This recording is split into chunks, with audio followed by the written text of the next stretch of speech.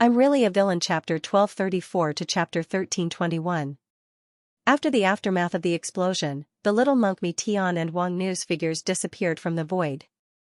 They directly turned into nothingness, leaving only the sea of blood in the void, leaving afterimages in the void. Inside the White Emperor Cemetery, everyone sucked in a breath of cold air. Someone asked in a trembling voice, "Dead, dead? Dead just like that?" The next moment, the image in the void shattered, and the stone tablet in the White Emperor Cemetery also closed tightly. Everyone's death meant that the final battle was over, and no one passed. For a moment, the cemetery was extremely silent, and no one mocked Suzimo anymore. They just looked at each other in dismay. The underworld sea rolled, and finally, the waves rose high into the sky and split in the void. A man in a blood-red robe sat cross-legged in the sea of blood and rose into the void. The man's hair was all draped over his long shoulders, with black hair on both sides but white hair in the middle. His face was resolute, his eyes were deep, his nose was high, and his lips were purple. The moment he opened his eyes, the world turned upside down, and the sea of blood seemed to rush into the sea, running through the entire void. "Demon King," the lunar grasp fairy's voice came from above his head.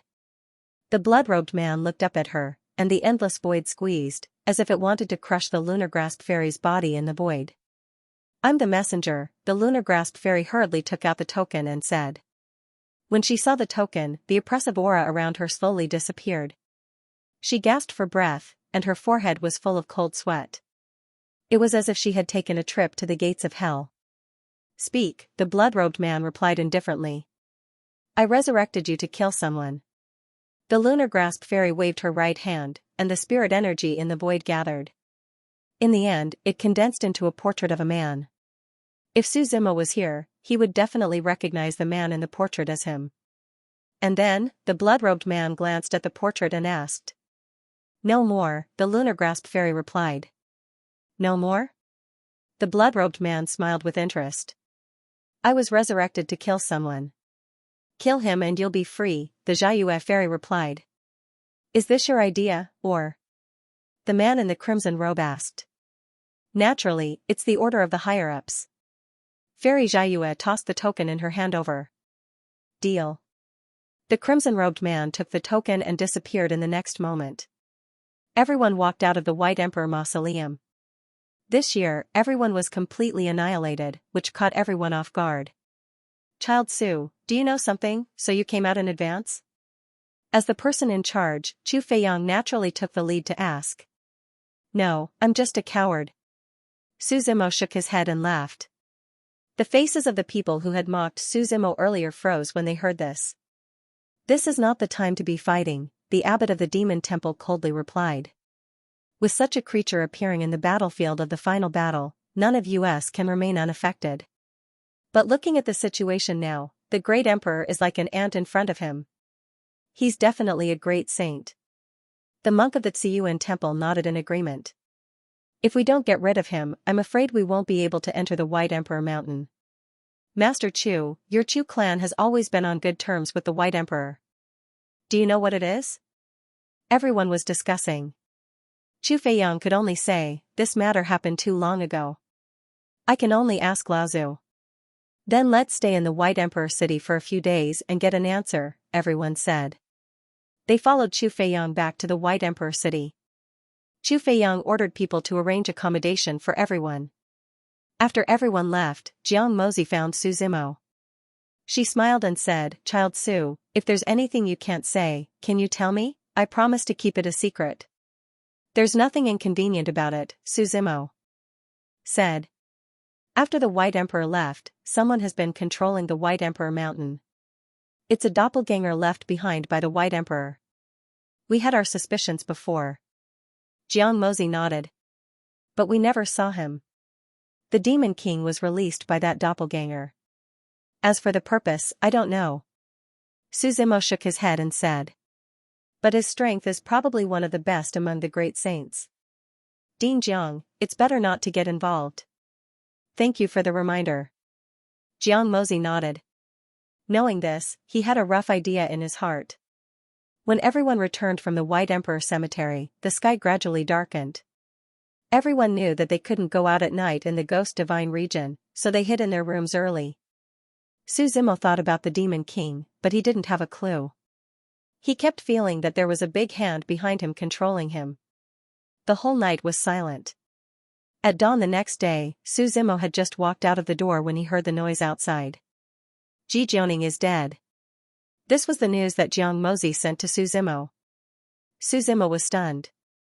When Ji Jianing returned to the White Emperor city with him yesterday, she was still safe and sound. How could she suddenly die after a night? He wasn't sad, but he felt strange. When he came to the courtyard where Ji Jianing rested last night, it had already been sealed. The people from the other forces had also arrived early. Su Zimo didn't see Ji Jianing's body. There were only bloodstains left on the ground. What happened? Can she be killed in the Chu residence? Su Zimo stepped forward and asked. I don't know. Chu Feiyang shook his head and said solemnly. Did she walk out of the room last night? Why would she walk out of the room? She's not stupid enough to go against the rules. The abbot of the demon temple said.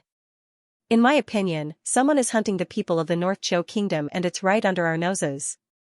There are no clues. Let's inform the North Chou Kingdom and let them solve it themselves. Someone said. I've already informed them. Chu Feiyang replied. Did Master Chu ask about what happened yesterday? Wu Daozi asked. I did, but Laozu didn't know what it was either. Chu Feiyang shook his head. Then which Laozu is Master Chu asking about? Wu Daozi continued to ask. Why? Don't you believe me? Chu Feiyang asked. No, it's just that the White Emperor's incident happened a long time ago. I'm afraid it's difficult for ordinary people to know. Wu Daozi smiled and said, if it's Madman Laozu, I have nothing to say. The madman he was referring to was Chu Kuangren. The madman Chu who was on good terms with the White Emperor. Madman Laozu is in seclusion, I can't see him. Chu Feiyang replied directly. Don't hurt the harmony. Someone at the side tried to smooth things over and smiled. In my opinion, let's explore the White Emperor's cemetery again and see what the demon's purpose is. How? The White Emperor's cemetery has already been closed and we have to pay our respects again. Who's going to explore it? Chu Feiyang asked a few questions and everyone fell silent. In my opinion, let's not think about the White Emperor's mountain for now. After a few years, that demon might leave. That being said, my demon temple's Wang Nu is a genius. We can't let this matter rest, the abbot of the demon temple said. That's your problem. The Chu clan will not be involved in this matter, Chu Feiyang replied directly. Everyone quarreled for a while and in the end, they could only leave on bad terms. Is Ding Jiang also leaving? Su Zimo looked at Jiang Mozi and asked. There's no point in staying here. Although the White Emperor's trip this time was disappointing, the others did not gain anything either. It's still acceptable, Jiang Mozi smiled. What plans does Child Su have? I'm also preparing to leave and look around, Su Zimo smiled. If we meet again in the future, Child Su can come to the Seven Gods School anytime, Jiang Mozi smiled. After separating from Jiang Mozi, Su Zimo found Chu Feiyang and smiled, Master Chu, can you let me see Miss Ji's body? When we arrived, the body was already gone. Only a pool of blood was left, Chu Feiyang replied. Oh, sorry to disturb you, Su Zimo nodded and turned to leave. After taking a few steps, he suddenly stopped and smiled. Is the body of the North Chou clan leader still here? Chu Feiyang was stunned for a moment before he replied, it's still here. However, this body has to be handed over to the North Chou clan. I'm afraid it's not suitable for Child Su to see it. Su Zimo did not insist. He turned around and gathered his strength. However, his expression turned indifferent. He can't be sure about the death of the North Chou clan leader, but Ji Jianing's death definitely has something to do with the Chu clan. At this moment, in the distant North Chou clan. The North Chou clan, the brightest place in the land of praying. A few statues of the North Fox stood there, looking towards the northwest direction. That was where the North Chou star shone. Fog shrouded the high slope. Strangely, it was daytime in the North Chou kingdom, but it was night all year round.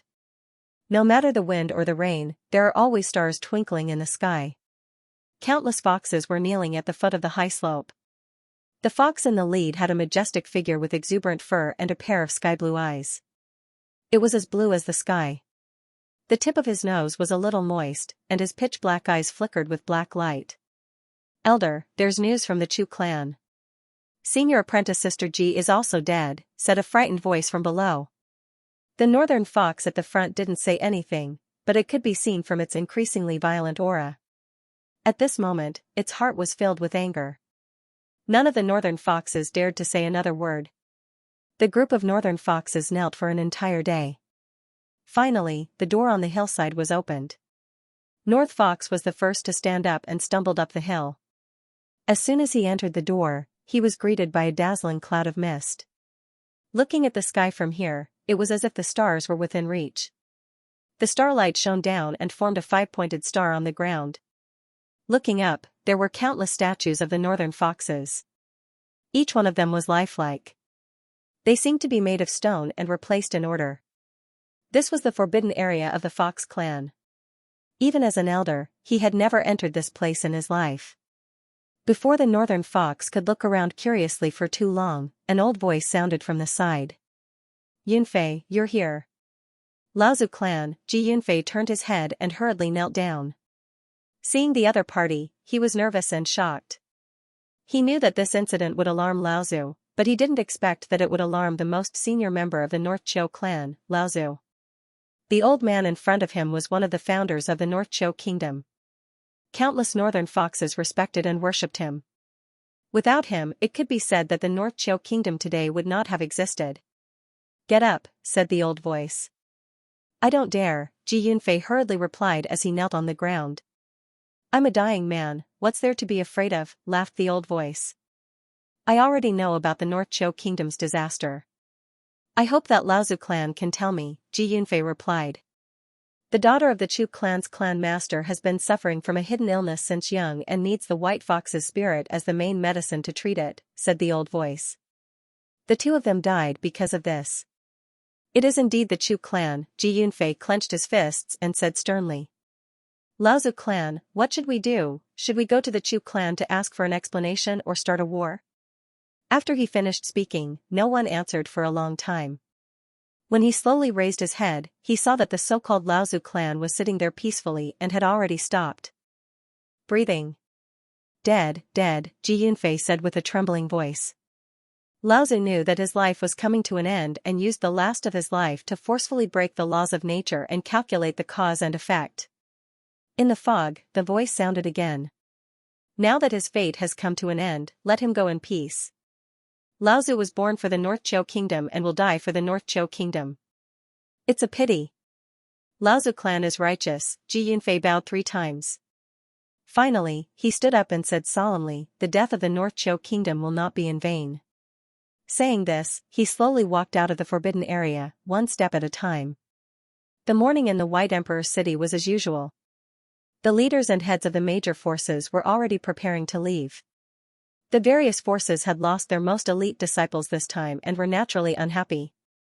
In front of the Chu clan, Chu Feiyang sent everyone off. "Brother Chu, I hope to see you again.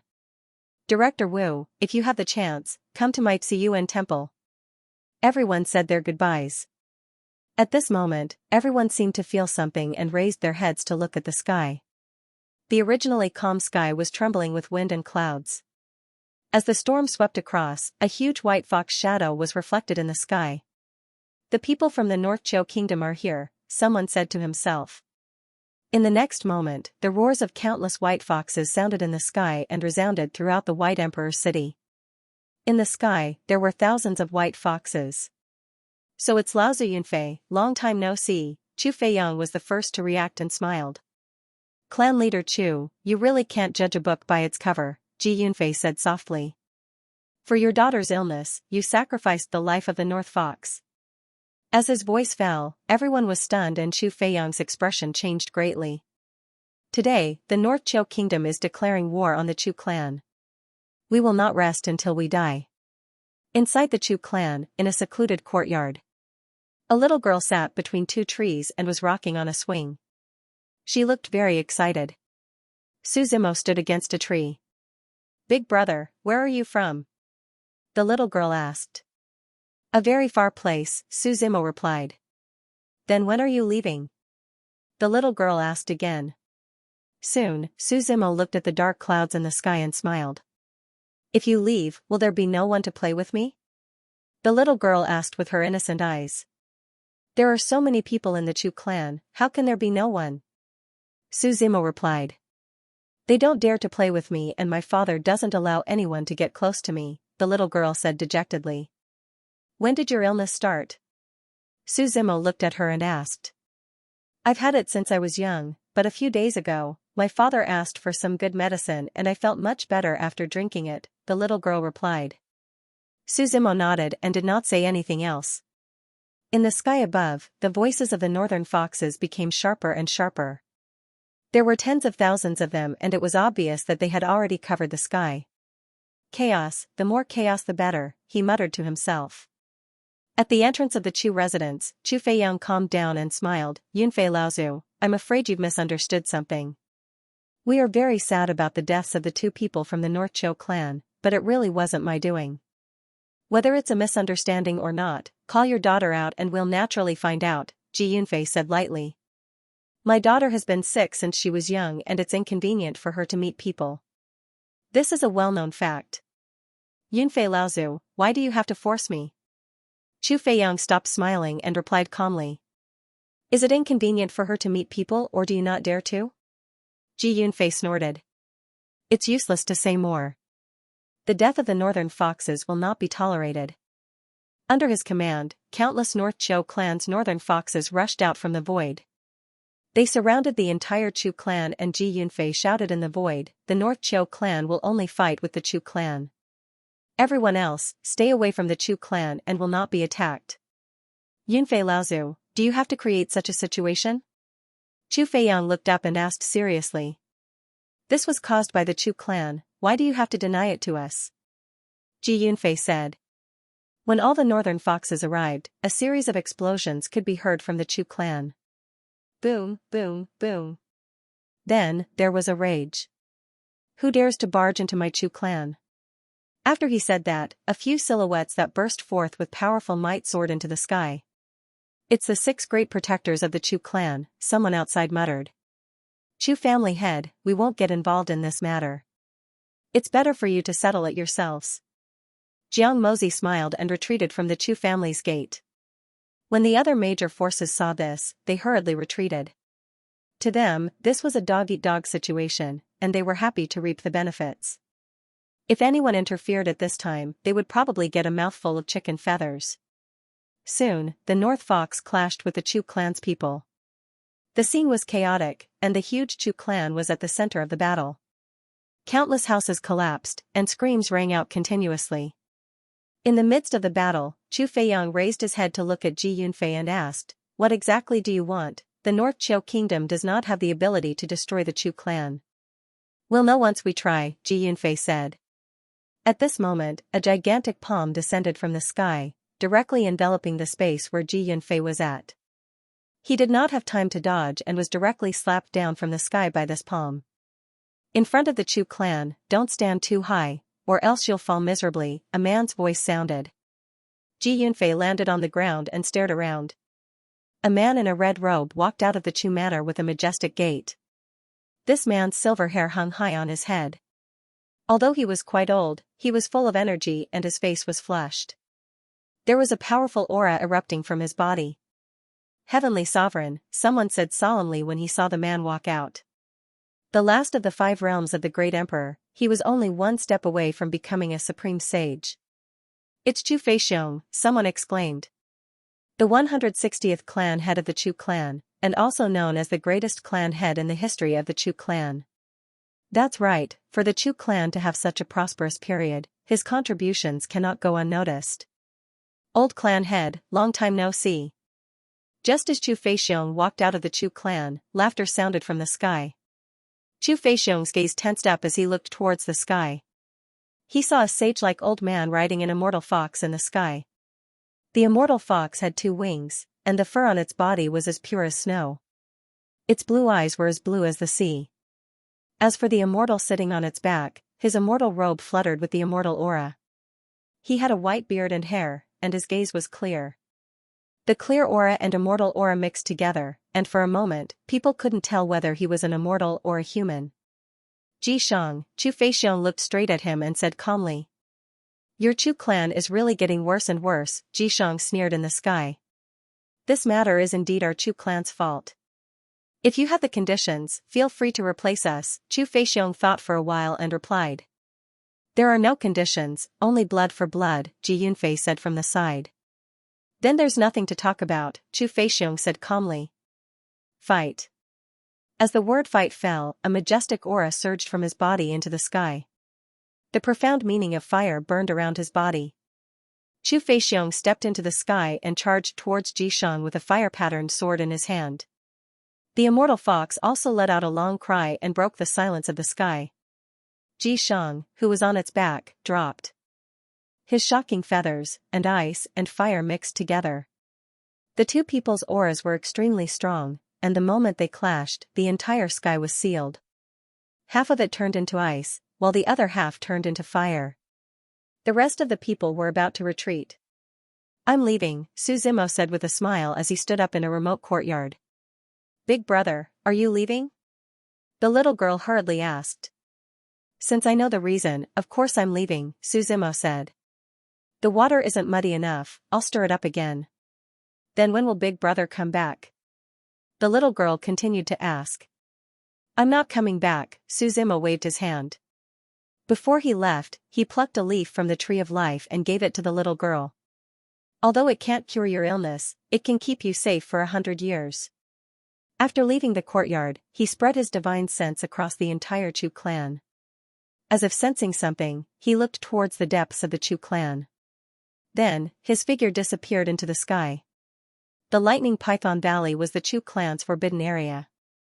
According to the Chu clan's knowledge, there was an Emperor Realm Lightning Python living in the valley. Moreover, the Lightning Python was just a guardian snake. To have a great Emperor's demonic beast as a protector, one could only imagine what kind of cultivation realm the protector was in. In the past, other than the clan leader, no one else was qualified to enter this place. When Su Zimo's figure reappeared, he was already in front of the Lightning Python Valley.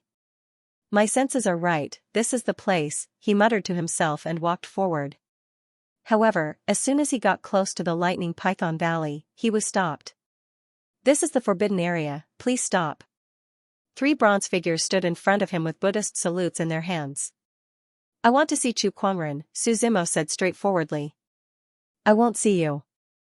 The bronze man rejected him without hesitation. That's not up to you, Su Zimo replied. His palms were like the wind, and the bronze man had no chance to retaliate. With just one palm strike, they were all smashed into pieces. He stepped over the bronze man's corpse and walked into the Lightning Python Valley. If one were to look at the Lightning Python Valley from above, it really did look like a winding python. There were lightning bolts everywhere in the valley. The lightning bolts landed around the valley and slithered along the steep mountain walls. As soon as he walked in, Su Zimo felt as if there was a pair of eyes staring at him from within the dense lightning bolts. Where is Chu Kuangren? Su Zimo shouted. His voice was imbued with powerful spiritual energy, and it reverberated in the empty void. It shook the void, and his voice was full of vigor. Trespassing on the Chu family's forbidden grounds, how should I punish you? A thunderous and violent voice rang out. The Emperor's aura resounded throughout the land, and the lightning bolts shot up into the sky, merging into one with the lightning bolts in the sky. Hiding your head and tail, are you afraid to show yourself? Su Zimo asked. Junior, go back to where you came from, the berserk voice said indifferently, not bothering to argue. I'm here for the Demon King, Su Zimo said. I must see Chu Kuangren. Stubborn. The thunderbolt exploded in the void. A ball of thunderbolt exploded, and then a majestic beast power spread out. A lightning python that looked like it could reach the sky emerged from the void. Its body was so huge that it almost crushed the entire valley. Its strong tail was covered in black and purple scales. Streaks of purple lightning arcs flowed on its scales. The lightning python hissed and flicked its tongue. Its fangs were covered in a sticky green liquid. Its huge body directly moved towards Su Zimo, and a rumbling sound shattered the void. Su Zimo raised his saber to block, but the python opened its mouth and bit the tyrannical shadow's saber. "Aren't you afraid of breaking your teeth?" Su Zimo shouted coldly. The tyrannical shadow in his hand spun, and the sharp blade burst out with thousands of blade chi. The thunder python's mouth was smashed into pieces. Su Zimo's hands were swift and his blade was fast. The tyrannical shadow stirred up a powerful blade force and fiercely stabbed into the thunder python's left eye. Hiss, hiss, hiss. The thunder python screamed in pain, its huge body constantly struggling. Countless rocks fell, and the entire valley was turned upside down. Su Zimo did not flinch at all. The tyrannical shadow deepened even further. Countless vortexes of power spun crazily in its body, and the heaven-shaking giant's figure grew a little bigger. Su Zimo hugged the thunder python's body with both hands and directly threw it over his shoulder, flipping it over. "Fall!" he shouted, and the thunder python was thrown heavily onto the mountain wall. Another explosion rang out, and crushed stones fell down. Thunderous might! The thunder python roared. What it had comprehended was the profound meaning of thunder. There was a thunderstorm gathering above his head, and the lightning punishment from the heavens came crashing down along with a crackling sound. It was as if a violent storm was pouring down. Su Zimo chuckled and slowly said, "The law of thunder." As soon as he finished speaking, an even stronger thunderstorm gathered above his head. Law. The thunder python opposite him was so shocked that it was speechless for a moment. It almost bit its tongue. "Great sage? No, you clearly have the aura of a great emperor. How is this possible? As long as you dare to try, what is impossible in this world?" Su Zimo asked in return. The thunderstorm appeared, and the law instantly defeated the profound meaning, and everything disappeared. The law storm fell again, followed by a heart-wrenching scream. Under the lightning, the thunder python and the entire valley were annihilated. There seemed to be a smoky black gas coming from inside. Su Zimo sniffed and smiled. "Roasted python, the taste is not bad." He slowly walked in, and the tyrannical shadow in his hand dragged on the ground as he approached the thunder python step by step. At this moment, the thunder python's entire body was charred, and it was rolling on the ground, dying. When Su Zimo walked in front of it, he raised the tyrannical shadow in his hand and directly slashed at the thunder python. Boom! The tyrannical shadow fell to the ground. The ground under his feet suddenly cracked open, and an insurmountable gap appeared. Dust flew, but Su Zimo was sure that he did not kill the thunder python. He picked up the tyrannical shadow and looked at the depths of the thunder python valley. At that critical moment, a big hand grabbed the thunder python. In the depths of the thunder python valley, a black-robed man appeared beside the thunder python. When Su Zimo saw the man for the first time, there was only one person in his mind. Crazy. Incomparably crazy. That kind of craziness was not arrogance, nor was it arrogance, but the craziness of a true madman. He was dressed in a black robe, pure black without a trace of color. His black hair fluttered in the wind, his eyes were also black, his nose was high, and his lips were slightly thin. His face was as if it was carved by a knife, slender and deep. He was very tall, at least 2 meters tall, and he wore a necklace made of white jade around his neck. The black-robed man just looked at Su Zimo quietly. The two of them stared at each other for a long time before the black-robed man spoke first. "I already know about the Demon King. He will come to White Emperor City," Su Zimo said.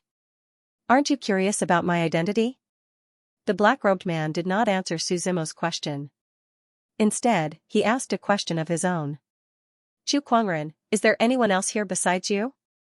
Su Zimo asked. "How do you know that the Demon King will come to White Emperor City?" Chu Kuangren asked. "Because I'm in White Emperor City," Su Zimo said with a smile. "The Demon King is here for you," Chu Kuangren instantly reacted. Su Zimo smiled and did not answer. "What do you want to do? Join forces with me to kill the Demon King?" Chu Kuangren asked. "No, I'm just here to tell you that the Demon King will come to White Emperor City. As for the rest, it has nothing to do with me," Su Zimo said. After he finished speaking, he turned around and prepared to leave. If I capture you and send you to the Demon King, everything will be solved, Chu Kuangren suddenly said. The fact that I'm here to tell you this means that I'm not afraid of you, Su Zimo replied. In fact, I'm not afraid of the Demon King either. I just don't want to face him now. Seeing Su Zimo leave step by step, Chu Kuangren's originally dark eyes became even deeper. With a wave of his hand, lightning flashed past, and the thunder python's broken body was instantly restored. Master, why? The thunder python's eyes flashed with hatred as it asked in confusion. This was not Chu Kuangren's style of doing things. Come with me, Chu Kuangren did not answer. Instead, he said directly. As soon as Chu Kuangren finished speaking, the thunder python followed him and disappeared from the Thunder Valley. Su Zimo left the Chu clan's forbidden area and immediately called for the Scarlet Blade Bull Demon. Master, the Scarlet Blade Bull Demon greeted. Go help the North Chou Kingdom deal with the Chu clan, Su Zimo said. But remember, don't destroy the Chu clan. Just force Chu Kuangren to make a move. Understood, the Scarlet Blade Bull Demon replied. Its huge body leaped into the air and landed at the entrance of the Chu clan's residence. The people who were fighting were shocked by the sudden change of events. The Scarlet Blade Bull Demon roared and its huge body brought with it a suffocating suppressive force. With a slap of its palm, Ji Shang and Chu Feixiong, who were fighting fiercely, were pushed back. Great Sage, Chu Feixiong's expression changed and he said solemnly. Today, the Chu clan will be destroyed, the Scarlet Blade Bull Demon roared and half of the White Emperor city collapsed. For a moment, no one dared to come within 100 miles of the city. Quick, get Kuangren Laozu, get Laozu, Chu Feixiong shouted. Once a great sage started a battle, things would be different. A great sage was a supreme existence in the ghost deity realm. It could be said that it was the peak of the realm. Only a great sage could fight a great sage. Otherwise, no matter how many people there were, they were just ants courting death. The people of the Chu clan hurriedly ran towards the forbidden area, but the Scarlet Blade Bull Demon did not stop them. Its goal was to delay Chu Kuangren. In the void outside the White Emperor city, Chu Kuangren's figure suddenly stopped. The Chu clan is asking for help, Chu Kuangren frowned and said. Aren't they going to negotiate with the Demon King? The Thunder Python asked. Why don't we go to the Demon King first and let the Chu clan hold on for a while longer? With a great sage in the battle, the Chu clan won't be able to hold on. If I don't go, the Chu clan will be destroyed, Chu Kuangren said coldly. What a good plan. Using the Chu clan to keep me tied up. Then what should we do? The Thunder Python asked. Let's go back. I negotiated with the Demon King to protect the Chu clan. If the Chu clan is annihilated, so what if the negotiation is successful? Chu Kuangren said calmly.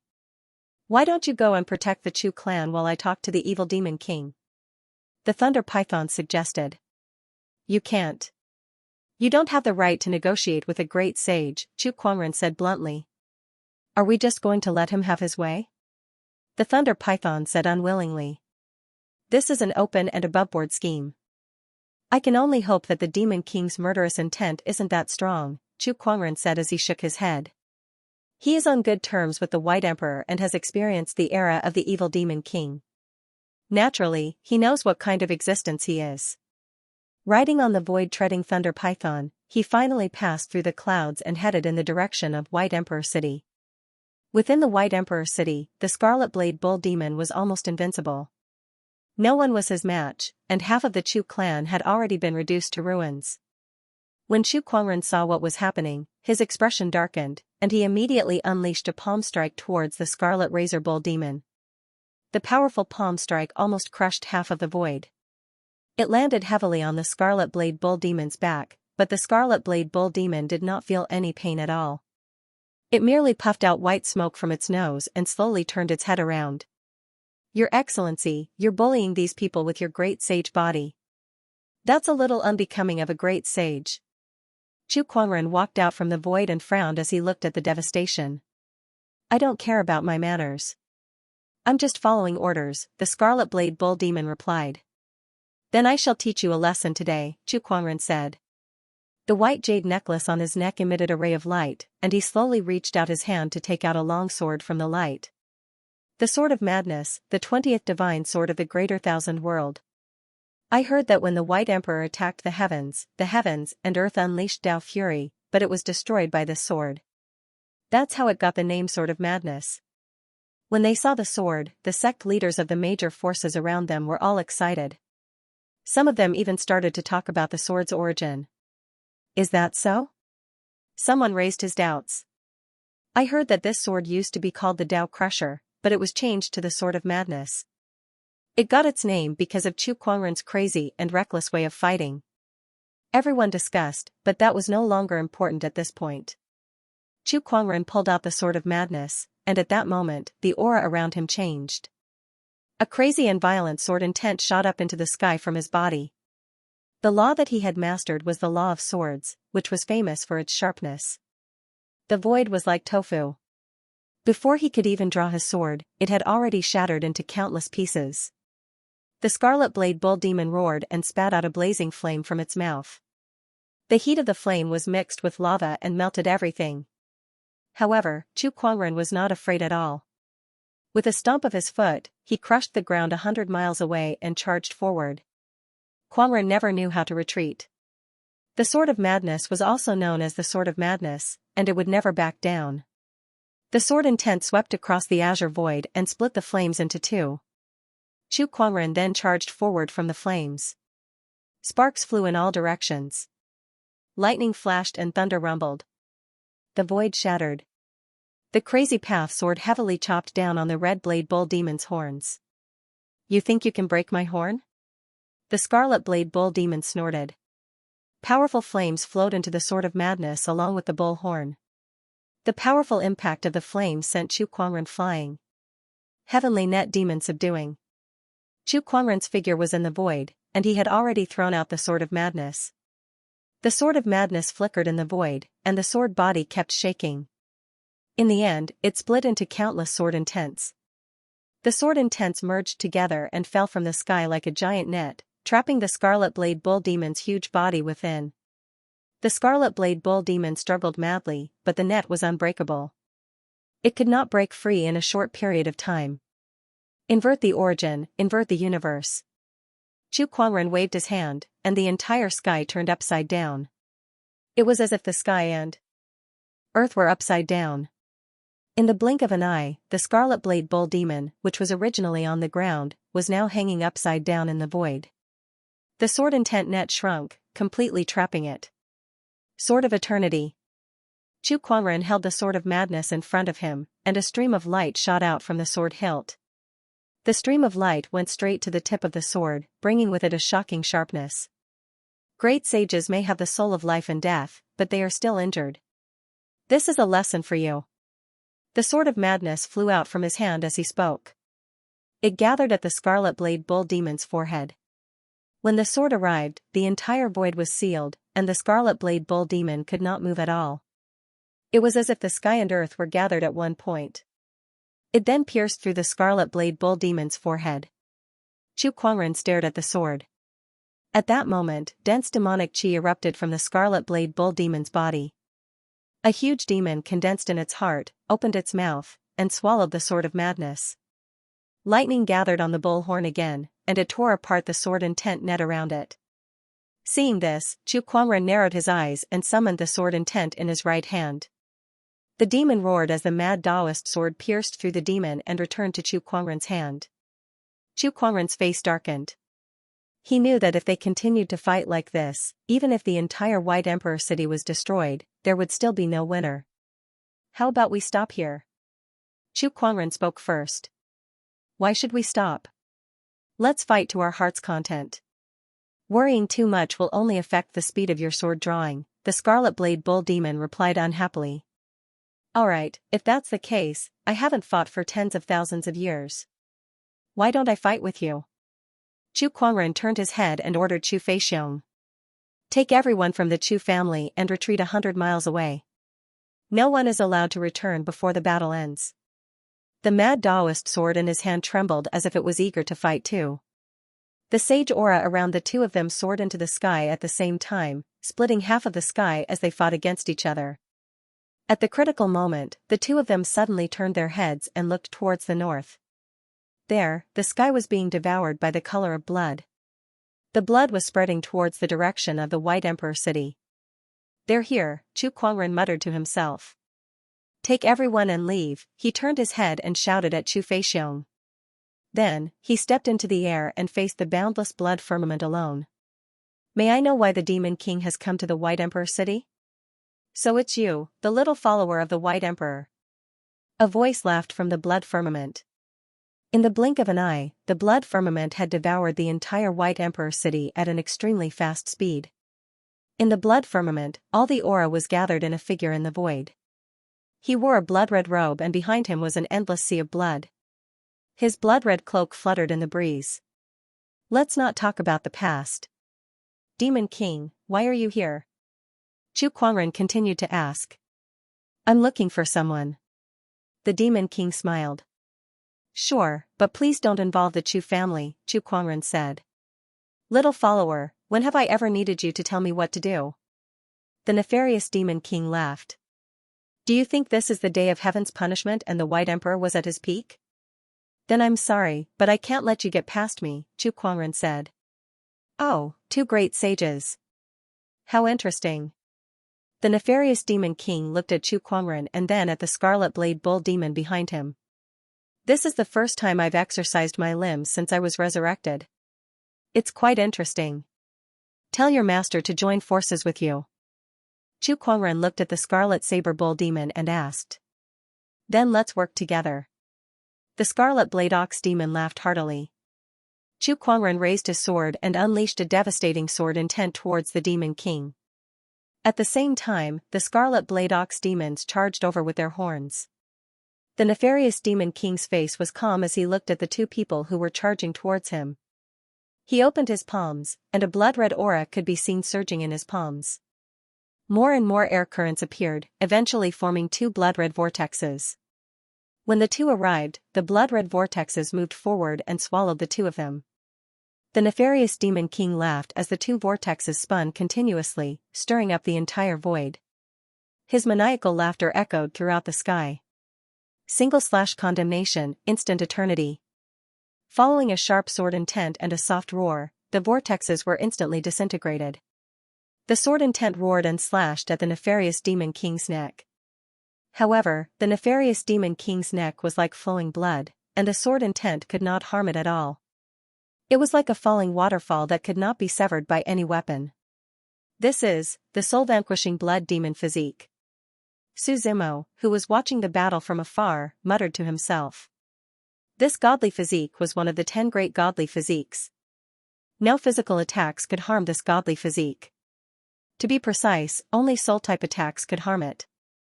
"This is going to be troublesome," Su Zimo mumbled to himself. In the sky, even Chu Kuangren was slightly stunned. "How did you get this physique?"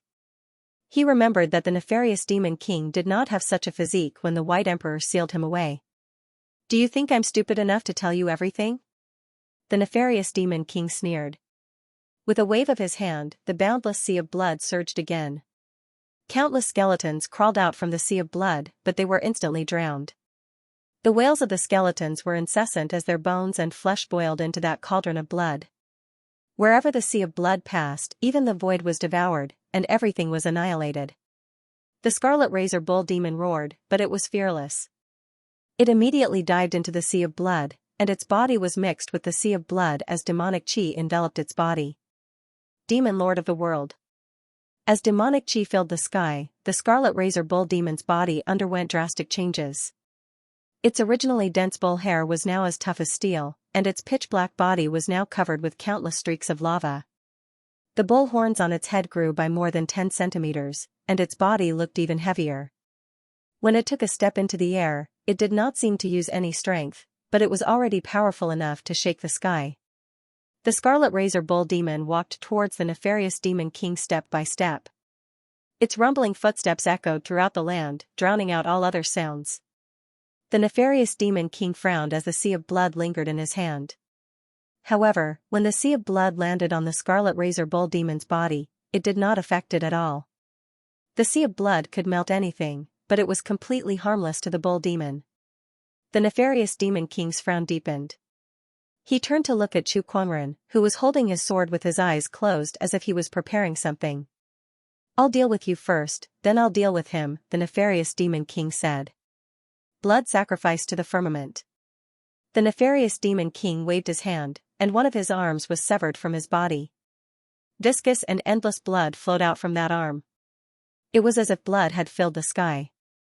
That arm was surging with the 9 heavens' profound thunder, and an unparalleled Taoist rhyme descended from the sky. My lord, he's sacrificing to the heavens, Baimont said to Su Zimo when he saw that scene. This nefarious demon king looks pretty strong, Su Zimo nodded and said. My lord, do you know the divisions of the great sage realm? Baimont asked again. Tell me about it, Su Zimo asked. Although he was still far from the great sage realm, he would one day reach it. The great sage realm is the same as the great emperor realm. They're also divided into 5 realms, Baimont explained. Supreme, immemorial, eternal, creation, and sage ruler. What's the nefarious demon king's realm? Su Zimo asked. Looking at his power now, I'm afraid he's at the immemorial realm. Baimont said, Old Bull is the same as him, they're both immemorial realms. As for Chu Kuangren, I can't quite see through him. You can't see through him? Su Zimo asked in surprise. When I first saw him, his realm was only at the supreme realm. But now, as he's been preparing, his cultivation realm has increased by leaps and bounds. The increase in cultivation level is somewhat inconceivable, Paimon said with a frown. I actually sensed an eternal aura from him just now. That's interesting, Su Zimo guessed. Who do you think sent this nefarious demon king? I'm not sure who sent him, but I can see that the nefarious demon king's current state is not at his peak. Baimont said, to be able to fight against the White Emperor, his peak state is at least eternal. Now that he's at the immemorial realm, he should have just been resurrected. As time passes, he'll return to his peak state. If you want to kill him, master, now is the best time. No, I don't want you to do it, Su Zimo shook his head. Why? Baimont asked curiously. I'm not afraid of the nefarious demon king, but the person behind it, Su Zimo said. If you kill him, you'll expose all of my strength. Preserving my strength is the most important thing. The reason I stayed in the White Emperor's city was to test the nefarious demon king's strength. Now that I know, there's no need to worry. Let's go. Su Zimo walked out of the void and took out the map of the ghost deity realm. He looked at the route. Are we going to the half-ghost realm? Baimont asked. Yes, I promised Lu Xing. It's time to go take a look, Su Zimo said.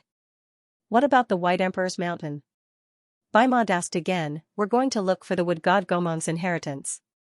Without the White Emperor's compass, how are we going to get there? Let Chu Kuangren and the old bull stall the nefarious demon king. We'll go get it now, Su Zimo said. While everyone was fighting, he bypassed the void's boundary and rushed towards the White Emperor's mountain. Other than to observe his strength, he also lured the nefarious demon king to the White Emperor's city to let Chu Kuangren and the Scarlet Blade Bull demon stall him. He wanted to buy more time for Su Zimo. His speed was very fast. After a few shuttles, he arrived at the location of the White Emperor Mountain. Previously, everyone had stopped at the White Emperor's mausoleum and the location of the final battle. At this moment, when Su Zimo came again, the barrier from before had disappeared. Even though only a corner of the mountain could be seen in the fog, it was already thick with faint colors, shocking everyone. The White Emperor Mountain was so tall that it was connected to the sky. This was not an exaggeration, nor was it a description. It was the true meaning of being on par with the heavens. The mountain seemed to be connected to the heavens. If one walked to the top of the mountain, they could reach the sky. Originally, there was a barrier around the White Emperor Mountain, but after the evil Devil King came out, the barrier was directly destroyed. Can you come out and meet me? Su Zimo asked loudly. His voice reverberated throughout the vast White Emperor Mountain. For a moment, birds flew into the air and the air fluctuated. Child Su, why have you come back? The man in the Confucian robe walked out of the void with the boy and asked with a smile. I'm looking for something, but it's nowhere to be found, Su Zimo replied. I've already told Child Su that if you inherit the will of the White Emperor, you can take all the inheritance, the man in the Confucian robe replied. I'll ask one last time, will you hand over the inheritance or not? Su Zimo asked. The man in the Confucian robe smiled and shook his head. Capture him, Su Zimo waved his hand, too lazy to talk nonsense. Baymont's big palm came from the void, not giving the man in the Confucian robe and the boy any chance to react at all. It directly suppressed the two on the spot. The man in the Confucian robe paled a little, but then he said, Child Su is really good. He actually has two great saint-level existences to protect him. Su Zimo didn't say anything, just quietly looked at the man in the Confucian robe. But Su Zimo, don't underestimate me, the man in the Confucian robe said faintly, retracting his smile. His whole body bloomed with an astonishing and purifying brilliance, and the dazzling brilliance reflected the void. The man in the Confucian robe directly transformed into a shadow, and the shadow erupted with an even more powerful aura. It reflected the 9 heavens and 10 earths. Although the face couldn't be seen clearly, the remaining white hair was very eye-catching. This man in the Confucian robe was the incarnation of the White Emperor. To be precise, it was an external incarnation. Naturally, it was one with the White Emperor. The shadow directly broke free from Baymont's restraint, rolled up the boy, and fled towards the horizon. The man in the Confucian robe also knew that he couldn't continue fighting. After all, he was just an external incarnation and not a real great sage. At this moment, countless lotus flowers suddenly rained down between heaven and earth. Lotus flowers with demonic chi and black chi floated through the void. The next moment, a murderous aura strangled, and an even larger 7-faced demonic lotus blocked the path of the man in the Confucian robe. The road of cultivation is like a boat.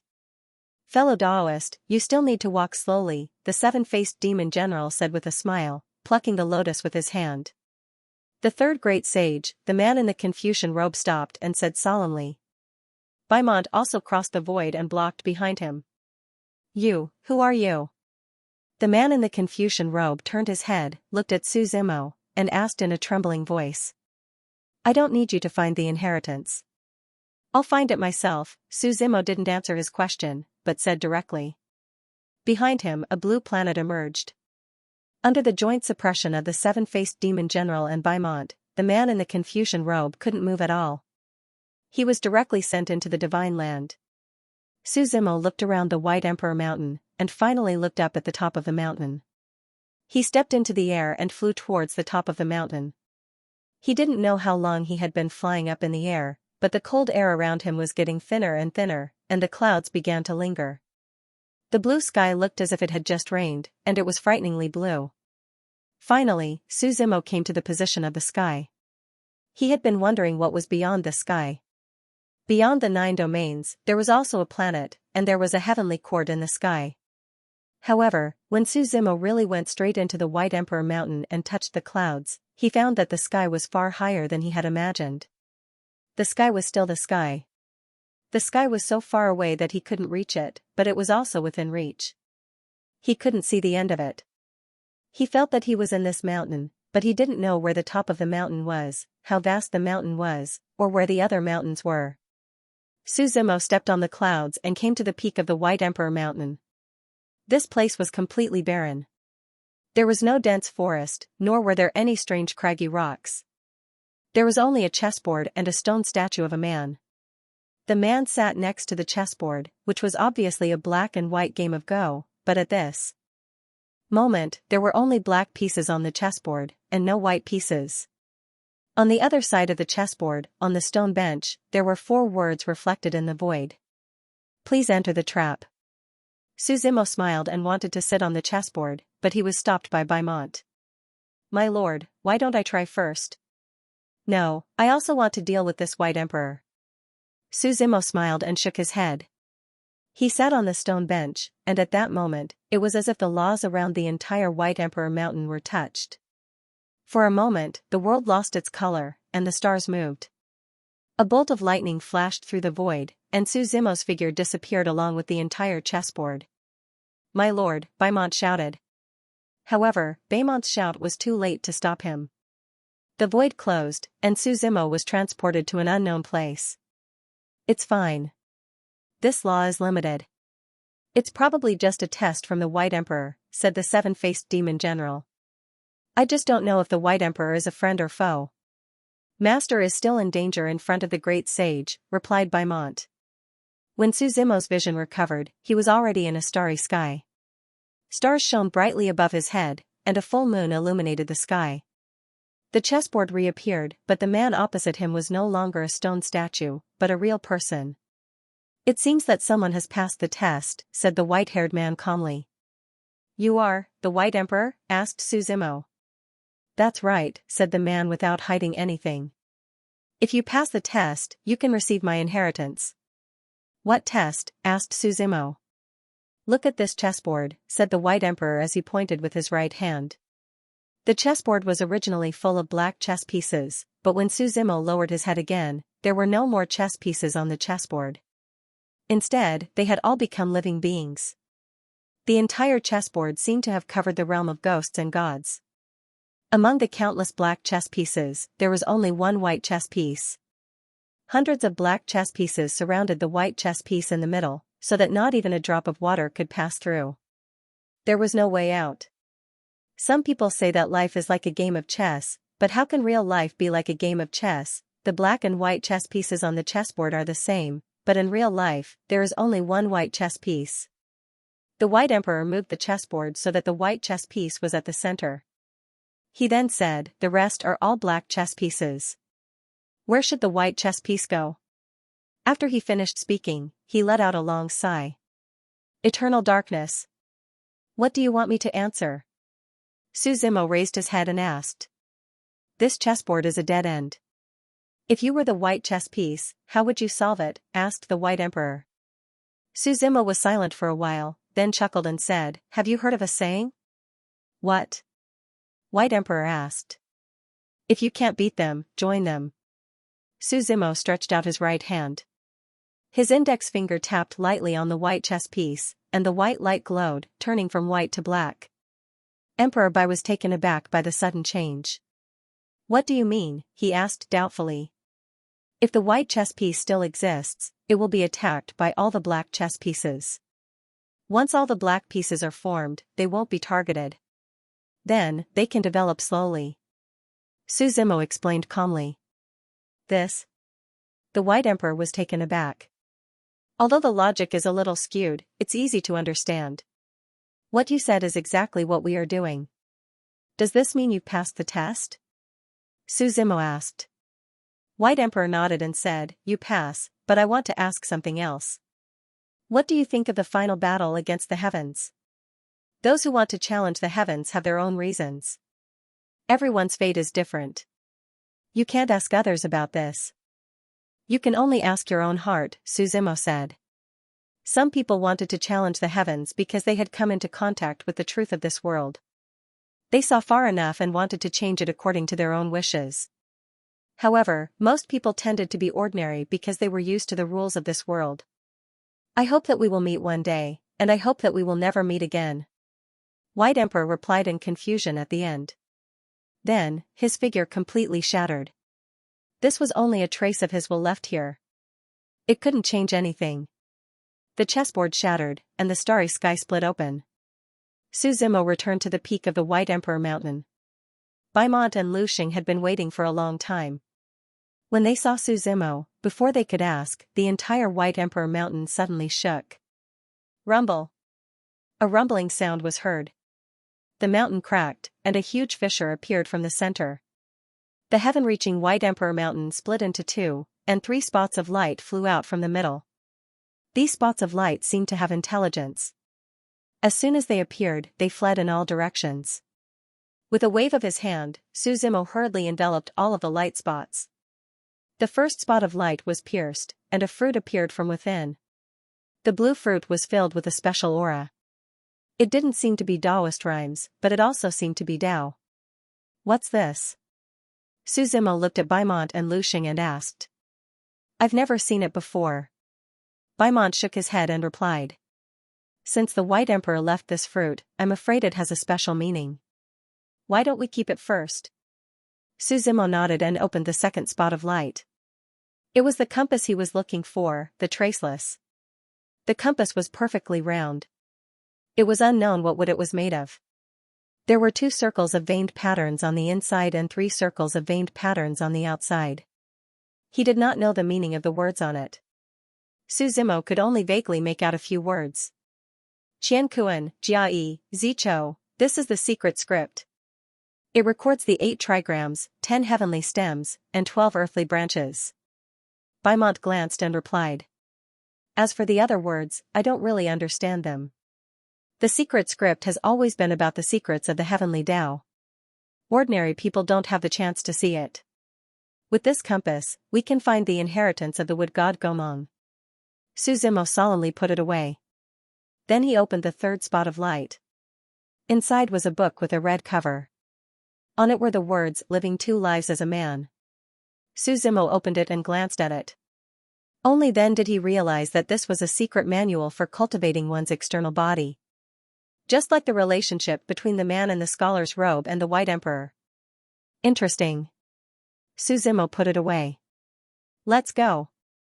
After Beaumont and his companion returned to the Divine Land, Su Zimo headed towards the half-ghost territory.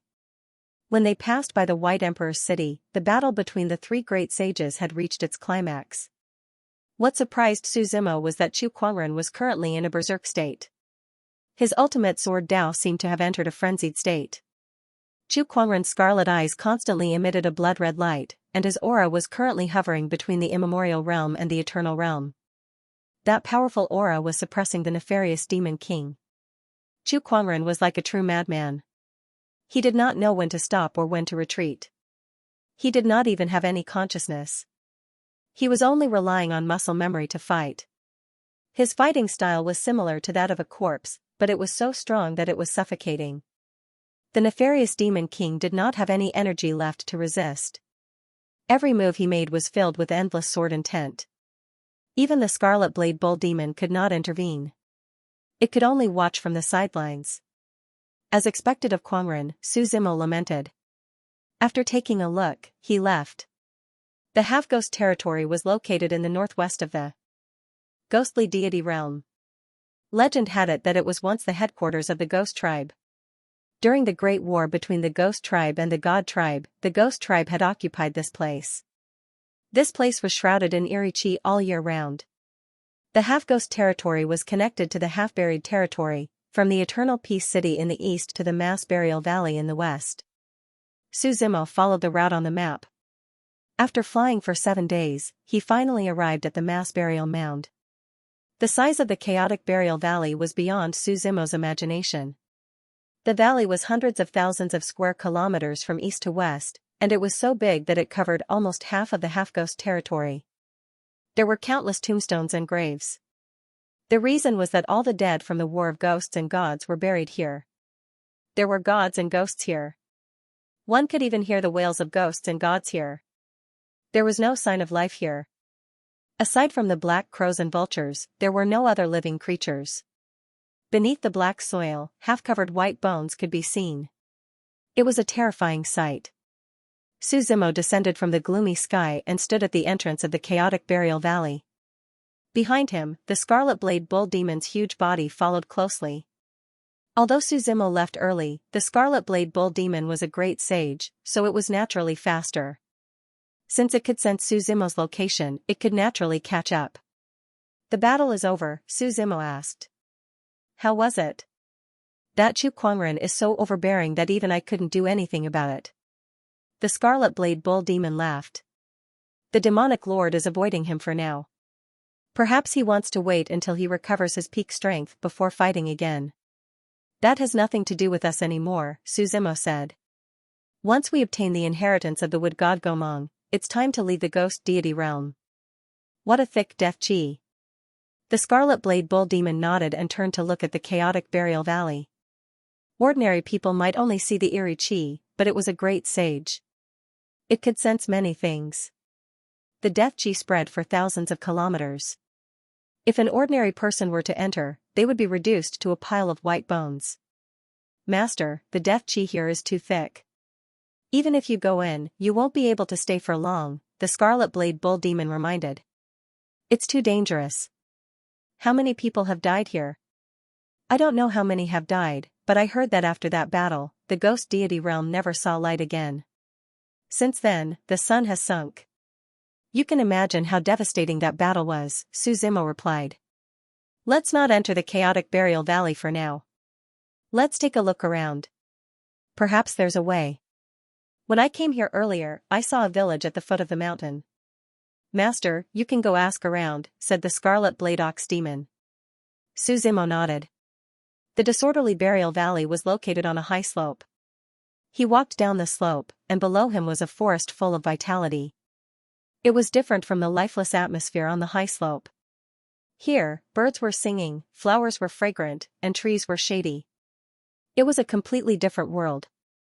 After Suzimo walked down the hill, he was surrounded by vitality. At the entrance of the small village, there were 2 huge ginseng trees. The ginseng tree did not grow ginseng fruits, but it was shaped like a human and looked very old. The strange thing was that the ginseng tree on the left still had 2 very long whiskers. Young man, welcome to our forgetful village. Suzimo had just reached the entrance when the ginseng tree spoke in human language. Forgetful village, Suzimo said softly. You also want to go to the disorderly burial valley, right? The ginseng tree continued to ask. How do you know? Suzimo asked. This place, there are no traces of people all year round. Other than going to the disorderly burial valley, almost no one comes to our forgetful village, the ginseng tree replied. Then do you have a way? Suzimo asked. I see that the disorderly burial valley is very dense with the aura of death. I'm afraid it will be very difficult to enter. Our forgetful village has a clear spring called the Ancient Clear Spring. As long as you drink this spring water, I guarantee that you will be able to pass through the disorderly burial valley without being affected, the ginseng tree said. Then how do I exchange for this spring water? Suzimo asked again. There's no rush. A friend from afar, of course it's a pleasure. The ginseng tree laughed. He waved his hand, and the thick tree branch waved along, causing the entire void to fluctuate.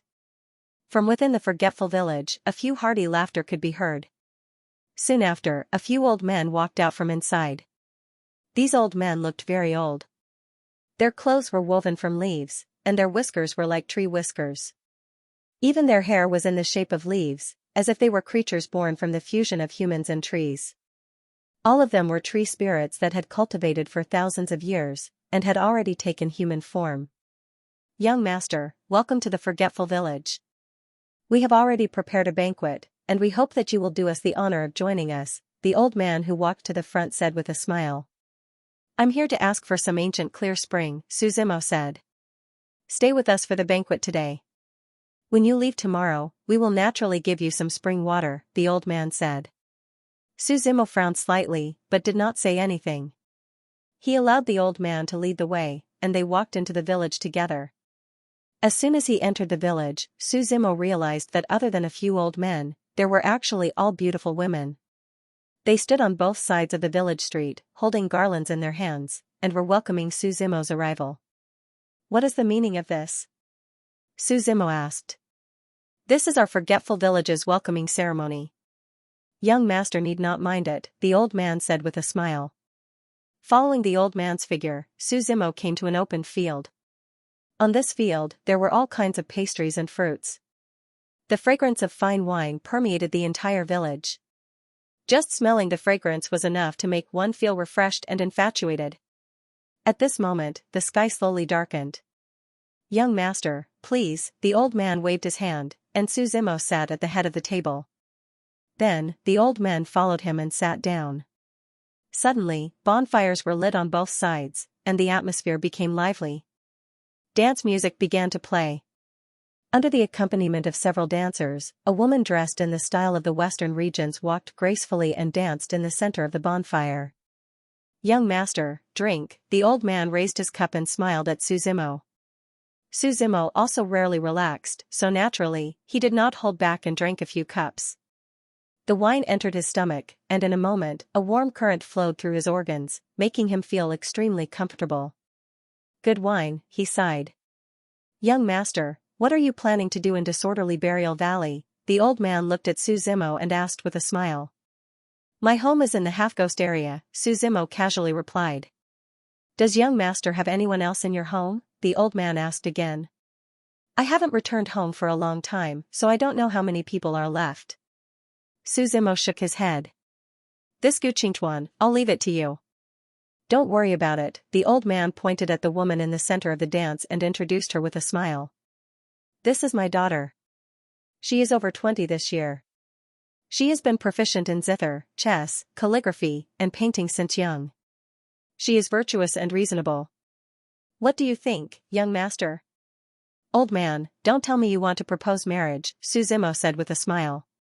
Spirits are everywhere in disorderly Burial Valley, and the road ahead is extremely dangerous. The future is unpredictable. Young master, why don't you stay and marry my daughter, and spend the rest of your life in our forgetful village? Wouldn't it be wonderful to live a carefree life? The old man said with a smile. I don't have any plans to get married, so you don't need to say anything more. Suzimo waved his hand and smiled. The old man smiled and clinked his cup with Suzimo again. He asked, Gongzi, is this wine good? Good wine. Suzimo nodded. Our village is called Forgetful Village because of this wine, the old man said with a strange smile. This wine is also called Forgetful Wine. Oh, Suzimo said in surprise, could it be that drinking it will cause people to lose their memories? How do you feel now, Gongzi? The old man stood up and asked. I don't feel anything, Suzimo replied. The old man frowned. Countless tree branches suddenly wrapped around Suzimo's body and tied him in place. Who exactly are you, Gongzi? The old man's figure took a few steps back and asked. What are you asking? I'm the one who wants to ask, who are you? Suzimo stood up and used pure strength to break free of the tree branches and smiled. When I first came to Forgetful Village, I saw that you were all tree spirits in human form. But now you're all dead. I don't know how long you've been dead for. Take him down first, the old man in the lead scoffed.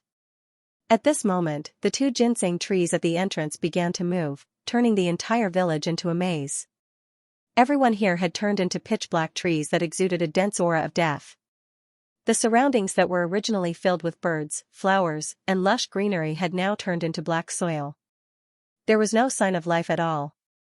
The ground began to tremble as tombstones rose from the ground. This place had turned into the birthplace of chaotic Burial Valley. A few crows flew through the air. These rotten trees seemed to have grown legs as they all rushed towards Suzimo. Suzimo frowned, the law of fire in his hand began to appear. Fire is the nemesis of trees and wood-type things. A large fire began to burn in the air, incinerating the entire ground. All the trees that were rushing towards him exploded with a series of crackling sounds. There was a woo-woo sound of chilling wind. It sounded like someone was crying. It seems that someone is trying to make things difficult for me. Suzimo smiled and looked around. If that's the case, then I might as well kill my way out. The blade will around him surged, and the tyrannical shadow crossed in front of him, held in his right hand. When the saber intent swept out, it did not hold back at all. It directly reduced everything in sight to nothingness. Suzimo raised his head again and saw skeletons crawling out of the tombstones in front of him. There were also countless trees that grew two legs and gathered together to form a formation. The formation was filled with a foul atmosphere, as if it had fallen into the yellow springs, and the forest was filled with ghostly shadows. Just a motley crew. Suzimo sneered. He was surrounded by flames, and everything within a few miles of him was incinerated. Suzimo threw Vanishing Trace into the void of space. The compass was constantly spinning, and the positions of the 8 trigrams were constantly changing. Instantly, the compass opened a path to the heavens. Light bloomed, illuminating the surroundings. Of course, this was from an outsider's point of view. At this moment, Suzimo seemed to have entered a state of emptiness. In this state, his eyes were extremely sharp, as if he could see through the mysteries of heaven, and all the good and bad omens of the world were right in front of him. There were countless colors floating around. Each color represented a different omen, and there were great omens and great blessings. Suzimo chuckled. With this compass, at least he wouldn't get lost in this mass burial valley. He followed the direction of the great blessings and kept walking forward. Vanishing Trace was floating above his head. The blade will span thousands of miles, sweeping through everything in its path. Inside the mass burial valley, in a very secluded place. At this moment, they were laughing and chatting, and there were countless skeletal demons below them. Sitting at the head was a huge rat with a pointy mouth and monkey cheeks. It was covered in yellow fur and had a huge piece of cheese in its mouth. It was lying on the chair, snoring loudly. The bubbles around its mouth were as big as a dozen footballs.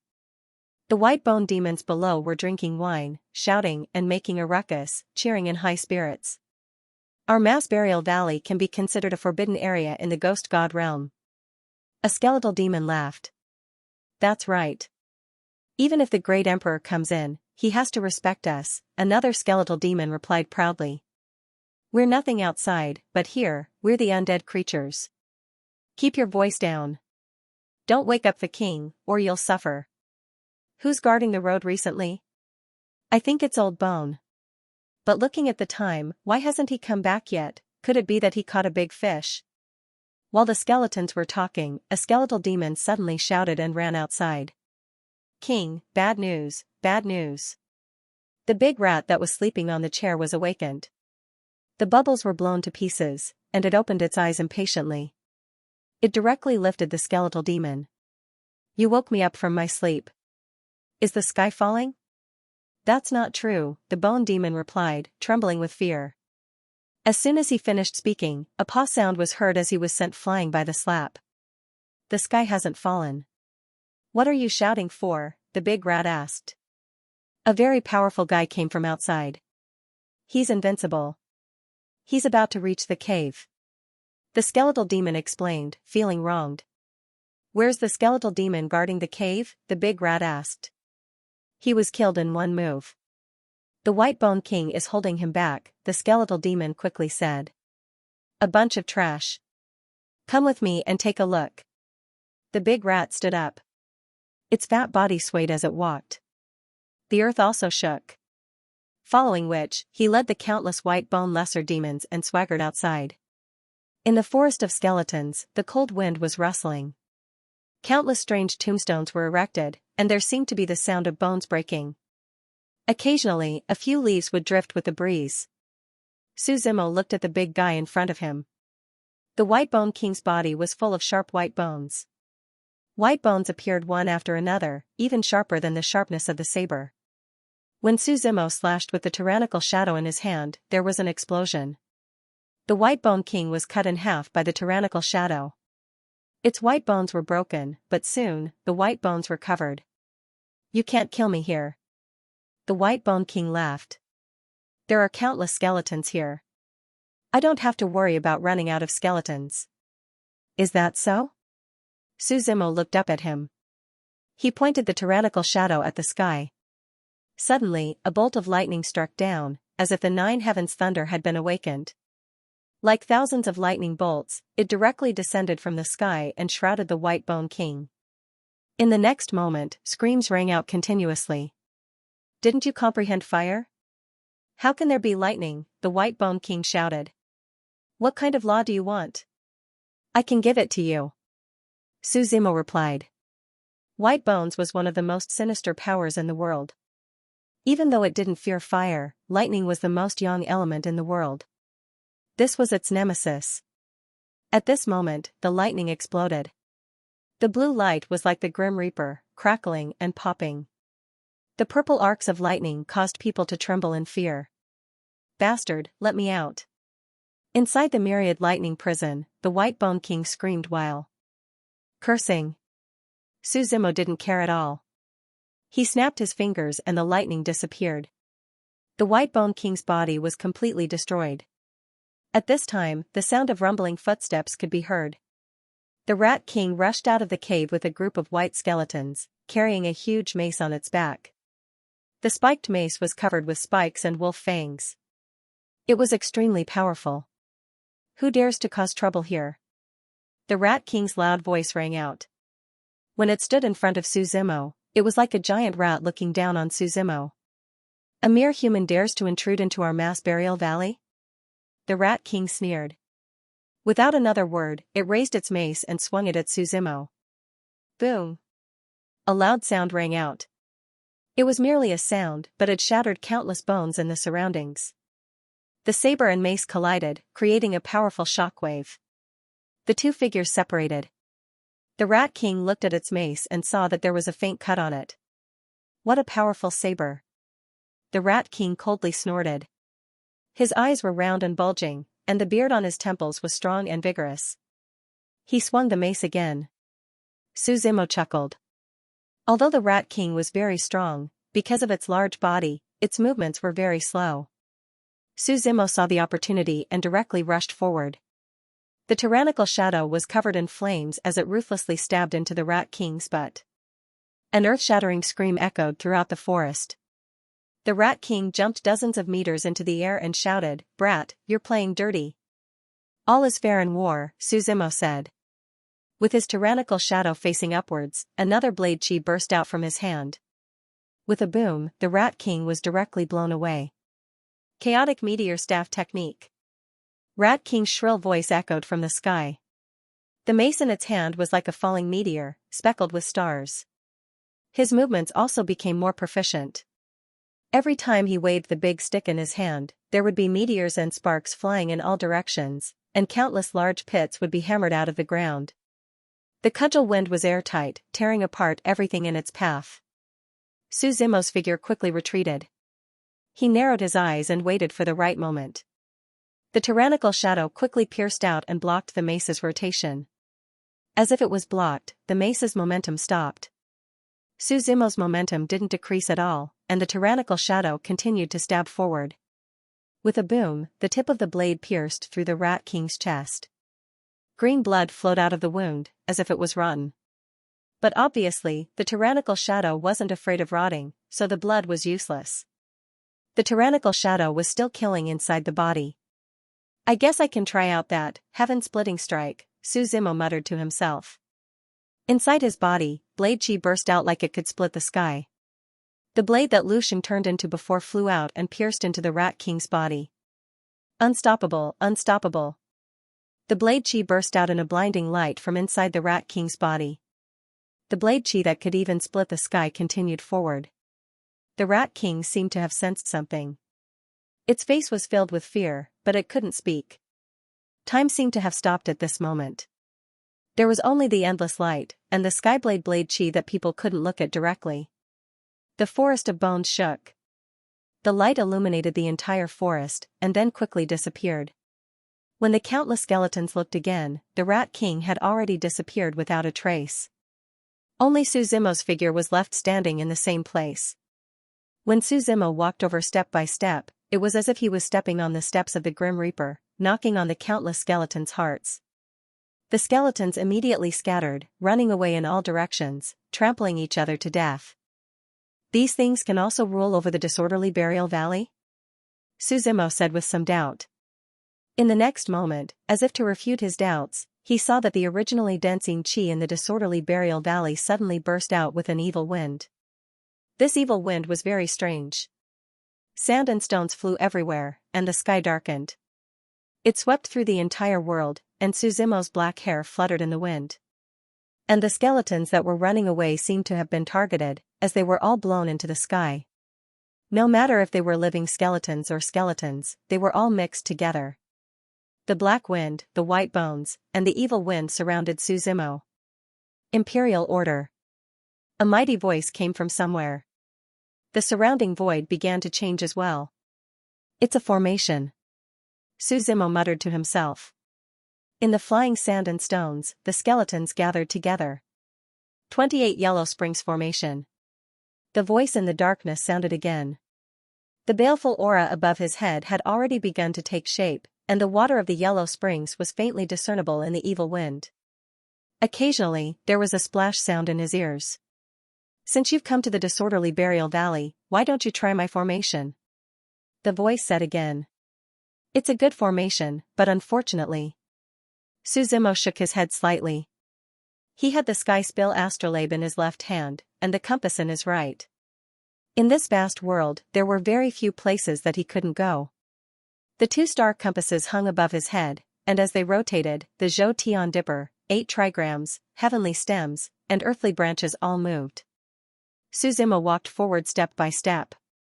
From a normal person's point of view, he was simply walking, but for someone who understood formations, they would understand that his steps carried the rhythm of formations. A formation was ever changing, but every step he took was always changing. Only the person in the formation could understand the mysteries behind it. Even a formation master couldn't make every step so precise. Su Zimo's figure stepped into the evil wind, and the baleful aura surged towards him. He took a step forward, and his figure didn't deviate, and he just happened to dodge this attack. No matter how dangerous this formation was, Su Zimo remained calm and collected. The baleful aura couldn't touch him, and the yellow springs didn't touch his clothes. The white bones dried up, and the location of the 20 yellow springs formation could be seen. Su Zimo calmly walked out. Behind him, the billowing baleful aura and the yellow springs roared. When Su Zimo looked up, he saw a few large trees in front of him, and a pitch-black crow spread its wings and a few black feathers, looking at him gloomily. It's been a long time since I've seen such a strong existence. The crow opened its mouth and spoke in human language. Why don't you show your true appearance and speak with something? Su Zimo asked. He could see that the crow in front of him was only being controlled by someone. It wasn't the mastermind at all. In other words, the Rat King here, as well as the countless skeleton demons, were all reared by him. He used them to set up the 28 fiendish Yellow Springs formation. It's not that I don't want to see you, but my main body is too far away and can't make it here in a short amount of time, the crow said. If you pass through Chaotic Burial Valley, I'll have Black Crow lead the way and take you out. Everything will be fine. What? You realized you can't beat me, so you want to end things? Su Zimo asked. You also destroyed my Yellow Springs formation, as well as so many primers. I'm not targeting you, but everyone who enters Chaotic Burial Valley will have to go through this, the voice in the darkness said. If you pass through it, you can pass through Chaotic Burial Valley. If you don't, you'll be buried here. Who are you? Su Zimo was silent for a while before asking. Not important, someone who should have died in the age of ghosts and gods, the voice in the darkness said again. We don't need to meet, nor do we need to know. Then lead the way. I want to go to Lu City, Su Zimo directly said. The other party didn't want to show themselves, so he didn't want to know them either. The crow spread its wings again, its black feathers fluttering as it flew in front of Su Zimo, letting out a strange cry as it headed into Chaotic Burial Valley. Su Zimo quickly chased after it. On the way, the size of Chaotic Burial Valley truly exceeded Su Zimo's expectations. It was roughly several 100,000 square meters. The tombstones here were innumerable people who had died in battle. However, these tombstones, regardless of whether they belonged to ghosts or gods, were all perfectly preserved. It could be seen that the ruler of this place was very careful with these tombstones, as well as very respectful. Following the crow, Su Zimo madly ran for 3 days and 3 nights. Finally, at dawn on the 11th day, he walked out of Chaotic Burial Valley and arrived in front of a city several dozen miles away. As the crow disappeared into the void, Su Zimo sized up the city in front of him. King City. Passing through King City, he didn't appreciate the sunset, and the world was as beautiful as a painting. Looking up at the sky, a rare ray of sunlight appeared on the horizon, as if it was a line of the heavens, descending from the heavens. This was the first time Su Zimo had seen sunlight from the sky since coming to this world. Because of the existence of this light, King City seemed to be enveloped by it. It was very eye-catching. At the spacious city gate, people came and went. Su Zimo walked through the city gates and was immediately enveloped by the bustling city that he had not come in contact with for a long time. After traveling for several days in the disorderly burial valley, it was rare to see such a huge crowd. The young lady of the Lu family is about to arrive. That's right. But I heard that she had always been against marrying. The Lu family is already in such a state. If we don't rely on our Wang family now, what else can we do? Quickly go and take a look, the wedding procession has already arrived at the Yuyang Inn. The city was filled with a joyous atmosphere. The large red lanterns were hung from the city gate all the way to the street corners. Red silk and satin could be seen everywhere, and wedding invitations were pasted everywhere. Su Zimo walked along the main street, looking for an inn to rest. He lowered his head and pondered. Before leaving White Emperor City, he had already discussed this with Xianxia. The two of them split up. He went to LV City to fulfill his promise to LV Sheng, while Xianxia went to Rihua City to wait for him. After all, he had to be chased by the evil demon king all the way. It was really inconvenient and dangerous to bring Xianxia along. Just as he was lost in thought, the shrill sound of a horse sounded in his ears. Damn it, this person is blocking the road. He deserves to be killed. Why do you care about him? A reprimand sounded. Get out of the way. Suzimo raised his head and saw that the carriage in front of him was very close to him. The carriage seemed to be frightened and was rampaging. A burly man was blocking in front of it. His muscular arms forcefully pulled the runaway horse. He threw it to the ground. Because the horse and the carriage were connected, at this moment, as the horse was thrown, the carriage also collapsed to the ground. Commander Jean. The surrounding guards all rushed over. The burly man waved his hand and said seriously, I'm fine. He casually lifted the horse and a stream of spiritual energy flowed into the horse's body. Its trained limbs were restored to their original state. The sound of horse hooves continued. Boy, can't you see the Liu family's carriage? A guard next to him scolded. Don't you know that a carriage is a capital offense? Hearing the guard's words, before Suzimo could speak, the burly man, Commander Jean, waved his hand and stopped him. Little brother, are you all right? The burly man asked in a clear voice. Suzimo shook his head slightly. That's good. Let's go. The burly man got back on the horse and led the way. The large group surrounded the carriage and turned into the main road. Seeing the carriages pass by, Suzimo muttered to himself. Liu family. At this moment, there were quite a lot of people watching the show. Suzimo randomly found a person and asked, is this Liu family and the Liu family in Liu City the same family? That person smiled and said, of course they are. Little brother, you must be a foreigner. Liu City is only 30 miles away from our capital. The Liu and Wang families in the two cities have always been enemies.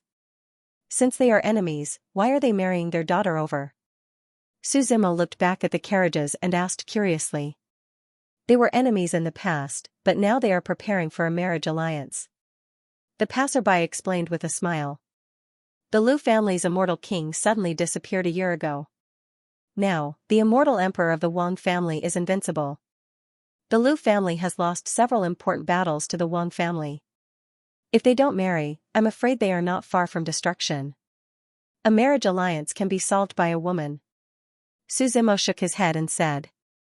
If it was an ordinary woman, it would naturally be impossible. But the Liu family's daughter is different. The passerby laughed. What's different? Suzimo was interested and asked curiously. The Liu family's daughter is called Liu Nani. Since birth, she was chosen as the saintess of the Qianquan sacred ground. No one said that she would become an immortal emperor within 1,000 years. Think about it, when she becomes an immortal emperor, if she joins forces with the Liu family's immortal emperor, the Wang family's immortal emperor will not be a match. The passerby laughed. Unfortunately, the Liu family's immortal king suddenly disappeared. The Liu family no longer has the ability to fight against the immortal emperor. Although Liu Nani has a bright future, it is still a future. The only way to protect the Liu family is through marriage. I understand. The Wang family cares about her future. Suzimo nodded. Little brother, why are you so concerned about this matter? The passerby looked at Suzimo and asked. I'm just curious. Suzimo waved his hand. He had heard people say that the Liu family was going to stay at the Yang Inn. Thus, he asked for directions and walked towards the Yang Inn. As the largest inn in the capital, it was a pity that the Yang Inn was not managed by the Wang family.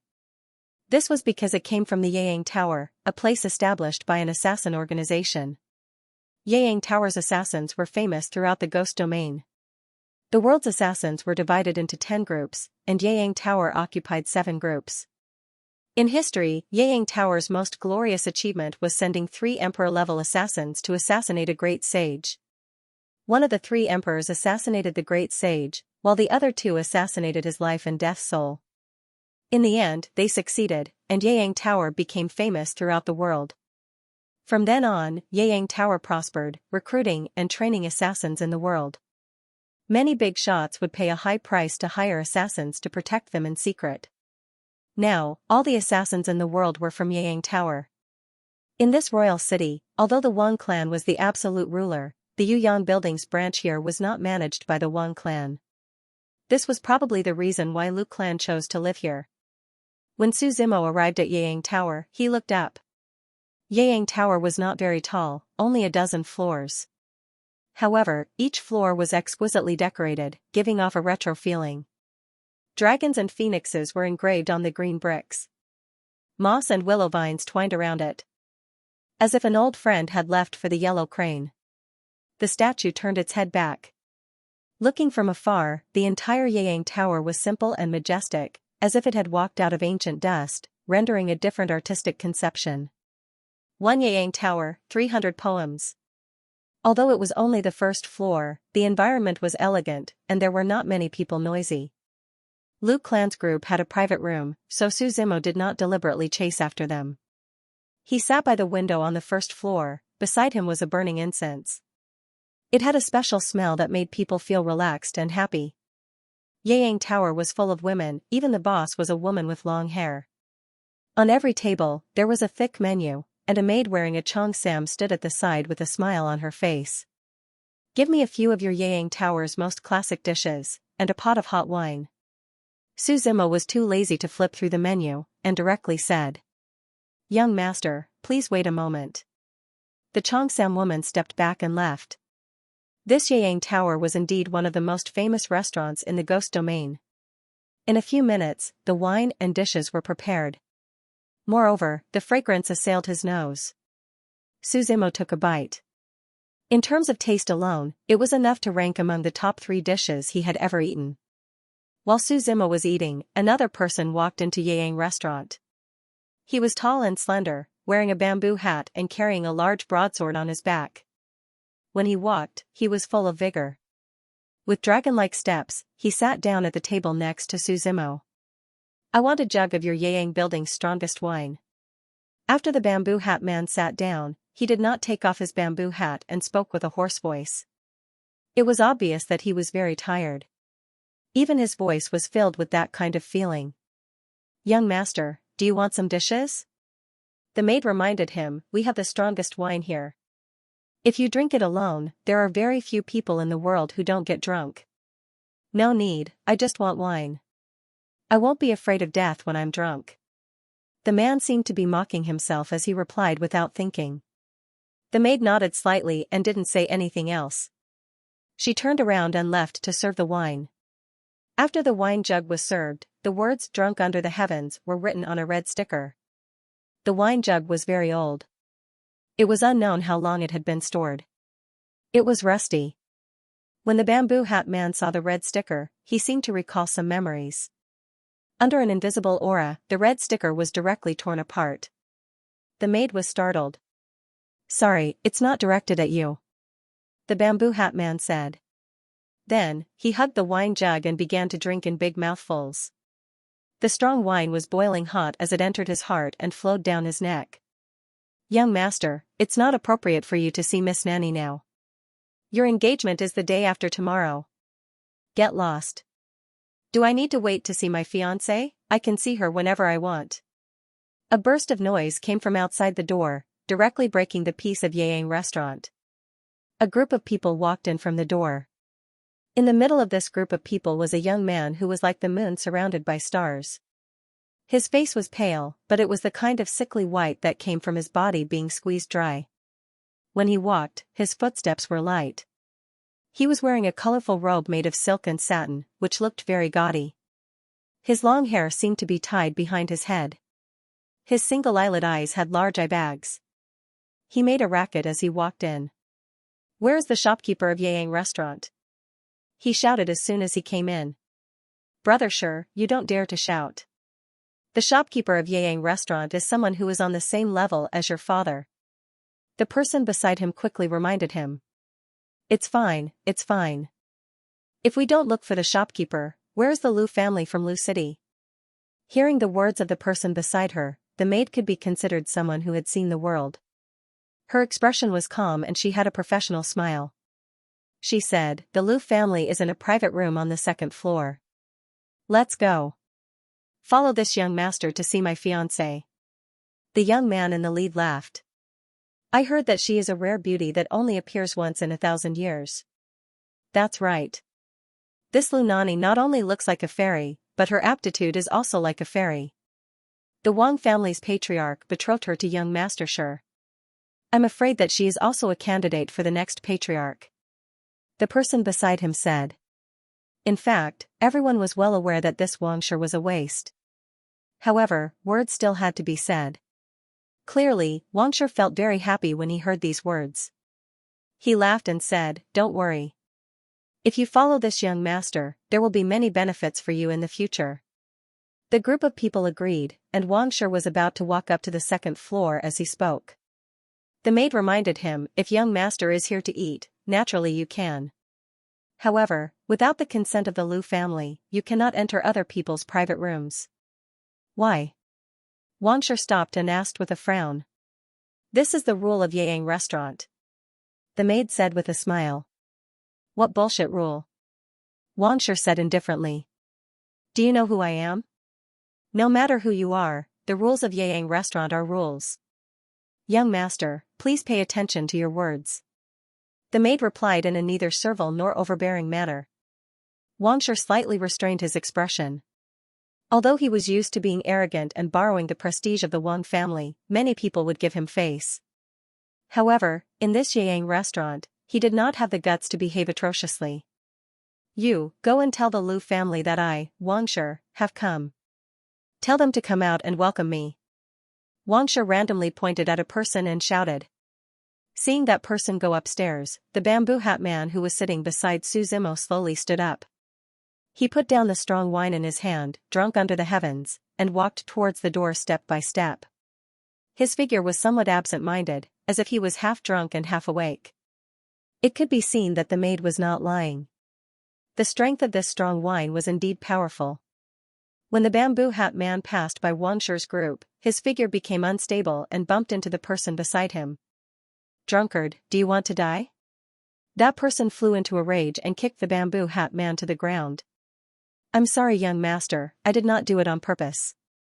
The bamboo hat man quickly apologized. The bamboo hat man climbed up in a sorry state and frantically tried to wipe the clothes of the man who was hit. While they were fighting, the bamboo hat man suddenly looked at Wang Shi. A powerful saber intent burst out from his body, and the crowd did not even have time to react. The bamboo hat man had already unsheathed his broadsword and was about to cut Wang Shi's neck. Seeing that the broadsword was about to touch his neck, the bone-piercing cold light went from his feet to his head. Wang Shi was so scared that he peed his pants and stood still. Suddenly, a clang sound was heard, followed by a gotcha sound. When everyone came back to their senses, Wang Shi's scream was heard first. He touched his body and found that he was not injured. Then, he looked in front of him. The broadsword in the bamboo hat man's hand was broken into two and fell to the ground. What was left in his hand was only the hilt. The bamboo hat man stared at the empty space beside him. A black-robed man was standing in the empty space and looking at him calmly. Yang Tower's assassin, the bamboo hat man said. I forgot. Father asked an assassin to protect me, Wang Shi also reacted. He laughed loudly, don't kill him. Take him down and ask who ordered him to assassinate this young master. The black-robed man in the empty space looked at the bamboo hat man indifferently. The bamboo hat on his head was instantly shattered. The bamboo hat man was shocked. He knew that the assassination had failed and that he was no match for the black-robed man. He hurriedly tried to escape through the window. Catch him. Don't let him escape, Wang Shi shouted. The black-robed man stepped forward and used his hand as a sword to kill the bamboo hat man. Su Zimo was eating quietly. He glanced at the black-robed man and gently tapped the empty space with his chopsticks. The black-robed man's violent figure suddenly stopped and fell from the empty space. This gave the bamboo hat man a chance to escape. Who is it? The black-robed man looked around and asked coldly. However, there were many people eating on the first floor of Yang Tower. He could not interrogate them one by one. Trash, how could you let him escape? Wang Shi shouted in a flustered and exasperated manner. However, just as he finished speaking, he saw the black-robed man's cold gaze and his whole body trembled. He hurriedly explained, I'm not talking about you. I'm talking about them. The black-robed man didn't answer. His figure just calmly disappeared into the void. After everything calmed down, Wang Shikai sat down on the chair next to him with the help of everyone. At this moment, a burly man walked down from the second floor. Su Zimo recognized this burly man as well. He was Commander Zhan, who had stood in front of Su Zimo when the carriage was startled. "I wonder why young Master Wang is looking for your sister?" Commander Zhan asked with an indifferent expression.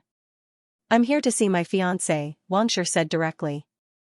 "We'll be engaged in a few days. The wedding will be held on an auspicious day.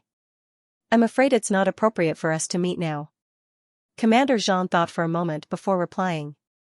"Furthermore, your younger sister has caught a cold after running around for so long. She's currently resting, so it's not convenient for you to meet her." "Caught a cold? She's not an ordinary person. How could she get sick?" Wang Shi said. "Isn't this excuse a little too clumsy? I've already said what I wanted to say. It's up to you whether you want to believe me or not." "Take care, I won't send you off," Commander Zhan directly replied. Then, he turned around and left, not even bothering with the other party. "How dare you?" Wang Shi slammed the table. A dog in dire straits dares to bark. "Brother, calm down. They won't be arrogant for long. Why don't you bear with it for now?" the people around him advised. "No, I'm going to talk to father." Wang Shi stood up and walked out angrily. There was light in the sky above Monarch City, but at this moment, the light was fading. The dark clouds in the sky had been brewing for a long time. Finally, raindrops fell from the sky. The bean-sized raindrops were still a little warm. In a remote alley, the bamboo hat man's figure stopped in a corner. Without the bamboo hat, just by looking at his face, one could tell that he wasn't old. Although his appearance was ordinary, his eyes were bright and full of spirit. At this moment, he was clutching his chest. When his broadsword was broken, the other party's power had also shaken his body. That was a hidden force that had been destroying his internal organs. He was busy running for his life and didn't have time to take out the hidden force. Now, his body was already seriously injured. "Why did you assassinate Wang Shi?" Just as the bamboo hat man was about to hide and heal his injuries, a voice suddenly came from above his head. His body stiffened and he quickly looked up vigilantly. Su Zimo leaned against the wall of the alley and gently stretched out his hand. The bean-sized raindrops formed a line at his fingertips. "May I know who you are? Are you here to capture me?" the bamboo hat man asked. "If I wanted to capture you, I wouldn't have helped you escape at Yang Tower," Su Zimo replied. Hearing Su Zimo's words, the bamboo hat man hurriedly said gratefully, "I haven't been able to repay you for saving my life. I only hope that there will be an afterlife. I didn't ask you to repay me." Su Zimo waved his hand and interrupted him. He said, "I ask and you answer. It's that simple." The bamboo hat man was silent for a while before nodding. "Why did you kill Wang Shi?" Su Zimo asked again. "I won't let Nanny marry that kind of trash," the bamboo hat man said. "What's your relationship with the Liu family?" Su Zimo asked. "I have nothing to do with the Liu family. I only met Nanny in the Qianquan Holy Land and fell in love with her," the bamboo hat man said in detail. "You killed for love?" Su Zimo laughed. "What about you? Who are you?" the bamboo hat man asked back. "You don't need to know this. I can help you. More accurately, I can help the current Liu family," Su Zimo said. "How?" the bamboo hat man asked. "Follow me." Su Zimo jumped down from above and patted the bamboo hat man's shoulder. The bamboo hat man's body trembled. He felt the hidden energy around him instantly dissipate. He looked at Su Zimo gratefully. He hurriedly followed behind Su Zimo and the two arrived at Yang Tower again. "What do you want?" the bamboo hat man asked. "What's your name?" Su Zimo asked back. "Jin Yen Yen. I'm bringing you to see your lover." Su Zimo laughed. "How can I see Nanny in this situation?" Jin Yen Yen quickly shook his head. "I'm not going. If you don't go, you can watch the girl you like marry someone else." After Su Zimo finished speaking, he walked straight into Yang Tower. Jin Yen Yen's expression changed. In the end, he braced himself and followed in. Please inform the Lu family that Jin Yanyan from the Qianquan Holy Land has come to visit. Su Zimo found the maid inside and said. Su Zimo could see that Jin Yanyan was very nervous. He held his clothes with both hands and stood uneasily. That's not necessary. Su Zimo laughed. You don't understand. With Nan Yi's current situation, if I look for her directly, it will be very embarrassing. Jin Yanyan shook his head and explained. Do you know what it's like to watch your beloved woman marry someone else, but you can't do anything? I don't. Su Zimo shook his head. Forget it. Jin Yanyan shook his head helplessly. As the two of them were talking, Commander Zhan walked down from the second floor again. Who is Jin Yanyan? He looked at Su Zimo and Jin Yanyan and asked. It's me. Jin Yanyan hurriedly stood up and replied. Nanny wants me to tell you that it's the stupidest thing to do when you know it's impossible. Commander Zhan warned. Go back, don't get involved in this matter. Looking at Commander Zhan's back view, Jin Yanyan opened his mouth but eventually fell silent.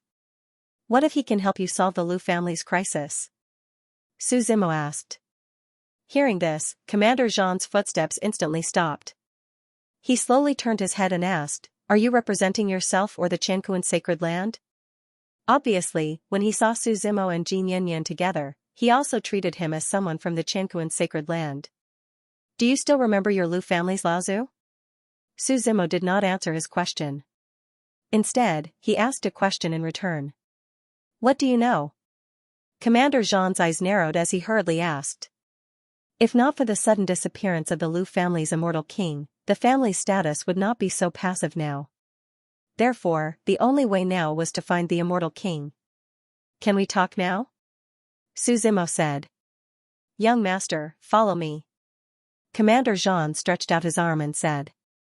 Following Commander Zhan's lead, everyone arrived at the Lu family's private room.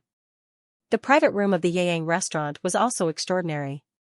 Inside the vermilion door, there were paintings of yellow cranes flying in the west and dusk hanging diagonally on the wall. This private room had a vermilion flower as the theme. Pink vermilion flowers were planted everywhere like seedlings. In the private room, other than Commander Zhan, there was also an old woman and a woman wearing a veil. From Jin Yan's slightly trembling body, Su Zimo guessed that this woman should be Lu Nani. Junior, didn't you ask them to leave? The old woman beside her asked in a dull voice. He knows about Laozu, Zhan Jun replied. Tell me, what do you know? I'm not talking about your missing celestial king. I'm talking about Laozu, Su Zimo replied. Laozu? The few people present were stunned for a moment. They looked at each other for a long time before the old woman asked in disbelief. You mean Ancestor Lu? Since when did the Lu family have a second great sage? Su Zimo retorted. Wasn't Ancestor Lu already killed by the White Emperor?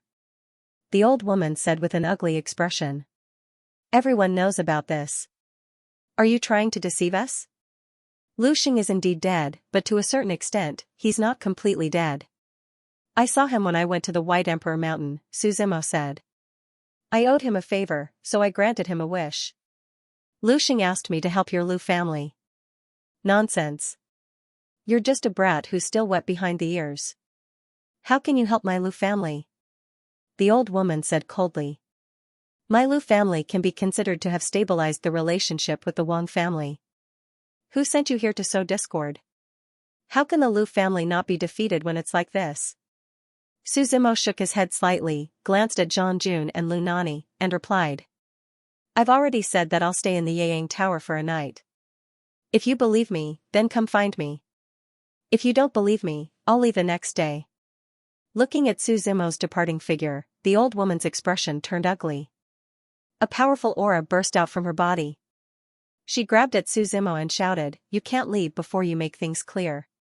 When the palm landed, the entire private room started to shake. However, Su Zimo was too lazy to pay attention to it. When the big palm fell on her back, a pung sound was heard. It seemed to be the vibration of her pulse. The old woman was directly sent flying, smashing the window behind her. She fell from the second floor of the Yang Tower onto the street. Granny Hua, Zhan Jun hurriedly shouted. Su Zimo walked out of the room. Jin Yan glanced at Lu Nani, then followed him out. The two of them each got a room in the Yang Tower. And in the Lu family's room, Zhang Jun rescued Granny Hua. "We must tell this to the Wang family and let them seek justice for us," Granny Hua said angrily. "Granny, our surname is Lu," Lu Nani, who had been silent all this time, calmly said. Granny Hua's expression froze. She hurriedly smiled and said, "Nani, a married woman is a member of the husband's family. You must learn to get used to it. It's late." "Granny Hua, you should rest early," Lu Nani said indifferently. "Nani, you must think carefully. Don't listen to the slanderous words of a scoundrel. So that our Lu family doesn't fall into a state of ruin," Granny Hua reminded, then stood up and walked out. In the room, Lu Nani and Zhang Jun were silent. "Nani, what do you think?" Zhang Jun was the first to ask. "Trust him," Lu Nani said. "Isn't it inappropriate to trust a stranger for no reason?" Zhang Jun replied. "Me marrying into the Wang family is only a measure. The Lu family will be destroyed in the end. Why don't we test this person? If our Lu family is destroyed, what benefits can he gain?" Lu Nani said. "Then I'll go watch over Granny Hua. Right now, she wants to rely on the Wang family." "I'm afraid she will tell on us," Zhang Jun replied. "Let her tell on us. We can test that person's ability," Lu Nani said. "We can only do this now," Zhang Jun shook his head slightly. In the room, Su Zimo slowly opened his eyes. The fire of Zhu Rong in his body gradually calmed down. The door was gently pushed open. "Do you mind disturbing young master so late?" Lu Nani's figure slowly walked in. The oil lamp lit up automatically. In the dim light, Lu Nani walked in wearing a red robe and a veil. Her long hair was like black hair, as if it had been permed. It draped down her back, giving her a kind of intellectual beauty. She gracefully walked over and slowly took off the veil on her face.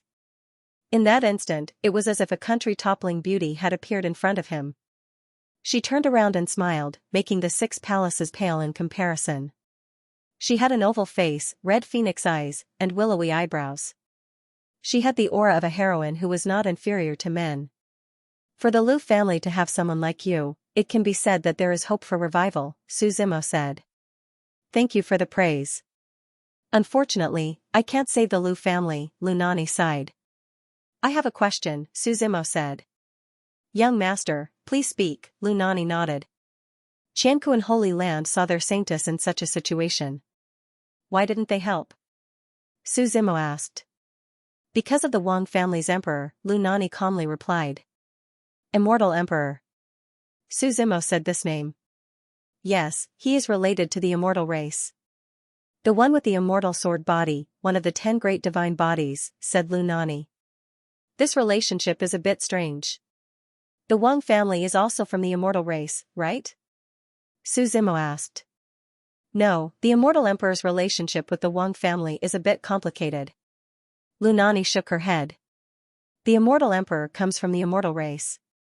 Because they are afraid of offending the immortal race, the Qianku and Holy Land doesn't want to interfere." Lu Nani helplessly smiled. "If I don't marry into the Wang family, I'll still be a saintess. If I become a member of the Wang family, the Qianku and Holy Land will probably choose a new saintess." "Your Holy Land is really cold-blooded." Su Zimo smiled. "I can understand the Holy Land's actions," Lu Nani calmly said. "But where does young master come from?" "My place is very far away. You probably haven't heard of it," Su Zimo said. "From another region?" Lu Nani asked. The regions they thought were far away were the other regions of the 9 regions. "That's not important." Su Zimo shook his head. "It really isn't important." "Then how does young master plan to help us?" Lu Nani nodded. "What does young master want?" "I already said that I owe Laozu a favor. I don't need anything." Su Zimo shook his head. "As for how to help, I'll help you kill the immortal emperor. You should be able to deal with the rest." Hearing Su Zimo's words, Lu Nani was stunned. Killing a great emperor, especially one with a divine body, was undoubtedly a difficult task. She seriously sized up Su Zimo, not knowing where his confidence came from. Young master must be joking. Lu Nani smiled. Do I look like I'm joking? Su Zimo asked back. Why do you say that? Lu Nani replied. I don't need to prove anything. You just need to do as I say. Su Zimo replied. Lu Nani was silent for a long time. The wind in the middle of the night blew past Juyong Tower. The yellow crane that was flying to the west rustled in the wind, as if an old friend had withered away. In the cold wind, Lu Nani left Su Zimo's room. It was a silent night. Early the next morning, when Su Zimo walked out of his room, the servants of the Lu family were already waiting for him at the door. Child Su, the young lady asked me to summon you to dine with her, the servant said. Got it. Su Zimo nodded. When he came to the Lu family's private room again, he didn't see Grandma Hua. There was only Zhang Jun and Lu Nani sitting opposite each other. He was waiting for Su Zimo. Child Su, the two greeted. Where's Nian Nian? Su Zimo looked around and asked. While they were talking, Jin Yen Yen opened the door of the private room and walked in slowly. He seemed a little reserved. However, he still took the initiative to sit with Lu Nani. There's something I have to confess. Lu Nani looked at Su Zimo and said. Last night, Grandma Hua told the Wang family. And then?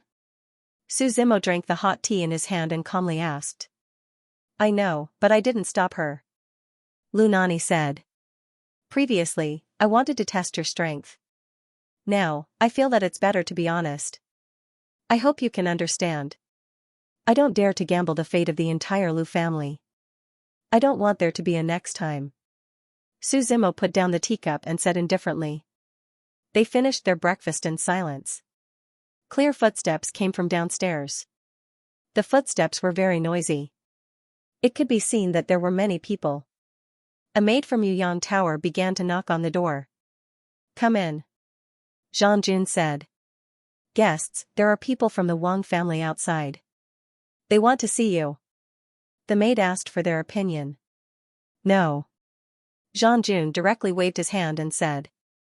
Don't be in a hurry to reject me. In the end, we will meet. What's the harm in going out? Su Zimo waved his hand and smiled. I'm afraid they will come to find me. He took the lead to stand up and walk out of the door.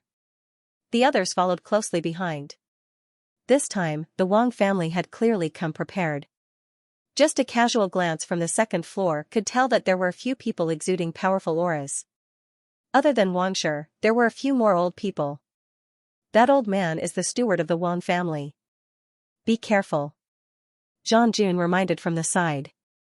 He has been the head of the Wang family for hundreds of years. He can be said to be a cunning old fox.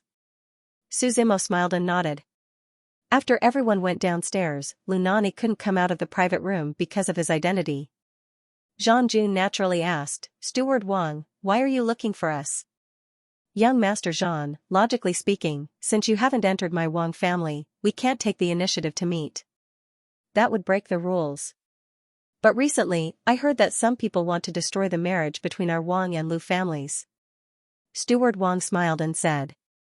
Therefore, I rashly came to visit. I hope you can forgive me. Oh, there's such a thing? Zhang Jun pretended to be surprised.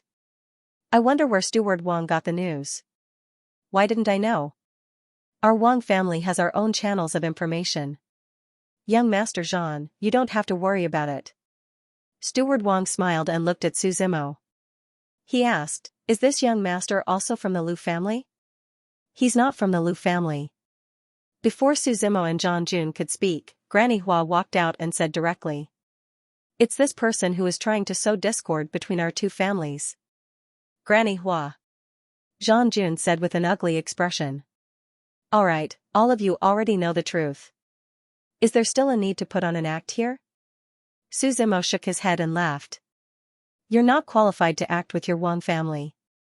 Ignorant brat, you dare to speak arrogantly in the capital. Steward Wang waved his hand and shouted. Take him down. As his voice fell, the few elders behind him immediately stepped forward. Their palm prints were like eagle claws, revealing their sharpness as they grabbed towards Su Zimo. Scram. Su Zimo didn't make a move. His voice shook the air, and the few old men who pounced over were all sent flying. A strange look flashed across Steward Wang's eyes, but he quickly recovered. He said coldly, "No wonder. So you have some ability." Steward Wang was wearing a brown leather robe and a crown hat. There were also 2 gold chains hanging down from the brim of the hat. His face was thin like an eagle's, and the aura around him was growing stronger and stronger. Just as the 2 of them were about to draw their swords, a calm voice suddenly sounded from the side. "Everyone, Yang Tower is a place to eat. This small place can't withstand your fight." Everyone turned their heads and saw a graceful lady walk out from the back. She swayed her body and had exquisite makeup on. "So it's shopkeeper you. Sorry for the lack of manners." Steward Wang was the first to greet and apologize. Because he knew how terrifying Yang Tower was, he didn't dare to be impudent. "If you want to fight, please go outside." "Shopkeeper you," said calmly. "Shopkeeper you've misunderstood. We're just exchanging pointers." Manager Wang smiled, then turned to look at Su Zimo and stopped smiling. He said indifferently, "For the sake of Yang Tower, I'll let you live for a few more days." After Manager Wang finished speaking, he left with everyone. In this Yang Tower, they really didn't dare to fight. As for that shopkeeper you from before, he looked at Su Zimo with a smile on his face and said, "Little brother, you owe me a favor. After all, I saved you." "You didn't save me, you saved them," Su Zimo said calmly. Little brother who doesn't understand emotions. Shopkeeper you didn't mind and continued to smile. "Oh right, let me give you a piece of news. Wang family might take into account their reputation and won't kill you personally. But they will probably invite assassins from Yang Tower." "It doesn't matter," Su Zimo said. Yang Tower prohibited fighting, but assassins from Yang Tower could carry out assassination missions here. This was the rule of Yang Tower. After returning to the 2nd floor with Jean Jun looked very worried. After all, Monarch City was the headquarters of Wang family. No one wanted to fight to the death. "We will go to Wang family tomorrow," Jean Jun said. "Can we see the immortal emperor?" Su Zimo asked casually while wiping the tyrannical shadow. "No, at most we can see the patriarch of Wang family." Jean Jun smiled bitterly. What kind of existence was the immortal emperor? How could anyone meet him? "Is the immortal emperor in Wang family?" Su Zimo asked. "We don't know. We can only see the immortal emperor every time the 2 families fight," Jean Jun said. "Go to Wang family tomorrow. Just listen to my orders," Su Zimo said. "I'll deal with the immortal emperor. As for Wang family, that's your Lu family's matter. Don't worry, as long as the immortal emperor doesn't interfere, we won't be weaker than Wang family," Jean Jun said solemnly. In the end, Jean Jun felt uncertain and asked, "Are you also an immortal emperor?" "You'll know tomorrow," Su Zimo said. "Don't leave Yang Tower today, in case the Wang clan takes revenge. The Wang family probably won't do anything to us." "Be careful," Jean Jun replied. Su Zimo shrugged. After parting with Jean Jun, he directly walked out of Yang Tower. In the past 2 days, the royal city had been bustling with activity due to the marriage between the Lu and Wang clan. He also wanted to take a stroll around the royal city. However, speaking of the immortal sword body, it reminded him of someone. Previously, when they were at the Heavenly Saint Institute in the ordinary realm, they had met a girl, and Xie Zhonglu had accepted her as a disciple. However, after a short period of teaching, the 2 of them went to the realm of the gods and separated from the girl. That girl had the immortal sword body, so she should be from the same clan as the immortal emperor. After pondering for a moment, Su Zimo arrived at the busiest street in Royal City. In the city, all the hotels opened by the Wang clan were free of charge for the past few days. There were lion dances, flying dragons, and all kinds of performances. The city was bustling with noise and excitement, and no one thought about the impending danger. In the endless stream of people, Su Zimo was sitting on the side of the street when he suddenly bumped into a girl. The girl seemed to have made an unintentional mistake. When she bumped into him, her face was filled with panic. If it was someone else, they would have subconsciously supported the girl. However, Suzumo didn't move and just looked at the girl quietly. The girl was stunned for a moment before she fell in front of Suzumo. "I'm sorry, young master," the girl hurriedly stood up and apologized. "It's fine," Suzumo shook his head slightly and said with a smile, "the dagger in your sleeve fell out." The girl was stunned and subconsciously looked down. However, in the next moment, she reacted. Her head was covered in cold sweat as she looked at Suzumo in horror. "An assassin from Yang Tower?" Suzumo clicked his tongue and said, "This assassination method isn't very good." In a moment of panic, the girl directly revealed the dagger in her sleeve and stabbed towards Suzumo. Killing intent condensed on the tip of the dagger as it pierced through the void. However, in the next moment, a bang sound was heard and the female assassin was sent flying. Boom! The female assassin's body hit the eaves of the nearby building. The eaves collapsed and her head exploded like a watermelon. The power of a slap was so terrifying. "Go and inform Yang Tower to collect her corpse," Suzumo looked at the shocked passers-by and said calmly. His tone was relaxed as if he had just killed an ant. Stepping over the girl's corpse, Suzumo strolled around the city and only returned to Yang Tower in the afternoon. However, as soon as he entered Yang Tower, he felt that the atmosphere was a bit strange. The entire Yang Tower was empty. Even the maids were nowhere to be seen. There was only a man wearing a dragon robe sitting by the window, minding his own business and drinking wine. This silence was a bit scary. It was as if even a needle dropping on the ground could be heard. Suzumo glanced at the drinking man and was about to walk up to the second floor. He heard the other party say, "Don't you want to have a drink?" Suzumo stopped and closed his eyes to sense. Then, he slowly said, "As far as I know, there is only one great emperor in Monarch City. The immortal great emperor." "Where are you from?" the drinking man asked with a smile. "Is this important?" "It's not important. I want to know how Senior Lushing is?" the man asked again. "He's dead," Suzumo replied. "Are you going to get involved in this mass for a dead person?" the man asked again. "What do you mean by muddy water? Do you think that just the Wang family, or a mob like you, is worthy?" Suzumo laughed. "Your Excellency's tone is quite big. I just don't know if your strength is enough." The immortal great emperor stopped smiling. The wine jar in his hand shattered, and the wine inside spilled out. The wine condensed in the void. There was a powerful force in it that even solidified the void. That was the aura of immortality. What was immortal? After thousands of years, with the vicissitudes of time, only immortal was eternal and everlasting. The immortal great emperor gently waved his hand, and the countless drops of wine all rushed towards Suzumo. This force was very strong. A drop of water pierced through the void and crossed the immortal profound meaning. The wine was like a long dragon, passing straight through with mighty divine power. Suzumo raised the tyrannical shadow in front of him. The powerful force passed through the tyrannical shadow and directly entered his body, circulating a large circle. Crackling sounds came from all the bones. Suzumo's figure took a few steps back and hit the railing of the stairs on the second floor. "Interesting." Suzumo laughed. He waved his hand and devoured the immortal profound meaning in his body. "We are both great emperors, but we haven't fought in a long time." The immortal great emperor stood up. The majestic force around him constantly shook the void. "What a coincidence. I can't even count the number of great emperors I've killed." Suzumo also laughed. The immortal emperor gathered his power slightly and grabbed at the void with his right hand. The immortal sword shone in the void and was pulled out bit by bit. Even though this was the Yang Tower, the Yang Tower did not dare to interfere in the battle between two great emperors. After all, the Yang Tower in Monarch City was just a branch. The strength of the people guarding here was limited.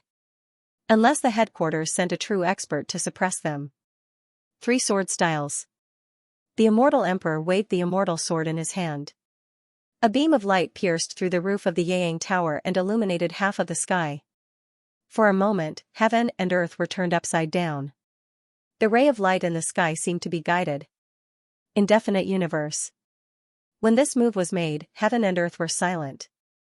The position of the 8 trigrams was changed and the sword intent swept across. Countless sword intents reverberated in the void. These chaotic sword intents seemed to have no pattern. In fact, they were all changing according to the 8 trigrams. From 1 to 2, from 2 to 3, and then to endless.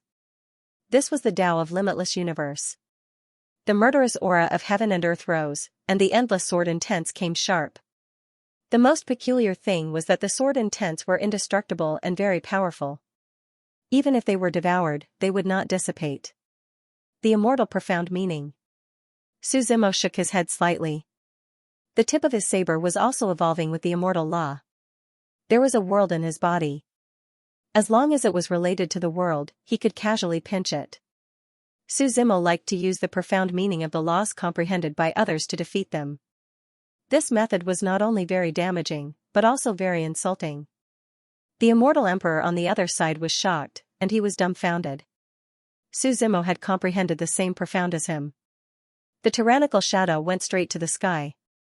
The immortal saber chi gathered and formed. No matter how many sword intents you have, I only need to use one saber move to make heaven and earth lose its color and the mountains and rivers collapse. The golden saber chi burst out from the saber. The saber chi was 100 meters long and seemed to have a special concept. When it appeared, the surrounding sword intents were involuntarily attracted to it. They all gathered toward the saber chi like starving birds flying toward a fire. "Law," the immortal emperor said with a solemn expression. He was a great emperor, so he was naturally knowledgeable. He could tell with a single glance. Only laws could make his immortal sword chi rush like a flock of ducks. With the support of the immortal sword chi, the golden saber chi that burst out grew stronger and stronger. In the end, it charged straight at the immortal emperor. The immortal emperor was surrounded by sword intent. He tore through the void and escaped from the Yang Tower. In the next moment, explosions and collapses that could shake the entire royal city rang out. Boom! Boom! Boom! When the citizens of Royal City raised their heads to look, they saw that the most famous Yang Tower in the city was collapsing at a speed visible to the naked eye. For a moment, dust flew into the air and everyone's ears were ringing. Before anyone could react, someone pointed to the sky and shouted, "Look, it's the immortal emperor." At this moment, the immortal emperor stepped into the air and looked at the ruins of the Yang Tower with a solemn expression. Amidst the dust, a figure carrying a broadsword slowly walked out. The surrounding people hurriedly retreated. In a battle of this level, if they stood too close, it was very likely that they would be killed by the aftermath. "Who exactly are you?" the immortal emperor asked in a deep voice. "How can I have the precepts before becoming a sage?" "Could it be that you are Sage Lu?" the immortal emperor guessed. "If you go to the netherworld, you can ask Sage Lu yourself," Suzimo said with a grin. The tyrannical shadow in his hand was thrown out. The tyrannical shadow pierced through the endless void and crashed into the immortal sword with extreme saber chi. There was another boom. The immortal emperor's hand that was holding the sword kept trembling. He looked down at the immortal sword. There were cracks on it. 3 sword styles, second style, violent thunder execution. The tip of the immortal sword pointed to the sky. As if it had sensed the heavenly thunder, the sky, which was still shining with light, was suddenly filled with rumbling thunder. There were no dark clouds. There were only various forms of silver-white lightning that floated in the void. At times, it was like a heavenly pillar. At other times, it was like a thunder dragon. At other times, it was like a thunder god looking down. "Immortal thunder," the immortal emperor said softly. Tens of thousands of heavenly thunder descended. At this moment, it was like the end of the world. It covered half of Monarch City. The citizens below were all in a panic. They were like rats that were covering their heads and scurrying around, shouting loudly as they tried to avoid the lightning. Only Suzimo was calm. The thunder precepts were surging around him. "So what if I turn into thunder?" Suzimo said calmly. "You have 2 precepts?" the immortal emperor asked with a frown. He also felt that it was too much of a coincidence. How could the immortal precepts and the thunder precepts be so similar to his? It was as if they were specifically targeting him. Suzimo did not answer. The immortal emperor was only at the 2nd realm of the great emperor, the void refinement realm. It was even weaker than him. The lightning around its body crackled and crackled. When the countless bolts of lightning fell, Su Zimo opened his arms and merged with the countless bolts of lightning, turning his body into lightning. Together with the thunder, half of the city was destroyed. Miles away, everyone from the Lu family heaved a sigh of relief. They looked at this scene with lingering fear. To think that this child Su would be this strong. Xianxia said while shivering. To be able to fight evenly with the immortal emperor. Not evenly, he's suppressing the immortal emperor. Lu Nani, who was at the side, was calmer now as he replied. Given his strength, he must be a big shot from the other regions. Do you think that he was really invited by the Lu ancestor? Zhang Jun asked. Whether or not he is not important. All that matters is that our Lu family is saved. Lu Nani looked at Zhang Jun and said. Cousin, hurry back to the Lu city and tell Daddy and the family about the situation here. What about you? Zhang Jun asked. I can't leave yet. There are some things that I have to discuss with Child Su. Lu Nani shook his head. Zhang Jun went silent for a moment. Eventually, he said solemnly, take care. Looking at Zhang Jun's departing figure, Xianxia called out hesitantly. Nani, if the Lu family can tide over this crisis, we'll get married. Lu Nani turned around and chuckled. If we can't tide over this crisis, then I'll die together with you. Xianxia interrupted her words and said seriously. Lu Nani smiled. Her fine black hair floated in the void, looking exceptionally beautiful. Within the capital, when the thunder dissipated, the immortal emperor looked around with a grim expression. He did not believe that an attack of this level could kill Su Zimo. At this moment, a bolt of lightning shot out from the dissipating lightning. Found it. The immortal emperor snorted. He waved the immortal sword again. The third move of the three moves, chi manipulation. There seemed to be a breath of heaven and earth chi in his chest.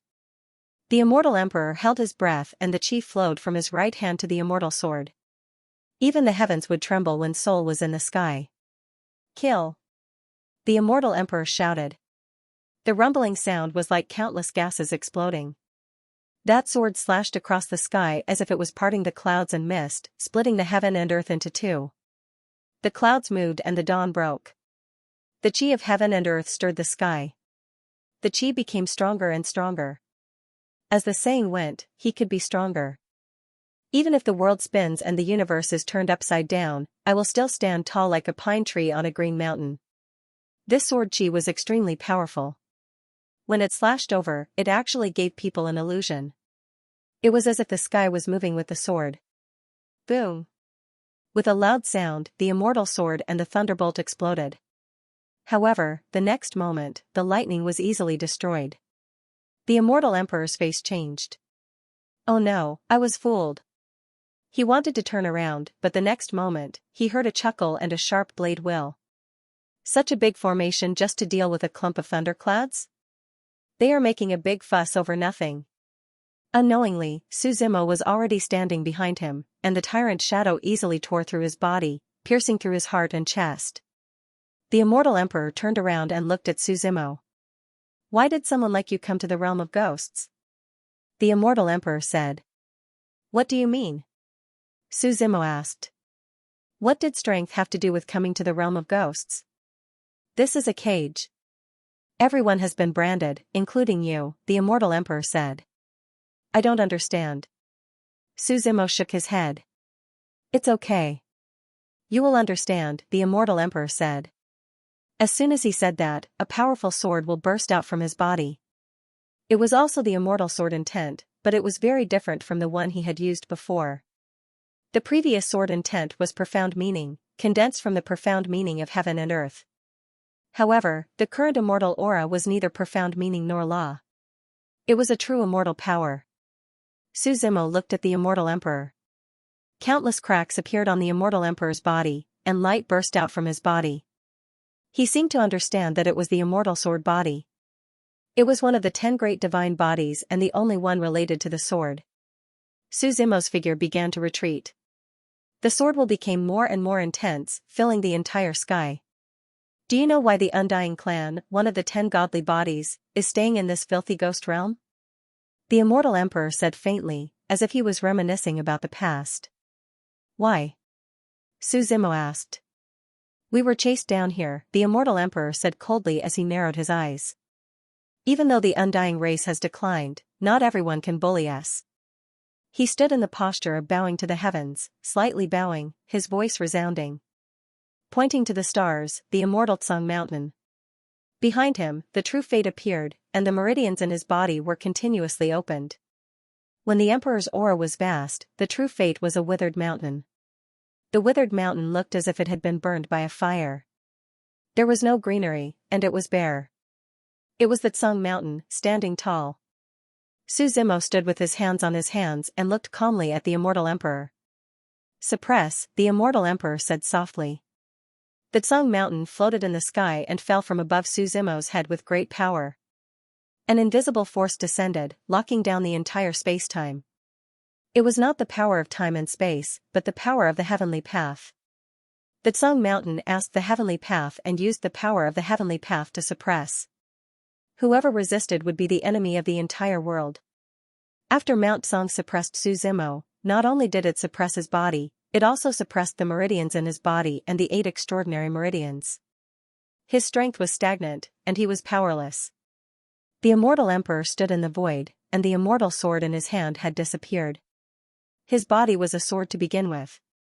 Naturally, he turned into a real sword, invincible and sharp. Immortal eternity, sword will heaven and earth. The wounds caused by my immortal sword body will never heal, the immortal emperor said. As he spoke, his entire body dissipated into a beam of sword light. The sword light flashed and appeared in front of Su Zimo in the next second, slashing at his neck. When the sword light arrived, Su Zimo's entire body was shrouded in demonic chi. The demon body of purgatory was activated, and the devouring demonic chi devoured the sword light. Do you think you're the only one with a special constitution? Su Zimo said indifferently. The beam of demonic chi shot straight to the Tsang Mountain. The Tsang Mountain seemed to sense it and suppressed it even more. The real heavens can try to suppress me now. You're just a small mountain. What do you have to do? Su Zimo smiled contemptuously. The vortex in his body spun wildly, destroying the power directly. His meridians were reopened, and the powerful force swept up like a storm. The heaven-shaking giant roared and overturned the Tsang Mountain on the spot. The demonic chi in Su Zimo's hand surged, and he directly grasped the sword light in his hand. Just like when this light is annihilated, you will die with it, Su Zimo said. Under the demonic body, the sword light was forcefully crushed. It was as if a star was being crushed. It was a beautiful scene. The demonic chi continued to devour the sword light as if it was gnawing at his soul. The immortal emperor kept struggling. The demonic clouds outside became thicker and thicker. He struggled and rolled, from violent to calm, and finally dissipated completely. Su Zimo raised his hand, and there was a sword mark on his wrist. He lowered his head and said nothing. The immortal sword body was indeed powerful. Even when it was completely suppressed, it could still hurt him. Unfortunately, Su Zimo had a premonition that the suppressing hell devil body was stronger than any other divine body. It wasn't just a special constitution that could be explained. The wound was just as the immortal emperor said. It was difficult to heal, and there was always a scar. Su Zimo withdrew the suppressing hell devil body and looked at the devastated king city. He had no interest in dealing with the Wang family. Those people were too weak and meaningless. Killing the immortal emperor could be considered helping the Lu family. He raised his head and saw Lu Nani walking towards him.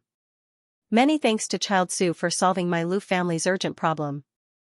Lu Nani bowed and thanked him. Urgent problem? Su Zimo frowned. The immortal emperor is dead. The immortal clan won't let this go. Lu Nani said. Our Lu family and you, young master, will be targeted by them. You don't need to say that. You just want me to stand on the same side as your Lu family, Su Zimo calmly replied. That's my intention, but it's also the truth, Lu Nani replied. What do you mean? If you're afraid of the Undying clan, then let's run for our lives. There's still a chance. I'm not afraid, Su Zimo shook his head and said. Fine, then I'll wait here for 3 days and see if the Undying clan comes.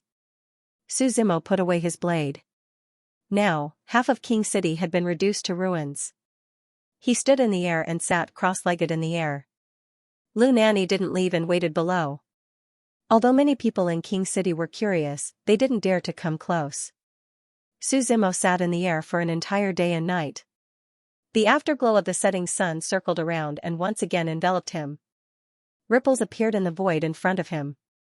When Su Zimo raised his head, he saw a black-robed man standing in front of him. "Your Yang Tower also wants to get involved?" Su Zimo said. Sensing the powerful killing intent emanating from the other party, his identity was self-evident. No, I'm here for you," the black-robed man shook his head and smiled. "I wonder if you're interested in joining our Yang Tower. You don't have to be in a hurry to refuse. If you're willing, you can directly become the Tower Master of Yang Tower in King City. As for the Undying Clan, we'll help you deal with them," the black-robed man promised. "Not interested," Su Zimo calmly said. "Then I'll have to bother you," the black-robed man didn't force him. When he finished speaking, his figure disappeared without a trace. Su Zimo ignored him and looked at the distant horizon. A flock of black crows flew over. This flock of crows was silent. If one looked carefully, they could see that their wings were connected to their wings. Their eyes didn't even blink, and the darkness had a strange feeling. Su Zimo frowned slightly. The tyrannical shadow in his hand unleashed a sky-spanning blade will, enveloping all the crows that were flying toward him.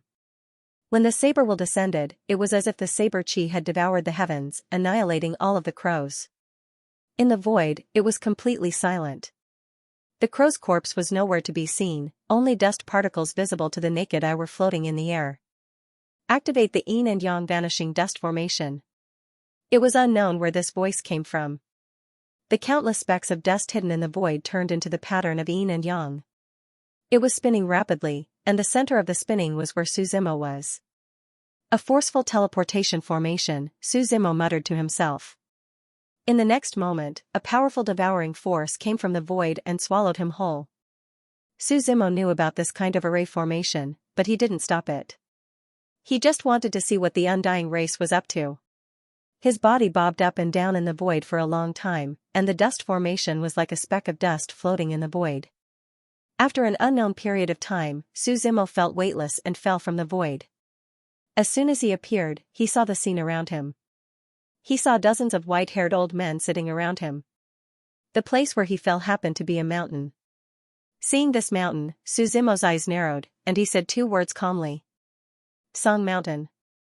Previously, the immortal emperor's true fate was Tsung Mountain, but that was only his true fate.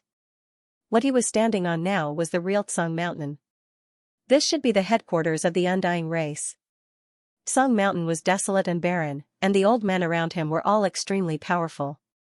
They sat cross-legged in a circle, as if they were in some kind of ceremony. "You're the murderer of the Undying race," one of the old men said. "Is this all the Undying race has?" Su Zimo looked around and asked. "How arrogant," one of the old men snorted. When the auras around these dozens of old men erupted, they were all great emperors.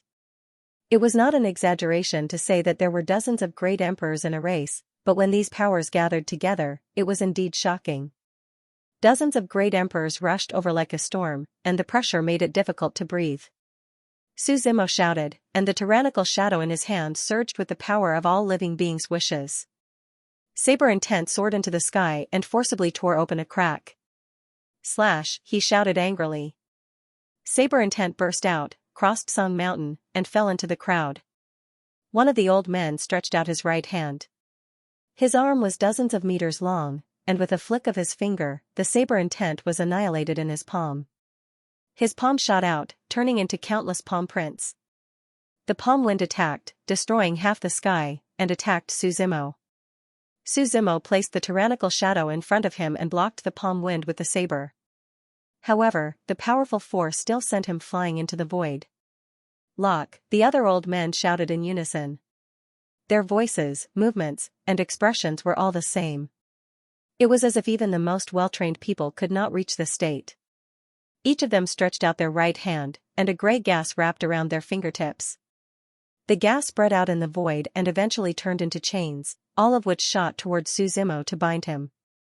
With so many great emperors at once, one could imagine the pressure Su Zimo was under. There were many other celestial venerables who were even higher than him.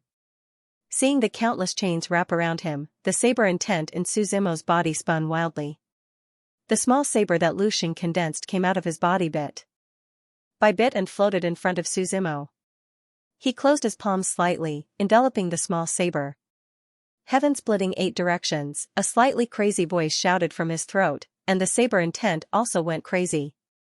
It was like a group of demons dancing wildly, and the saber intent was like the sea, revealing a destructive power.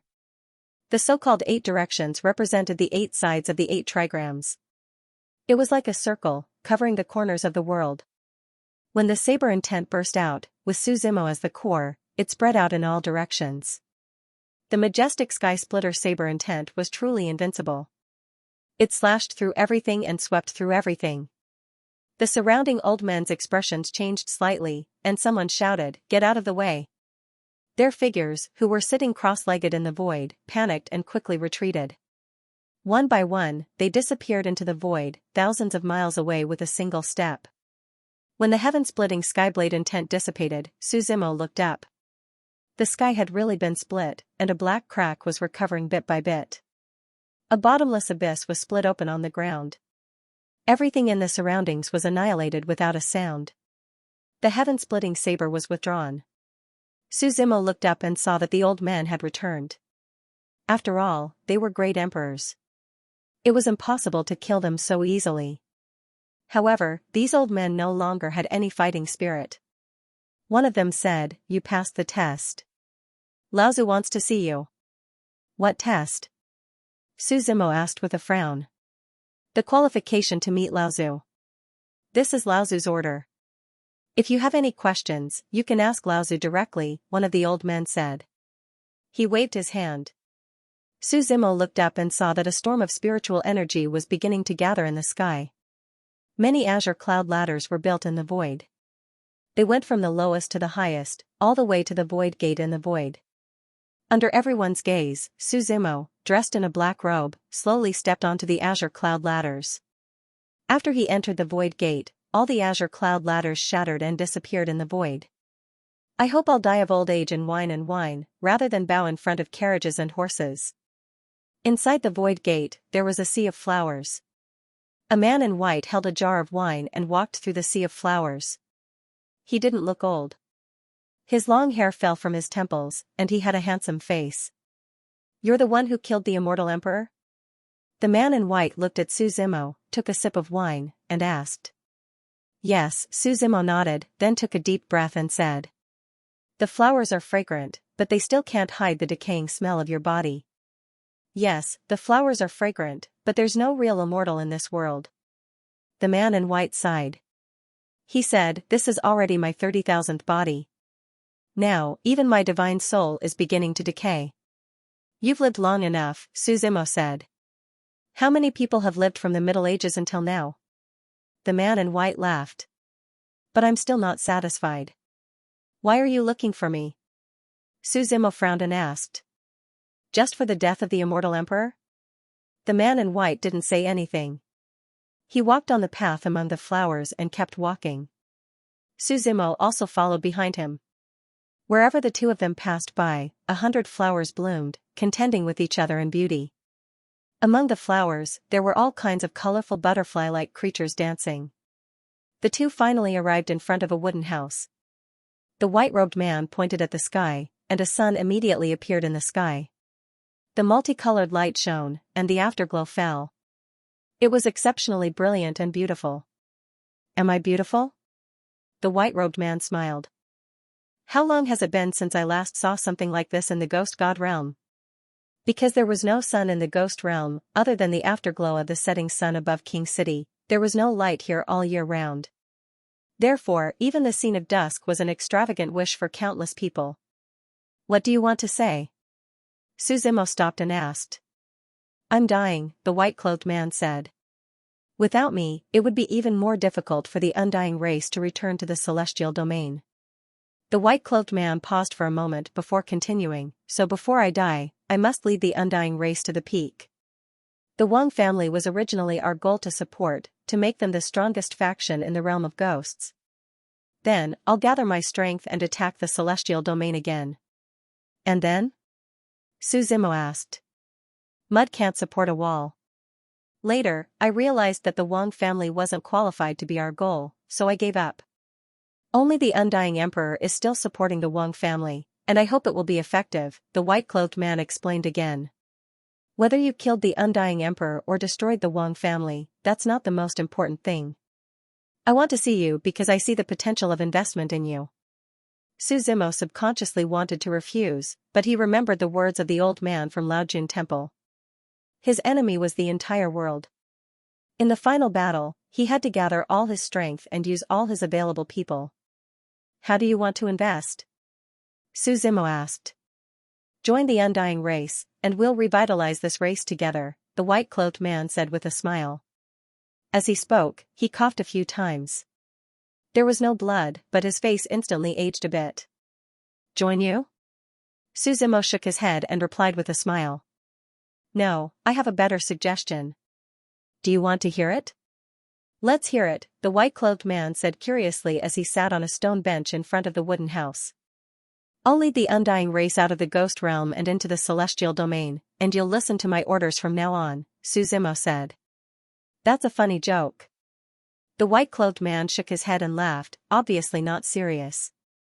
Is it funny? Su Zimo snapped his fingers. Baimont, the seven-faced demon general, and the scarlet blade ox demon, 3 great saints walked out of the divine continent. Their majestic great saint aura filled the entire void. The 3 seemed to have come from ancient times, and their heavy and powerful aura suppressed the entire void.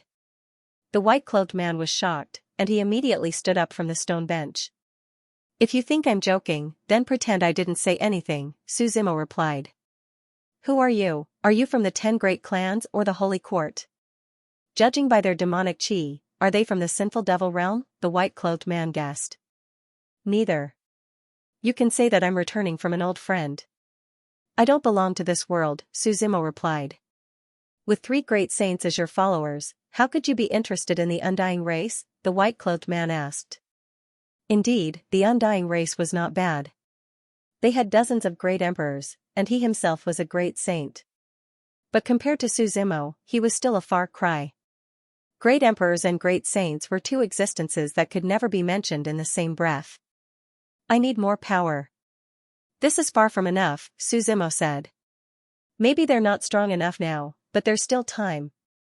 Time for them to become stronger. What do you want to do? The white-clothed man asked. The ultimate battle against the heavens, Su Zimo replied word by word. The white-clothed man was stunned. He subconsciously thought that Su Zimo was joking. But looking at his gaze, he couldn't bring himself to laugh. This person was a madman who hid his head and tail. Not to mention great saints, even Dao fruit experts wouldn't dare say that the ultimate battle would be the ultimate battle against the heavens. In history, there had been 7 attempts to conquer the heavens, but not a single one had succeeded. Many great figures who had been famous for thousands of years had died on that path. Maybe you think it's ridiculous. No one would believe it, Su Zimo said with a smile. But that's what I'm saying. Does the Undying race want to follow me? I can follow you. I'm about to die anyway, so there's nothing to be afraid of. But I can't joke about the fate of my entire race, the white-clothed man said, shaking his head. Think about it. If we win, you'll get everything you've always dreamed of, Su Zimo said. We can't win. The white-clothed man kept shaking his head. Cultivation has always been a path to defy the heavens and change one's fate, Su Zimo said. But before he could finish, the white-clothed man interrupted him. These are 2 different things. I'm changing my own fate, not changing the heavens. The 2 can't be compared. Attacking the heavens and defying the heavens are one and the same, Su Zimo shook his head. It's just that sometimes, if you're too weak and can't reach the level of attacking the heavens, even the heavens can't be bothered to deal with you. The white-shirted man fell silent. His original intention was to rope in Su Zimo. But Su Zimo's words left him at a loss. This argument of attacking the heavens was too bold. If you're not willing, then pretend I didn't say anything, Su Zimo waved his hand. Only, the fate of your undying race, where should you go from here? The white-shirted man remained silent. Right, I have something to ask you, Suzimo said. What is it? The white-shirt man replied. The undying emperor told me before that the ghost realm is a prison. Everyone who comes here will be branded. What does that mean? Suzimo asked. Do you know the origin of the ghost realm's name? The white-shirt man asked. It's said that the god race and the ghost race once fought a great battle here, even the sun sunk. Later on, the god and ghost race split the world in half, and that's where the name came from, Suzimo said. That's both true and false, the white-shirt man shook his head. To put it bluntly, the ghost realm is the backyard of the god race and the ghost race, backyard? Suzimo was shocked to hear this. Treating one of the 9 realms as their backyard was a bit unimaginable. The ghost race needs dead souls, the god race needs god slaves, so there are only 2 fates here. Dead souls or god slaves, the white-shirt man said. If someone wants to leave the ghost realm, then they have to rush out of the dead-end road set up by the god and ghost races. If they fail, they die there. If they succeed and are lucky enough to leave the ghost realm, they'll be branded and hunted down by the god and ghost races. At this point, the white-shirt man sighed helplessly. Even our undying race can't escape this fate, that's strange. I've been in the ghost realm for so long, but I've never seen anyone from the god and ghost races, Suzimo said. That was because of a great war in the Middle Ages. The Shen and Gui clans have reached a deal with that person. They can only leave their people in the forbidden area and are not allowed to step into other areas without permission, the white-clothed man said. He had lived since the Middle Ages, so it was obvious that he knew more than ordinary people. Who is that person? Suzimo asked. Thousand Calamities Apocalypse, the white-shirt man replied. Some say that he is the savior of this world. However, no one has been able to see through his actions, the white-robed man replied. Even I can't see through it. I've given you a chance. I'll stay in the ghost realm for a while. If you've thought it through, come to Rihua City to find me, Suzimo said. As for the Liu family's matters, your undying race should not interfere in the future. He did not want to say anything else to the man in white. When he saw that the man had remained silent, he left the world in the void. It was not until a long time after Suzimo had left that the white-robed man's figure began to move. He stepped through the void and appeared at the bottom of Tsang Mountain in the blink of an eye. If one looked at him from the front, they would find that Tsang Mountain actually had a human face. Tsang Mountain God, the white-robed man called out softly. Old man, what happened this time? Tsang Mountain God opened his eyes. His eyebrows were so long that they almost covered his eyes. The white-robed man briefly told him about his encounter with Suzimo. Are you going to challenge the heavens? Tsang Mountain God asked. The undying race has declined to such a state. They can't withstand any more turmoil, the white-robed man sighed. You're wrong. The undying race can withstand turmoil, but so can the 30,000 people. As the saying goes, destruction is followed by reconstruction. How can we rebuild without destruction? Tsang Mountain God chuckled. When the undying race was at its peak, it was Laozu who dominated the entire celestial realm and led countless people to conquer it. Speaking of which, if there is no special opportunity, it is almost impossible for the undying race to return to the celestial realm. The special opportunity you're talking about, are you referring to that person? The white-robed man asked. I didn't say that. You know it yourself, Tsang Mountain God said. I know that, but challenging the heavens is too far away, the white-robed man said. Let's not think about distant things. Maybe he will die halfway, and there will be no such thing as challenging the heavens. If he can stand at the end, then he has the ability to challenge the heavens, Tsang Mountain God said. The white-robed man still didn't speak. He stood there for a long time as if thinking about something. After leaving the undying race, Suzimo looked at the map. In fact, this place wasn't far from King City. Rihua City was in the forbidden area of the ghost realm. According to what the white-robed man said, it was the backyard of the ghost race and the god race. He wanted to take a look. Along the north side of King City, he went all the way to the forbidden area. The area of the forbidden area wasn't large. It couldn't be compared to the other areas, but it was blessed by nature. It was the center of several areas. There were only 2 gates to enter the forbidden area. One was managed by the ghost race, the other by the god race. The gate managed by the ghost race was called Netherworld. Because very few people had been to the Forbidden Area, there was a rumor that one had to go to Netherworld Mountain first to enter the Forbidden Area. That was where the entrance was. Suzimo didn't plan to go back to the Lu family. He had dealt with the Undying race and repaid Lu Xing's favor. After that, they would have nothing to do with each other. He summoned Hun Dun and went to Netherworld Mountain according to the map. After Suzimo left for a while, the ruins of King City were being rebuilt. At this moment, a massive red evil cloud came from afar and shrouded the entire area. People looked up and saw a figure descending from the thick evil cloud. Nefarious Demon King looked around. He grabbed the void with his right hand, and a few people were caught in front of him without any resistance. "Have you seen this person?" Nefarious Demon King asked. In the void, a portrait of Suzimo appeared. The powerful aura around him made those people tremble in fear. Someone hurriedly said, yes, I've seen him before.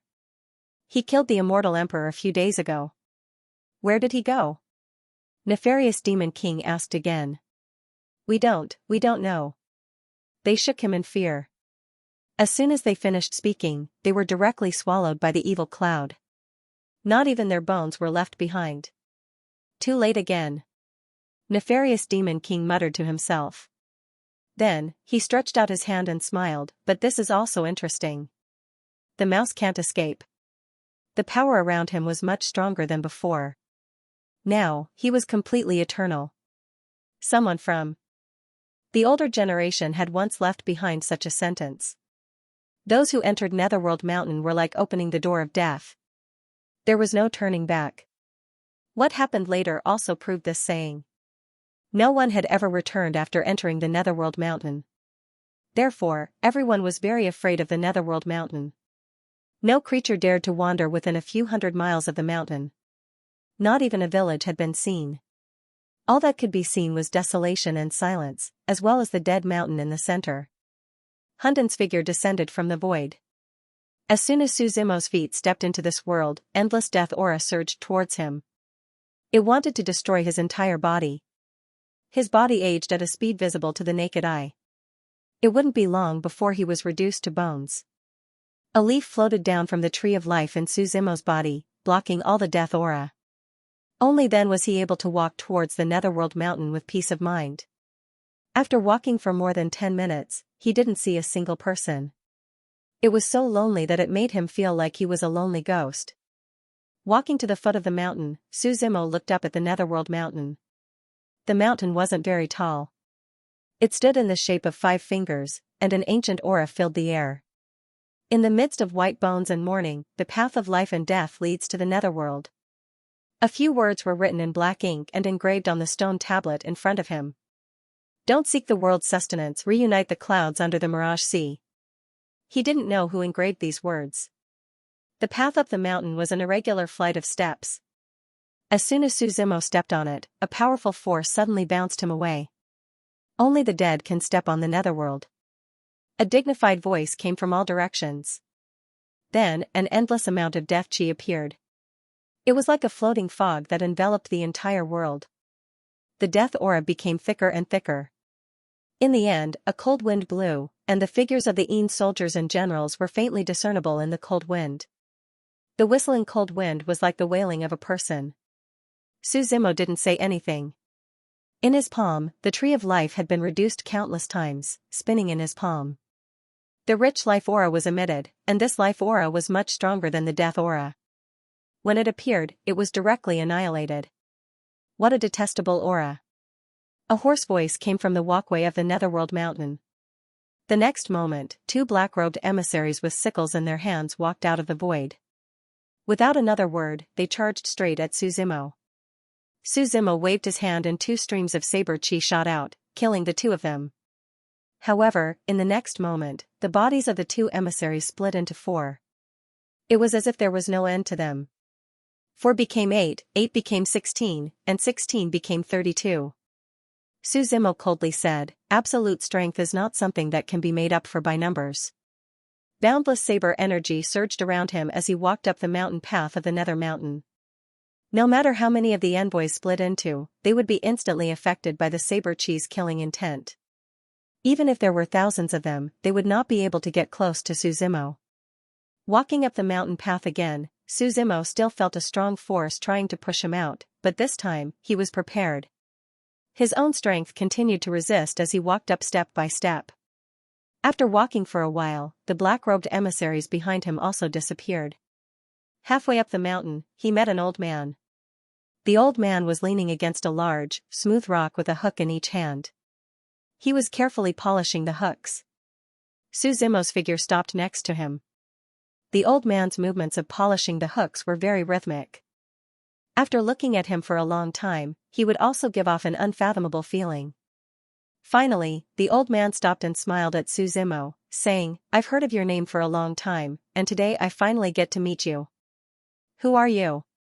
Suzimo asked. "Ingo," the old man replied, enunciating each word. "One of the 9 mountain ghosts." Suzimo frowned and asked. Among the 9 mountain ghosts, he had only met 2 of them, Kuei and Bayan. This Ingo was also one of them, but this was the first time the 2 of them had met. "You mountain ghosts belong to the Netherworld Mountain?" Suzimo asked. "We only take orders from Sir Thousand Disasters Apocalypse." Ingo shook his head. Seemingly knowing Suzimo's doubts, he explained, "I was ordered to guard the entrance to the Netherworld Mountain, to prevent the ghost race from leaving the Forbidden Zone." "What's your goal?" Suzimo asked. "You'll have to ask Sir Thousand Disasters Apocalypse." Ingo smiled. "I just didn't think that Sir would also come to this Forbidden Zone." "Where is the entrance to the Forbidden Zone?" Suzimo asked. "Netherworld City on the Netherworld Mountain. The city gates will naturally open at midnight." Ingo replied. Suzimo nodded and continued walking along the mountain path. "Sir, do you want to leave the Ghost God realm?" Seeing Suzimo leaving, Ingo suddenly spoke up. "What is it?" Suzimo turned around and asked. "We have a way to make you leave," Ingo said. "As for the conditions, we need a promise from you." "There's no promise, and I don't need your help." Suzimo refused right away.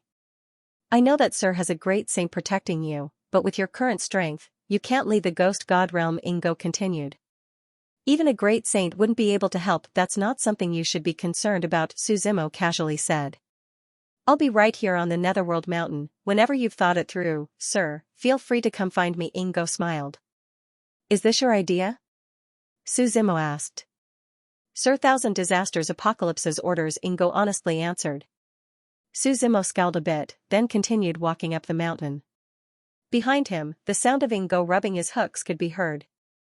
He reached the top of the Netherworld Mountain. Suzimo saw a city drifting in the darkness, as silent as a ghost city.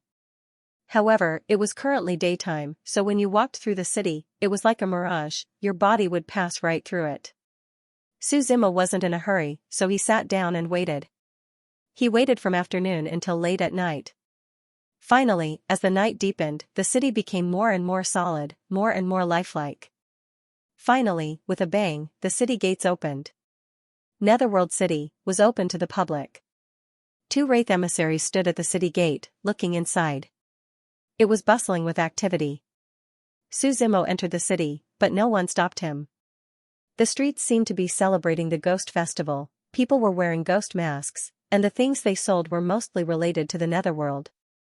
Continuing the story, last time, the great divine general of the divinities fought against Sir Devil King for several hundred rounds, but in the end, he was still defeated. Hearing this, Suzimo turned around, only to see that there were storytellers in this ghost city. From the city gate, shouting could be heard from time to time, attracting everyone's attention. Suzimo walked up the city gate tower and found a place to sit down. However, when those people saw him, they all avoided him, unwilling to sit together with him. "Old man, let's not listen to today's story. We'll talk about it tomorrow," someone said. "What bad luck. Another outsider has come." Suzimo's arrival was like a plague, causing everyone to avoid him.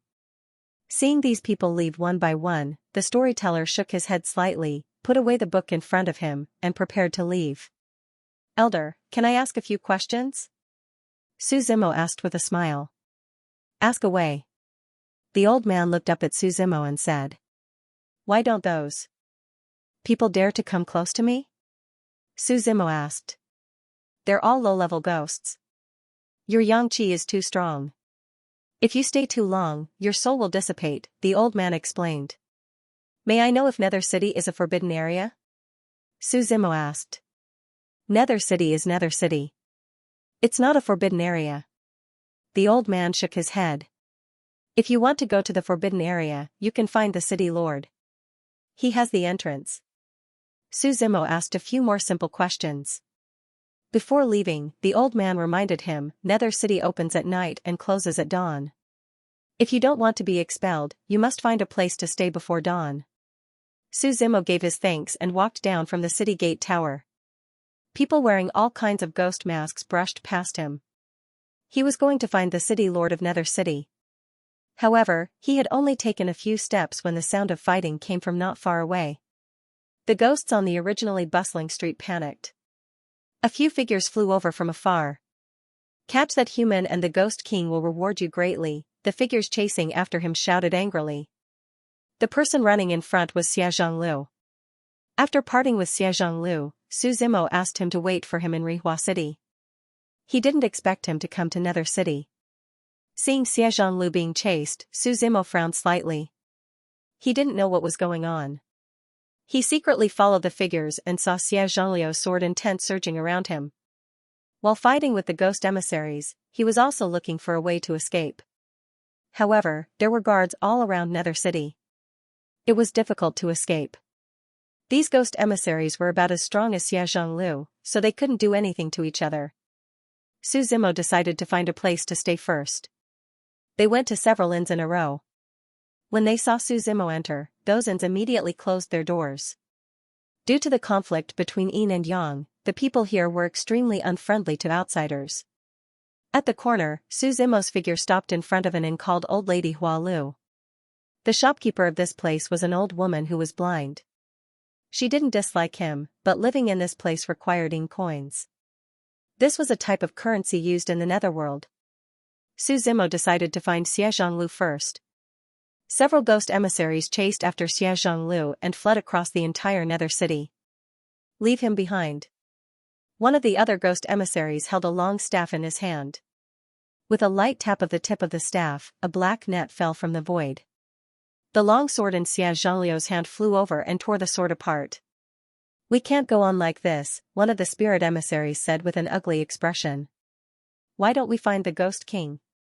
If we can't even settle such a small matter, do you think the Ghost King will let us off so easily? Another ghost emissary said. Then what do we do? If we keep chasing, it'll affect the order of the city. They discussed among themselves. In the end, one of the ghost emissaries shouted, Don't you want to find your wife? Stop and we can talk. Hearing this, Xianxia's figure stopped in place, but he still cautiously looked at the ghost emissaries. You want your wife's soul? One of the ghost emissaries smiled. Stop and speak, I can hear you. Xianxia took a few steps back and stopped the ghost emissary from moving forward. Fine, I'll be frank. Us ghost race all come from the Nether Realm. The ghost emissary explained. The Nether Realm has a book of life and death. The book of life and death is infinitely large, it has a detailed record of every dead soul. As long as you look through the book of life and death, you'll be able to find your wife's soul. So, what do you want to say? Xianxia frowned and asked. Give me the Ghost King's soul returning orb and I'll take you to the Nether Realm. The ghost emissary said. You think I'll believe you? Xianxia said, You're just a little ghost emissary, what right do you have to say that? Then there's nothing to talk about. The ghost emissary narrowed his eyes and suddenly shouted, Attack! Several ghost emissaries had appeared in the void around them at some point. They surrounded Xianxia and pointed at the void. Countless black nets rose into the air. The nets merged together to form a net large enough to cover half of Nether City. Xianxia used a sword intent to slash at it, but this new net was abnormally tough. He couldn't tear it apart at all. Brat, since you can't bear to part with your wife, we'll do a good deed. We'll kill you and let you accompany her. The ghost emissaries laughed sinisterly. The net directly wrapped around Xianxia, tightly binding him so that he couldn't move. The ghost emissaries stretched out their hands. Countless strands of yin energy spewed out from their palms. The yin energy was filled with a rotting aura. At this moment, a sky-filling saber chi crossed over from the void. Careful! The ghost emissary shouted. As he quickly retreated, the skyblade chi exploded, creating a vortex in the void. A large hand reached out from the vortex and dragged Xianxia's body into it. The ghost emissaries could only watch this scene and then looked at each other. Someone is secretly helping him. We're not that person's match. He probably didn't hurt us because he didn't want to offend us. Looks like we can only report this to the Ghost King. In a short time, they reached a consensus. In Nether City, Su Zimo and Xie Zhonglu walked among the lively crowd. How did you offend them? Su Zimo asked. I want to find my wife's soul. Xie Zhonglu was silent for a while, then said. I just heard that they said you stole the Ghost King's soul returning orb. You want to use this to blackmail him into releasing your wife's soul? Su Zimo asked. Xie Zhongliu's wife was temporarily living in the Divine Land. Her young soul had been preserved by Su Zimo with the Tree of Life. As long as her soul was found, she could be resurrected. Now that this place was close to the nether world, it was no wonder that Xie Zhonglu would be so impulsive. Yes. Xie Zhonglu nodded and did not refute. You're thinking too simply. Su Zimo shook his head and laughed. What's wrong? Xie Zhonglu asked. Do you know who the ruler of the netherworld is? Su Zimo asked. Xie Zhonglu still shook his head. The Lord of the Undead, Su Zimo replied. Previously in Laojun Temple, the name was on the list given to him by the old man. In the entire netherworld, unless the Lord of the Undead agrees. Otherwise, it's useless no matter who comes, let alone the Ghost King or the Ghost General, Su Zimo said. In the history of the netherworld, there has never been a case of releasing a soul back to the living. So, you should understand the difficulty of this. Threats and other methods won't work unless you crush them with your own strength. Otherwise, they won't set this precedent. Hearing this, Xie Zhonglu fell completely silent. Sorry, I was too impulsive. I don't want to have any conflict with Netherworld for now. Their target is Sunrise City. Everything else is meaningless, Su Zimo said. From now on, follow me and listen to me. Netherworld will go there eventually, and we'll have to face those people, but not now. I understand. Xie Zhonglu nodded. Su Zimo looked up at the sky and said softly, it's almost dawn. The ghosts around him also began to return to their places of protection. After all, according to the rules of Netherworld City, ghosts were only allowed out at night. During the day, no one was allowed in the city except for ghosts. Come with me. Su Zimo led Xie Zhonglu back to Granny Flower House. Inside, the old woman who called herself Granny Flower stood at the front desk, fiddling with an abacus. We don't have any coins, but will this do? Su Zimo smiled. He took out the soul-returning orb that Xie Zhonglu had stolen.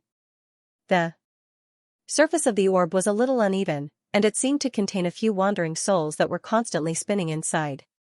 We'll use this as collateral for coins, Su Zimo said. Granny Flower froze for a moment. She took the soul-returning orb and examined it, then returned it to Su Zimo. She said, there are 7 wandering souls in this orb. They're all Ghost Kings. The only Ghost King in Netherworld City is the City Lord, Garona. Granny Flower smiled and shook her head. I can't afford this orb. However, if you want to stay here for a day, you don't have to pay coins. Just promise me one thing. Speak, Su Zimo said. You 2 outsiders must have come to Netherworld City to go to the Forbidden Area, the old woman said. Seeing that Su Zimo and Xie Zhonglu didn't refute her, she continued, my son entered the Forbidden Area more than 10 years ago. Ever since then, he had never returned.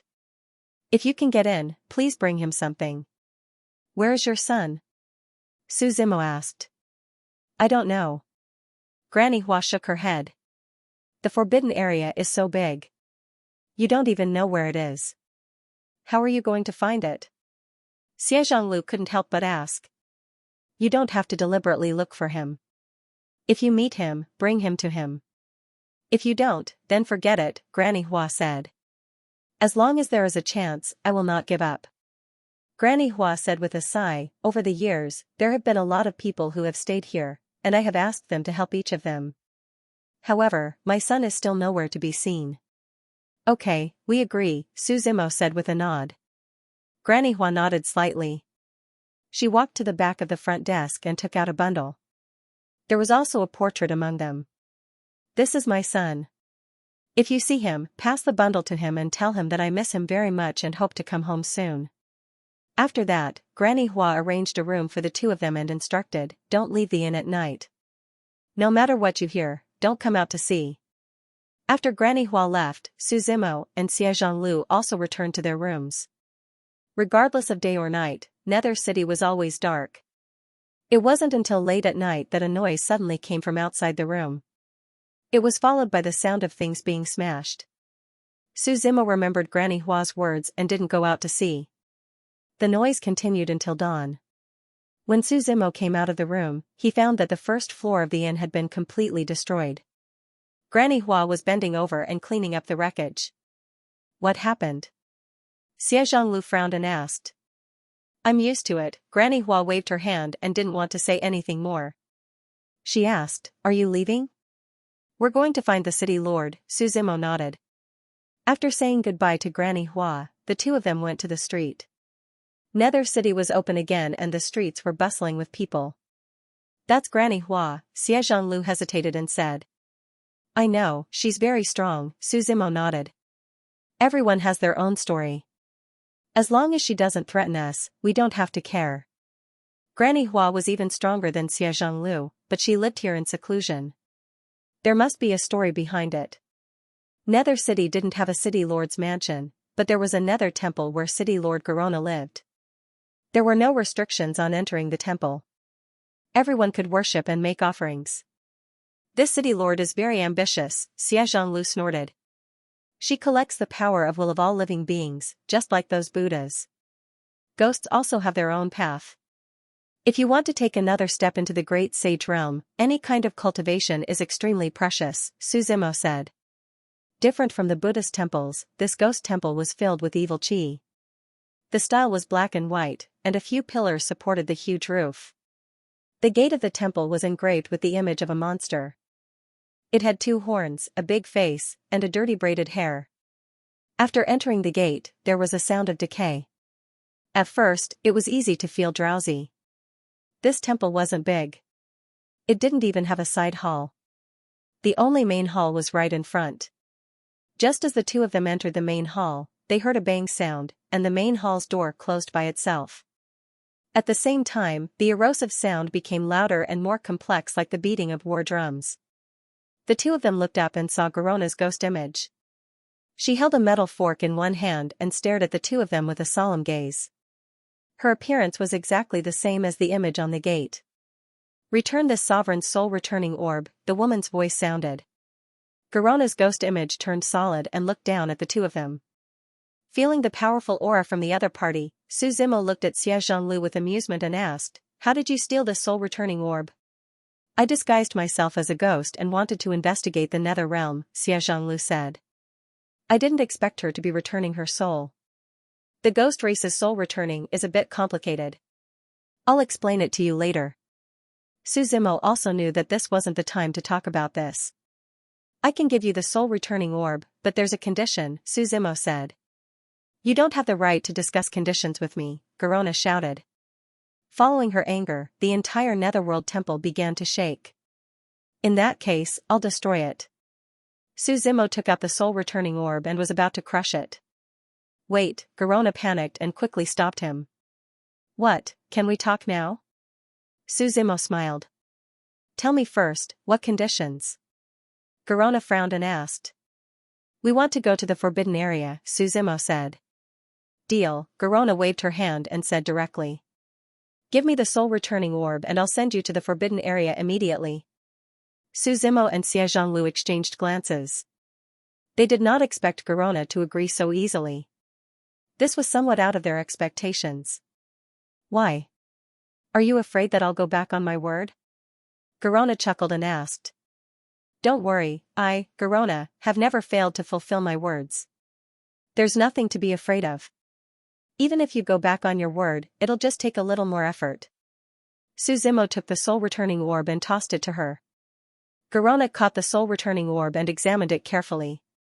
After making sure that there was nothing wrong with it, she kept it carefully. The soul-returning orb meant a lot to the spirits, so she had to be careful. Then, she stretched out her right hand, and a key-shaped object floated in the void. The key turned slowly, and some seal in the void seemed to have been opened. This ghost temple was the entrance to the gate of the Forbidden Grounds. The entire ghost temple was sealed, and spirit energy filled the void. The energy in the surroundings was also getting thicker. Wails and cries could be heard. And at the center of the sound, a gray gate appeared. Pairs of large hands and skeletons struggled to escape from the void gate, but there was a strong suction force from inside. No matter how the skeletons struggled, it was to no avail. "Let me out, let me out." The skeletons muttered softly. The scene was a little creepy. "Both of you, please." Garona chuckled and said. Su Zimo was the first to step in, and Xie Zhonglu followed closely behind. The smile on Garona's face disappeared. With a wave of her right hand, the key flew over, and the gate disappeared naturally. "You shouldn't have let them in." At this moment, an old voice sounded. In the corner of the hall, an old man walked out. He was less than a meter tall. Leaning on a walking stick, his voice was a little hoarse. "Now that the divines are restless and there's constant friction between the two sides, if you let them in, I'm afraid," hearing the old man's words, Garona calmly replied, "The place I sent them to is the border between the divines and divines." The old man was stunned for a moment, then laughed. "You've got a good plan. The border is heavily guarded, they won't be able to survive for long." In the forbidden area, at the foot of an unknown mountain, countless corpses of gods and ghosts lay on the uneven, scarred land. This was a small-scale battle. However, no one paid attention to it because battles of this scale happened every day. The number of people who died was not worth mentioning. The void began to distort, and Su Zimo and Yi Qingyu landed right above these corpses. "This is the forbidden area," Xie Zhonglu said. Looking around, there wasn't a single living plant to be seen. There were only barren mountains and empty plains, shrouded within the chilly wind. "What should we do now?" Xie Zhonglu asked. Although the forbidden area is not very big, it would be like looking for a needle in a haystack if you want to find a small city like Rihua City. Su Zimo nodded. He also understood this point. When he was at the Nine Ghosts Academy, Lan Canin had given him a map that included the entire ghost realm. However, there was not much description of the forbidden area. Thinking about it, this made sense. Not everyone could enter the forbidden area, and once they entered, it would be even more difficult to get out. At the very least, everyone knew that they could enter the forbidden area from Nether City, but no one knew how to get out. "I have an idea, but I don't know if it'll work," Xie Zhonglu said. "What idea?" Su Zimo asked. "I have a bottle of 100 Ghost Elixir," Xie Zhonglu said as he pulled out a small bottle from his storage ring. There was a dark liquid inside, but it was still clearly visible. "As long as you smear this 100 Ghost Elixir on your body, you'll be able to possess the aura of a ghost tribe. Anyone below the Ghost Monarch level will not be able to detect it. Only those who are more powerful will be able to detect it." Xie Zhonglu explained, "I got this from Nether City. It also played a huge role in helping us steal the Soul Return Orb." "You mean, we should disguise ourselves as ghosts?" Su Zimo also came to a realization. "That's right, disguise ourselves as ghosts. First, we'll figure out the situation here," Xie Zhonglu said. "That's not a bad idea." Su Zimo nodded. The two of them stripped off the clothes of the dead ghosts and put them on. A drop of 100 Ghost Elixir fell to the ground, and it instantly transformed into a vast expanse of energy that wrapped around the two of them like a gust of wind. Their skin began to itch, as if countless ants were pecking at them. Su Zimo raised his head and looked toward the north. He said, "The baleful aura there is extremely dense, so it's most likely a place where ghosts gather. Let's go take a look." The two of them continued onward in pursuit of the baleful aura, and along the way, they encountered countless ghosts. There were ghost skeletons that crawled out from the ground, as well as lonely souls that drifted through the air. There were fire ghosts, evil ghosts, and resentful ghosts that fed on fire. However, due to the aura of the two of them, these ghosts didn't provoke them and only glanced at them. You too, what are you doing? At this moment, a group of ghost spirit squad walked over from not far away. The leader of this group of ghosts was the wolf spirit ghost. It was most likely a wolf when it was alive. It looked ferocious and terrifying. We are a small patrol team that was ambushed by the god race and fled back, Xianxia hurriedly said before Suzumo could say anything. He recalled the ghosts that had died previously. The wolf spirit ghost didn't suspect anything. After all, there were countless ghosts that died in battle every day, so it wasn't a rare thing. The wolf spirit ghost examined the two of them carefully and said indifferently, "Since you've all died in battle, follow me. Seeing that the two of you are quite smart, I'll take you in." "How should I address you, boss?" Xianxia asked with a smile. "Our captain is called Tu Meng, and he's the subordinate that you the Ghost King appreciated the most," the long-haired ghost at the side immediately introduced. "In that case, the two of us will follow boss too, please take care of us." Xianxia gave Suzumo a look and replied with a smile. "Just nice, we're going to patrol the south, so come along," Tu Meng said. After he finished speaking, he left. The other ghosts brought Suzumo and Xianxia to the south. "Recently, the god race has been restless, so keep your eyes open," Tu Meng instructed as they walked. "The flower of death blooms randomly, so if you encounter it, you can't take it for yourself. You have to hand it over." Suzumo knew that this was for the two of them, so he didn't refute it. The few of them walked all the way to the south.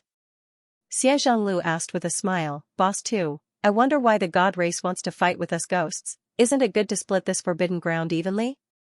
What do you know? In recent years, the number of deceased souls and god slaves has decreased drastically. If you don't." Tu Meng suddenly stopped mid-sentence. He waved his hand and smiled, "What's the point of telling you all this? Don't ask so much. Just do as you're told." After walking for an hour, the patrol in the south had become rather far away. The surroundings gradually became barren, and there were no other ghouls to be seen. "Boss too, we're almost in the territory of the god race, right?" Xianxia said. "What's with the blabbering?" "Just follow me," Tu Meng said indifferently. "It's your fortune to have joined us now. There's something good for you." "What is it?" Xianxia asked. Tu Meng's figure stopped, and he pointed at a mountain not far away. He said, halfway up the mountain. "Do you see it?" Although it was rather far away, Suzumo could vaguely make out a purple flower blooming halfway up the barren mountain. However, he was unable to see the specifics. "The flower of death?" he asked probingly. "That's right. The two of you have just joined, so I'll give you a chance to perform," Tu Meng smiled. "Go pick that flower. I'll reward you greatly." Suzumo sneered. Tu Meng really did not have good intentions. He had roped the two of them in just to risk their lives. They were already at the border. The location of the mountain should be under the control of the god race. Once they crossed the border, it would be extremely dangerous. "What? You're not willing?" Tu Meng frowned. His voice had become much colder.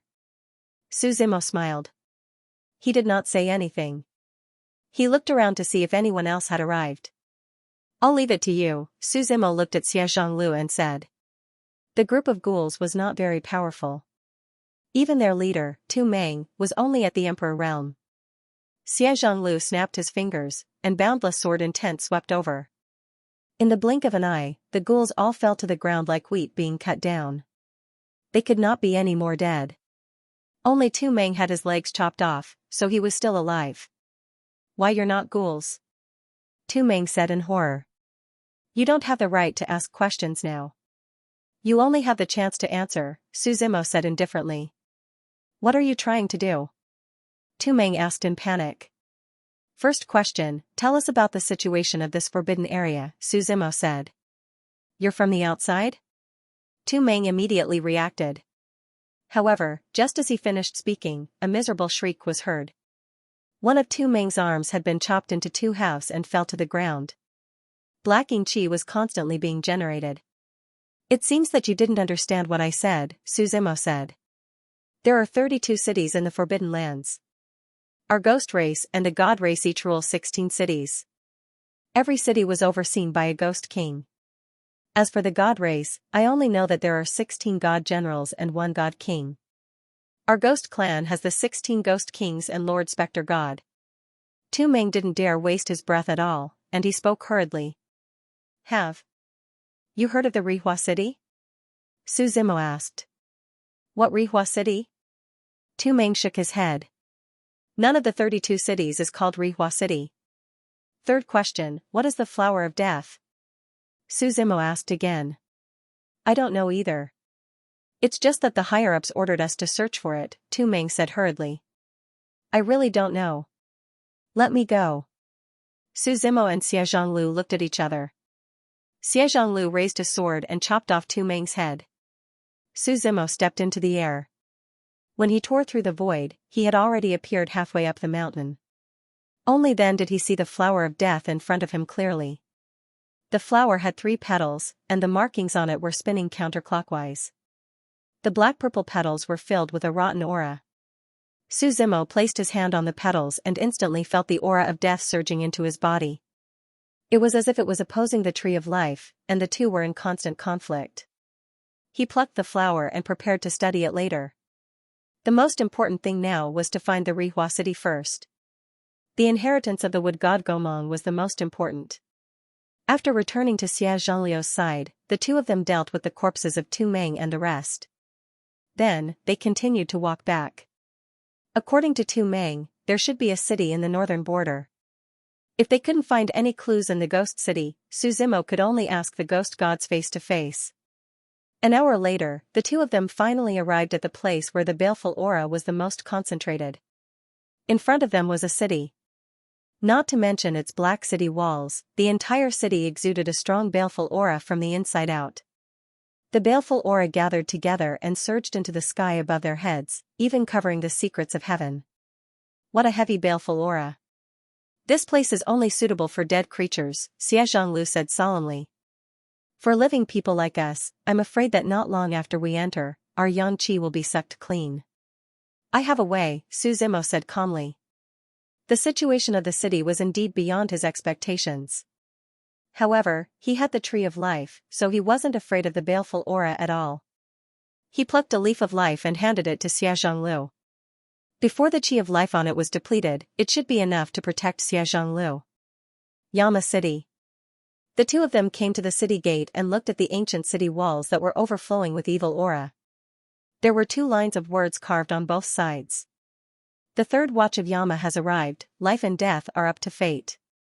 They slowly walked into the city. The scale of the city was vast, and tens of thousands of ghosts brushed past them. Have you heard, Ghost General Hubin has already won 100 consecutive matches on the arena, and no one is his match yet. I've long known about it. In this half a year, the arena has been monopolized by him. Among the endless stream of ghosts, most of them seem to be discussing the arena. Su Zimo casually pulled a ghost spirit and asked, have you seen Ghost King Yudu? What are you guys doing? That ghost spirit asked curiously. We have important information to report to Ghost King, Xie Zhonglu quickly replied. If you have important information, go find your captain, that ghost spirit said impatiently. Our captain was ambushed and killed, Xie Zhonglu pretended to be in pain and said. In that case, you can find your subordinate ghost general, that ghost spirit said. How can Ghost King be met so casually? I still want to meet Ghost King. Su Zimo and Xie Zhonglu looked at each other in the eyes. This was slightly troublesome. They only knew that Tu Meng belonged to Ghost King Yudu, but they didn't know much about ghost generals. Let's go to the arena to take a look, didn't we just hear that there's a ghost general? Xie Zhonglu suggested. Su Zimo nodded. This was the only thing they could do now. The scale of the city was very big, so it wasn't too crowded. However, the surroundings of the arena were filled with people, and it was so crowded that not even a drop of water could pass through. The two of them forced their way in, and only then did they see the scene on the arena clearly. The arena was made from pieces of purpurine crystal, so its sturdiness was self-evident. 2 ghost generals stood on the stage. Both of them were wearing armor. The gold-plated armor gave off a terrifying aura. One of the ghost generals was the long-tongued ghost, while the other was the scarlet flame ghost. I wonder which one of you is Ghost General Heben. Xie Lu asked. Someone pointed at the long-tongued ghost and explained, that's him. It seems that as long as the Ghost King doesn't appear, he's invincible. He'll definitely be the next Ghost King. That's right, that's right. Someone agreed. I wonder how many moves the Scarlet Flame Ghost can take. As soon as he finished speaking, the two people on the arena had already begun their battle. The Scarlet Flame Ghost made the first move. He opened his mouth and spat out a huge fireball. The blazing flames incinerated the void as they charged towards Ghost General Huben. However, Ghost General Huben didn't panic. When the fireball flew past him, he clenched his right fist and punched it. With a loud bang, sparks flew everywhere. The fireball was destroyed by the fist wind. The Scarlet Flame Ghost's eyes narrowed. He opened his arms and his entire body was ignited by the flames.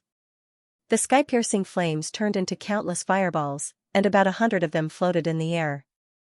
The Scarlet Flame Ghost opened his arms and clapped his palms forward. With a bang, the 100 fireballs connected together like the sun. The fireballs fell from the sky. The intense pressure and heat made the surrounding people not dare to look directly at them. The crowd scattered and took a few steps back. As for Ghost General Hepburn, he was at the center of the flames, and his armor was illuminated by the red light.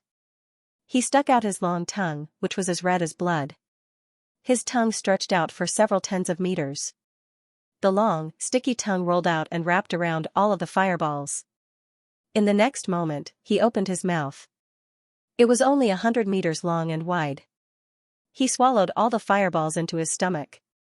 The Scarlet Flame Ghost was terrified. He took a few steps back. I'll return all your things to you. Ghost General Huben smiled malevolently. He opened his mouth wide and spat out the countless fireballs.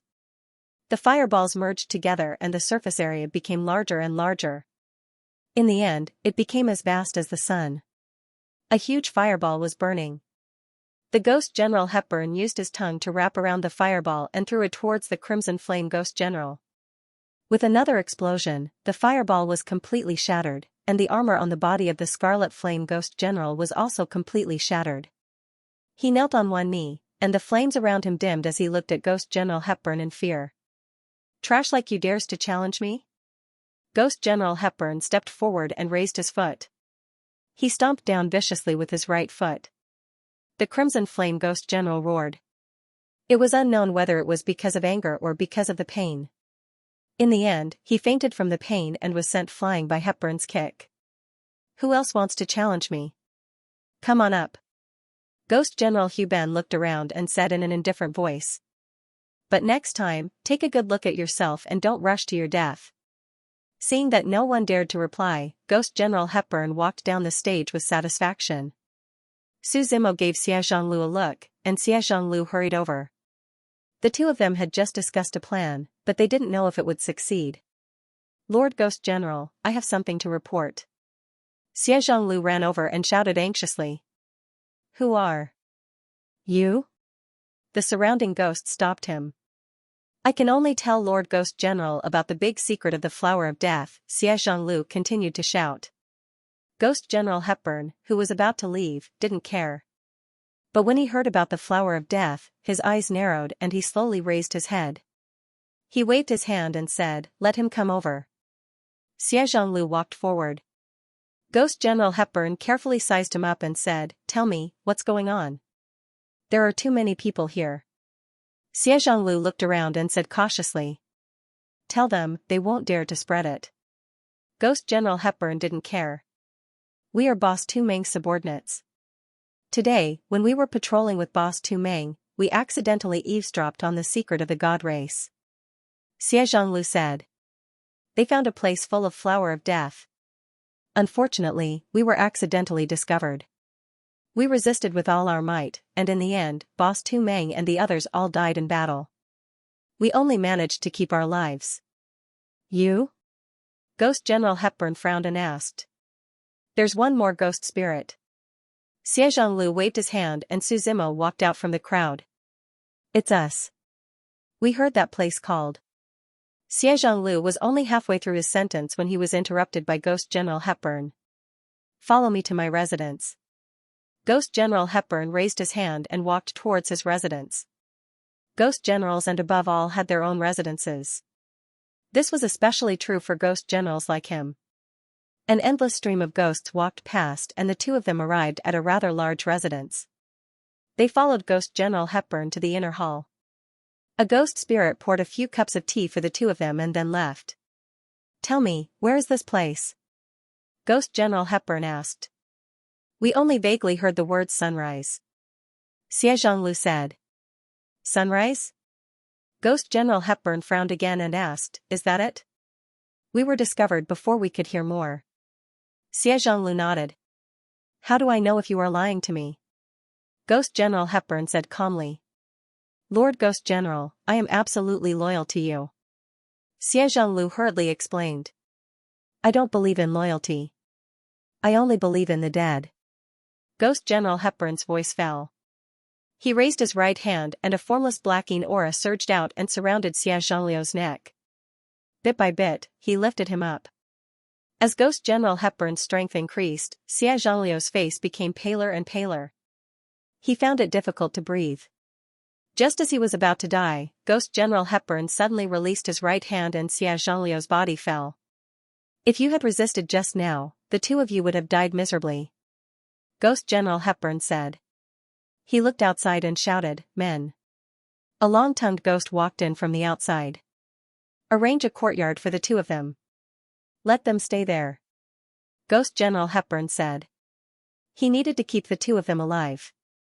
After all, he had not heard of the meaning of sunrise. The current situation was unclear. It was better to investigate the meaning of sunrise first. Others did not know what the flower of death meant. However, Ghost General Hepburn was very clear.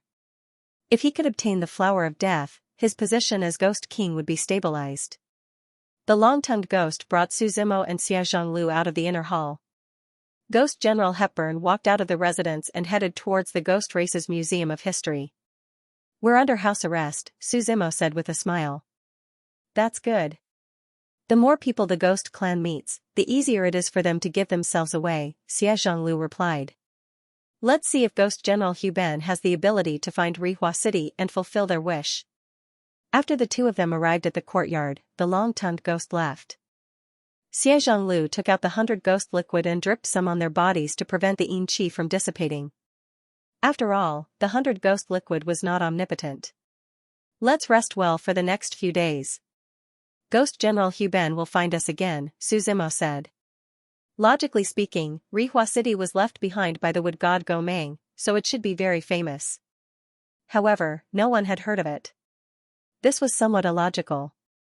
In the following days, they did not go out of the courtyard for 2 days. They stayed there for more than 7 days.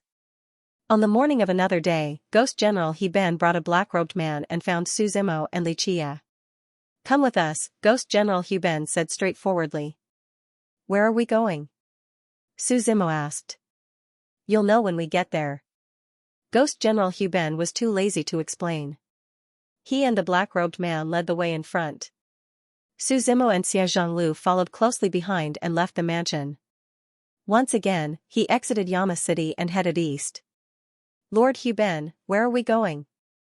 "At least tell us," Xianxialu asked. "Based on what you said, we've looked into the solar corona. Do you want to hear about it? We found some interesting things." Ghost General Huben chuckled. "I'd like to hear about it," Xianxialu replied. "Rihua is actually a city," Ghost General Huben said. Xianxialu and Suzimo looked at each other but did not say anything. A long time ago, there was a god in this world. The wood god, who symbolized the god of life, lived here, Ghost General Huben said. "Is Rihua City related to Gomeng?" Xianxialu pretended to be surprised. "Gomeng disappears, and the flowers of death bloom throughout the forbidden grounds. What do you think?" Ghost General Hepburn suddenly asked. Even Suzimo was stunned. He had mentioned the death flower because he wanted to borrow its power to find Rihua City. Could Rihua City really be related to the death flower? Just as Ghost General Hepburn was about to say something, the black-robed man beside him coughed a few times. The Ghost General Hepburn also stopped. "Since you've already found the Rihua City, why are you still bringing us along?" Xianxia asked in confusion. We've investigated your identities. Yanluo City doesn't have any information about you, Ghost General Hepburn said calmly. He only finished half of his sentence, but his meaning was clear. The two of them were not Tu Meng's subordinates, nor were they ghosts from Yanluo City. Therefore, it was very likely that they were sent by other ghost kings. After all, the ghost kings were not harmonious. Su Zimo was not in a hurry. The other party probably thought that the two of them were sent by other ghost kings, and never thought that the two of them were not ghosts at all. Along the way, everyone was silent. Everyone had their own ulterior motives. Along the way, they passed through a few more cities. On this day, everyone was walking in the desert of yellow sand. There were no traces of ghosts around. There were few people here, and it was owned by both the ghost race and the god race. However, because it was not very useful, the two races did not send anyone to guard it. After the four of them had walked for a while, the black-robed man suddenly stopped. What's wrong? Ghost General Hepburn asked. Show yourself. You've been sneaking around. There's no one here, so we can take care of it, the black-robed man said calmly. Ghost General Hepburn's expression changed, and he quickly looked around. The yellow sand suddenly swept up, and the sky turned dark. Their vision seemed to be covered by a layer of sand. In the yellow sand, there was the sound of chains rubbing against each other. A man walked out of the yellow sand, pushing a huge chain hammer. Both of his arms were wrapped in bandages. His hair was a little thin, his face was thin, and he had an aquiline nose. Ghost King Tianqing, it's you, the black-robed man said with a hoarse voice. It's broad daylight, and you're still wearing a black robe. Yudu, what are you afraid of? The person laughed loudly. Hearing the two words Yudu, the identity of the black-robed man was obvious. Yudu Ghost King. This is your man? The black-robed man looked at Su Zimo and asked indifferently. He took off his black robe and stopped hiding. What was exposed was a face covered in red veins. His facial features could not be seen clearly. Those densely packed veins made people with trypophobia unable to look straight at them. He held a 5-element magic staff in his hand, and the 5 elements of metal, wood, water, fire, and earth were constantly fluctuating on the magic staff. Where are you going? Ghost King Tianqing asked. I have nothing to do, so I'm just taking a walk, Ghost King Hades replied calmly. I heard that you have been investigating Rihua City recently. Ghost King Tianqing did not beat around the bush and exposed him directly. Ghost King Tianqing is really well informed. Yudu Ghost King narrowed his eyes, and the aura on the magic staff became stronger and stronger. However, what I'm investigating has nothing to do with you, right?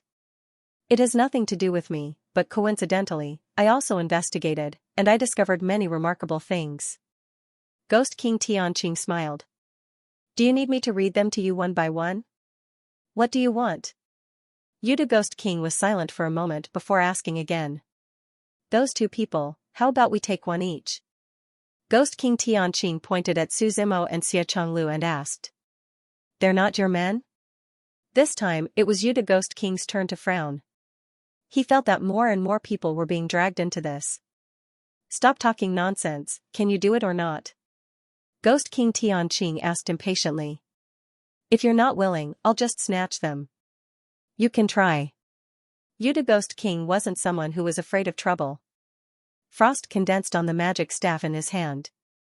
He pointed at the void, and half of the sky was frozen. Come over. Ghost King Tianqing stepped into the air and swung out the chain hammer in his hand. The chain and hammer separated, and the hammer rushed towards Yudu Ghost King while the chain hooked onto Su Zimo's clothes, trying to pull him over. Boom. Biting cold came over, and the magic staff in Yudu Ghost King's hand froze the hammer. It also froze the iron chain at the same time. He grabbed onto Su Zimo's shoulder with his right hand, wanting to pull him over as well. Ghost King Tianqing snorted coldly and shook the chain lightly. A powerful force burst out and shattered the ice. Yudu Ghost King flipped down and grabbed onto the other end of the iron chain. The two of them competed secretly, and the energy in their bodies clashed continuously. Let go, both of us will suffer if this continues, Ghost King Tianqing said with a black face. You let go first. Yuta Ghost King snorted. While the two of them were arguing, another explosion rang out. The direction where the chain was stretched taut actually exploded, and countless sparks flew in all directions. The figures of the two people were also forcefully separated. Fiendish Death Hammer, Ghost King Tianqing shouted coldly. The chain and hammer linked together again, and it danced vigorously as it smashed towards Yuta Ghost King. The staff in Yuta Ghost King's hand rippled continuously, and a shield condensed by the power of metal formed in front of him. Fiendish Death Hammer collided with the shield, and the powerful vibrations shattered the void. Yuta Underworld Grip. Yuta Ghost King stretched out his other hand. There seemed to be all kinds of phenomena surging in the palm of his hand, and they transformed into the overflowing baleful aura of Yuta. In the end, the Ghost Claw grabbed at Ghost King Tianqing. Ghost King Tianqing wasn't careless either, and the fiendish death hammer in his hand spun continuously. The speed became faster and faster, and in the end, it formed a tornado that was like countless hammers hammering the void. The two extreme forces collided together, and the sand in the desert danced in the air. The yellow sand covered the sky and covered the sun. Meanwhile, the figures of Yuta Ghost King and Ghost King Tianqing flew back at the same time. At this moment, a divine light suddenly flickered in the surroundings. Not good, it's the people of the god race. Everyone's expression changed drastically. In the next instant, no reaction could be seen, but Suzumo felt a hand on his shoulder. A powerful force grabbed him and pulled him into the void.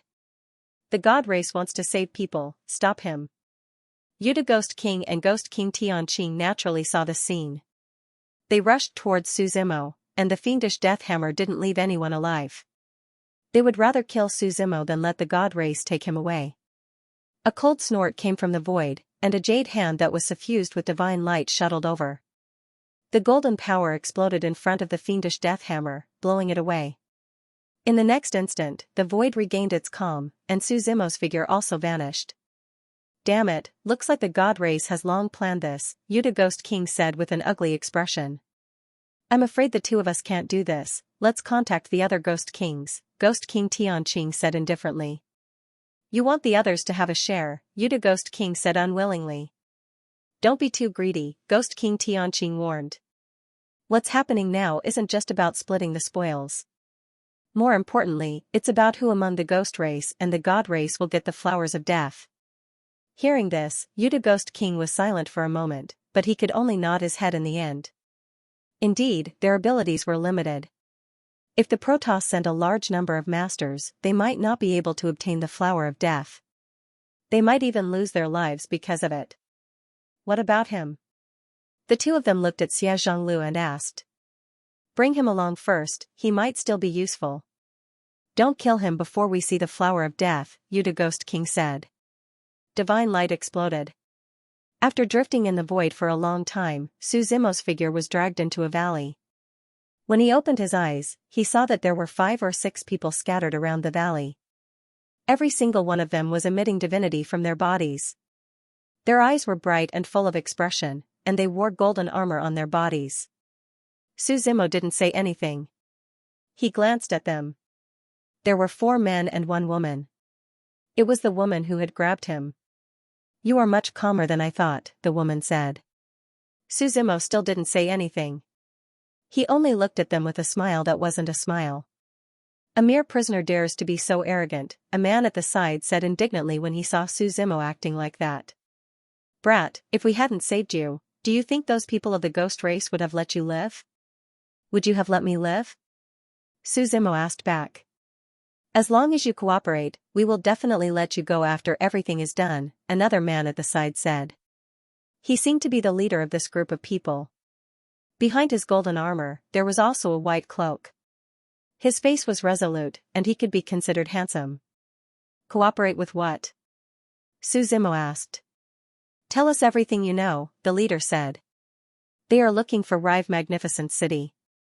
It is said that the secret of the flower of death is there, Suzumo said frankly. Actually, it wasn't a big deal to tell the Protoss.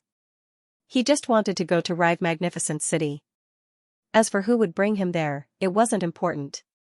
And then? Nothing, Suzumo said, waving his hand.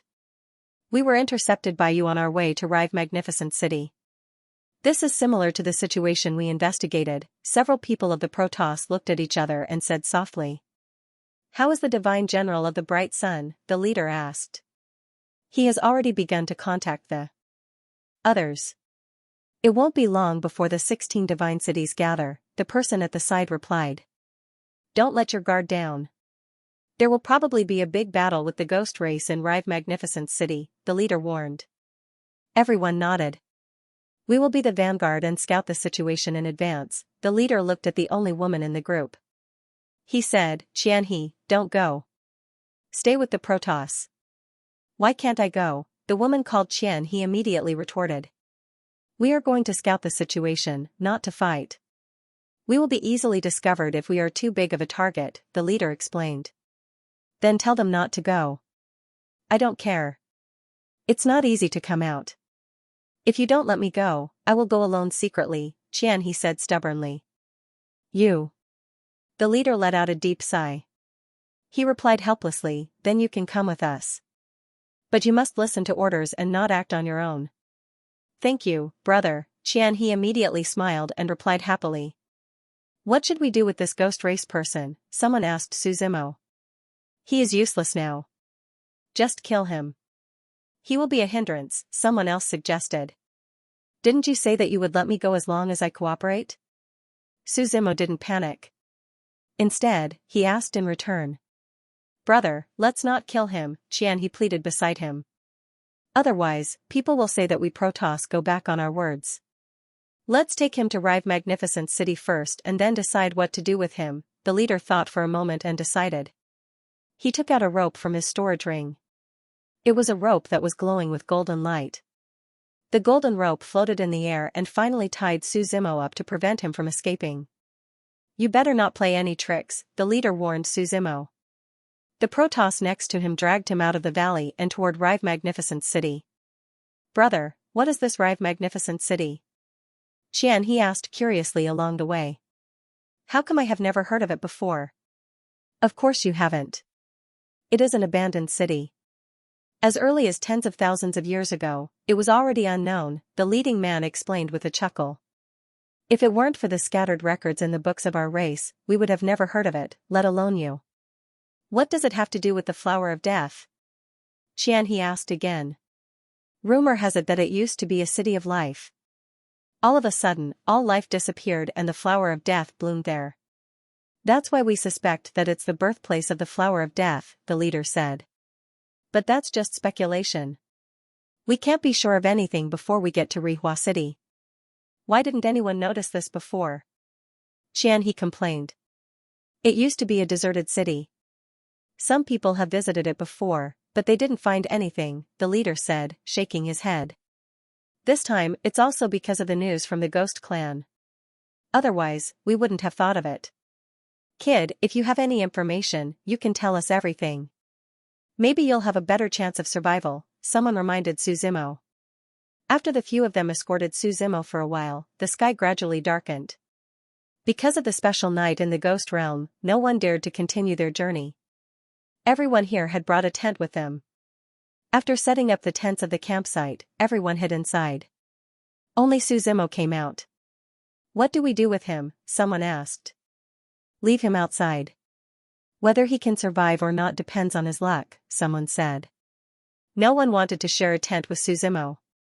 It wasn't big to begin with, and with 2 people, it would be even more cramped.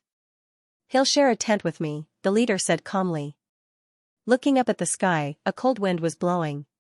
The divine power in their bodies began to boil. Let's go inside, the leader said and went in first. In the not-so-spacious tent, 2 people sat opposite each other. The leader was cultivating, and Suzimo didn't say much. You've been very calm the whole way, the leader said. The calmer you appear, the more unsettled I feel. So? Suzimo asked. What's your plan? The leader said.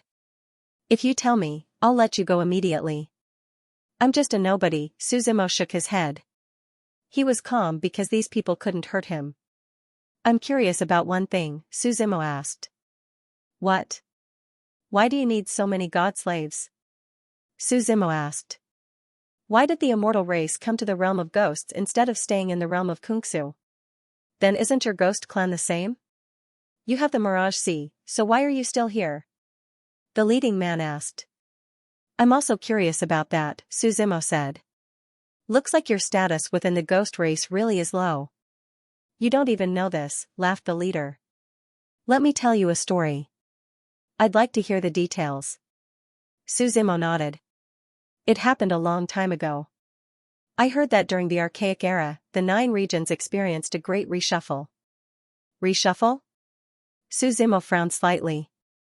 That's right. In this great reshuffle, the other 8 regions have all submitted. Only the realm of the gods of ghosts has been stubbornly resisting some kind of existence, said the leader. After that, the realm of ghosts and gods was almost destroyed, and the 9 realms became 8 realms. In the end, the immortal race begged the ghost clan for mercy, so we were able to escape. Perhaps it was because nothing had happened that night, or perhaps these secrets were not important. The leader did not hide anything and chatted with Suzimo in full detail. The rulers of the realm of the gods of ghosts were all removed. From then on, the realm of the gods and ghosts were jointly ruled by the immortal race and the ghost clan, the leader replied. This rule lasted until the Archaic Era, when an accident happened. What kind of accident? Suzimo asked curiously. The old existence was resurrected, and it was the center of power, the leader smiled and said. I can't tell you the details, but I can tell you clearly, whether it's the immortal slaves or the dead souls. They're all preparations for the great war in the future. You're making me more and more confused. What great war can there be? Suzimo smiled and said. You'll understand. It won't be long, if you're still alive by then, the leader said with a smile. Just like that, the night passed. The next morning, the group started to move in the northwest direction again. They were extremely fast, and they didn't stop at all. Suzimo also realized that when these people walked, they would leave behind marks on the road they walked. At noon the next day, they finally arrived at the so-called Rihua city. However, when Suzimo looked up, the surroundings were barren. There was only dry yellow sand in the sky, and there was no city in sight. Even the other immortal race members were confused. Where is this Rihua city? Someone asked. Wait, the leader said calmly. Wait for what? When the yellow sand and the sky line up, the city will appear, the leader replied. Although the group was confused, they still waited. During this time, a few people patrolled the area, but they didn't find anything unusual. While they were waiting, they suddenly realized that the sky had darkened. Dark, thick clouds had appeared from the north. They started to spread towards the sky. That's... Someone from the god's side exclaimed grimly in the northern skies. The army of the ghost clan is here. Their speed is a little fast, the leader said solemnly. He brought the group to hide, and they stared at the sky without moving. It wouldn't be an exaggeration to say that there were 100,000 ghost soldiers and ghost generals. The dark mass of ghosts brought with it a strong chilly wind as they descended from the sky. Tens of thousands of different kinds of ghosts bared their fangs and brandished their claws. They surrounded the area aggressively. The immortal race members were so scared that they didn't even dare to breathe. The leaders were the 16 ghost kings, and Tianqing and Hades' ghost king were among them. With 100,000 ghost soldiers and ghost generals and tens of thousands of different kinds of ghost spirits, the originally quiet desert instantly became lively. Look, there are changes in the desert. Rihua City is about to appear, the immortal race members whispered to each other. Everyone's gaze was fixed on the center point. In the originally barren desert, a seed suddenly broke out from the ground. The seed germinated and grew into a towering tree at a speed visible to the naked eye. The end of the tree couldn't be seen. The green top touched the sky, and the trunk was tens of thousands of meters thick. Every branch was infinitely long. A leaf was like the sea, and it was inconceivable. This huge tree was the original body of Rihua City. However, the trees were bleak now. Although the remnants of the ruins seemed to be able to see the former prosperity, it still declined in the middle. The city collapsed, and the huge tree was bleak. It was a dilapidated scene. Go in. The 16 ghost kings waved their hands, and the ghost clan army started to enter along the huge tree. The army of ghosts followed the steps of the huge tree and started to climb up. The bark of the huge tree fell off, and no one knew how many years it had been since it died. In front of it, the ghost spirits were even smaller than ants. The 16 ghost kings stood in the surroundings and let the ghost spirit army scout ahead while they observed the situation. The mighty ghost spirit army surrounded the huge tree so tightly that not even a drop of water could trickle through.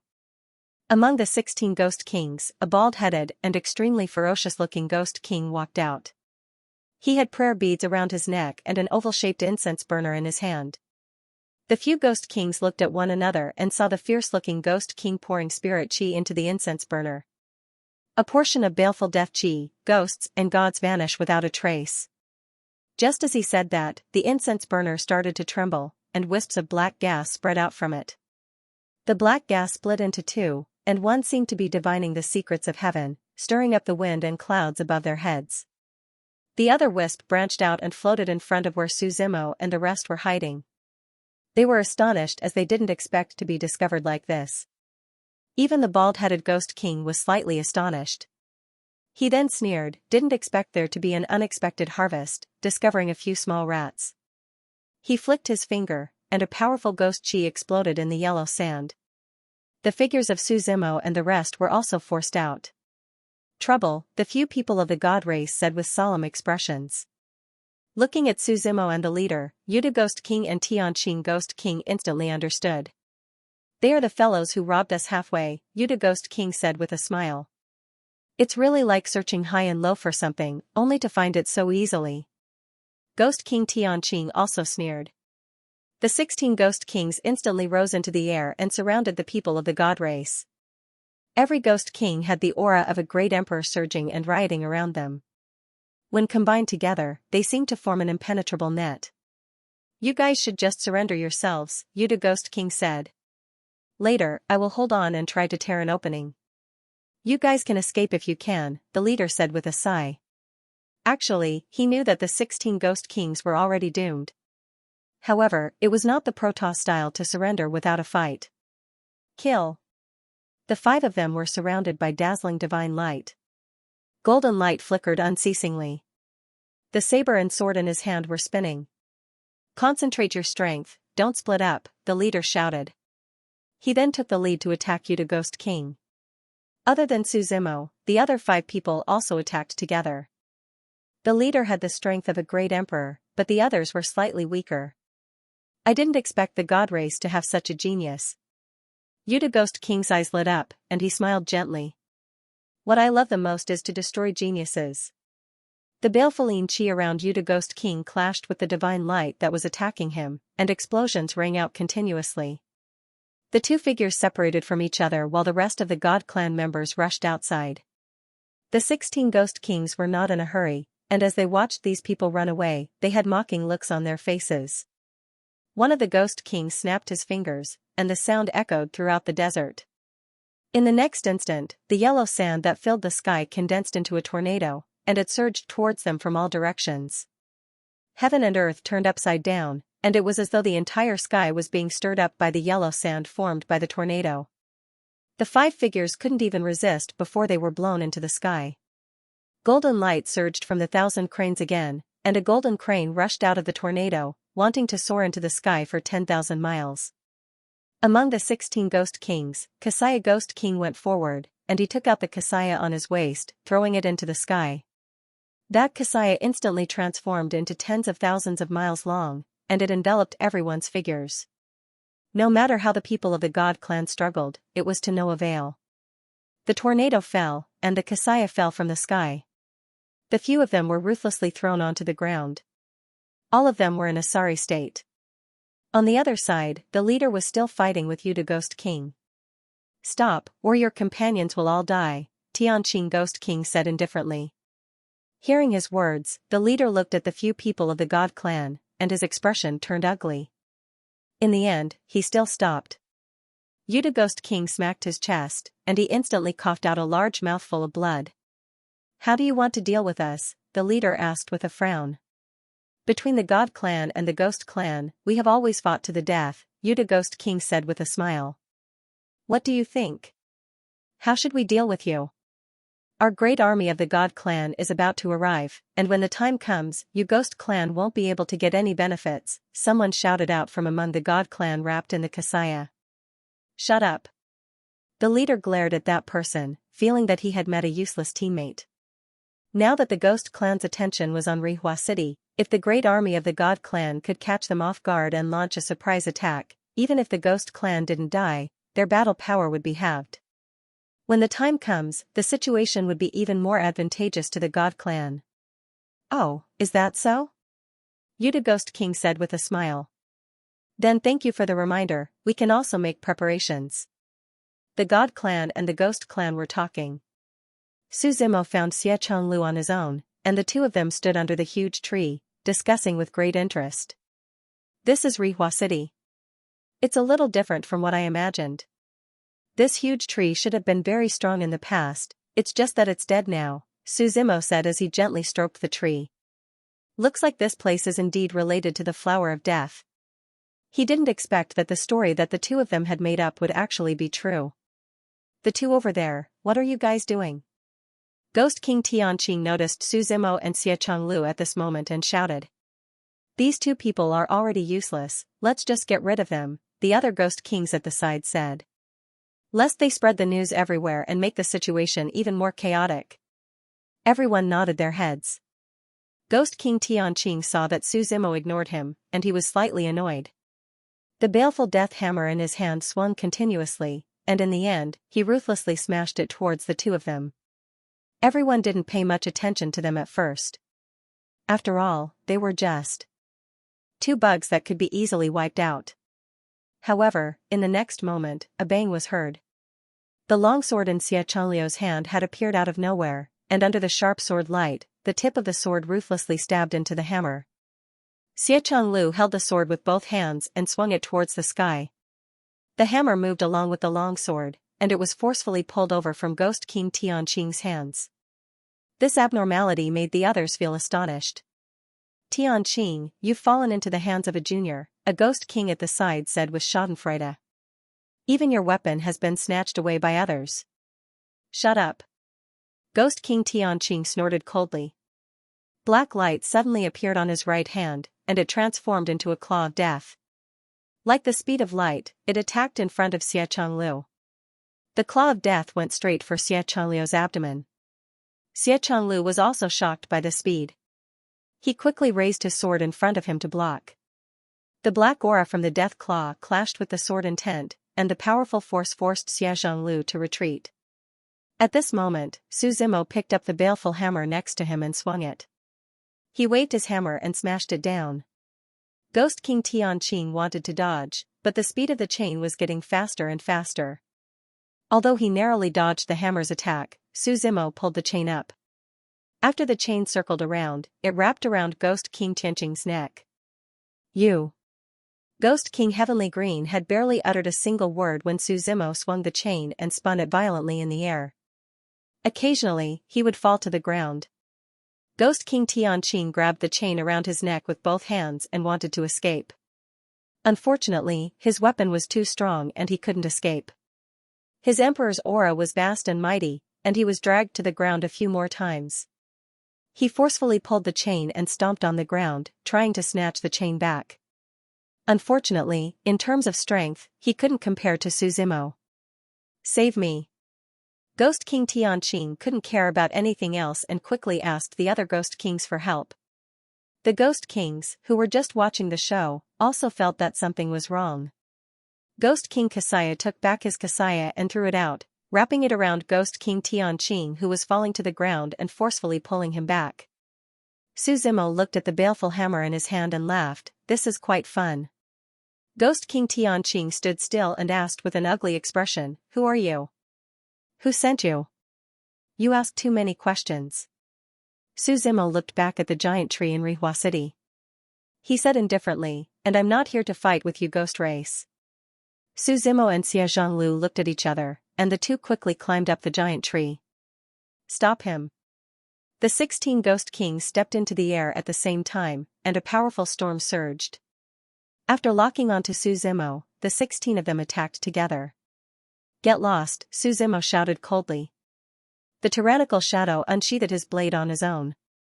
His powerful strength was unparalleled, and his blade will swept across the void. The thick and heavy back of the blade slammed downwards, and a boom was heard, along with the rules of wind. All of the ghost kings were sent flying. When the 16 people stabilized their footing on the ground, they looked up and found that Suzimo and his companion had already disappeared. And the few people from the god race also took advantage of the chaos just now and all fled. This was truly a double loss after trying to get the bride. Damn it, Yuta Ghost King shouted furiously. This person is very strong, a ghost king calmly analyzed. For such an existence to appear in our ghost clan, it's time for us to investigate. How did he appear out of thin air? However, there's no time now, Yuta Ghost King said. Rihua City is more important. We have to get something before the god race's army arrives. The other ghost kings nodded in agreement. Let's go up. Maybe we'll meet them up there. The 16 ghost kings followed the ghost clan army and climbed up the giant tree. After climbing up the giant tree, Suzimo sighed with emotion at the vastness of this place. From the outside, this place looked like a tree. However, after entering, they felt like they were destined to be in this mountain, but they didn't know the true face of Mount Lu. This place was like a city, and it was a city within a city. The number of branches on this giant tree corresponded to the number of city towers. The steps paved with green leaves led to the city towers. Logically speaking, with 100,000 ghost clan troops pouring in, this city should be very lively. However, after the two of them entered, they didn't see any living creatures. As far as their eyes could see, there were only ancient ruins that had collapsed in front of them. Rihua City, where the wood god was, actually didn't have any chance of survival. It was ironic. Suzimo and Xianxia prepared to walk around and take a look. They walked along the main street of the ruined city. After 10 minutes, the two of them encountered a hall that hadn't completely collapsed. However, this hall was also on the verge of collapse. Guide. The plaque of the hall had been broken in half. On the remaining half of the plaque, there were only 2 words. An old man was sitting cross-legged in the hall. There were flames burning around his body, and these flames were actually burning the kettle in front of him. The old man didn't stop until the kettle boiled. With a wave of his right hand, 3 clean teacups flew over from nowhere. It's a pleasure to have friends from afar, the old man said with a smile. My 2 friends are here. Why don't we have a drink? Suzimo and Xianxia didn't hide and walked out openly. Old man, what are you doing? Xianxia asked curiously. I almost forgot my name. I only remember that 100,000 years ago, someone called me wine sage, the old man said with a smile. He tasted the tea and spat it out. He shook his head and said, the taste isn't right. It's still a little lacking. Wine sage. Suzimo and Xianxia looked at each other and asked, Senior, are you also here to look for the flower of death? Flower of death? I've never heard of it. The old man shook his head. He said, I heard that there's a misty sea tree in Rihua City. It's the best material for brewing wine. So I came here to look for it. I didn't expect to be trapped here for 100,000 years. 100,000 years? Xianxia said in surprise. You can't get out. I can't. I've seen people trapped here for 1,000,000 years. The old man smiled. You have to learn to get used to it. We're all the same now. Senior, you've seen the flower of death before. It's this kind. Suzimo took out the flower of death that he had obtained before and asked. You know, this flower is called the flower of death. The old man shook his head and laughed. Senior, you've seen it before? Xianxia asked. There are 2 times a year when this flower blooms everywhere here, the wine sage replied. This flower is very domineering. When it appears, it will kill all living creatures here. So now you see, other than us old guys, there's no living creature here. Then where can we find this flower? Xianxia asked again. I don't know either. It depends on your luck. The old man shook his head. Are you looking for the flower of death, or do you not want to give up? Suzimo looked at Xianxia and asked. You want to use the flower of death to exchange for your wife's soul from the netherworld? Xianxia nodded and did not deny it. I told you, unless the Lord of the Undead, Su Zimo was interrupted halfway through his words. As long as there's a chance, I want to try. Otherwise, as you said, I know that I'll die if I go to the Netherworld. Su Zimo did not argue. After all, he also wanted to go to the Netherworld to see that old friend of his. Senior, do you know about the wood god Gomong? Su Zimo turned and asked again. You've asked the right person, the old man said with a smile. In the past 100,000 years, I've traveled through half of Rihua City. I've seen countless ruins and records here. I know more about the wood god than anyone else. The old man didn't hide anything. Perhaps it was because he rarely met anyone else in the past 100,000 years and couldn't find anyone to talk to. Now, he wanted to tell them everything. Senior, please enlighten us, Xianxia quickly asked. The wood god is one of the 9 ancient gods. They lived in the most ancient era of the 9 regions. The ancient gods asked about the Tao, but Gomong was different from the other ancient gods. He yearned for peace and life. The Tao he asked about was the Tao of life. Only the old man said slowly, it's precisely because of his aloof nature that he was the first person to be targeted after the calamity. Rumor has it that after the catastrophe, 8 of the 9 ancient gods survived. Only Gomong died. You're here for Gomong's inheritance, right? We're here for the flower of death, Su Zimo said. Of course, he wouldn't admit to the inheritance. This old man knew so much about Gomong. Perhaps he was also looking for the inheritance. Since you know so much about Gomong, are you also looking for the inheritance? Xianxia asked Su Zimo's question. I'm not afraid of being laughed at. In the past 100,000 years, forget about the inheritance. I can't even walk out of here. Wine Sage shook his head and sighed. I've already accepted my fate. I might die of old age here. Su Zimo looked deeply at the old man and smiled. Sorry to disturb you. We just came here and wanted to look around. Go, go. The old man waved his hand and didn't stop them. After walking out of the main hall, the two continued to walk along the ruins. Do you believe what he said? Xianxia asked. What's there to not believe? Su Zimo smiled and said, it's true that those who enter Rihua City can't leave. Unless they have traceless. The old man called 7 told him that this was a maze created by the 24 directions of the sky. Since ancient times, no one other than the White Emperor had been able to come out. The reason why he hadn't used traceless yet was because he wanted to get a better understanding of the situation, so he wasn't in a hurry. After walking for a while, Su Zimo and Luli heard the sounds of battle up ahead. He quickened his pace, and when he looked over, he discovered that a small group of people from the ghost race and the deity race were fighting. After such a long time, the god race's army should have arrived at Rihua City by now. What should we do? Xianxia asked. Don't worry about it. Let them kill each other, Su Zimo replied, shaking his head. The two of them passed through the place where these people were fighting and continued forward. After walking for a while, Su Zimo stopped. We're back, Su Zimo said. He had been walking forward, but unknowingly, he had returned to the starting point. It seems that without vanishing trace, we can't leave, Xianxia replied. Su Zimo originally wanted to step on the sky so that he could better see the situation below. However, this giant tree was suppressed by a powerful force that didn't allow any creatures to step on air. Only by stepping on the steps made of leaves could one look down. Su Zimo took out the traceless compass and the sky-spill star compass. The two compasses floated in the void. An invisible aura filled the air from the compasses. Heaven's secrets couldn't be seen, but they existed invisibly. The laws of heaven and earth, and everything was operating according to plan. Foreseeing heaven's secrets was the same. This time, the compasses took much longer to search than before. The traceless compass spun faster and faster, and in the end, it was almost impossible to see the pattern of its rotation. Only its afterimages were destroyed in the void. Gradually, Su Zimo discovered that the world around him had changed.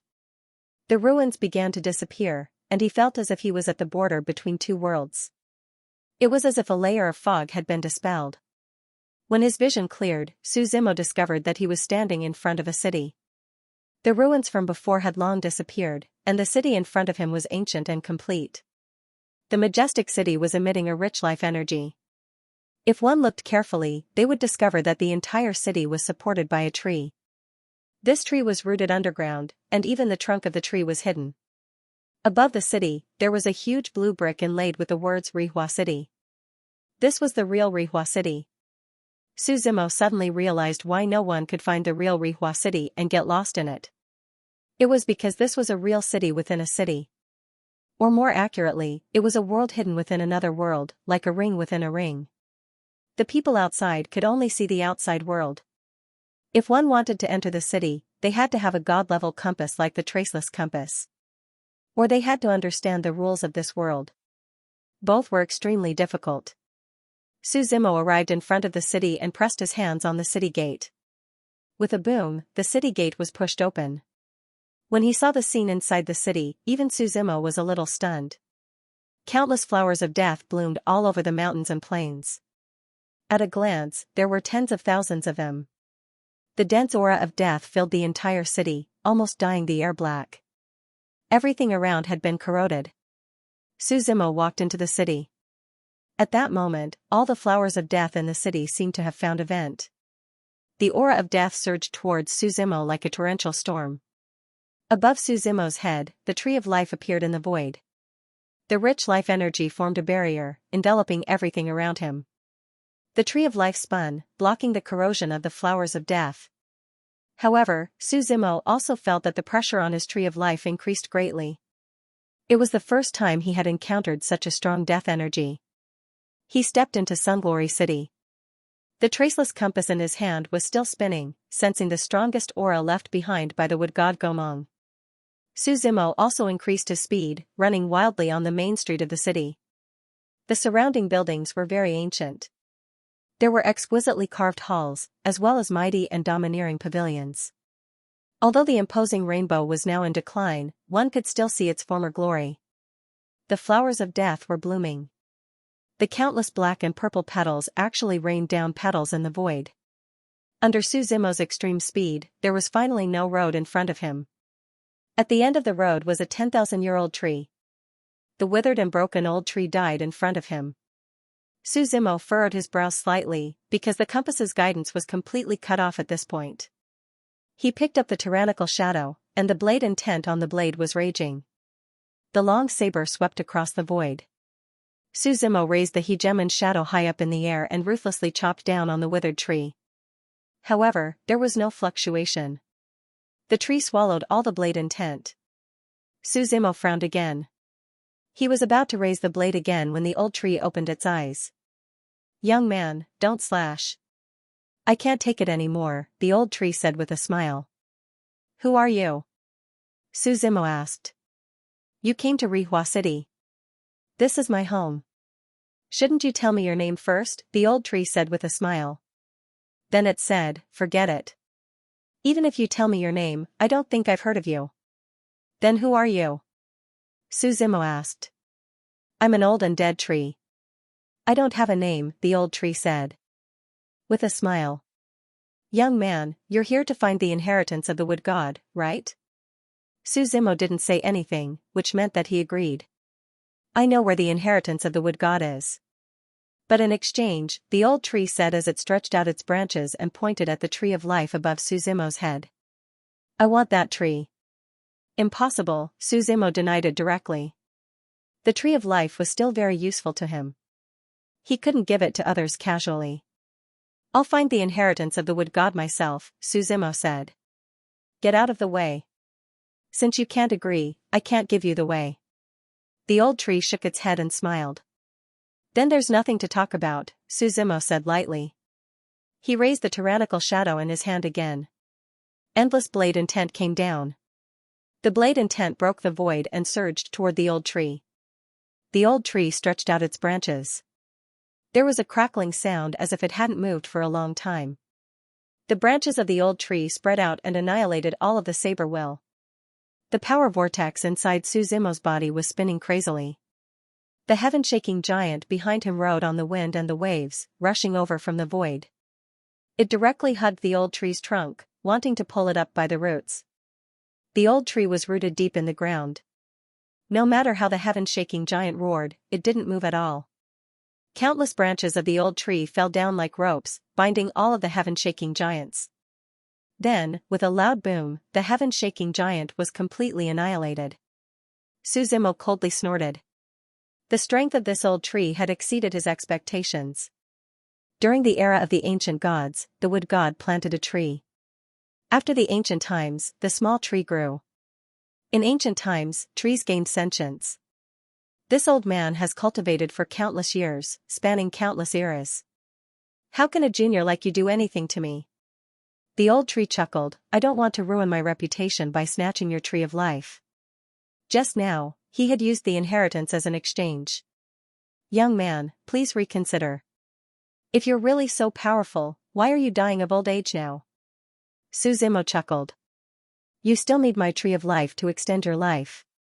Young man, I'm advising you nicely. Don't go too far. The old tree also stopped smiling and replied. Go too far? Suzimo shook his head slightly. He took a few steps back and said with a smile, since you're about to die of old age, why don't I send you on your way?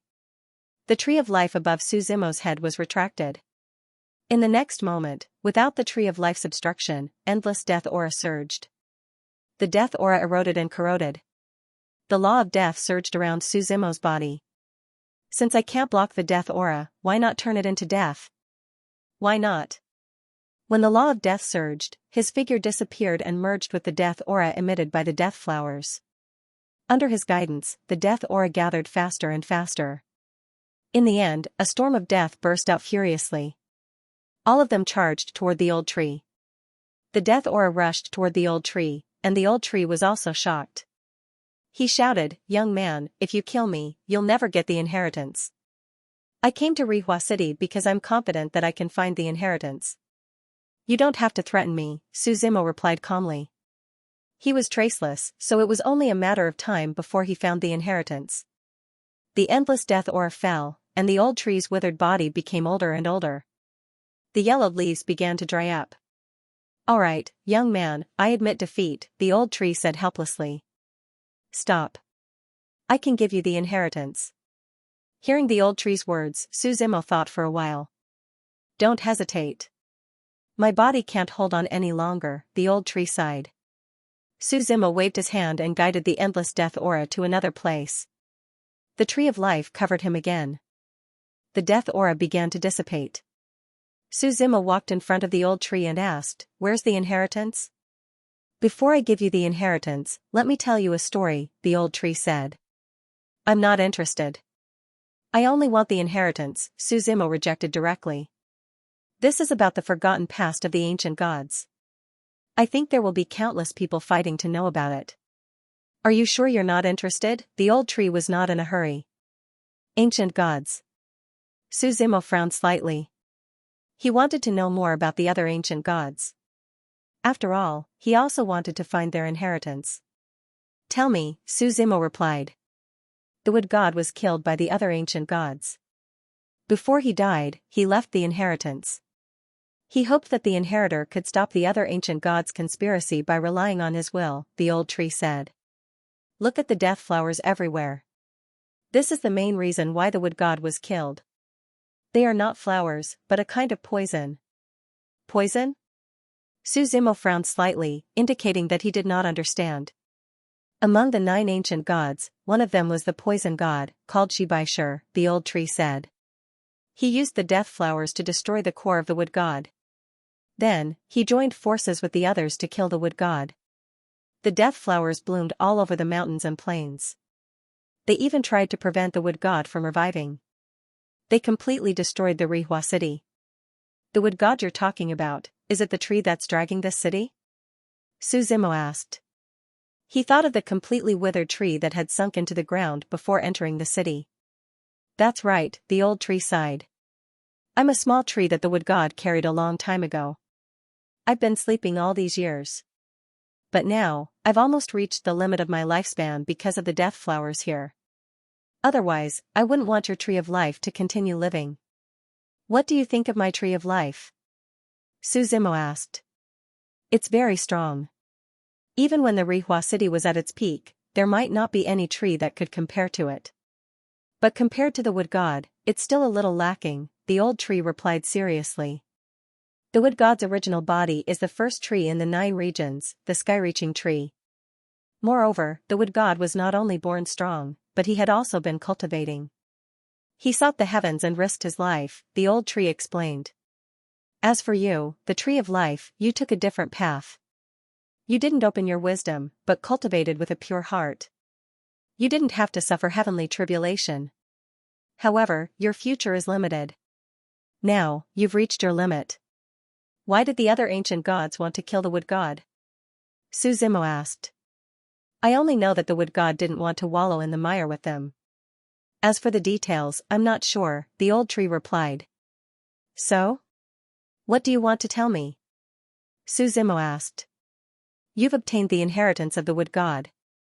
It's very likely that you'll become the enemy of the other ancient gods, especially the poison god Shibaishur, the old tree warned. So, do you still want the inheritance? Yes, it's no longer the era of the ancient gods. So what if they're ancient gods? The torrent of the era will destroy everything.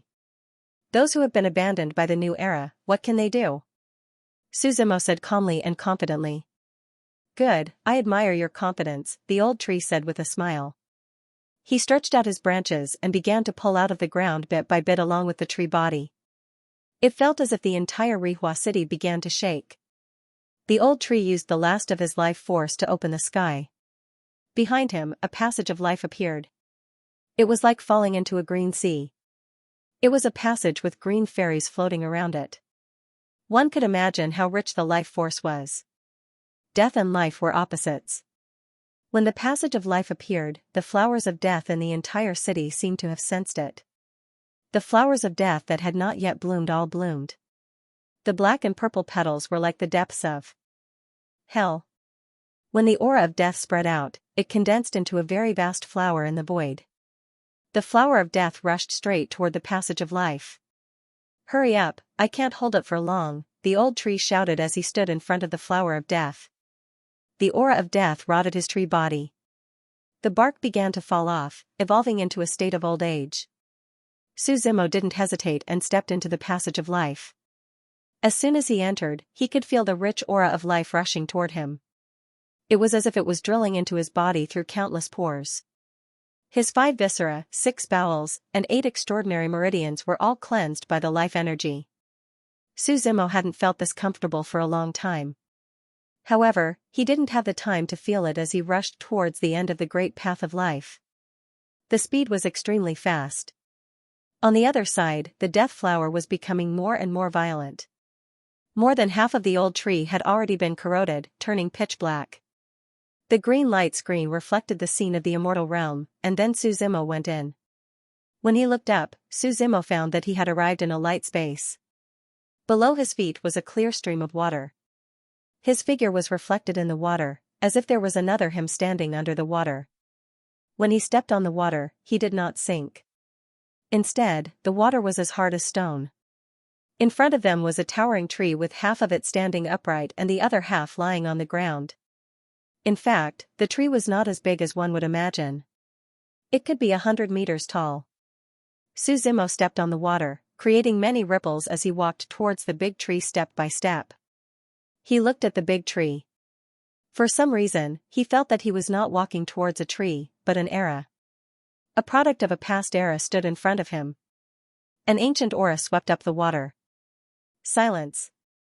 A deathly silence. A suffocating silence. Finally, after a few short steps, Su Zimo seemed to have used up all his strength to walk to the tree. He gently stroked the tree and asked, "Are you dead? Is it an old friend?" The tree's weak voice sounded. It was not speaking with its mouth, but communicating with its mind. "I don't know you, but many of my memories don't exist," Su Zimo said. "I sense a very familiar aura from you." "We must have met before," the tree replied. "Are you here for my inheritance? You are the wood god Gomong?" Although Su Zimo was already certain in his heart, he still confirmed it. "I am the only remaining tree spirit of the wood god." "Naturally, I am also a part of Gomong," the tree replied. "I can give you my inheritance. I only have one request. What is it? Suzimo asked. Whether or not you become enemies with the other 8 ancient gods in the future, do not kill them, the tree spirit said. Give them a way out. I can't do that, Suzimo shook his head and said. If they don't block my path, we naturally have no grudges. But if they block my path, they will only become bones under my feet. You are too murderous. Sooner or later, you will be lost in the slaughter, the tree spirit sighed. You did not kill in your entire life. What happened to you in the end? Suzimo asked in return. The tree spirit was silent for a while, then sighed, from what I see, you will not walk the path of life. Giving you my inheritance is not a good idea. But since you are already here, I have no choice. As soon as he finished speaking, the water under his feet began to boil. Even the void of space began to tremble. The tree spirit sighed, the flower of death is about to rush in. Hurry up. Its life aura began to condense as countless leaves drifted down. In the end, 3 green balls of light floated out. The first ball of light landed in front of Suzimo, then entered between his eyebrows. It was a Tao-seeking technique of wood. It was called the protection of the tree god. This technique was very useful. It condensed tree seals, each of which could be treated as a life. The general idea was that it could be resurrected several times. The second ball of light was destroyed. It was a small sapling. This is the heavenly tree. If you nurture it carefully, a new tree god might appear, Gomong joked. The heavenly tree had the potential to become a god, but the process was even more difficult. The slightest carelessness could lead to death. Suzimo nodded slightly, then looked at the third ball of light. It had nothing to do with life. It was a black poison.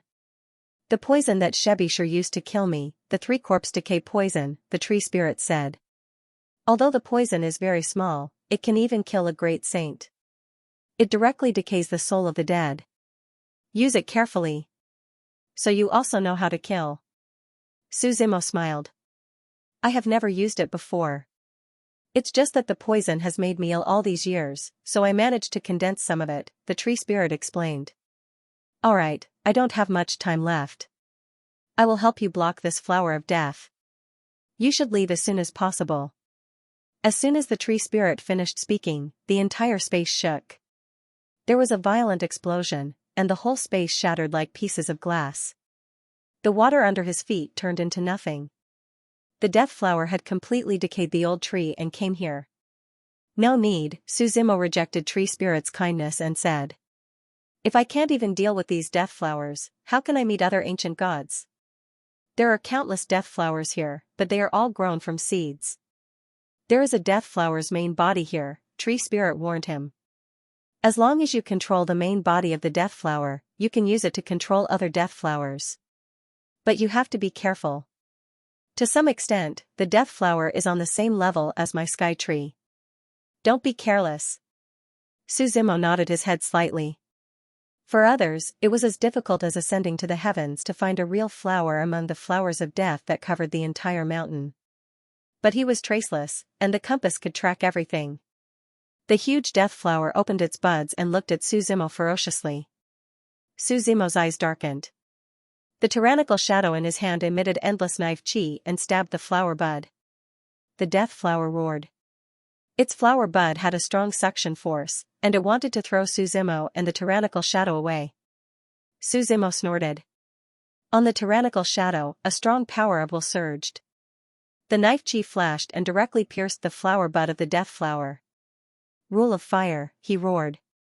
Raging flames ignited and surrounded the entire flower of death, burning it. However, the death flower was quite strong. It was not afraid of fire at all. It was still full of strong flames, and it wanted to rot Suzimo.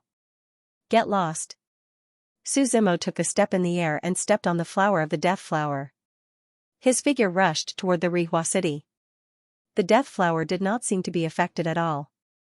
It did not even care about the tree spirit and continued to attack Suzimo. When he arrived at the center of the city, Suzimo jumped onto a very tall mansion because he couldn't walk in the air here. He looked up and saw countless flowers of death blooming all over the city. They were almost exactly the same. Vanishing continued to spin in his hand, as if trying to steal a sliver of opportunity from the countless flowers of death. The compass spun faster and faster, and Wu Ming's presence emanated from traceless. There was nothing in the world that could disappear without a trace. Among the myriad of things, there would always be a sliver of life, a sliver of heaven's secrets left for the people of the world. Seeing that Su Zimo was searching, the huge death flower also chased after him from behind. The flower and leaf shop opened up, wanting to wrap up Su Zimo. However, the heaven-shaking giant behind Su Zimo stood out. He grabbed the flower of death and flung it away. Seeing this, the aura of the countless death flowers around them became stronger and stronger. Even the air in the city was covered by death. The pressure on the tree of life above Su Zimo's head also increased greatly. The originally green leaves were showing signs of withering. "I have to hurry," he muttered to himself. While controlling the compass, he ran in Rihua City to avoid the pursuit of the death flowers. The compass spun faster and faster. In the end, it was impossible to see the pattern of its rotation. Seeing that the huge death flower could not do anything to Su Zimo, a rain of petals fell in the city. Tens of millions of petals fell from the void. Wherever the petals touched, an endless sense of decay and death would penetrate. This kind of penetration was the penetration of the soul and divine soul. It was extremely powerful. Even the tree of life could not resist for long. Its leaves were withering at a speed visible to the naked eye. Damn it! Su Zimo held the tyrannical shadow in his hand. He was not afraid of the real death flowers. What was annoying was that he could not find the real death flowers. Otherwise, even if he destroyed tens of thousands of them, it would be useless. "I'll stop it. You go calculate." Gomang's tree spirit chased over from afar. He said to Su Zimo, "I'm also a dying tree. I'll do my best." As soon as he finished speaking, a powerful aura of life soared into the sky. In the next moment, the giant tree that supported the Rihua city began to rise up and shake continuously. In the city, countless buildings collapsed. The rumbling sound was endless. "The wood god is in the world. Death, disperse," tree spirit shouted softly. His originally crooked tree trunk regained its life, and divine power burst out from his body.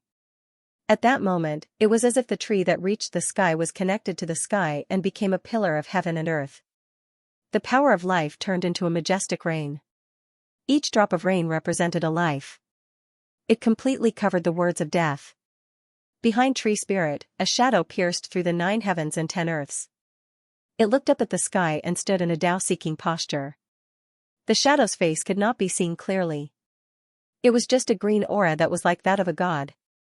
The flowers of death in the city were trembling. When life was strong to a certain extent, even death would be afraid. This was Gomang's last glory and all his vitality. When it erupted, one could imagine the power. However, at that moment, a formation seemed to be activated around Rihua City. The roots of the flowers of death were connected together, forming a huge pentagram pattern. In the pentagram, the roots of the flowers of death turned into branches like ropes.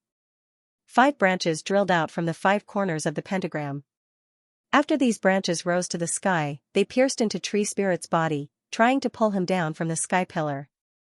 The two fell into a state of struggle. However, Su Zimo could see that tree spirit's vitality was being consumed faster in this situation. He was afraid that he would not be able to hold on for long. At that moment, the compass in his hand stopped moving. The compass was pointing directly at the location of the real flower of death. Found it. Su Zimo was overjoyed. He summoned Hundun from the divine land and rode on Hundun's back towards the flower of death. Along the way, countless flowers of death tried to stop them. However, most of their power was blocked by tree spirit, and Su Zimo was protected by the tree of life. It was difficult to hurt him in a short time. After chaos ran for a few hundred meters, the compass in Su Zimo's hand slowly stopped. He looked up and saw that among the countless flowers of death, there was indeed a flower of death hiding in the innermost part. "It's you," Su Zimo sneered. Chaos roared, and its sharp claws pushed aside the other flowers of death. When Su Zimo reached out to pick it, he suddenly found that the closer he got to the flower of death, the older his fingers became. He had a feeling that when he really touched the flower of death, his whole body would rot and die. He thought for a while and took out the sky-reaching tree sapling that tree spirit gave him. Although the sky-reaching tree was only in the form of a sapling, the life energy on it was extremely pure. It was the flower of death that could evolve everything. Su Zimo placed the sky-reaching tree beside the flower of death. Suddenly, the life energy and the death energy formed a mutually opposing situation. However, Su Zimo knew that this situation could not be maintained for long. The sky-reaching tree was only a sapling. If this continued for a long time, it could easily damage its origin. While the sky-reaching tree was holding the flower of death, Su Zimo's right hand, wrapped in the divine land's power of creation, quickly grabbed the real flower of death. When he grabbed the flower of death with both hands, the flower of death resisted fiercely. Su Zimo frowned and pulled it out of the ground with force. Although the flower of death was not big, its roots were dozens of meters long. The power vortex in Su Zimo's body spun wildly. The powerful force filled his internal organs, his muscles bulged inch by inch, and countless cracks appeared on the ground. The flower of death was forcefully pulled out. However, the flower of death was fierce. It kept holding the sky-reaching tree and did not let it break free. When Su Zimo saw this, he did not care about anything else. He directly threw the flower of death and the sky-reaching tree into the divine land to be dealt with later. He looked at the other flowers of death around him. Without the support of the original flower of death, these flowers of death felt like a group of dragons without a leader. Su Zimo switched to the Edict of Life. He became one with the Tree of Life. "I'll lend you a hand," Tree Spirit shouted from the side. A majestic life energy fell on Su Zimo's body. A beam of life light shot into the sky, parting the clouds, dispelling death. The flowers that the Tree of Life turned into fell from the void. These flowers dispelled death and carried the hope of life. The flowers of death below began to wither at a speed visible to the naked eye. The arrival of the flower of life was followed by the withering of the flower of death. This was the principle of the cycle of life and death. All things repeated endlessly, living and dying together. The flowers of death continued to wither, decaying themselves. In the end, the entire city was filled with corpses. They were all corpses of the death flowers. The Rihua city, which had been dead for countless years, seemed to have been reborn for the first time. Unfortunately, it was just the final radiance of the setting sun. "Thank you for appearing at the last moment of my life," Tree Spirit said with a smile. As the life force dissipated, the Tree Spirit began to disappear bit by bit. However, he was still very happy. The death flower, which had been tormented for countless years, was finally destroyed. It could be considered as revenge. "After I die, the Rihua city will no longer have the power to maintain it. I'm afraid that the world here will also shatter." Tree Spirit said, "You must be careful. Don't become a slave to killing." As his words fell, the world in front of him began to shatter. The world here began to disintegrate from the inside. Countless cracks appeared in the sky and the earth. At the next moment, there was an explosion, and the inner world was completely shattered. After Su Zimo's body floated in the air for a while, he actually floated up along with the broken world. The towering tree that supported the Rihua city fell straight forward. Su Zimo once again appeared in the ruined city from before, and Xie Zhonglu stopped beside him. "Where did you go just now?" Xie Zhonglu asked anxiously. "I went to the Rihua city," Su Zimo replied with a smile. Before Xie Zhonglu could ask anything else, the earth under their feet began to spin. This was the beginning of the 24-position heavenly cycle formation. From now on, there was no Rihua city in the world. As the formation dissipated, the ruins in front of everyone's eyes were unexpectedly countless people of the Ghost Clan and the God Clan. Everyone was a little surprised and didn't react. Even those who were in the midst of a great battle had stopped. "What's going on?" someone muttered to himself. To put it simply, this formation is a camouflage. In fact, everyone is around you, but you just can't see them. Looking up, this outer world wasn't very big. There were exits everywhere, but you just couldn't see them. This was the power of the 24-position heavenly cycle formation. It could hide the secrets of the heavens. Everything in front of them was just an illusion. "The person who set up this formation must have been an incredible sage," someone said with emotion.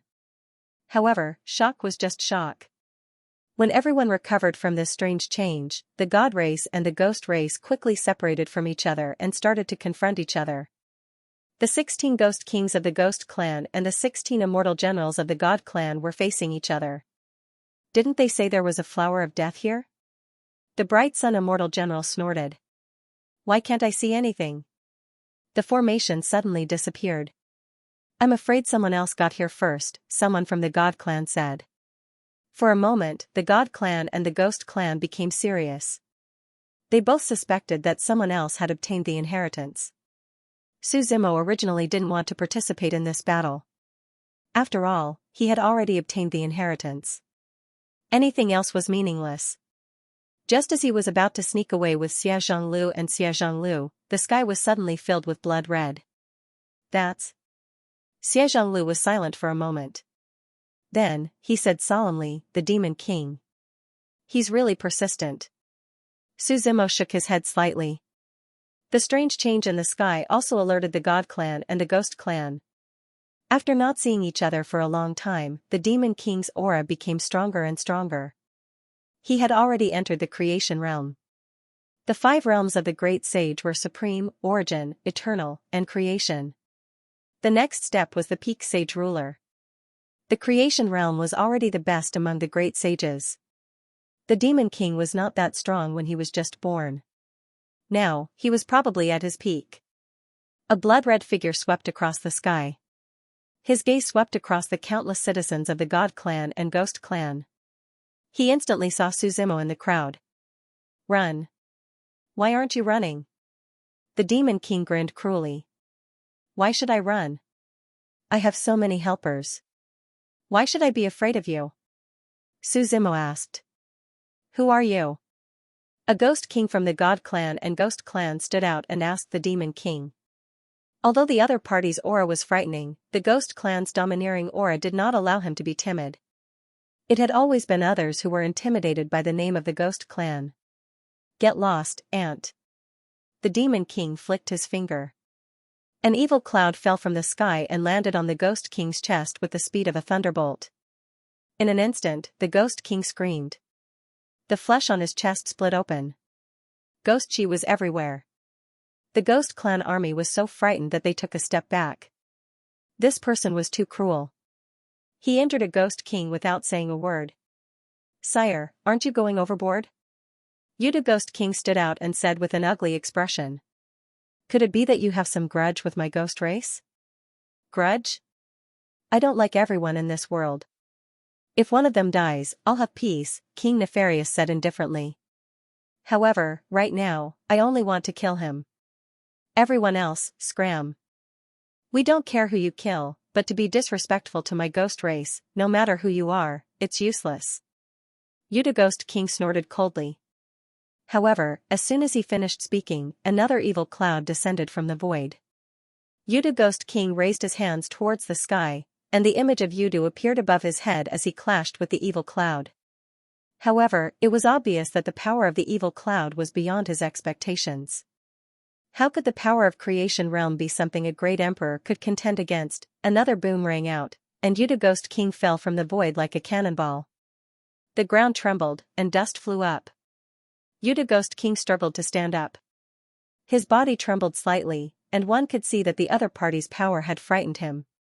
10,000 ghost formation, set up, Yuda Ghost King hurriedly said. In the next instant, hundreds of thousands of ghost soldiers and ghost generals gathered together, and the originally messy formation became uniform. Countless ghost generals took the lead and started running around the ruins. When the ghost army spread out, it was exceptionally powerful. The baleful aura that was condensed from the might of the army shone through the sky. Child's play. King Nefarious sneered and shook his head. The blood-colored river in his hand was surging, and the magnificent blood river surged over violently. When the blood-colored river passed by, all the ghosts that were touched by it would instantly disintegrate and melt into it. However, the ghost army was obviously not afraid of death. Even if countless people were melted, they would instantly rush over again. Formation complete, the 16 Ghost Kings shouted in unison at the 16 positions of the formation. Countless ghosts also sat cross-legged, and dancing aura permeated Suzimo. Spirits, come. Yuta Ghost King waved his hand, and the baleful aura surrounded King Nefarious. This power actually wanted to pull the spirits out of King Nefarious' body. One had to know that the yin and yang souls were the foundation of a person's body. Unless a person died, they would never separate. Since these ghouls were from the nether realm, the strange and unusual moves they practiced were all related to the yin-yang soul. Following the pull of the yin qi, the evil devil king's soul is slowly being separated from his body. However, the nefarious demon king only furrowed his brows for a moment. He didn't even make a sound. Interesting, he said to himself. Then he waved his right hand and shouted, "Evil wheel of good fortune." A saw-toothed blood-red gear descended from the sky, bringing with it the might of endless creation. Like harvesting ants, the gear spun gently, and more than half of the ghost clan was wiped out. A rain of blood poured down from the sky. Flesh and blood were badly mangled. The scene was so miserable that it made people retch. They felt nauseous to the point where they wanted to vomit. Without the support of the Ghost Clan army, the formation was naturally broken. The 16 Ghost Kings were like lambs waiting to be slaughtered. They watched helplessly as the good fortune gear spun towards them once more. His line of sight seemed to be fixed on that spot. "The life and death of the Ghost Clan is decided by the Ghost Clan," an old voice suddenly sounded. "Your Excellency, you have committed a heinous crime by recklessly killing my Ghost Clan army." Just like that, the withered hand reached out from the void and forcibly grabbed the creation gear that was attacking him. "Here you go." The good fortune gear was thrown over by the hand, shattering the void around the nefarious demon king. Only then did the gear stop and float in the nefarious demon king's hand. The nefarious demon king raised his eyebrows and looked forward. He smiled and said, "Oh, an interesting one has come." In front of his line of sight, an old man wearing the Yellow Springs robe stood in the void. The robe was made from the water of the Yellow Springs. The old man had eagle eyes and a hooked nose. His eyes were pitch black, and he couldn't see anything clearly. His black hair was scattered on the top of his head. On his neck, there was a horn in the shape of a bull's horn, decorated with countless carved skulls.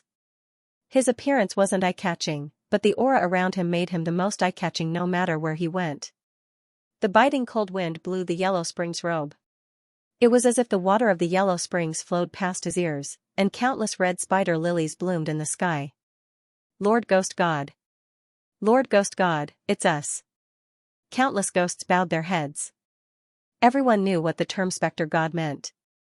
He was the strongest existence of the Ghost Clan sent by the Nether Realm to be in charge of this place, and he was also the absolute ruler here. Once upon a time, the entire Ghost God realm was ruled by him for countless years.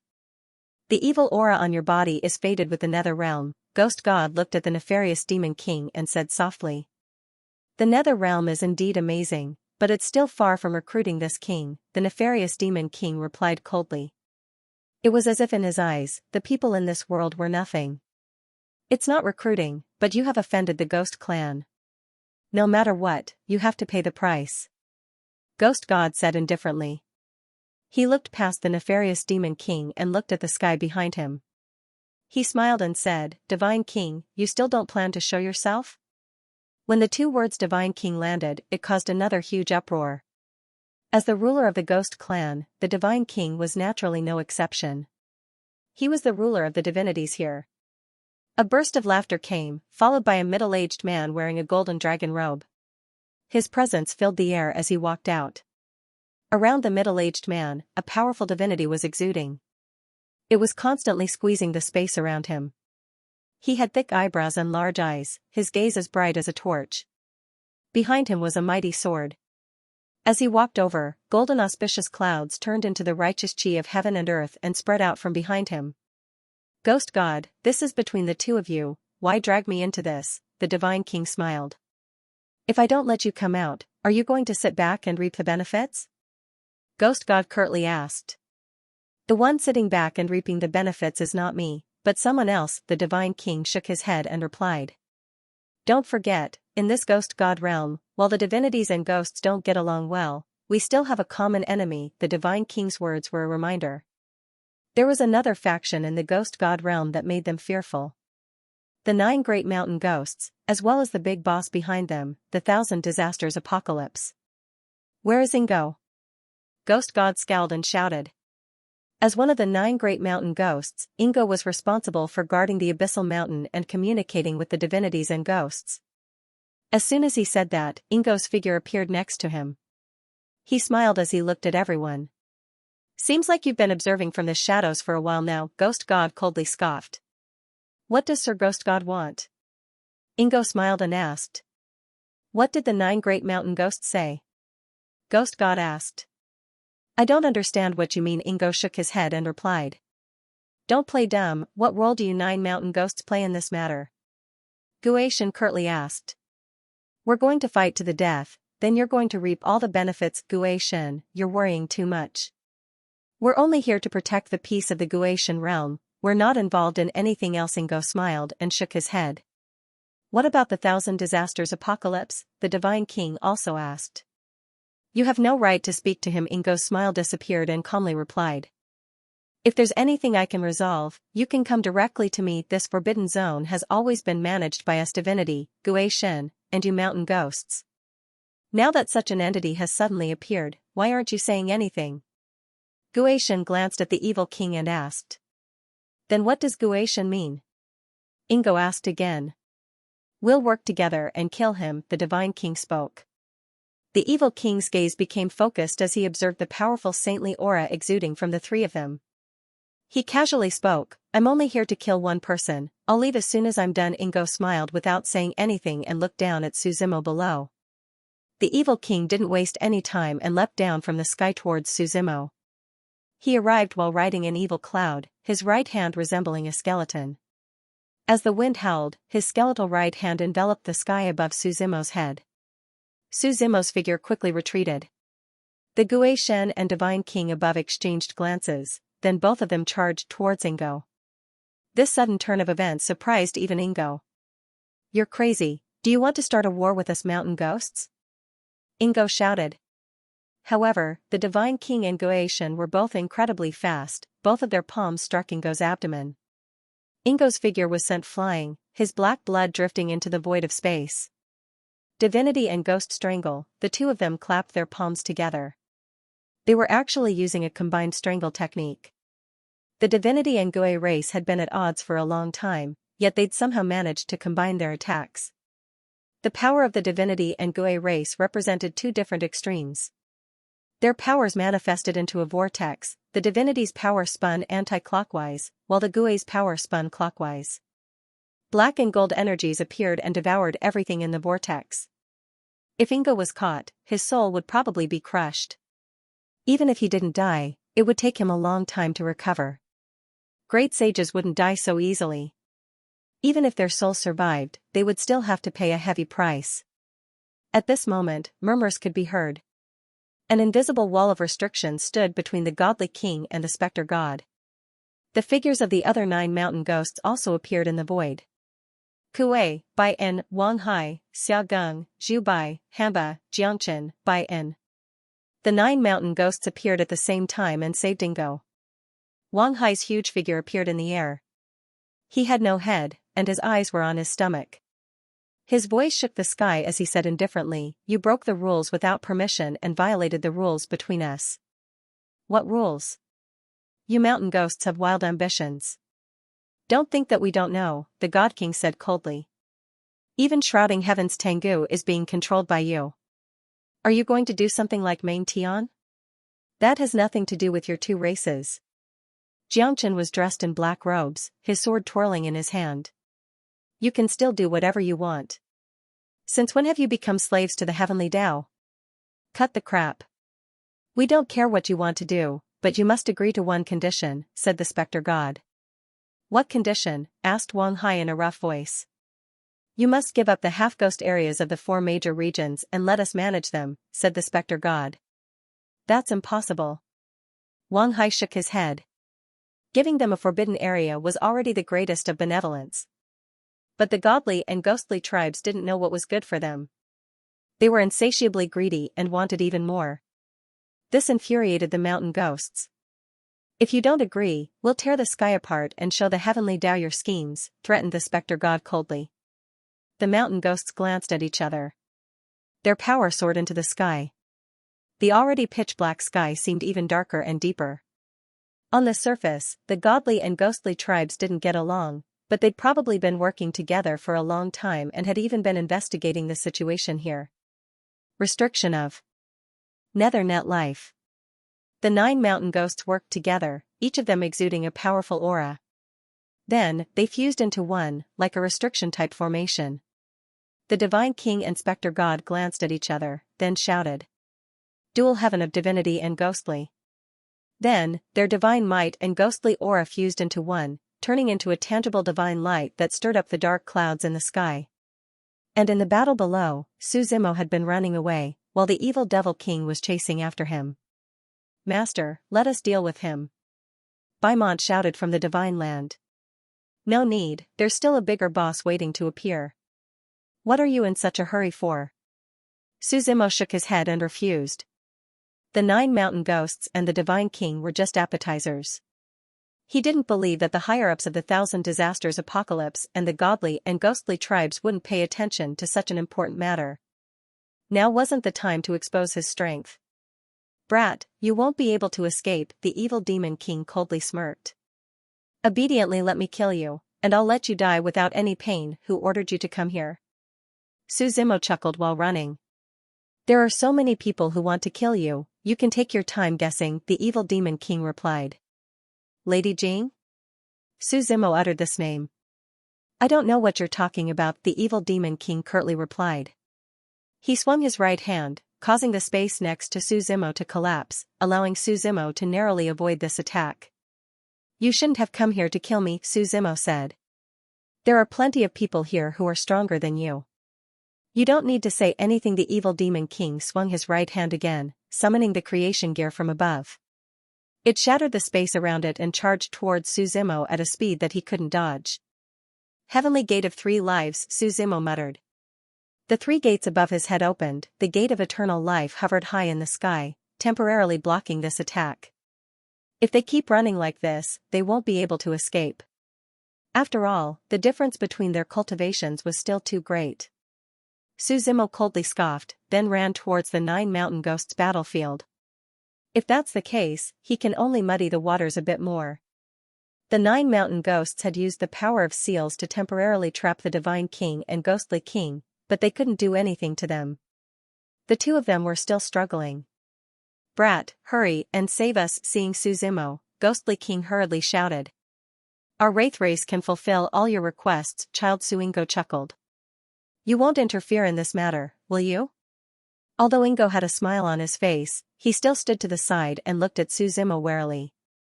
If the other party made any move, he might receive a thunderous attack. I don't have time for your business. I haven't dealt with this guy on me yet.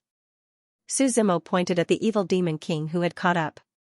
We won't get involved in Child Su's business. Ingo shook his head and smiled. We're all friends. Why can't we get involved? Suzimo smiled. Can your restriction trap this guy? Child Su, you should leave.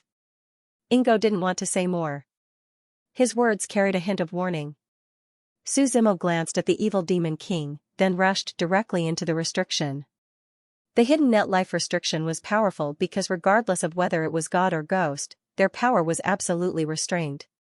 In other words, the 9 great mountain ghosts had been fighting against the god and ghost clans for many years. When Suzimo rushed in, the 9 great mountain spirits' eyes narrowed. They were trying to prevent him from destroying the restrictive spells. Because they didn't want to break the restriction, they trapped him in the formation. When the evil Demon King rushed over, he could only put down the restriction and look at Suzimo. You can't kill him. Ingo looked at the evil Demon King and said. What? You want to protect him? The evil aura around the evil Demon King grew stronger and stronger. Do you know his identity? Ingo asked. I don't need to know the identity of the people I kill, the evil Demon King said. Let him out and I won't break your restriction. He doesn't need our protection. Ingo shook his head and said. After we send the god and ghost clans away, you can deal with your own matters. Then don't blame me for barging in, the evil Demon King shouted. The blood-red river boiled the entire void. Within the boiling river, countless creation gears were spinning. No one can protect the person I want to kill, the evil demon king shouted. He pushed his hands forward. The blood-red river and creation gears rolled over and fell from the sky. The other mountain ghost stabilized the restriction and couldn't attack casually. Wang Hai held the giant axe in his hand and took a step forward. As he raised the axe, lightning flashed, thunder rumbled, and wind and rain fell. His enormous body seemed to be able to lift up half the sky. The surging river of blood collided with the giant axe. For a moment, wind and thunder roared as the river of blood spread out. It corroded everything it saw. In the end, Wang Hai's body was cut into pieces in the river of blood. Although he was also a great sage, he was still inferior to the evil demon king who was in the creation realm. The nefarious demon king coldly snorted. He took a step forward and was about to continue breaking the restriction. However, Wang Hai's pieces of flesh began to reform in the void. Tens of thousands of years ago, I was already dead. Why would I need you to kill him? Wang Hai, who had revived, said coldly. His aura seemed to have grown stronger as his true fate appeared behind him. The true fate was a man with a solemn expression and a deity-striking whip in his hand. The man wore a crow hat and a black robe that covered his entire body. Only his gloomy eyes looked forward. It's Wang Hai. One of the 9 mountain ghosts sneered. Wang Hai was already dead. His mortal body was Wang Hai. After his death, his soul became the true fate and his body became the state it is today. You've made me very angry. Wang Hai raised the deity-striking whip, his eyes filled with killing intent. The deity-striking whip descended, splitting the entire sky into 2 halves. The gap between realms can't be closed with other things. The nefarious demon king didn't panic. Behind him, a similarly powerful true fate appeared. When the nefarious demon king was in power, the White Emperor killed him and sealed him in the White Emperor Mountain. It was a blessing in disguise. Due to certain matters, he obtained the soul-bound blood demon physique, one of the 10 great physiques. After countless years of cultivation, he had long since transformed his true fate into a blood demon. The true fate behind him was a blood demon bearing its fangs and brandishing its claws. Its fangs were dozens of meters long. Disgusting blood constantly flowed out from between its teeth. It was as if the blood demon's entire body was dripping with blood, as if it was condensed from fresh blood.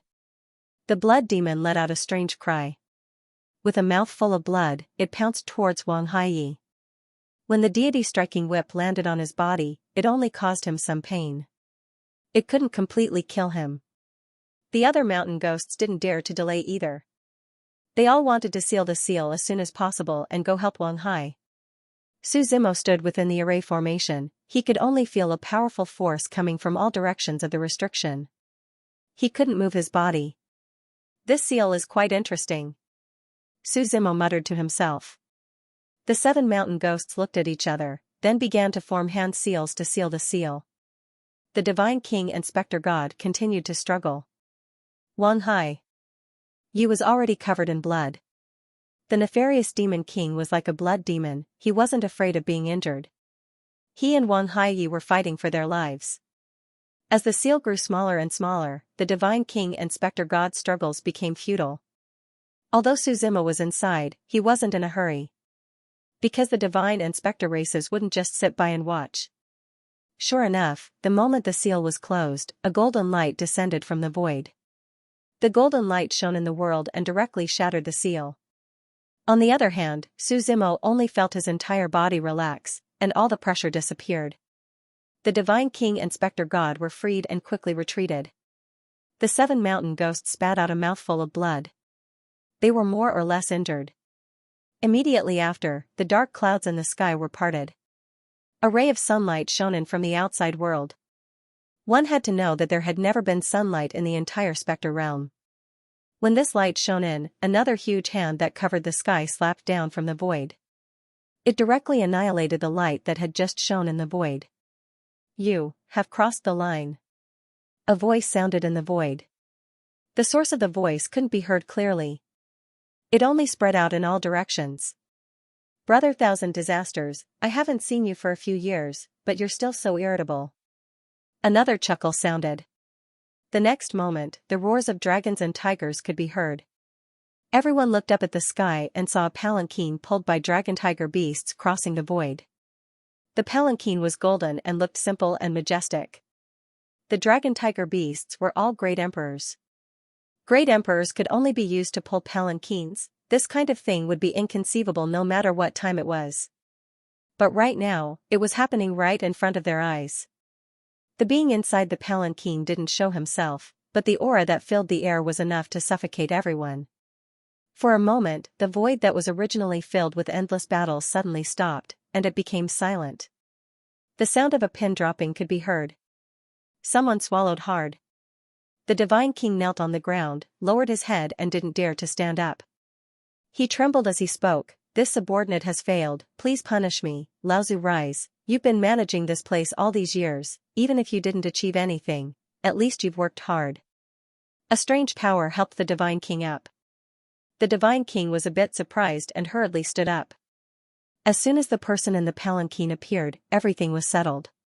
He didn't say anything else to them and instead looked even deeper into the sky, as if it was thousands of miles away, as if it was some sort of indescribable darkness. He asked, "Thousand Calamities, aren't you going to welcome an old friend? If you're here with your real body, then so be it. What's the point of a mere clone?"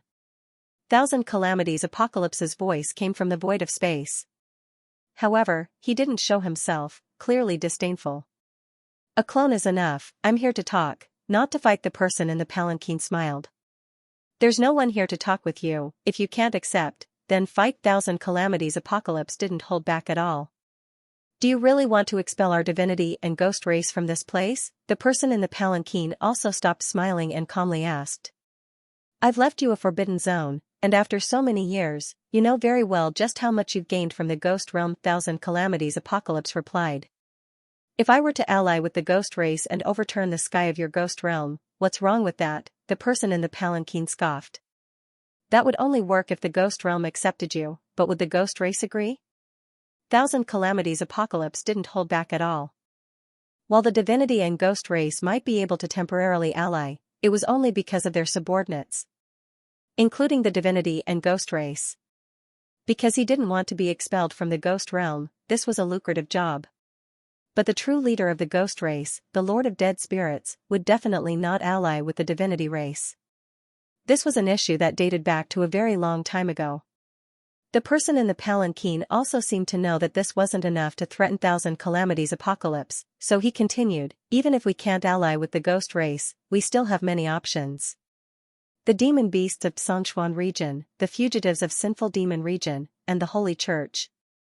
Any one of them would be able to make you pay a heavy price. You think you're the only one who can ally with us?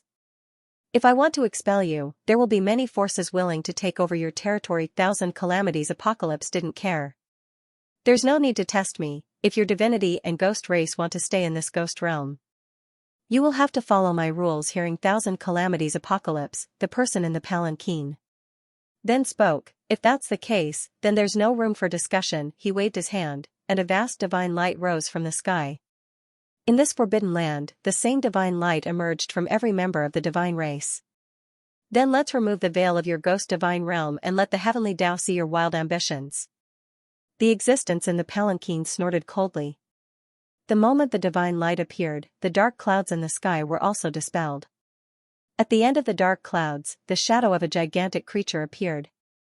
The gigantic creature was like a dog, standing proudly in the void, with the sun and moon shuttling back and forth in its eyes. However, the dog's shadow was just a flash in the pan before it was covered by the dark clouds again. From the palanquin, a golden saber with divine power flew out. This was the heaven-slaying divine blade. The divine blade sliced through the silent void. Divine might spread from the blade as the heaven-cleaving divine blade slashed toward the shadow of the heavenly hound. However, as soon as the divine saber appeared in the void, it was caught by a large hand. The large hand squeezed lightly and shattered the divine saber. Black spirit energy stirred the entire sky of the ghost divine realm. The hand formed by spirit energy slammed toward the palanquin. The dragon tiger beast that was pulling the palanquin roared. It looked up to the sky and flew directly toward the large black hand. The dragon tiger beast opened its mouth and spat out a torrent of power. The entire void melted and collided with the large black hand. Between the two extreme powers, the void collapsed, melted, and was annihilated. The dragon tiger beast's aura grew stronger and stronger. It even began to suppress the large black hand. On the other side, the demon king saw this scene. Although there was an even stronger existence descending, he did not restrain himself. Instead, he continued to look at Suzumo. Evil energy surged around his body. When he used the soul-vanquishing blood demon form, a vast blood-colored aura filled the entire sky behind him. Then, he stepped into the air and charged over. Beside him, the ghost of the 9 mountains was also healing. Suzumo looked in the direction of the dragon tiger beast. He ran straight toward the dragon tiger beast. The demon king followed closely behind. A cloud of blood covered the entire sky. Seeing Suzumo charging at him, the dragon tiger beast instinctively spat out a torrent of power. The torrent of power was like the Milky Way falling from the sky. It passed through Suzumo's body and struck the soul-vanquishing blood demon behind him. Screams of agony could be heard.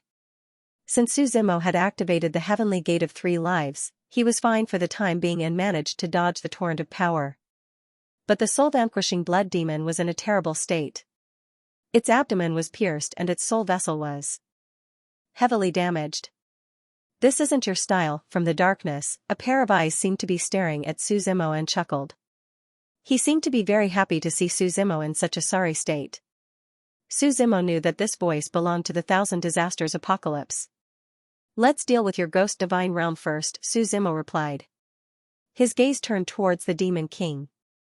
Since his soul-vanquishing blood demon was heavily injured, he obviously wasn't in any better shape.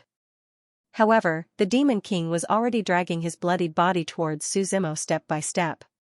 He was determined to fight to his last breath. Do you want to help me deal with him?" Suzumo asked. "Deal with your own matters," the Thousand Disasters Apocalypse replied. He didn't show himself, but continued to fight against the dragon tiger beast. Although the nefarious demon king was heavily injured, he was also constantly recovering. "I'm already very impatient." The demon king turned into a streak of light. A split second later, he appeared in front of Suzumo and struck his abdomen with his right hand. Suzumo did not resist in the slightest. His figure turned into a streak of blood as he flew out. The demon king also followed him.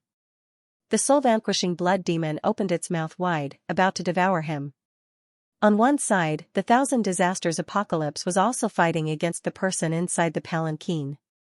The two of them were so powerful that the others didn't even have a chance to interfere. The giant palm of darkness descended from the void of space. The dragon tiger beast couldn't hold on for too long before it was pinned to the ground, unable to move. "Heavenly God Xianxia Dao," the person inside the palanquin shouted. A clear aura and golden divinity descended from the void of space. As if a new path had been created, countless dark clouds were dispelled. "7 tribulations ghost-slaying blade," the voice inside the palanquin shouted again. A jet-black blade that seemed to be shrouded in sin and killing intent broke through the void of space. What was truly powerful wasn't this blade. It wasn't this technique, but rather the blooming Dao flower below it. This Dao flower was also known as the golden flower.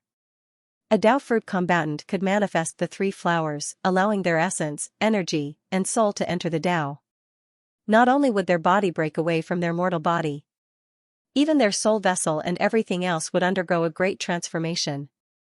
The 3 flowers of the 3 flowers of the head represented the 3 flowers of essence, energy, and spirit. This golden flower represented Qi. As it bloomed, the 7 tribulation devil blade spun around in the air. In the sky, the clear Qi and divine light also fell into the golden flower below the devil blade. "Heavenly God, you've crossed the line." Seeing this, the Thousand Disasters Apocalypse also became serious. His tone was very displeased. Using the 3 flowers in battle meant that he was serious. Even a great saint would be shaken by this power. For a moment, the entire void of space was filled with lightning and thunder. While the golden flower of the 3 flowers bloomed, 7 bolts of tribulation lightning descended from the sky, striking the 7 tribulation devil blade.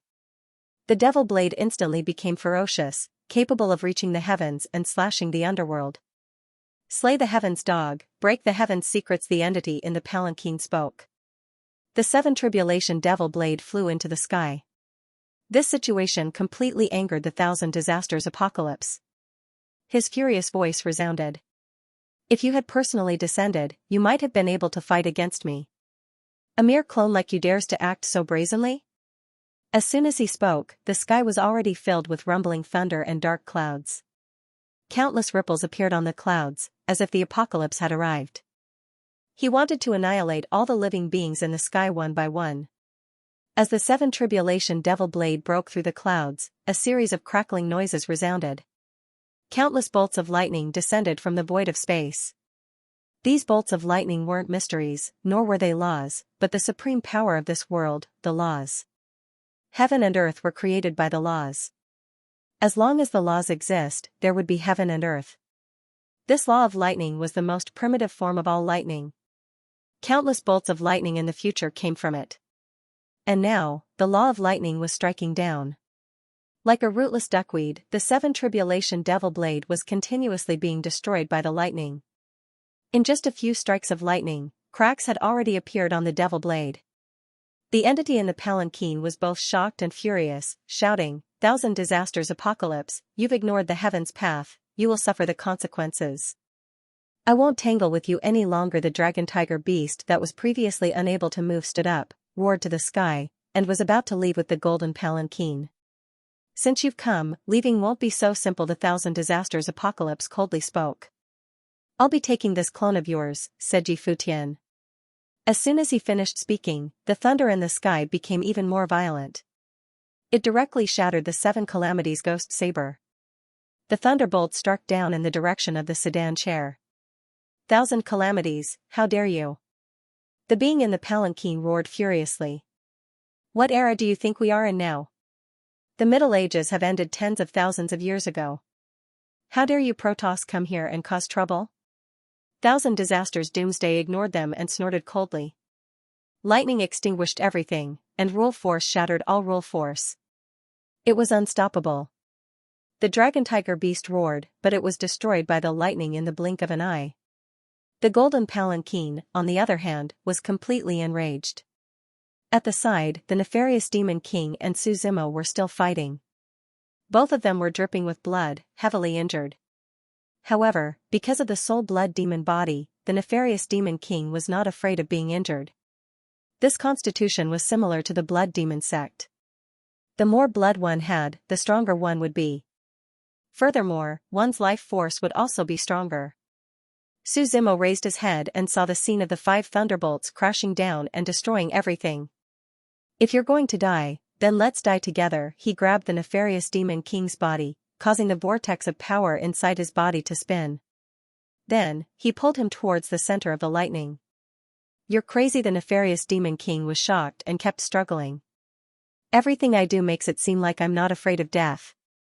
But in truth, it was because he had the soul blood demon body that he knew he wouldn't die and dared to do such a thing. And this law of lightning is a power that surpasses that of a great saint. If he was hit, he would most likely be destroyed in an instant. Although great saints have the soul of life and death, they aren't afraid of death. But he also understood that in front of the law, there was no way he could escape. The law would destroy his soul of life and death as well. "Let me go," the nefarious demon king roared. He killed Su Zimo only for the sake of freedom, so he naturally didn't want to give up his life. On the surface of the nefarious demon king's body, the law of blood was rampaging. But Su Zimo wasn't an exception either. His law of blood also rose into the air. While the same law was struggling, Su Zimo pulled him towards the center of the lightning. Before his screams could even be heard, everything had already been turned to dust and disappeared without a trace. The golden palanquin, the divinity races Shenhe, as well as Su Zimo were all turned to dust without a trace within the law of lightning. This was the power of the law. "Open the severed path." The Thousand Disasters Apocalypse had been observing this situation and casually spoke. The Nine Mountain Wraith was a bit surprised, apparently not understanding this decision.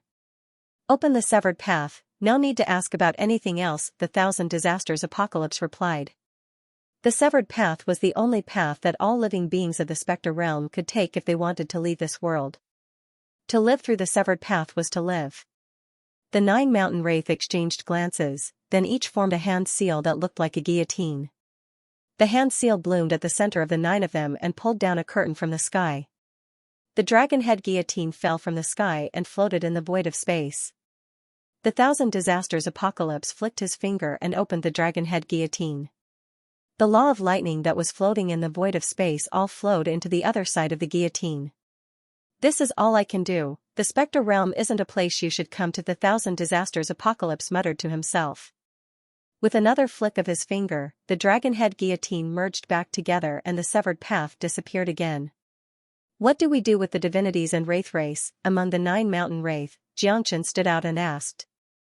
Although the war had killed a lot of people, there were still a lot of divinities and wraith race people in the Forbidden Zone. Kill a few of the wraith race, inform them. From today onwards, the divinities will no longer exist in the Spectre Realm, the 1000 Disasters Apocalypse declared. Although it was only a few simple words, they were filled with killing intent. It seems the destruction of the divinities here was already set in stone. Understood, the 9 mountain wraith all nodded. Next to them, Ingo seemed to want to say something, but stopped. The other mountain wraith didn't understand, but he knew a few things about Suzumo's identity. In the end, he still stood out and asked, Master, is that person going to die just like that? He won't die, the 1000 Disasters Apocalypse calmly replied. But who can live under your law? Ingo asked. Under normal circumstances, he wouldn't be able to live. But his existence has always been an anomaly, the 1000 Disasters Apocalypse replied. Today's matter will end here. The Spectre Realm will remain the same. Seal off the Forbidden Zone. As the law descended, everything was destroyed. At the banished zone of the Spectre Realm. This was a place connected to the Sin Demon Realm, so the 2 realms were quite similar. A single leaf was floating in the void of space. At first, the leaf was no different. In this silence, it was very fragile. But as time passed, the life energy on the leaf became stronger and stronger. The green light constantly stirred, and the whole leaf was like a heart, beating with a thump thump thump sound.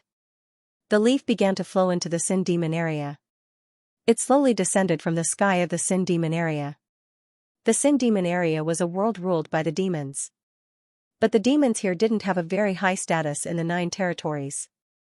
There were rumors that these demons were just dying. Although the demons ruled this world, as the rulers, they didn't participate in the order of this world. Instead, they didn't care and let the natives of this world develop naturally. So after countless years, humans were still the most populous race in this world. Heavenly Dragon Empire, Summer Sun County, Fancy Fish Village. The curtain of light shone from the horizon, and the sun that hadn't been seen in a long time scattered its soft light. The heavy rain for several days brought a heavy feeling to this world. The weather was a bit cold, and the clear sky was especially blue. The tomboy Wu Zhaodi of the fishing village carried clothes to the shore of the fishing village. Several older women came with her to wash the clothes. The clear water stretched as far as the eye could see. The women chose a place and used a washboard to wash the clothes. The girl called Wu Zhaodi wasn't in a hurry. She took off the rubber band on her wrist, tied up her long black hair, and then began to wash the clothes. Zhaodi, I heard that the son of the princess of Summer Sun County took a fancy to you. Why didn't you agree? The women had nothing to do, so they began to talk. Yes, if you marry into the princess's family, you'll enjoy endless glory and wealth. If I were 20 years younger, I definitely wouldn't miss it. Aunt Zhou, isn't your Jing-er's age suitable? You can let her try, Wu Zhaodi said with a smile. I want to, but it's a pity that the prince doesn't like us ordinary people, the woman said sourly. Wu Zhaodi smiled, and didn't want to say anything more on this topic. She wasn't from the Fancy Fish Village, and only came to settle here half a year ago. Her relationship with the villagers was also ordinary. After washing the clothes, she didn't go home, but carried the basket to the east of the fishing village. The willow trees on both sides were swaying in the wind. Her long hair was spread out behind her back, and her fair face was in stark contrast to her long black hair. Walking forward, it was the fishing area of the fishing village. However, the fish here were all small fish and boneless fish. They were not suitable for trading. Only those who had a desire for good food would come here for leisure. An old man sat by the shore of Tanshui. He was like a statue. It was unknown how long he had been sitting there with the fishing rod in his hand, But he was also like a pine tree, not moving at all. He looked straight ahead in a meditative state. Grandpa Wang. Wu Zhaodi tiptoed behind him and suddenly shouted. The old man just smiled and waved his right hand gently. A golden boneless fish was caught. I didn't scare you, Wu Zhaodi said unwillingly. What? Are you here to steal fish again? The old man turned his head and smiled kindly. How can you say that I stole it? I took it openly, Wu Zhaodi argued, unwilling to admit defeat. I heard that young Master Xia came to find you again? The old man asked with a smile. Don't mention it. That fellow is just like a shameless dog. I can't kill him, nor can I chase him away, Wu Zhaodi said helplessly. Although the Summer Goat County is very small, the main family of the Summer Goat County has a relationship with the Heavenly Luan Immortal Palace. There's nothing wrong with making contact, the old man said with a smile. Hearing the words Heavenly Luan Immortal Palace, the smile on Wu Zhaodi's face disappeared. She asked, is there any news from there? The Immortal Palace has changed hands. That Xiao Huang's methods are astonishing, and he has already stabilized the majority of the situation. It's just a matter of time, the old man replied. Wu Zhaodi clenched her fists tightly, her fingernails almost digging into her flesh. Control yourself. As of now, you no longer have any relationship with the Heavenly Luan Immortal Palace, the old man said. I know. Wu Zhaodi gave a long sigh of relief, as endless hatred sparkled within her eyes. Who? Just at this moment, she seemed to have sensed something, causing her gaze to look towards the other side of the shore. A leaf floated over from the river that wasn't too fast. The leaf was 4 to 5 meters long, with an unconscious male lying on top of it. The male was wearing an ink-black robe, while his facial features appeared to have been carved out. His long hair fluttered in the wind. His eyes were tightly shut, appearing as if he had fallen asleep. The old man waved his hand once again, causing the male's figure to separate from the leaf, before slowly floating towards the shore. This flooding sea leads directly to the Heavenly Dragon City. Why would someone cross it? The old man said in astonishment. There's a danger of overturning the heavens and overturning the seas at the center of the flooding sea. How is he? Wu Zhaodi asked. He's fine. He's just unconscious, the old man said while shaking his head after a simple examination. Kill him. We don't know where this person came from. Keep him, Wu Zhaodi suddenly said after hesitating for a moment. The old man looked at her in astonishment, before asking, Don't tell me you don't know your current situation? I didn't say that I'll take him in. I'll just leave him in this fishing village, Wu Zhaodi replied. Child, you're just like your parents, the old man said with a sigh as he shook his head. You're destined to never be an ambitious person. Being unable to be ruthless is your greatest weakness. Wu Zhaodi smiled and shook her head, saying, I only kill my enemies. What does an innocent person have to do with me? All right, take care of it yourself. The old man stood up, put away his fishing rod and left. If anything else happens in the Heavenly Palace, I'll tell you in advance. Watching the old man leave, Wu Zhaodi glanced at the remaining fish buckets, as well as the unconscious male in front of her. The tree god's blessing was the key to Su Zimo's survival.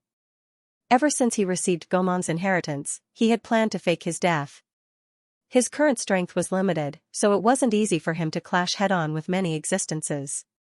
Furthermore, more and more people had their eyes on him.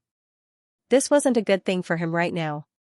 And so, Su Zimo faked his death, perished together with the evil demon king, and disappeared for a period of time.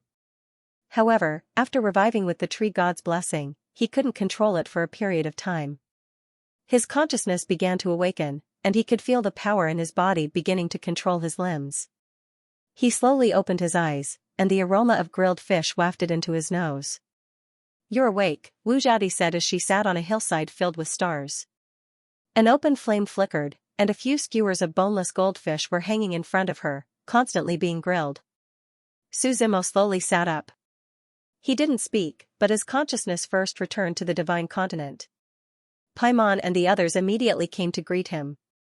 Master, this is Sin Devil territory, Paimon said directly.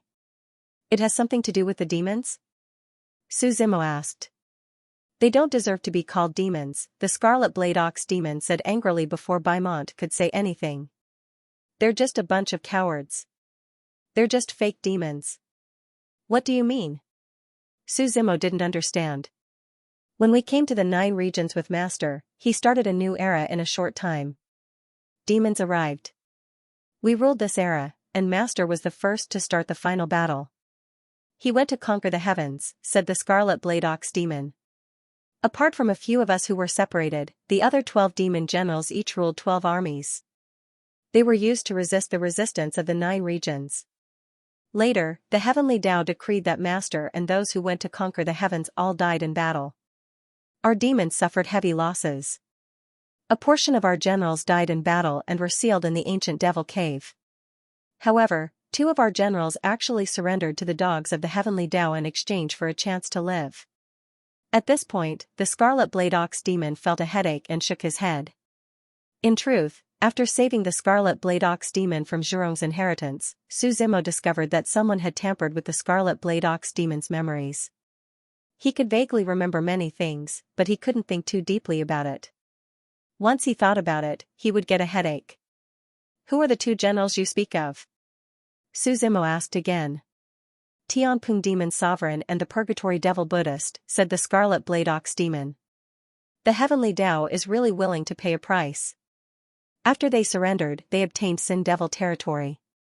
They're kings of a region.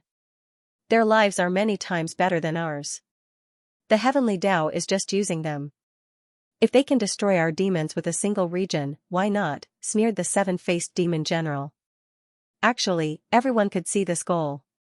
It was an open and aboveboard scheme, but some people couldn't resist the temptation. The demons here aren't demons anymore. Master, please be careful, reminded Beaumont. I know.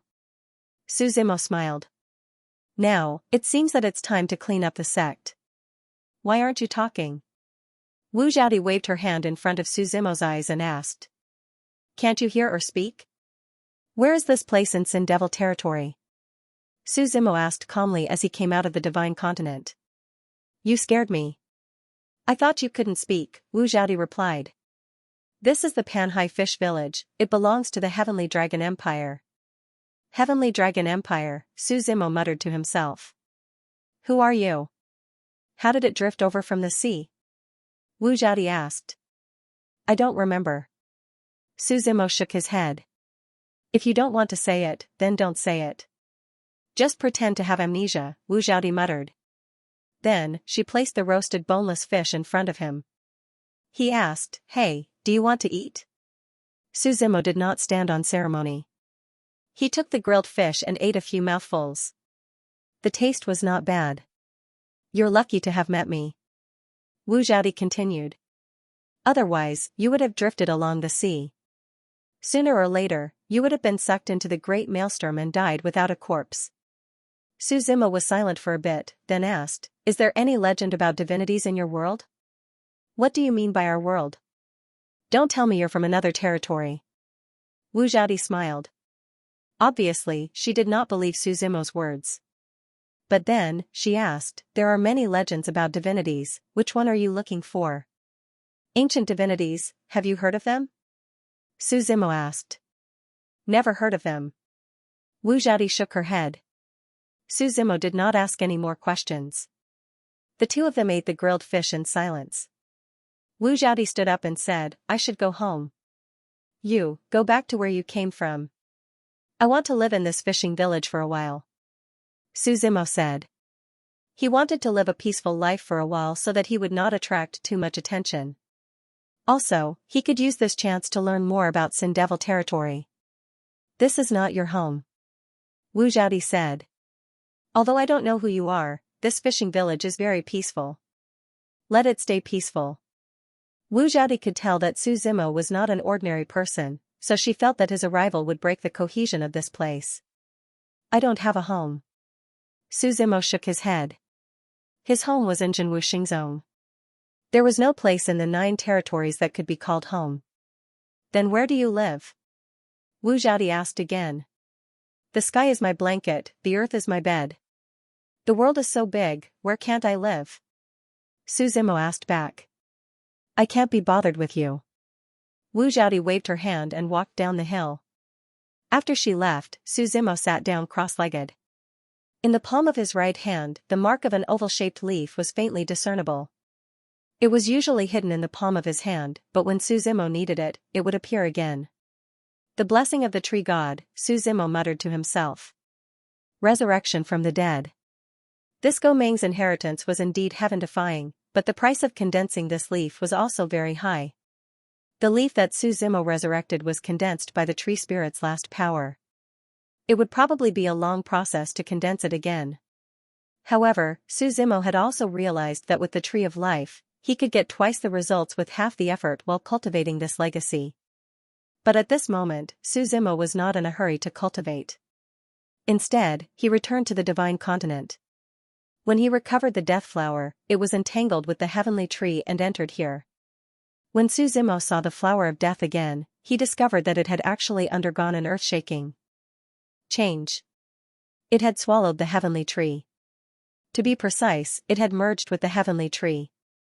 This was an unheard of event. After all, death and life were opposites. When the two met, it was either life or death. But now, they had merged together and become a tree. This was something that could only be discussed at night. The trunk of this tree was the heavenly tree. However, compared to the previous sapling, it had grown into a tree in a short time. And the flower that bloomed on the tree was actually the death flower. The death flower bloomed on the heavenly tree. Life and death gathered on it at the same time.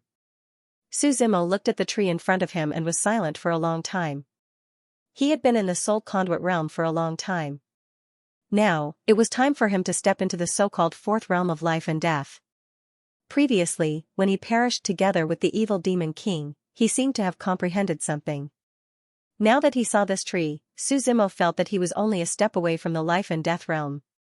He sat cross-legged under the tree. The life and death chi emitted from the tree and enveloped his body. The whole night was silent. It wasn't until the next morning that Su Zimo finally opened his eyes from his cultivation. His soul vessel had returned to the hillside. Su Zimo stretched his back and looked into the distance. From here, he could clearly see the entire Panhai fishing village. The Panhai Sea is the largest sea in the Heavenly Dragon Empire.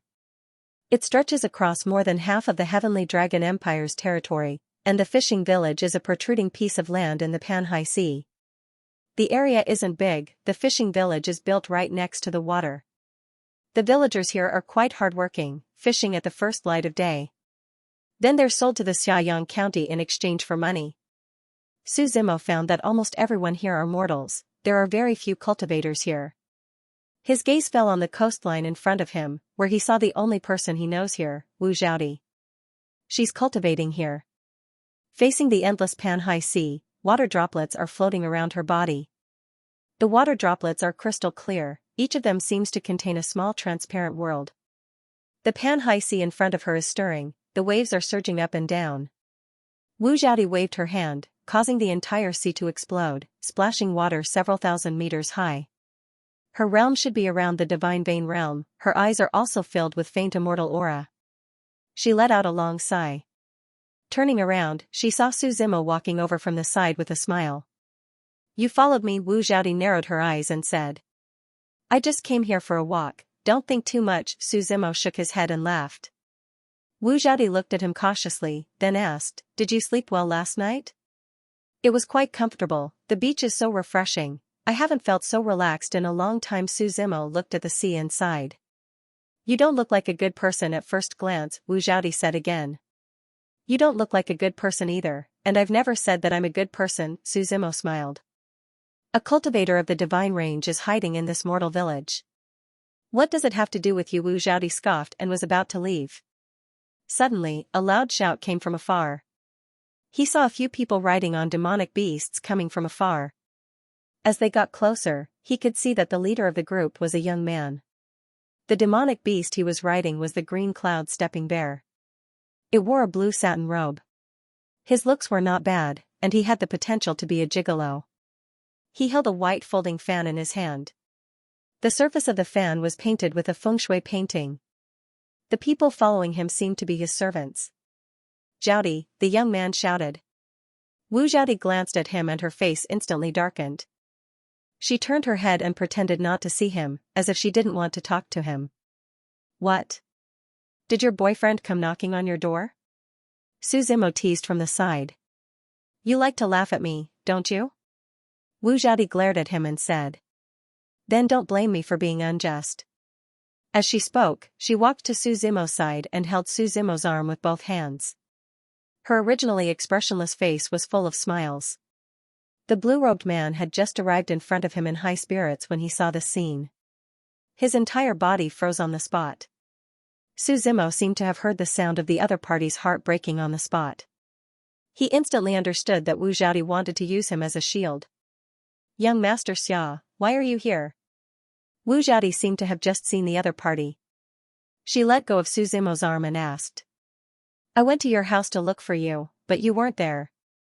I thought you should be at the beach, young Master Xia replied woodenly.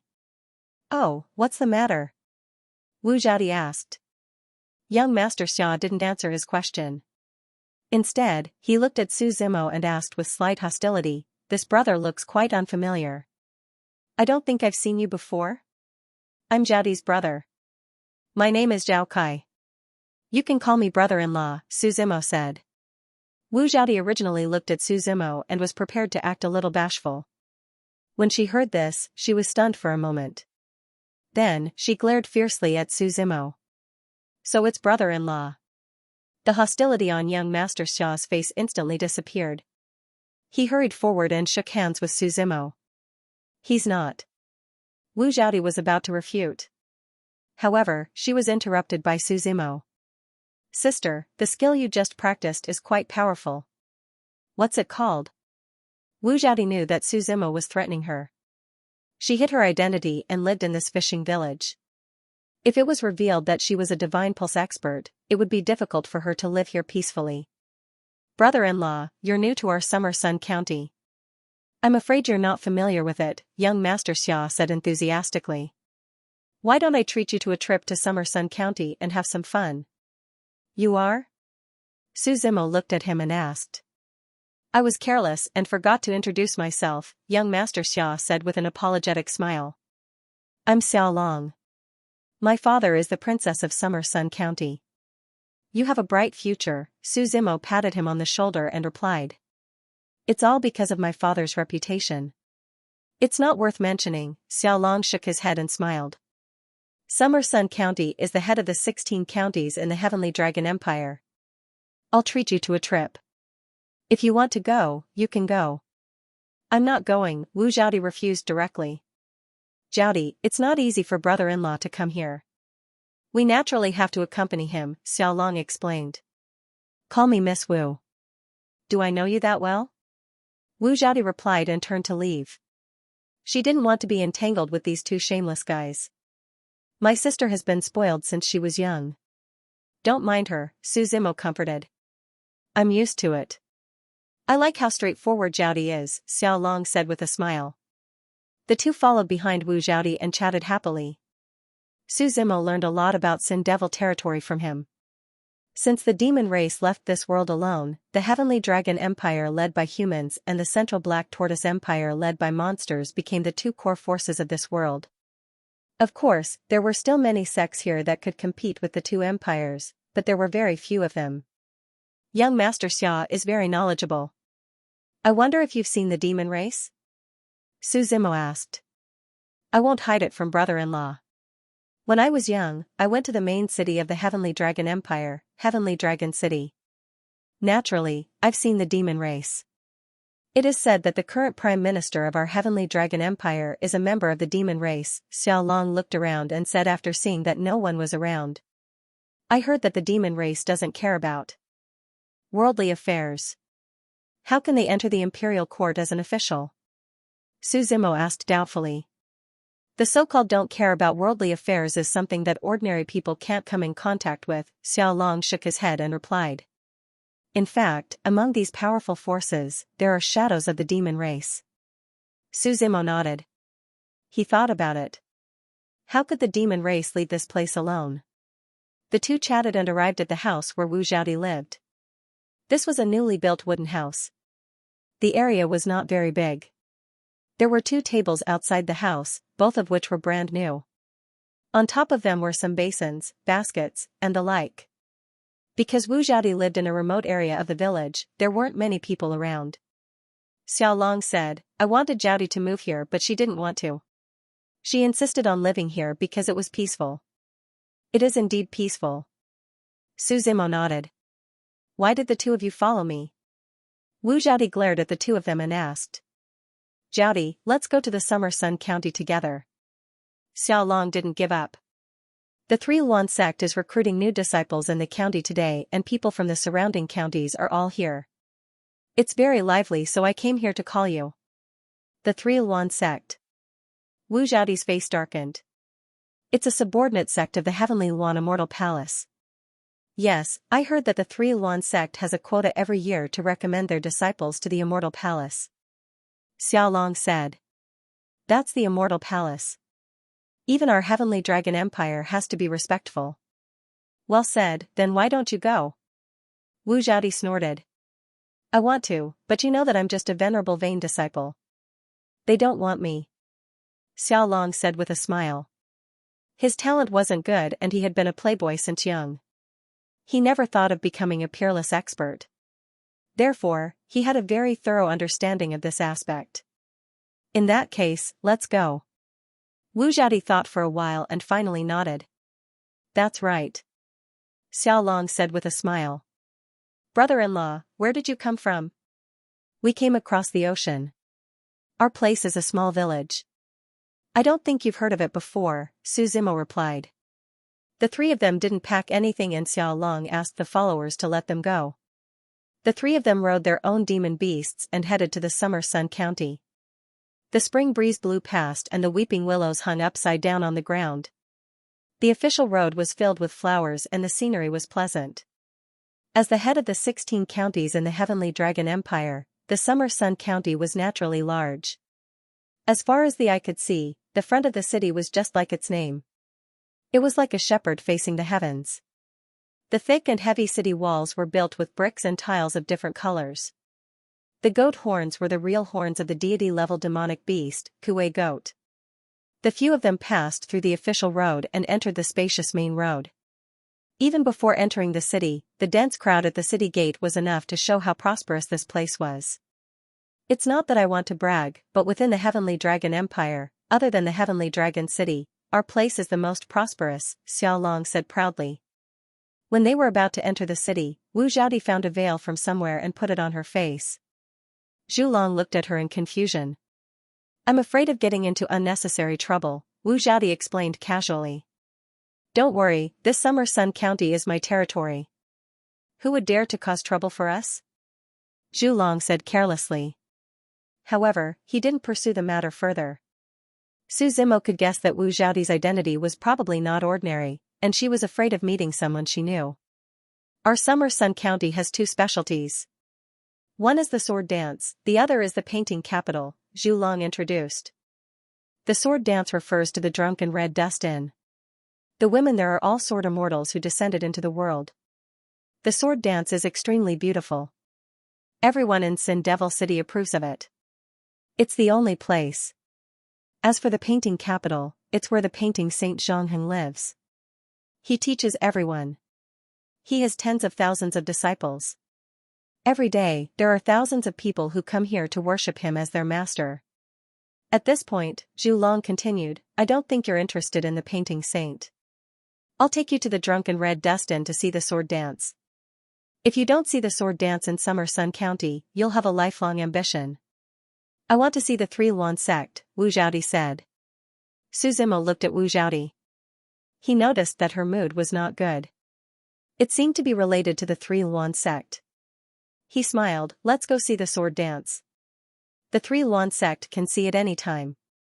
That's right, Zhulong hurriedly said. The 3 Luan sect has been staying in my house for the past few days. If you want to see it, I'll take you there at night. Wu Zhaodi didn't reject the offer. They walked into Summer Sun County. Zhulong was familiar with the place. He led them to the main street. There were people coming and going. The smell of food from the stalls assaulted their nostrils. Su Zimo felt a little hungry. He bought a few pastries. They were sweet but not greasy. While eating, the three of them arrived in front of the Drunken Red Dust Inn. It wasn't accurate to say that this place was an inn. It was more like a peony garden. The meaning of the Drunken Red Dust Inn was derived from a type of peony. In fact, there were countless types of peonies here. Black sea gold, world crown black jade, fire golden pill, brocade tent hibiscus. It was said that the owner of this place loved to be drunk in the mortal world, so it was named that way. The walls of this peony garden were painted with white paint. The peony paintings on them were very lifelike. They were actually moving paintings. The flowers bloomed and rolled. They could even smell the fragrance of the flowers. The painting was so strange. This painting is the work of the painting saint, Xianxia. It's hard to get. How is it? Isn't it beautiful? The law of painting, Su Zimo muttered to himself. Brother-in-law, what are you talking about? Zhu Long asked, puzzled. Su Zimo smiled and shook his head. He didn't explain. He couldn't explain it. This painting was fused with the law of painting. That was why it could happen. However, this so-called painting saint wasn't simple. Just the law of painting alone was useless. He had to be unparalleled in the world in painting. Only an existence with extreme mastery could have such skills. If Xianxia could take another step forward and reach the fruit of Tao realm and comprehend the law of painting, this painting wouldn't be like this. He casually drew and the real peony was born. Amazing, Su Zimo also praised. If there's a chance, I'd like to meet him. That depends on your luck, brother-in-law, Zhu Long explained. I'm not trying to discourage you. Countless people visit the painting saint every day. Even my father has to make an appointment in advance to meet him. Su Zimo smiled and didn't refute. He and Wu Zhaodi followed behind Zhu Long and walked towards the peony garden. What's wrong? Su Zimo glanced at Wu Zhaodi and asked softly. Do you have a grudge against the Three Luan sect? They don't have the right, Wu Zhaodi said indifferently.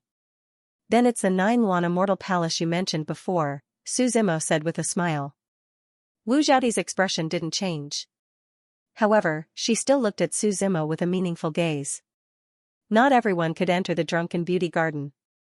Zhu Long took out a token from his sleeve. Finally, he let the three of them into the garden. As soon as they walked into the peony garden, a fragrant smell wafted over. It was no longer derogatory to say that the garden was full of spring. Peonies of various colors clustered around each other. Hundreds of flowers bloomed, occupying both sides of the Drunken Beauty Garden. Other than the main road in the middle, there were only peonies here.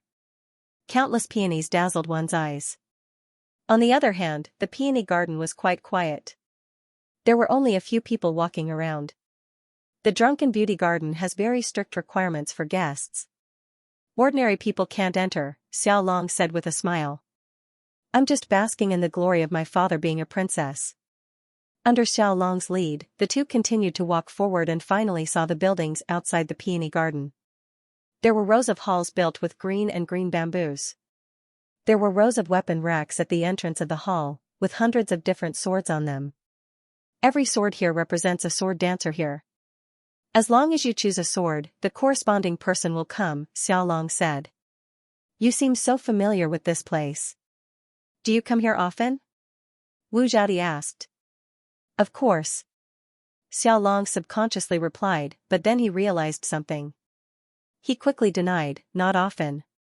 I come here once or twice with friends. What's the use of choosing a sword? You can't even see the person, Wu Zhaodi complained. This is called looking at the person while looking at the sword. Every sword here has a different sword intent and sword momentum. They have different styles, Xiao Long said with a smile. That's more interesting. Su Zimo walked a few steps and glanced at the swords one by one. Some of the swords here were as cold as ice, piercing to the bone. Some were as passionate as fire, and some were as shy as ballet and as pure as water. Brother Xia comes here often. You decide, Su Zimo said. Xiao Long did not stand on ceremony. He gently tapped 3 of the swords with his right hand. The three swords immediately turned into a stream of light and floated into the hall. The door of the hall on the far left slowly opened, and the three of them walked in one by one. Upon entering, Suzimo discovered that the size of the hall was beyond his imagination. It was at least tens of thousands of square meters. The hall was divided into dozens of rooms. As he walked down the aisle, Suzimo discovered that many of the rooms were already occupied. The three of them arrived at the room on the left. The room was very simple and crude. There were only 3 praying mats and a wooden table. There were 3 cups of freshly brewed tea on the table. There was a piece of white cloth hanging in front of him. As soon as the three of them walked in, before Suzimo could say anything, they heard the desolate sound of a zither. Immediately after, 3 graceful figures appeared on the back of the white cloth.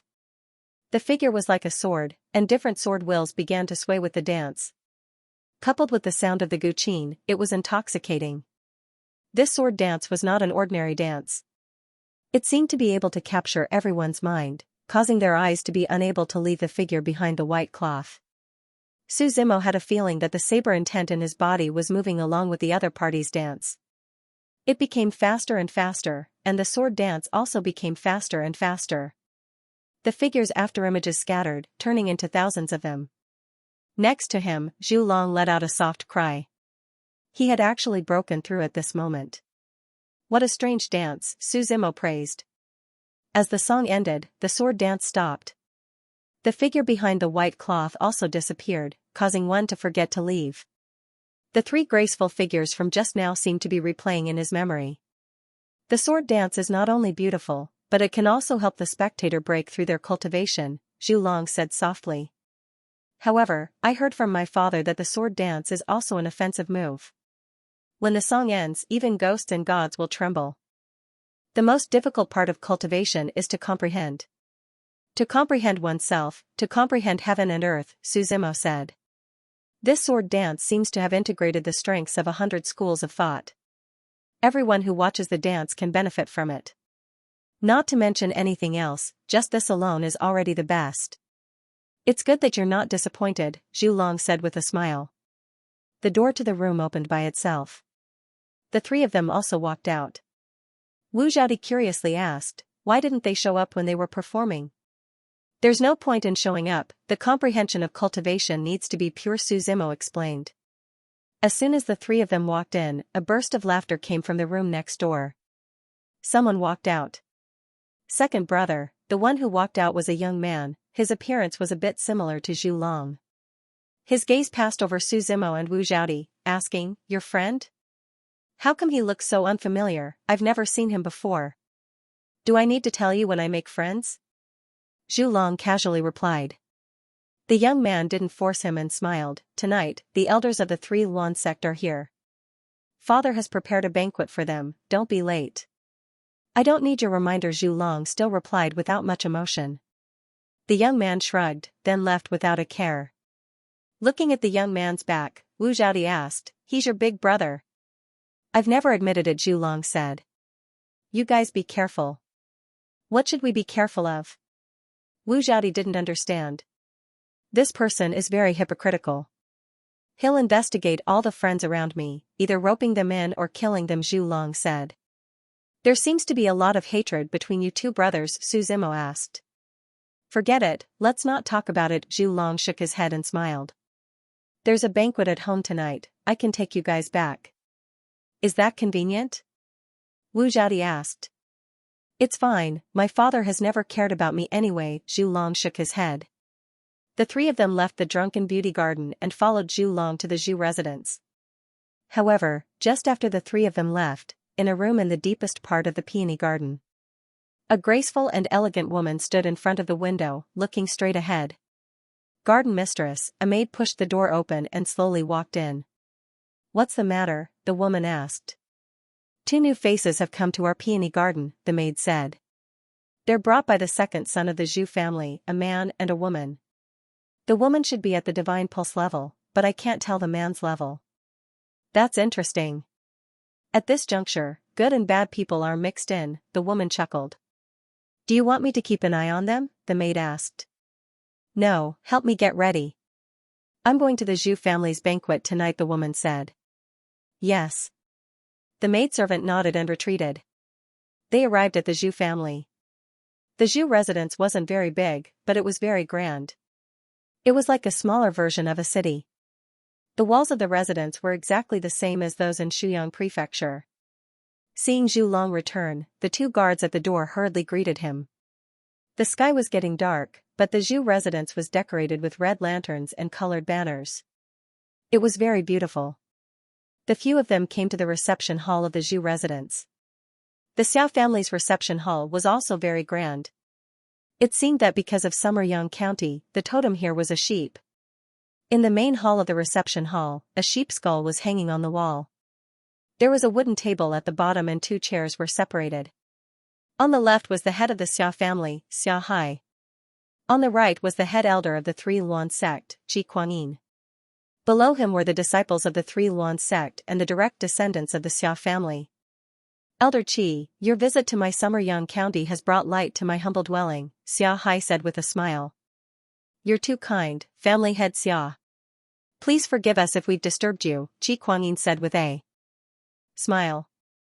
It's fine. While Xia Hai was joking, Xiao Long walked in with Su Zimo. Father, Elder Qi, Xiao Long also greeted them. You unfilial son, why are you running around all day? You're the only one who's late, Xia Hai scolded. Family head Xia, it's fine. I see that second young master is carefree, so I don't think he did it on purpose. Moreover, we're not outsiders, so we don't care about this, Qi Kuangyin said with a smile. The banquet I prepared is almost ready. Elder Qi, why don't we move and chat while we eat? Xia Hai stood up and smiled. Also, I've specially invited Lady Gongsun from Drunken Beauty to perform a sword dance tonight. I'm looking forward to it, Qi Kuangyin said with a smile. Is the art saint coming? I'm sorry to disappoint you, Elder Qi. The art saint doesn't like to attend such banquets, Xia Hai shook his head. However, it made sense. Although they weren't weak, they weren't at the same level as the art saint. It was understandable that the art saint didn't come. Xia Hai and Qi Kuangyin took the lead, while the others followed closely behind. There weren't many people from the Three Luan sect, only 3 men and 1 woman. They were all wearing special flying Luan robes. The robes were like immortals, fluttering in the wind and emitting a purple aura.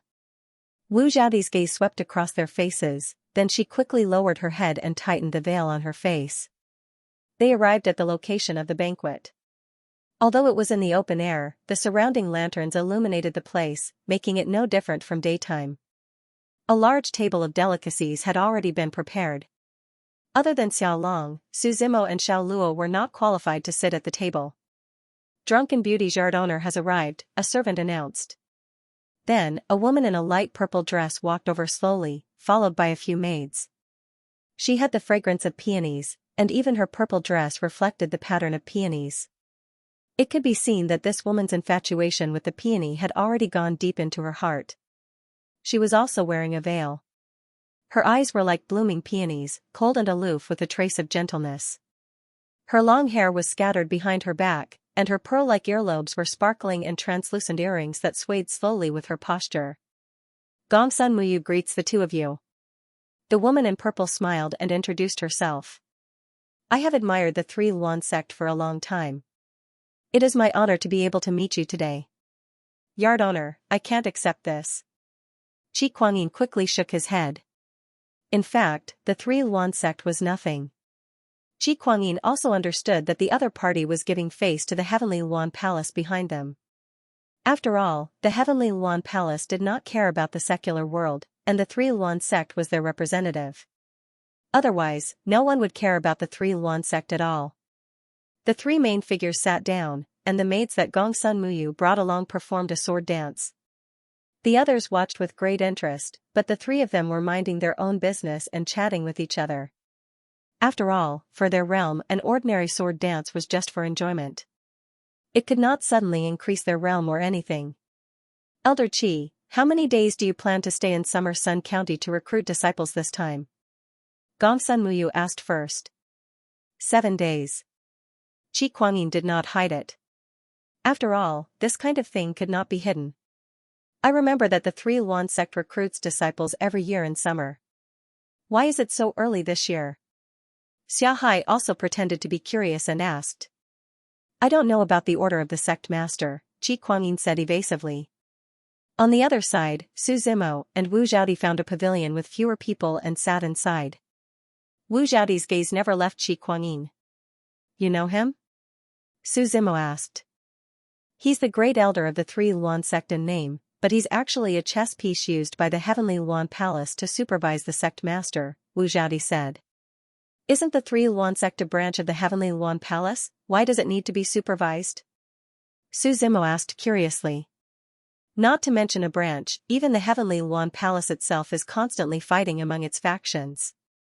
Among them, the youth faction and the older generation have the most serious differences. That sect master belongs to the youth faction, and this Qi Kuangyin was arranged by the older generation, Wu Zhaodi explained. However, Wu Zhaodi shook her head and replied, Why am I telling you this? It's meaningless. I was suspicious before, but now I'm even more certain that you're from the Heavenly Luan Palace, Su Zimo said. So what if I know? Are you going to tell on me? Wu Zhaodi asked back. That's not important to me. Su Zimo shook his head.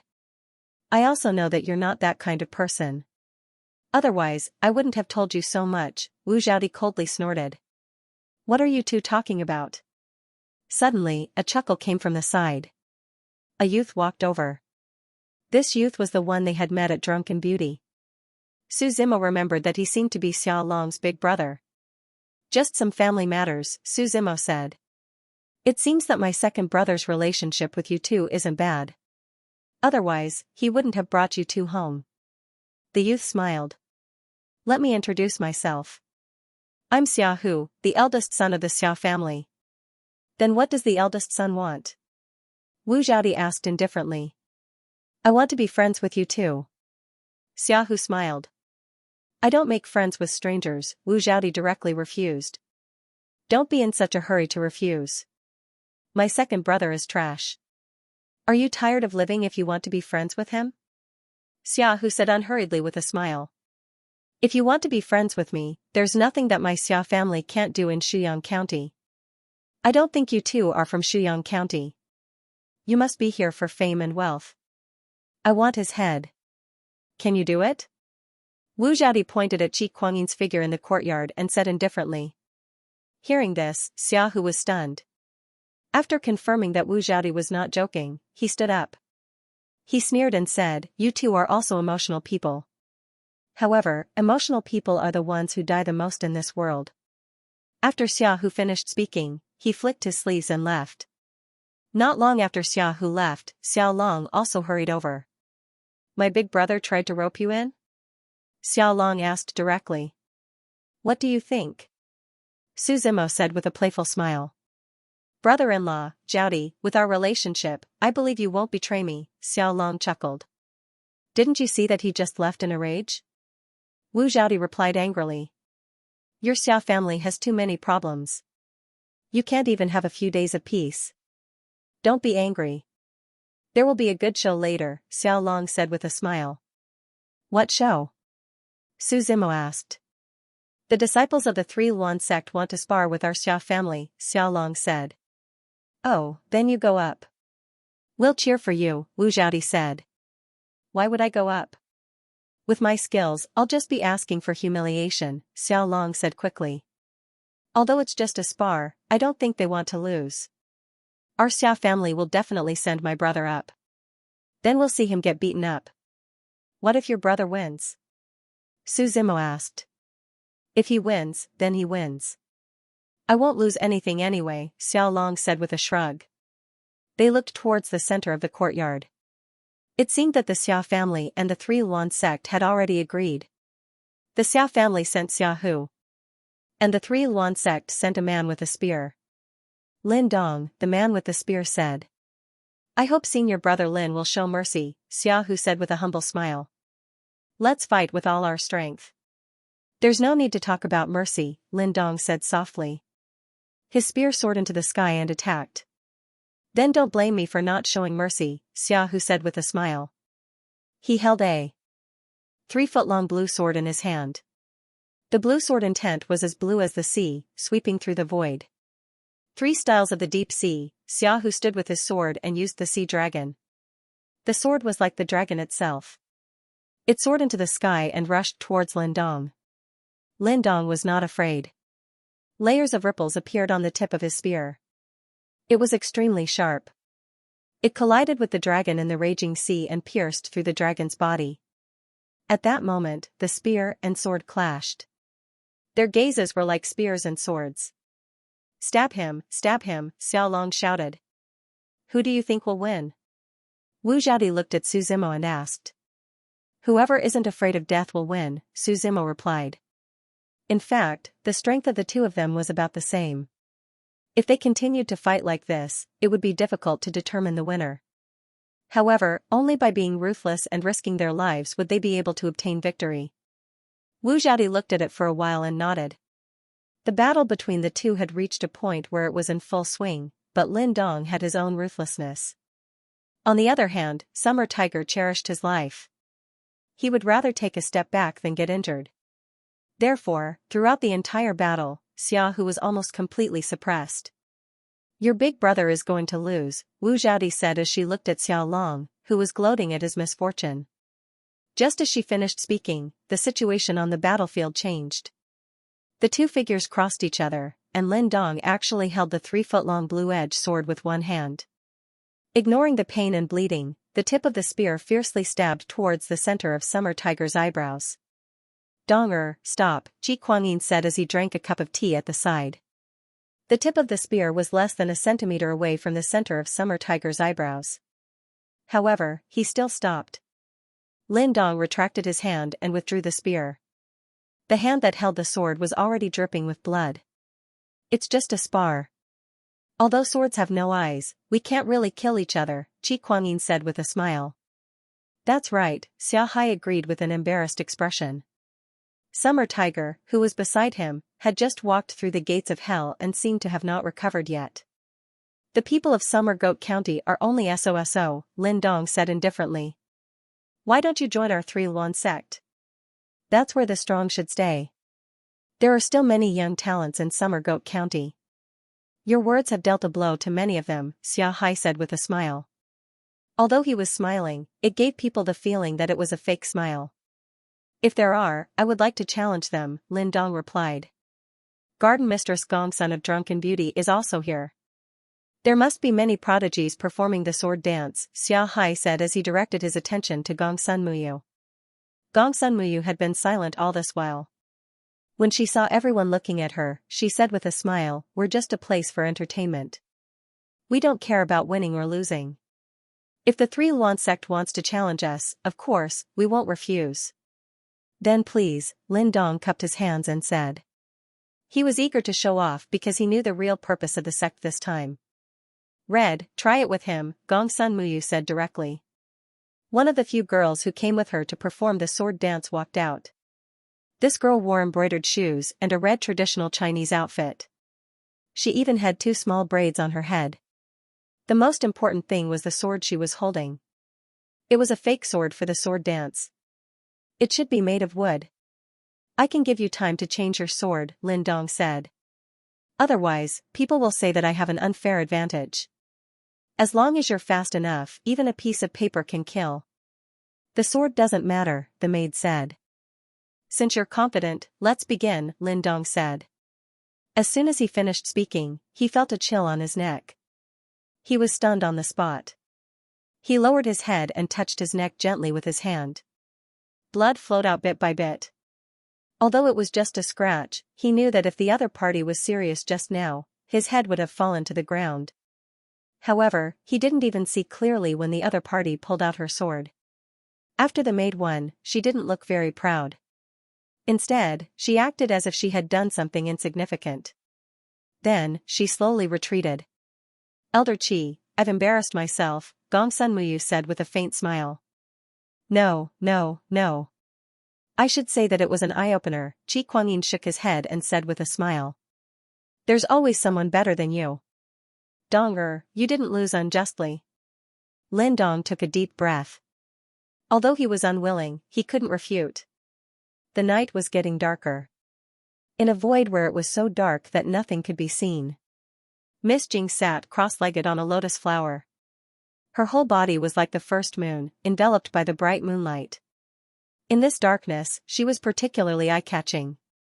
"The evil demon king is dead," a voice suddenly sounded in the boundless darkness. Miss Jing slowly opened her eyes, and a huge pressure burst out. She asked, "What about him?" "He died with him," the voice said. "He died so easily?" Miss Jing couldn't believe it. "I'll investigate again." "I don't believe it either," the voice continued. Miss Jing was silent for a long time. Then, she asked again, "How's the Holy Court?" "It's been conveyed, but the news is that the Nether Realm has rejected our proposal," the voice replied. "Rejected? How dare they?" Miss Jing said in surprise. "With the Lord of the Dead Souls, what are you afraid of?" the voice said. "Under the leadership of the Lord of the Dead, the Nether Realm has become more and more excessive. They don't obey any conditions," the voice explained. "What did the king say?" Miss Jing asked again. "He didn't answer this matter. I think he wants us to solve it ourselves," the voice said. "In that case, with our current ability, let's put the Nether Realm aside for the time being," Miss Jing ordered. "The main thing is to search for Su Zimo's traces and make sure he's really dead." Even Miss Jing herself didn't believe it, but this was their goal. The voice didn't reply, but gradually disappeared.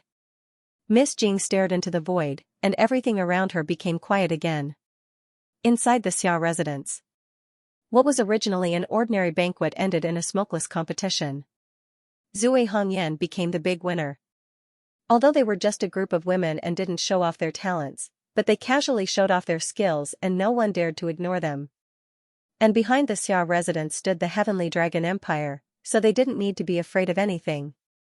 After the banquet, Xiao Long began to arrange a courtyard for Su Zimo and Wu Zhaodi. When they came to the courtyard, Xiao Long looked around and said, "Brother-in-law, Zhaodi, there's something I just received, and I might have to tell you." "What's the matter?" Su Zimo asked curiously. "The Three Luan sect didn't come here just to recruit disciples. To be precise, recruiting disciples is just an excuse," Xiao Long said in a low voice. "In a few days, the tomb of the ancestral dragon will be unearthed." "The tomb of the ancestral dragon? What's that?" Su Zimo asked in confusion. "Brother-in-law, you don't even know this?" Xiao Long said in surprise. "I'm not from here, how would I know?" Su Zimo smiled. "It's very famous.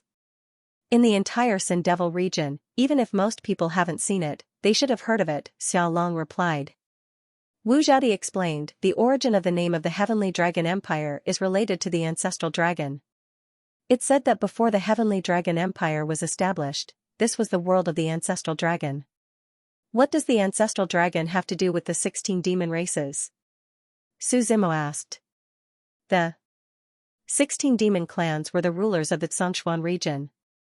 They were divided into 8 upper and 8 lower demon clans. To be precise, they are from the same lineage. I also heard that there was a disagreement between Laozu of the ancestral dragon lineage. Some of the ancestral dragons left for the Xianxia region and formed the 16 demon tribes. Some of them are still in Sin Devil realm, Xiao Long explained. "That's right." Wu Zhaodi nodded and said, "After the demon race took over this place, the ancestral dragons were all killed. Countless ancestral dragon corpses fell into the ground, forming countless tombs and lands of inheritance." "You mean to say that these people are here for the ancestral dragon's inheritance?" Su Zimo asked. He remembered that he had once obtained the demon mirror. Ever since he had subdued old demon Lao Shan, he had not used it much. Perhaps this ancestral dragon could fulfill one of the conditions. "It should be." "Most likely," Zhu Long replied. "I only got the news tonight, but this matter has nothing to do with us. Just be careful these few days." "I want to take a look at the ancestral dragon's tomb," Su Zimo suddenly said. "No way, brother-in-law." Zhu Long was stunned for a moment before he hurriedly said. "We don't need to join in the fun." "I also want to take a look," Wu Zhaodi quickly said. "Okay, I'll make the arrangements tomorrow. If my Zhu family wants to go, try to bring us along," Zhu Long said directly. Su Zimo glanced at Xiao Long. This guy's change was too fast. This was the legendary saying of valuing sex over everything. But don't get into trouble, Zhu Long warned. You can look around, but don't get into trouble. After Zhu Long left, Wu Zhaodi was not in a hurry to return to her room. Instead, she pointed to the pavilion in the courtyard and said to Su Zimo, "Want to talk?" Su Zimo did not refuse. "I'm going to kill Qi Kuangyin," Wu Zhaodi said straightforwardly. "It will be very troublesome. If you want to leave, leave as soon as possible." "That's it?" Su Zimo asked in return. "The Three Luan sect is not scary. What's scary is the Heavenly Luan Immortal Palace behind him," Wu Zhaodi said while shaking her head. "I won't hide it from you. I live for revenge. So, from tomorrow onwards, we will go our separate ways. I don't care about your revenge. Anyway, I'm going to take a look at the ancestral dragon's tomb when the time comes," Su Zimo said. "Why can't you explain it clearly?" Wu Zhaodi asked helplessly. "In other people's eyes, we're together now. If something happens to me, I'll also implicate you." While the two were chatting, an explosion suddenly came from the void not far away. Then, a dragon's roar was heard, shaking the surroundings. An earthy yellow spiritual energy storm condensed in the sky and spiraled into the sky. Then, it went straight into the clouds. The dragon's roar became louder and louder. The dragon's roar shook the area within 100 miles. It was as if the sky was filled with strange phenomena, attracting everyone's attention. Before Su Zimo could move, he saw several figures in the air in the Summer Sun County, rushing in the direction of the dragon's roar. "It's better to come at the right time than early," Su Zimo said with a smile. "It's a moonless night," Wu Zhaodi muttered to herself. She didn't care about the ancestral dragon's inheritance. She only wanted the lives of the Three Luan sect. Su Zimo knew that she didn't want to tell him the reason, so he didn't ask. He stepped into the air and flew in the direction of the dragon's roar at a moderate pace. When Su Zimo and Wu Zhaodi arrived, the place was almost occupied by several major forces. Su Zimo recognized Zue Hongyan, the Three Luan sect, and the Shu family. There were two other forces that he didn't recognize. One of them was two strong men. Su Zimo only learned about them after Shu Long introduced them. They were the notorious bandit brothers of the Summer Sun County. On the other hand, they were covered in black robes. They probably wanted to hide their identities and didn't want others to know. A total of 5 forces surrounded the place. At the center was the ancestral dragon's tomb. The earthy yellow spiritual energy was still gathering and rising. "Everyone, who wants to go first?" Elder Qi Kuangyin of the Three Luan sect looked around and asked with a smile. Elder Qi has a high position and authority. "You should go first," Gongsun Muyu said with a smile. "I don't care who goes first. We won't stand on ceremony," the bandit brother next to him snorted. They jumped into the center just like that. Everyone waited and waited. Seeing that nothing unusual happened, they were afraid that the inheritance would be taken away. The group of black-robed men next to them jumped in first.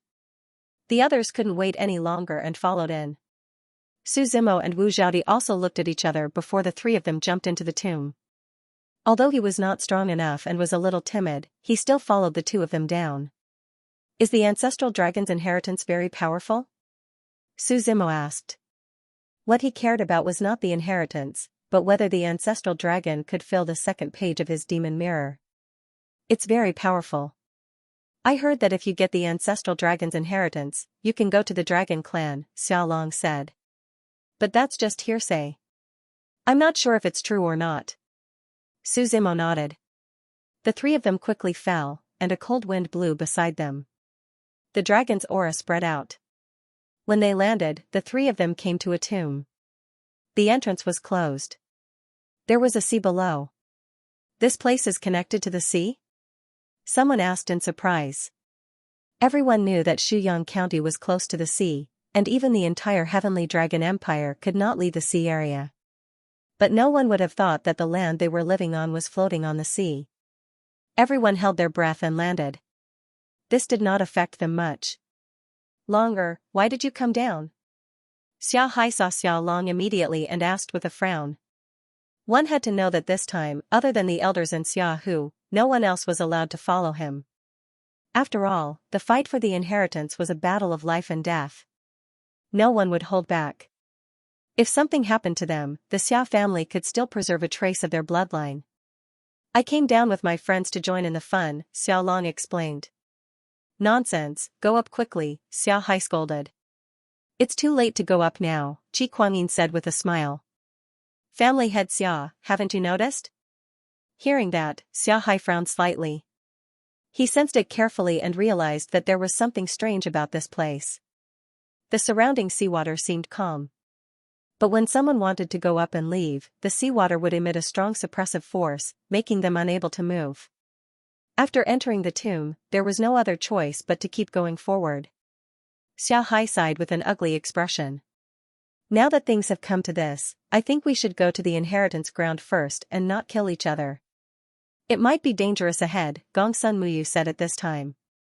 When we see the inheritance, we'll rely on our own abilities. I agree, Xiao Hai said. Who wants to work with you? This inheritance has to be ours, one of the bandit brothers shouted. The two of them took the lead and walked forward. The door in front of them was soaked in seawater. The closer the seawater was to the door, the bluer and purer it became. At the center of the gate was a coiling blue sea dragon. His dragon might was vast and mighty, and no one dared to look at him directly. Especially the dragon's two eyes, they were like two dragon balls. They were round and smooth, as if they had formed a world of their own. The leader of the bandit brothers placed both his hands on the door and pushed it with all his might, trying to push it open. However, the veins on his forehead bulged, and all the blood vessels in his body were about to explode, but the door didn't move at all. I'll do it, said the second of the robber brothers. However, there was still no movement from the door. The two of them were so tired that they were sweating profusely. You two should save your energy, Xiao Hai said. Look at the hint at the side. Only then did the two of them stop and look at the side panel next to the door. A line of words had appeared there at some point. The loss of the 5 elements, water. Water? Does it refer to the profound meaning or the loss? Qi Kuangyin asked again. He looked at everyone present and shouted, who cultivates the water attribute cultivation method?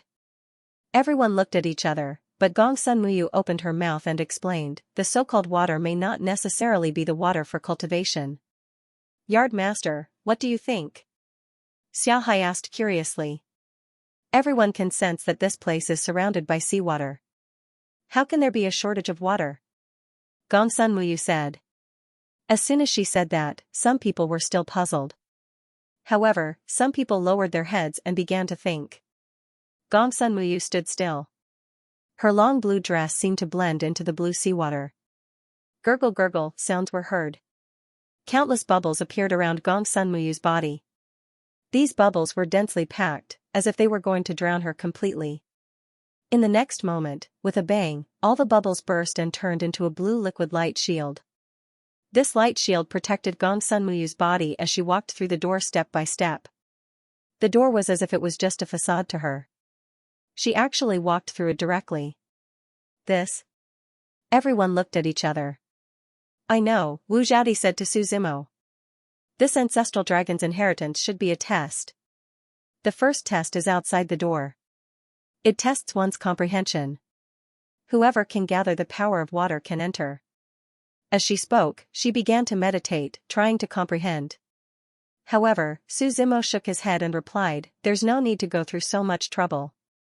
He waved his hand, and instantly, 3 blue light shields descended, enveloping Xiao Long and the other two. This? Although Wu Zhaodi looked calm on the surface, she was shocked on the inside. You cultivate the water attribute cultivation method? Wu Zhaodi asked.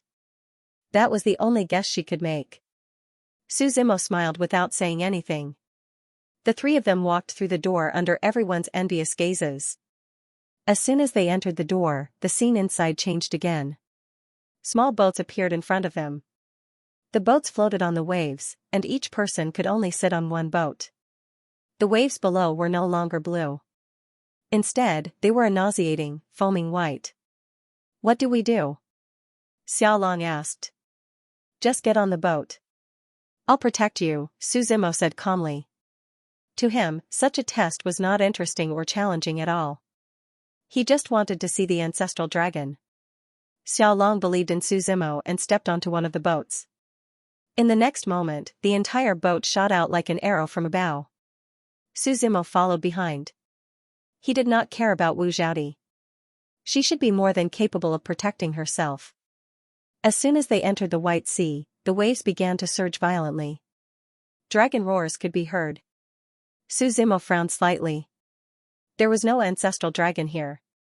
Instead, there were flood dragons lurking around. In the next moment, several flood dragons moved their bodies and slammed into the boat.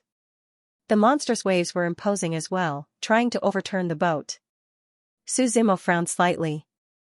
I can't be bothered to waste time here. The space-time energy in his hands surged. With a boom, the energy exploded and spread out in all directions. Countless flood dragons and waves were trapped in place, motionless. In the entire world, there was nothing but the three of them. Brother-in-law, you. No matter how stupid Zhu Long was, he could tell that something was amiss. What's wrong? Su Zimo asked. Senior, I was blind. Zhu Long didn't dare to call him brother-in-law anymore. If you put it that way, it makes us seem distant, Su Zimo said. Although you're very weak, I like you. Otherwise, I wouldn't have protected you. Brother-in-law, you're right, Zhu Long quickly said. Su Zimo turned around and glanced at Wu Zhaodi. A look of surprise flashed across her face. Then, she asked calmly, I knew you weren't an ordinary person. Su Zimo still smiled and didn't say anything. With your strength, do you think you can spy on this inheritance? You don't understand. Su Zimo shook his head. Then what should we do now? Zhu Long asked. Following the inheritance is too slow. It's better to find the ancestral dragon ourselves, Su Zimo said. How do we find it? Zhu Long asked again. Anyway, he didn't know anything. He just followed behind Su Zimo. Su Zimo took out Vanishing and then held the demon mirror in his hand.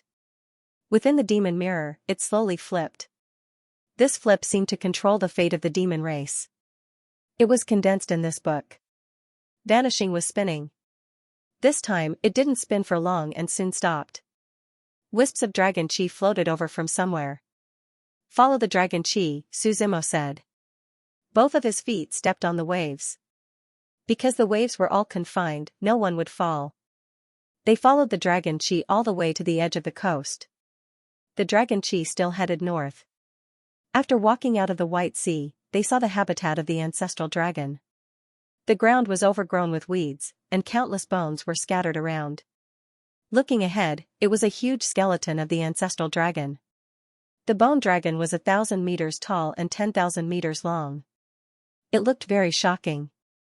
Su Zimo and the others were about to step in when there was movement behind them. They saw Gongsun Muyu rushing over. Did she follow us here? Zhu Long asked. I don't think so. Su Zimo shook his head. Although they didn't take the same path, their final destination should be here. It seemed like the ancestral dragon was here. Gongsun Muyu raised her head and saw Su Zimo and the others. She was slightly surprised. One had to know that she was the first to enter, but she didn't expect to be left behind by a few people. When Su Zimo and the others went to the Drunken Beauty Peony Garden, she had already noticed them, but she didn't pay much attention to them. When they met again, Gongsun Muyu was a lot more vigilant. The second young master of the Xia clan. Greetings, Yard Master, Xiao Long greeted politely. Why don't we go together? Gongsun Muyu asked with a smile. Maybe the ancestral dragon still has some tricks left behind. No need. You're too weak. There's no need for that, Su Zimo directly refused. Then we'll each take what we need. Gongsun Muyu smiled. In the next moment, she suddenly exploded and charged towards Su Zimo. Her right hand transformed into a sword, and the sword intent soared into the sky. It directly slashed through the sky and landed on the heads of Su Zimo and the others. Visible sword and invisible sword, Su Zimo said with a smile. Interesting. Hearing this, Gongsun Muyu's eyes narrowed, and she hurriedly retreated. However, it was obviously too late. Su Zimo clenched his hands, and Gongsun Muyu's right arm, which had transformed into a sword, was grabbed by Su Zimo. He pulled Gongsun Muyu forcefully and placed him behind himself. Originally, there was nothing behind Su Zimo, but he took advantage of the opportunity to block. With a poof, an invisible sword intent slashed Gong Sun Muyu's body. Fresh blood spurted out, and Gong Sun Muyu's figure was also thrown out by Su Zimo. Although Gong Sun Muyu's attack seemed strange, it wasn't worth mentioning at all. She used the sword in her hand as her target. In fact, the real assassination method was the invisible sword intent. Previously in the summer residence, the maid had already injured Lin Dong without even seeing her unsheath her sword. Su Zimo saw through it at a glance. It wasn't that he couldn't see the sword intent, but that her sword intent was invisible. Gong Sun Muyu stood up, retracted her gaze, and said, "Young master, you have good means." "Don't block my way," Su Zimo said. Gong Sun Muyu didn't care. Her blue dress swayed with the wind, and her entire body began to spin lightly with the breeze. As her dress spun, her figure became more and more blurry. In the end, she turned into a blooming peony flower. "I was wondering why you liked peonies so much." "It turns out that you are a peony flower demon," Su Zimo said with a smile. "What demon?" "I am the peony fairy," Gong Sun Muyu said. "It's just a title." Su Zimo shook his head. "Flower blooms and musk," Gong Sun Muyu said softly. A pink aura spread out from the slowly blooming peony flower again. "The peony flower has always been a national beauty, but this peony is abnormally enchanting," Wu Zhaodi said. She waved her right hand, and the surrounding spiritual energy surged, turning into the image of a heavenly luan. The heavenly luan flew into the sky and kept screaming in the void. An orthodox heavenly luan, the peony that Gong Sun Muyu had transformed into, said in surprise. "You are an orthodox disciple of the heavenly luan immortal palace." "Cut the crap." Wu Zhaodi couldn't be bothered to say anything. The heavenly luan faced down, and its hard and sharp claws directly grabbed over. The heavenly luan's sharp claws swept across the peony flower. Unexpectedly, the originally blooming peony flower suddenly closed. The entire heavenly luan was swallowed into the stamen. The heavenly luan struggled with all its might, but it was still slowly swallowed. "Little sister, although your cultivation technique is powerful, you can't unleash it," Gong Sun Muyu said. Su Zimo glanced at the peony flower. He didn't pull out the tyrannical shadow behind him. Instead, invisible saber energy swept out. He waved his right hand, and thousands of saber energy slashed in the same direction. The peony flower was not to be outdone. It directly bloomed its petals and continuously swallowed the saber energy. "Let's see how much you can swallow." Su Zimo flicked his finger, and the spiritual energy between heaven and earth continuously condensed like a whale swallowing. Endless saber energy was erupting. The speed of the peony flower's swallowing could no longer keep up with the production of the saber intent. Gradually, the petals on the surface began to shatter. "You can't kill me." Perhaps because he felt that death was coming, Gong Sun Muyu began to shout. "I don't want to fight for the inheritance anymore. Let me go." "Don't be afraid. Death is just a matter of a moment." "The simplest thing in this world is death," Su Zimo said with a smile. "Since you've decided to make a move, you've already decided your fate." As soon as his voice fell, endless saber intent also descended. Everything was completely annihilated. As for the peony flower, it was completely shattered and disappeared without a trace. "Let's go." Su Zimo looked at the surprised Wu Zhaodi and Gong Sun Muyu, then turned around and said calmly. "What realm are you at?" Wu Zhaodi asked. "That's not important," Su Zimo said. "You should make yourself stronger as soon as possible." "Let's leave as soon as possible. Otherwise, the others will catch up," Xiao Long urged. The three of them stepped into the overgrown land from the shore. As soon as they entered, they heard a rustling sound as if they were sensed. The three of them stopped in their tracks and scanned their surroundings. A dense swarm of insects crawled out from the weeds. The insects were very small, only the size of a thumb. They were green and glowed faintly. There were tens of thousands of them. There were so many of them that they couldn't be counted. "They're corpse insects," Wu Zhaodi said solemnly. Corpse insects were very powerful insects. They were not living creatures but were formed by a special power.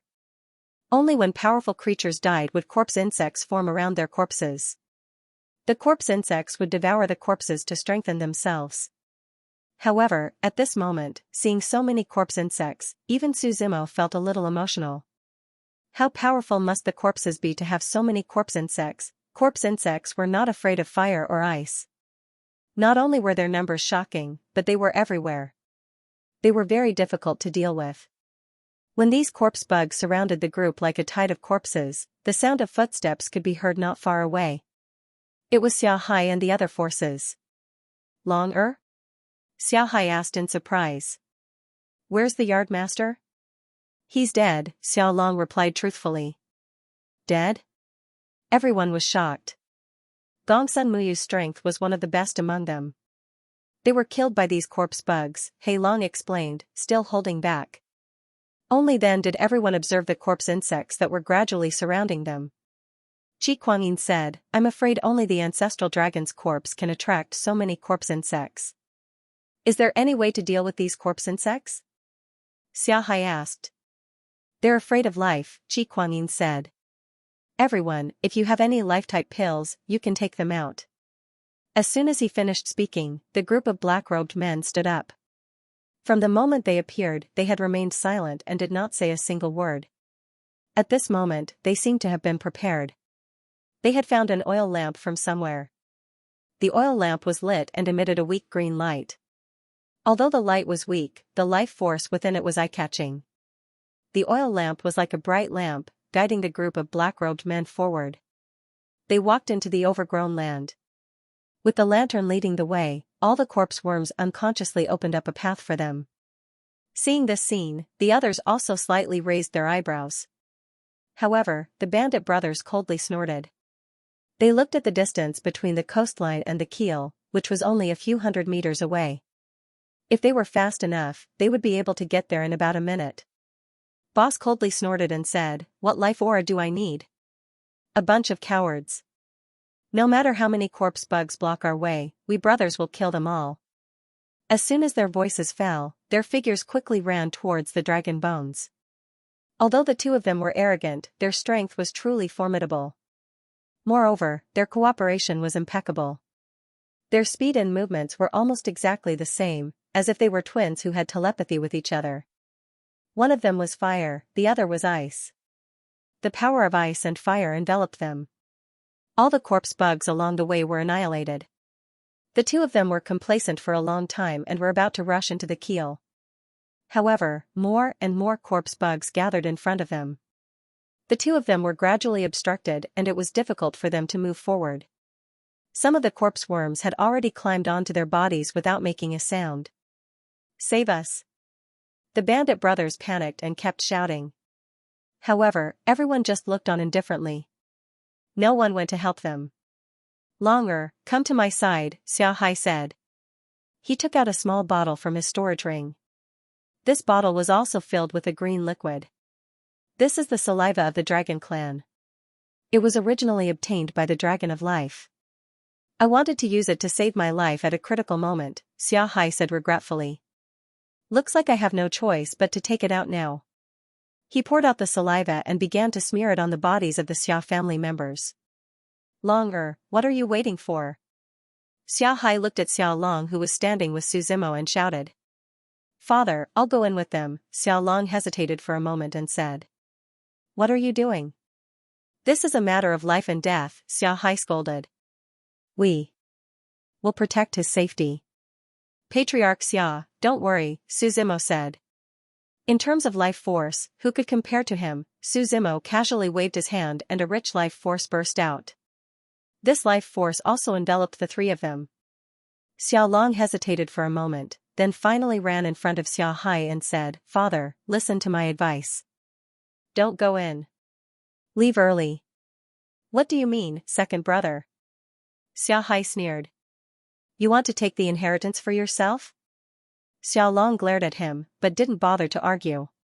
He only said, Father, we can't get the inheritance. There are powerhouses here. After saying that, Xiao Long left. Just now, after seeing Suzimo's strength and how he killed Gongsun Muyu, he knew that with Suzimo around, the others basically had no chance.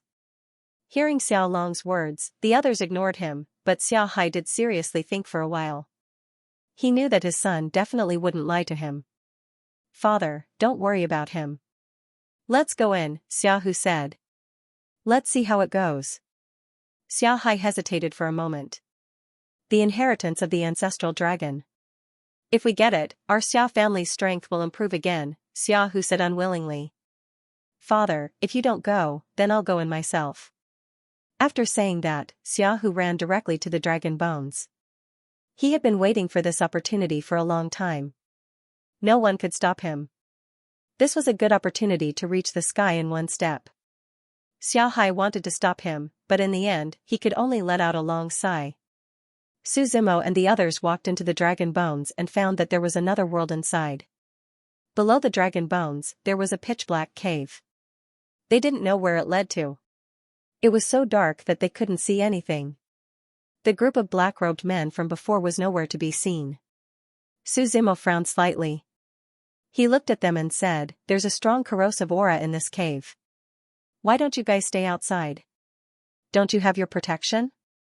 Wu Zhaodi said with a smile. "I didn't say I would protect you," Su Zimo shrugged and replied. "Xiao Long, I can protect you. I'm going to kill Qi Kuangyin." "I don't need your protection," Wu Zhaodi said angrily. "Xiao Long, you stay outside with your father." "We'll go in and take a look," Su Zimo said after thinking for a moment. He wasn't afraid of these people, but the unknown danger in the ancestral dragon's inheritance. Xiao Long didn't force him. He came here with Su Zimo and Wu Zhaodong. The others had already entered the cave after passing through the corpse-worm tide. Su Zimo and Wu Zhaodi looked at each other and followed. As soon as they entered the cave, the light disappeared. Everything in front of them couldn't be seen. In the silence, there seemed to be the sound of water dripping through the rocks.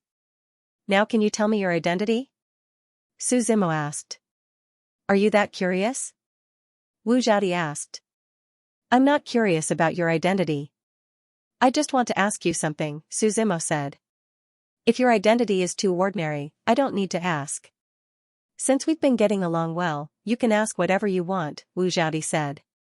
"If I know, I'll definitely tell you." "Have you seen the demon race?" Su Zimo asked. "I've seen them. Tianluan Immortal Palace must send people to meet the demon race every year. A few years ago, I was lucky enough to go there a few times," Wu Zhaodi replied. "Meet them?" Su Zimo said in surprise. Tianluan Immortal Palace should be very strong. To some extent, they're not weaker than the Heavenly Dragon Empire, maybe even stronger, Wu Zhaodi thought for a moment and replied. "They're so strong, but they're still under the control of the demon race," Su Zimo said to himself. Could it be that the demon race is already so strong?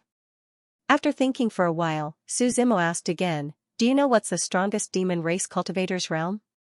"I really don't know.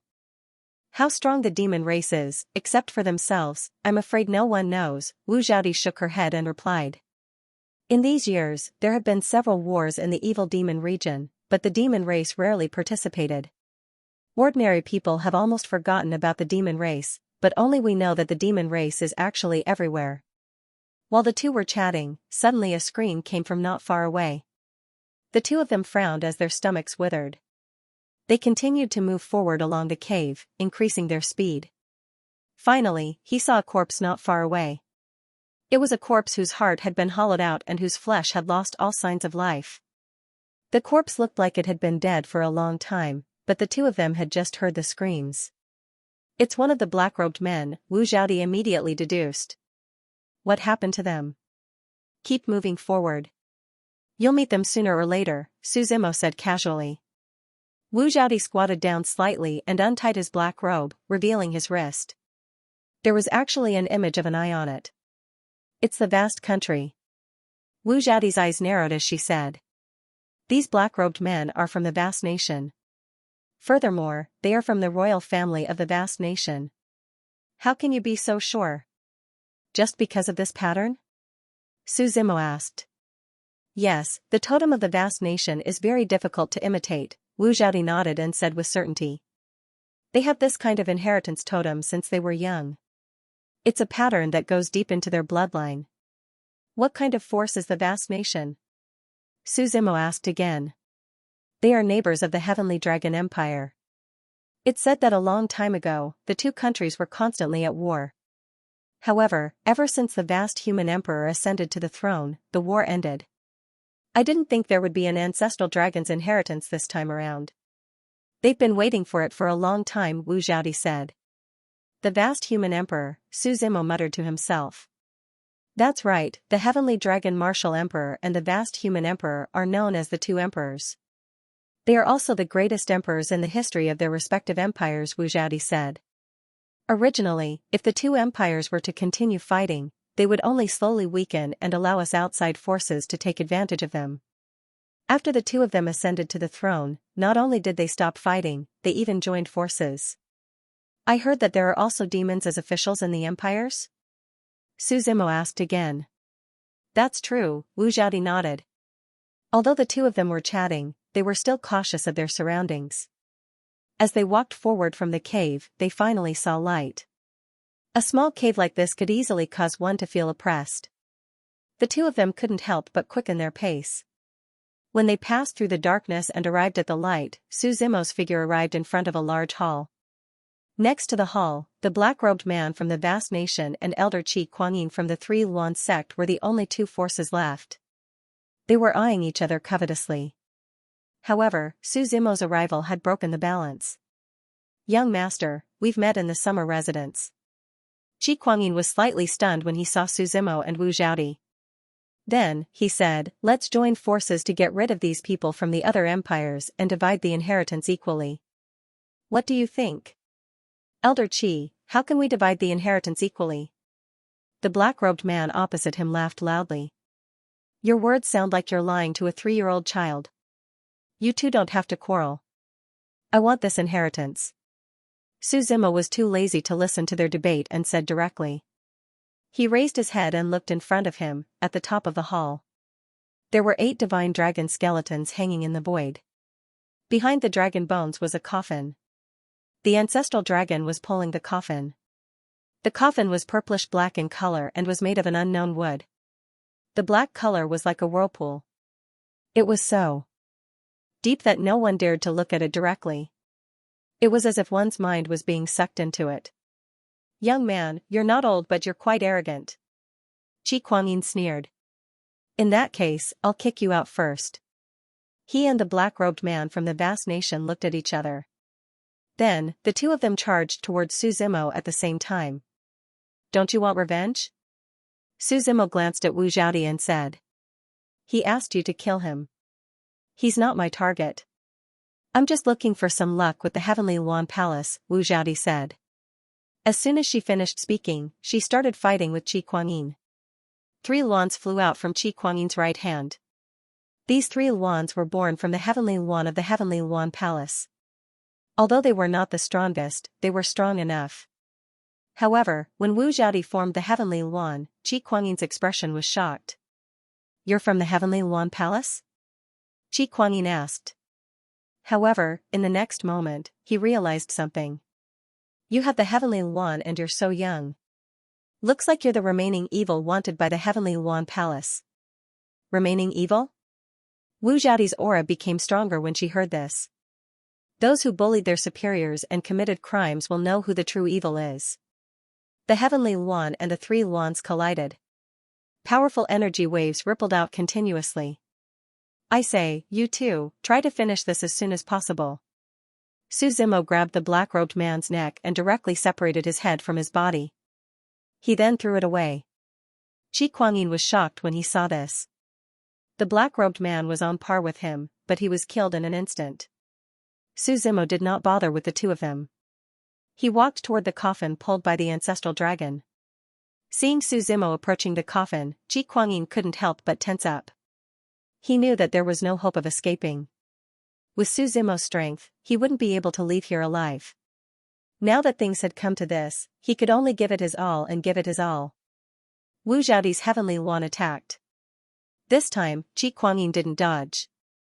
He actually used his body to take the attack. Boom!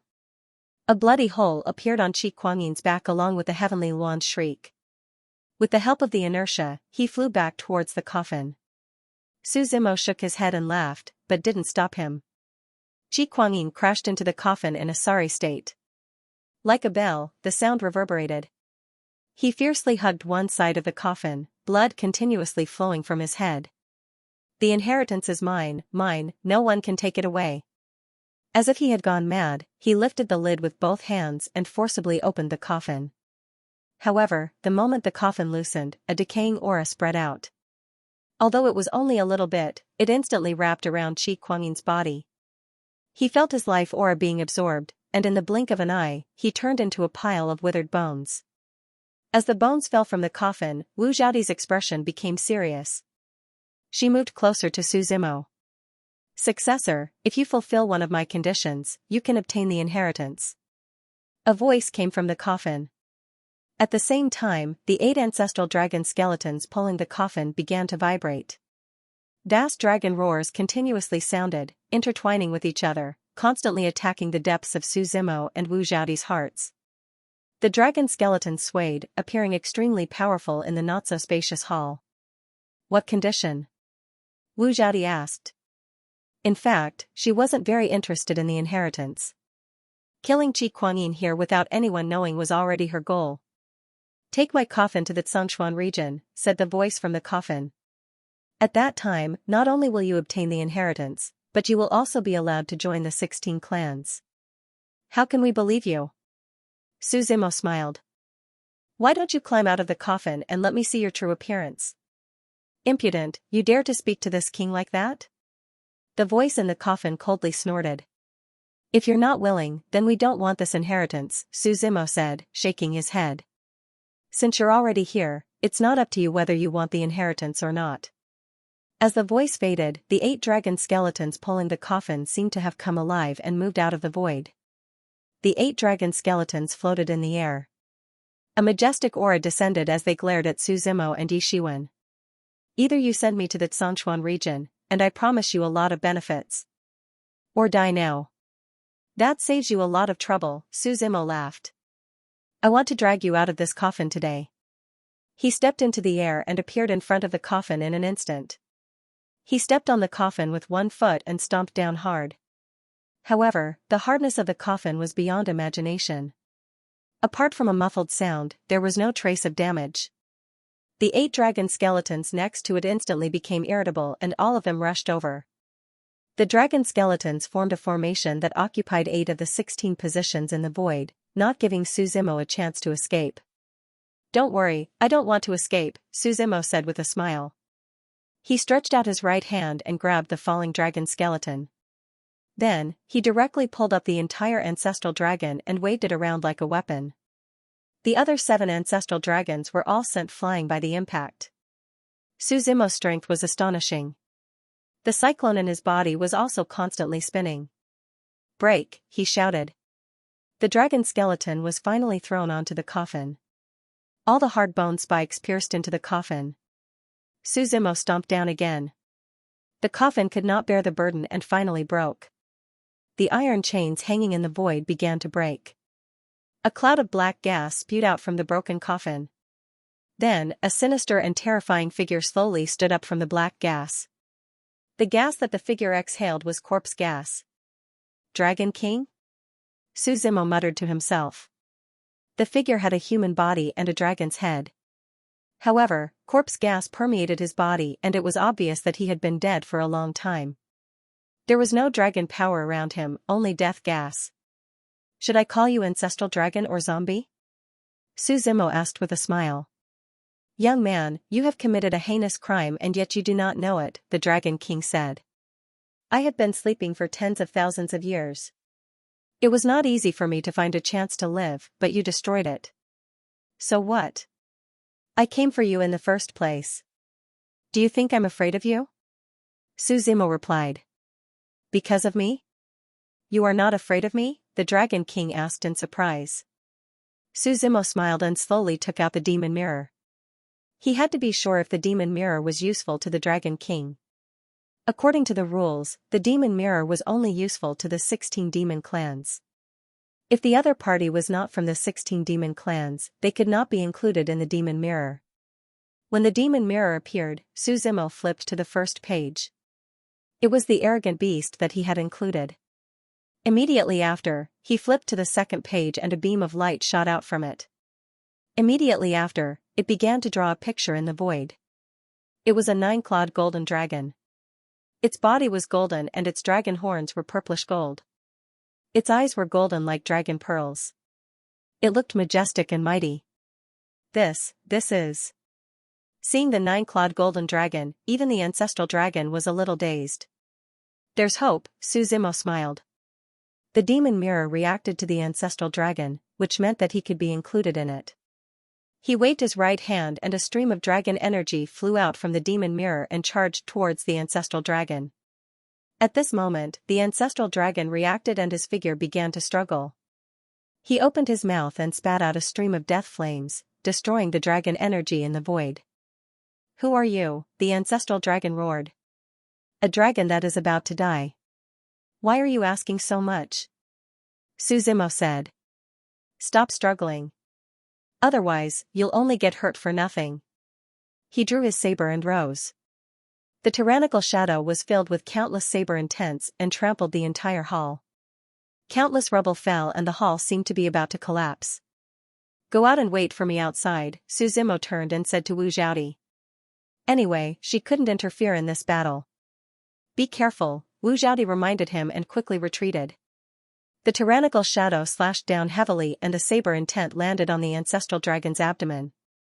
There was no blood, only a corrosive corpse energy surging.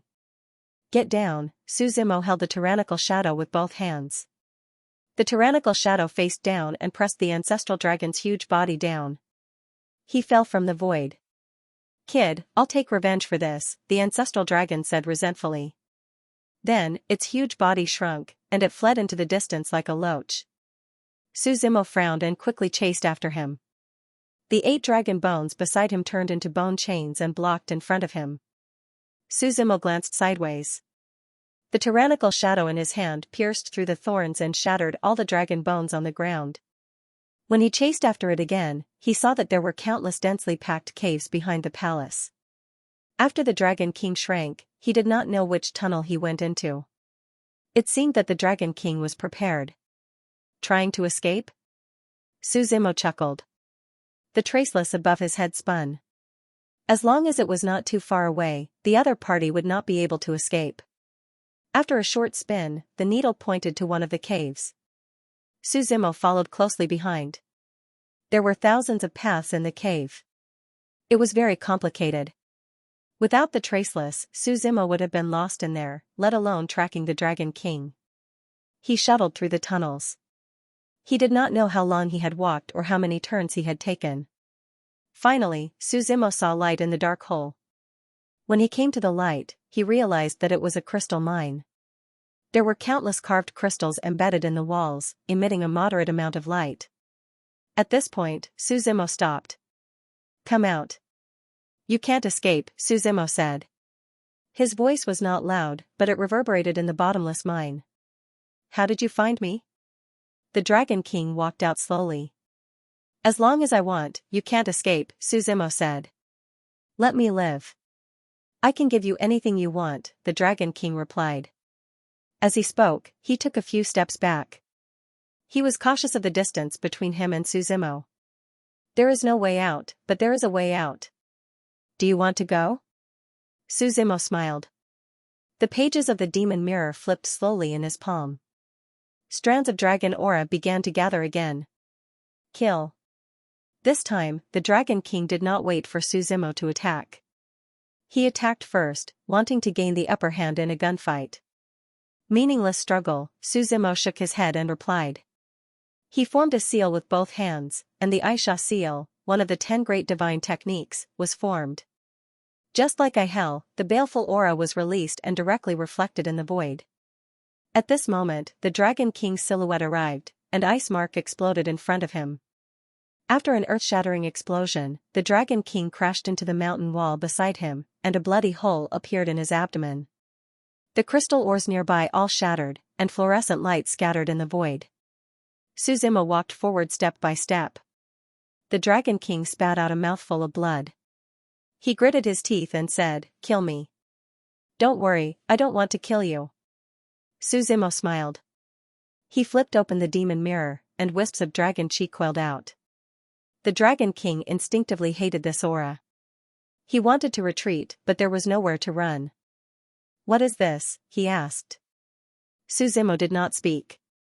As more and more dragon chi gathered, the Dragon King's entire body was enveloped. The demon mirror exploded with a strong suction force, and swallowed him inside. Su Zimo looked up, and saw that on the second page of the demon mirror, the picture of the ancestral dragon appeared in the originally blank space. The second page, complete, Su Zimo put away the demon mirror, and walked towards the innermost part of the crystal mine. This should be the ancestral dragon's real nest. However, the ancestral dragon's inheritance was obviously a cover. Su Zimo did not find anything, and the only thing left was a piece of dragon scale. He held the dragon scale in the palm of his hand, and the dragon scale automatically embedded itself into his flesh. In the blink of an eye, a set of dragon scale armor grew on the surface. It was like a dragon scale soft armor. Interesting. Su Zimo put away the dragon scale. He walked out of the cave. Because the battle earlier was too loud, half of the area had collapsed. The sea water surged in from nearby, and the entire tomb was almost buried. Su Zimo quickly walked out from above, and came to the location of Summer Sun Commandery, which happened to be the place where he entered the tomb. He looked around, but there was no sign of Wu Zhaodi or Summer Sheep. Su Zimo frowned slightly, and walked towards Summer Sun Commandery. Who knew that just as he walked to the city gate, a group of people surrounded him. This group of people wore blue-collared robes, and each held a longsword of the same style. It could be seen that they were very disciplined. "What is the meaning of this?" Su Zimo asked with a frown. "My lord wants to speak with you," one of them said. "Take me there," Su Zimo said. He did not bicker with these people. In this Sin Devil region, he was unfamiliar with the people and the place. He really did not know who could find him. He was rather curious about the mastermind behind these people. The blue-robed person led the way, and the group actually came to the Summer Manor, and entered the meeting hall from before. Su Zimo saw Summer Sea, and an old man with grizzled hair. The two were sitting there chatting.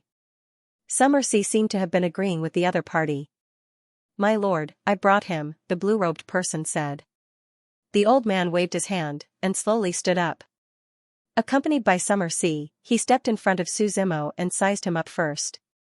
"Where are the people from the vast empire?" the old man asked. "Who are you?" Su Zimo asked back. "This is the imperial tutor of the Heavenly Dragon Empire, Lord Guzhongyun," Summer Sea quickly explained. "Do we know each other?" Su Zimo asked. "No, you don't know him. Just answer whatever Lord Ge asks you," Summer Sea said as he gave Su Zimo a look. "I'm here on behalf of the Heavenly Dragon Empire." "You have to think carefully before you answer," Guzhongyun said. "Your Heavenly Dragon Empire is really something," Su Zimo laughed. "You let others fight until they bleed, but you don't even want to go to the grave. You just want to sit back and reap the benefits." Hearing this, Summer Sea wiped the sweat from his forehead. He was also wondering why there was no order or response from the Empire when the ancestral dragon inheritance appeared in Summer Sun County. He didn't expect them to be waiting for the mantis to catch the cicada. "You don't need to worry about the Empire," Guzhongyun said. "You just need to answer my question. Where are the people from the vast empire?" "They're all dead," Su Zimo said. "You killed them?" Guzhongyun sized up Su Zimo again. "They were all killed by the old Dragon King," Su Zimo naturally wouldn't admit it. "So many people entered the inheritance, but you're the only one who came out alive," Guzhongyun said. "If you say you don't know about the inheritance, I don't believe you. If I say there's no inheritance at all, would you believe me?" Su Zimo replied. "Tell me now, and I can let you leave safely," Guzhongyun reminded. "If you go to the Empire, the consequences are not something you can bear." "I happen to want to go to the Heavenly Dragon Empire," Su Zimo laughed. "I heard your Prime Minister is a member of the demon race." Seeing that Su Zimo wasn't afraid, Guzhongyun frowned for a long time. "Where did you come from?" Guzhongyun asked. "I don't have any background." "You don't need to be afraid. Su Zimo smiled. Gu Zhongyun coldly snorted and ignored Su Zimo. Instead, he turned to Xiao Hai and said, "We're going to take this person to the capital. As for you, wait for the Empire's orders. If there's an inheritance, you should give it to Grand Tutor Gu. There's no need to lose your life over an inheritance." Xiao Hai looked at Su Zimo and advised. He knew that if he went to the capital, his life would no longer be in Su Zimo's hands. That place was like a dragon's pool or a tiger's den. What about Wu Zhaodi and Xiao Long? Su Zimo smiled and asked. The two of them came back with me. Xiao Long said. Xiao Long is my son, so he'll stay in Summeryang County. But Wu Zhaodi and you will probably have to go to the capital. With someone to keep me company, I won't be lonely on the road. Su Zimo smiled. You. Xiao Hai shook his head and sighed. The group of blue-robed people did not stay in Summeryang County for long. That afternoon, they escorted Su Zimo and Wu Zhaodi to Heavenly Dragon City. The two of them were not treated well. They were tied to a horse and the other end of the rope was in Gu Zhongyun's hands. The group left Summeryang County covered in dust. With your strength, you shouldn't be so afraid of them. Wu Zhaodi was tied to a horse and looked at Su Zimo. I'm not afraid. I just happen to want to see some old friends. Su Zimo replied. There are people you know in the Heavenly Dragon Empire? Wu Zhaodi asked in surprise. You'll know when you get there. Su Zimo replied. You've been acting strange all day. Wu Zhaodi muttered. I'm acting strange, but some people don't even dare to say their identity. Su Zimo replied. There's no harm in telling you. You should be able to guess it yourself. Wu Zhaodi said. You came from the Heavenly Luan Immortal Palace? Su Zimo asked. That's my home. My mother is the palace master of the Immortal Palace, Wu Zhaodi said slowly after a long silence. Later, your mother was killed by a villain, and then you escaped from the Immortal Palace with a blood feud? Su Zimo asked. How did you know? Wu Zhaodi asked in surprise. Su Zimo shook his head and said, I've seen a lot of things like this. It's all part of the script. Other than a blood feud, what else can there be in this world? My mother was indebted to that person, but I didn't expect that person to repay her kindness with enmity and ally with others. Speaking of this, Wu Zhaodi's eyes reddened. She clearly didn't want to recall that matter. What's the strength of the strongest in your immortal palace? Su Zimo asked.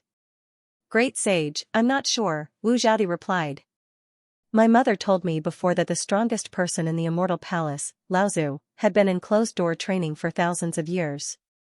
Now, there has been no news for so many years. Many people think that he should be dead. With the strength of your divine pulse now, it'll be very difficult for you to take revenge, Su Zimo said. His words weren't considered a blow. After the divine pulse realm, there were the 5 realms of the Great Emperor realm. A monster like him would need a long time to train in the Great Emperor realm, let alone Wu Zhaodi. Moreover, no one knew what would happen to the Heavenly Luan Immortal Palace at that time. So what? Have you heard of the saying, as long as there's a breath left, never give up? Wu Zhaodi said. Su Zimo didn't refute. After all, something like hatred, regardless of whether it was weak or strong, could easily motivate others. The fierce horse galloped on the official road without stopping for a day and night. It was obvious that Gu Zhongyun was ordered to come out this time to return to the capital as soon as possible. Although the fierce horse was fast, it was running very steadily. Su Zimo didn't care about anything else. As if he was taking a nap, his spirit entered the divine continent. Once again, he came to the intersection of the heaven-reaching tree and the flower of death. This tree probably hadn't appeared since ancient times. Su Zimo gave it a new name. It was called the Tree of Life and Death. Although the name was a bit old-fashioned, it was concise and comprehensive. It could easily express its use. Sitting in front of the Tree of Life and Death, as time passed, the mysterious aura on the tree became stronger and stronger. Su Zimo's understanding of the life and death realm also reached a higher level. Su Zimo also felt that he was not far from this realm. It was as if there was only a layer of barrier that could be broken with a gentle poke. The aura of life and death permeated this world. Su Zimo's expression was solemn as he sat cross-legged. As time passed, he felt as if he was about to become one with this world. The life and death realm must be seen in the midst of life and death. As the saying goes, one can know the whole body by looking at a leopard. The spirit chi in his body flowed through the 8 extraordinary meridians and the few opened meridians. One great cycle, and countless lesser cycles. This was the 4th realm of the 5 great emperor realms. The aura around his body also became more and more strange. Sometimes it was exuberant, sometimes it was lifeless. It was constantly hovering between life and death. At a certain moment, it was as if some shackles were broken. A muffled sound came from Suzimo's body. Then, a powerful force erupted. The aura of life and death rotated like the Tai Chi Yin and Yang Qi, skyrocketing for 90,000 miles. Life and death, the truth of heaven and earth, Suzimo only muttered to himself. He was only one step away from the heavenly Lord realm. The aura in his body became more and more powerful. Every time the spirit chi circulated, it was like a roaring wave that could topple mountains and overturn seas. If one looked carefully, they would find that Suzimo's bones were colorless. His blood was also gradually becoming colorless. Colorless was the color of chaos. Chaos was invisible and colorless. It was the core of this world. Every cultivator, at the end of the day, was basically leaning towards chaos. Suzimo slowly opened his eyes. One was life, and the other was death. This feeling was very strange. It was as if the line of life and death of every creature in this world was faintly discernible. It was very strange. Standing up from the tree of life and death, Suzimo let out a long breath. In an instant, the aura on his body was restrained. He was like a mortal. If one was not stronger, one would not be able to see through him. Originally, he was special. His profound meaning had transformed into the laws. Now, the power of the laws was even stronger. It was like the difference between a stream and a river. Looking at the time, I should be arriving at Sky Dragon City soon. Suzimo thought for a while. Since he had reached the life and death realm, he also left the divine land and returned to the outside world. On the horse, Wu Zhaodi saw him sleeping and was making a face. Suzimo suddenly opened his eyes, giving Wu Zhaodi a fright. "What are you doing?" Suzimo asked. "Someone is quite good at sleeping." "He's not worried about his situation at all," Wu Zhaodi said. "I'm fine, I don't have any enemies here anyway," Suzimo said with a smile. "But you, aren't you afraid of being recognized?" "What's there to be afraid of?" "I'm going to die anyway," Wu Zhaodi said with an unnatural expression. "But you haven't gotten your revenge yet, right?" Suzimo asked. "Seriously, are you going to just let yourself be captured?"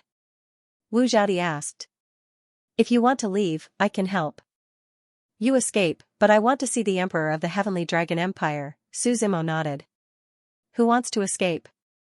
"It's just the Heavenly Dragon Martial Emperor," Wu Zhaodi said with difficulty. "Don't worry, I'm here to protect you," Suzimo shook his head and laughed. The group of people walked along the official road. In the afternoon, the sky gradually darkened and the wind seemed to be blowing. In the wind, there was sand mixed with the wind. "Why is the sky getting darker and darker?" a blue-robed person muttered. Yes, there was still light just now. Several blue-robed people muttered to themselves. Gu Zhongyun frowned slightly and waved his hand. "Stop." "What's wrong?" "Grand Tutor?" someone asked. "Don't you feel that something is wrong?" Gu Zhongyun asked. "What's wrong?" "The weather," Gu Zhongyun pointed up and then began to think. "It's a formation," Suzimo said to Wu Zhaodi. This formation was very obscure, and it was perfectly integrated with the entire world.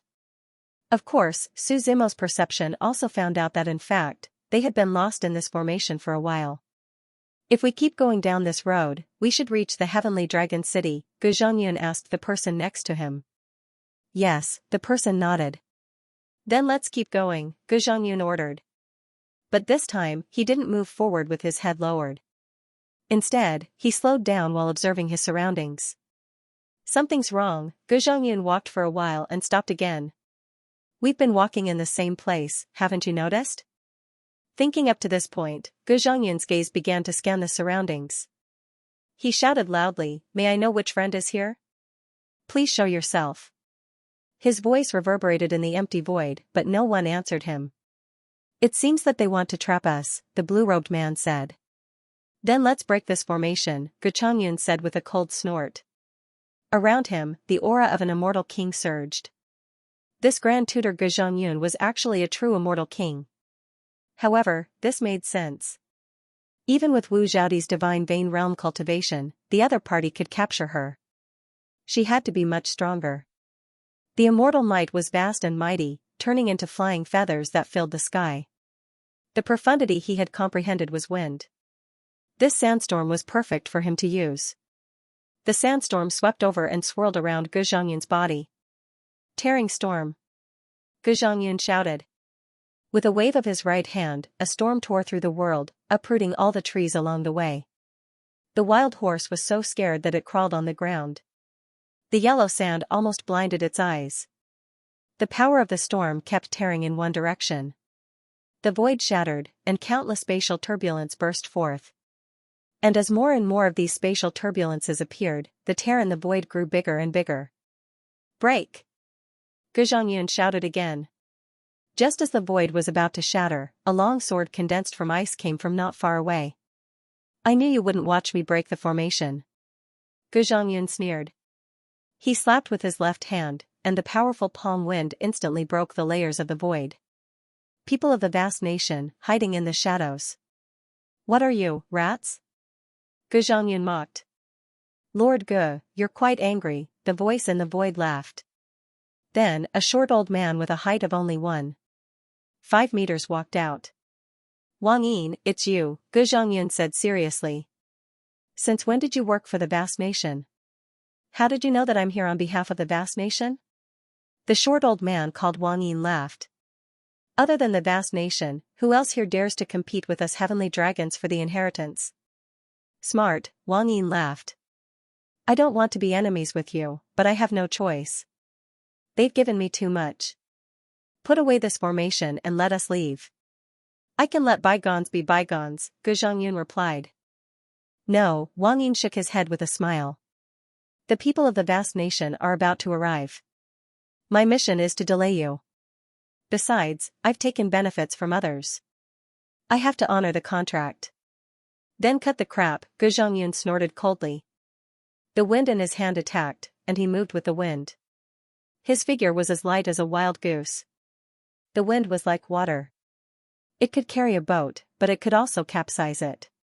The gale split into countless sharp blades and shot towards Wang Yin. However, Wang Yin's figure flashed, and in the next moment, he had teleported from the north gate to the winter gate. Grand Tutor Gu, it's useless, Wang Yin laughed. If we were outside, you might be able to fight me. But in this formation, what can you do to me? Xianxia frowned, and the wind around him grew stronger. The wind and sand swept through the sky, and countless wind blades shattered space and time. However, it was all to no avail. Unless they found the core of the formation, it would be impossible for them to break through the formation with their equal strength. It's useless.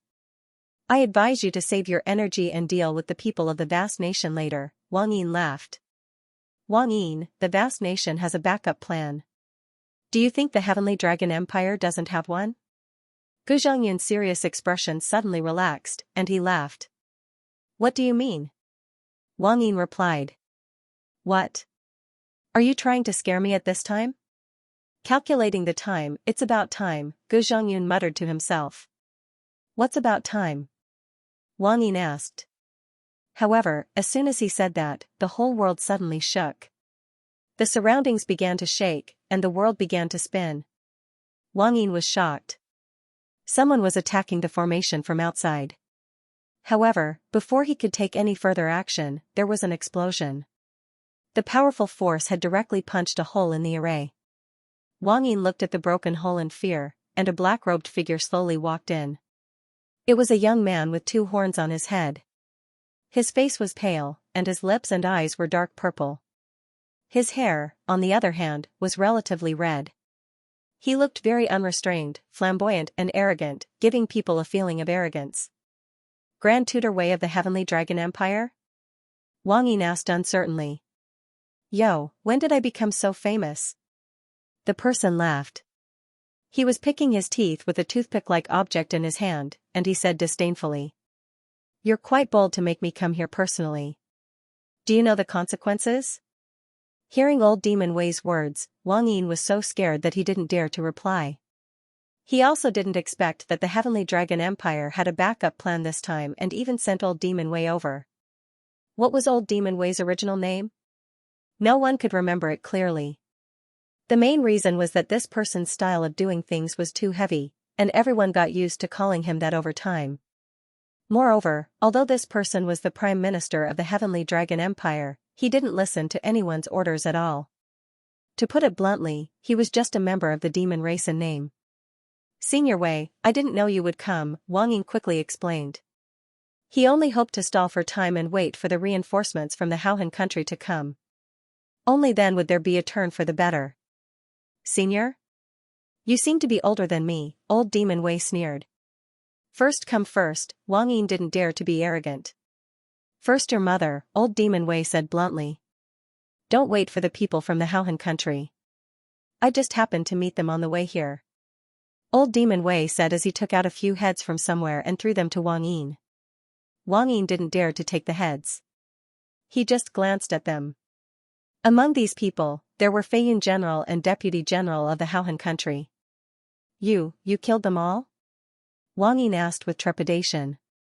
"I came all the way here to bring you a gift. Do you like it?" old Demon Wei asked. "Senior, I was wrong. I shouldn't have gotten involved in this matter." Wang Ying quickly knelt down and began to beg for mercy. The reinforcements from the Haohan country were all killed. At this moment, he didn't even have the slightest intention to struggle. In order to survive, this was the only way. "You don't need to beg for mercy because I won't let you go," old Demon Wei said lightly. "Give me a chance, I'm willing to serve you at your beck and call," Wang Ying said again. "You're not qualified." Old Demon Wei still shook his head. At this point, Wang Yin's face turned ruthless. He directly rushed towards the bound Su Zimo on the horse. His speed was so fast that Gu Zhongyun and the others didn't have time to react and stop him. The ice sword in Wang Yin's hand was already on Su Zimo's neck. As for that old Demon Wei, he only watched the entire time without any intention of stopping him. "Let me leave. Otherwise, I'll kill him and you won't be able to obtain the inheritance," Wang Ying said fiercely. "If you want to kill, then kill." "Why are you saying so much nonsense?" old Demon Wei asked. "Do you really want to fight to the death?" Old Demon Wei hesitated for a moment and asked. "Why don't you let me see you kill one?" Old Demon Wei laughed. "You think I don't dare?" Wang Ying ruthlessly thrust his ice sword towards Su Zimo's throat. But in the next moment, he froze on the spot. Unknowingly, countless strands of devil chi rose from the ground. These strands of devil chi were like ropes, binding Wang Yin's limbs, head, and waist. The other end was connected to the depths of the ground. Unable to move, Wang Ying could only struggle desperately. Old Demon Wei, on the other hand, was neither hurried nor slow. He descended from the void and walked over step by step. "Let me go," Wang Ying said. Old Demon Wei stretched out his right hand and clenched it tightly. The devil chi seemed to be under his control and began to pull tightly. Wang Ying screamed in pain as the devil chi tore at him, tearing him apart. "Greetings, Prime Minister," Gu Zhongyun and the others also stepped forward and greeted him. With his status as a Grand Tutor, he didn't need to be so polite. But he knew that the person in front of him couldn't be judged by common sense. Moreover, the other party had saved him, so it was reasonable for him to be polite. Old Demon Wei waved his hand and then carefully sized up Su Zimo and Old Demon Wei. He said, "It's these two who stole the inheritance?" The tomb disappeared. Only the two of them came out alive. "It must be them," Gu Zhongyun replied. "Where's the inheritance?" Old Demon Wei looked at Su Zimo and asked. "Which devil general are you under?" Su Zimo didn't answer his question. Instead, he asked, "Tianping Devil Sovereign, or Purgatory Devil Buddhist?" "Oh, it seems you've studied our devil race?" Old Demon Wei said in surprise. "It can't be considered research." "I haven't been back for a long time," Su Zimo said inexplicably. Old Demon Wei frowned slightly. He felt that Su Zimo's words had a hidden meaning. Old Demon Wei waved his hand and ordered, "Kid, don't play tricks. You're only a prisoner of the first rank. Keep an eye on the two of them and bring them to the capital. If there's a chance, tell your two devil generals that I've returned. Tell them to come see me," Su Zimo said. "Kid, be more polite," Old Demon Wei frowned. "If not for the inheritance being useful, I would have torn you to pieces with your words." "Lord Wei, don't be impulsive. The martial emperor is very interested in this inheritance," Gu Zhongyun hurriedly advised. "I'll be leaving first. You guys are responsible for bringing the two of them back to the capital."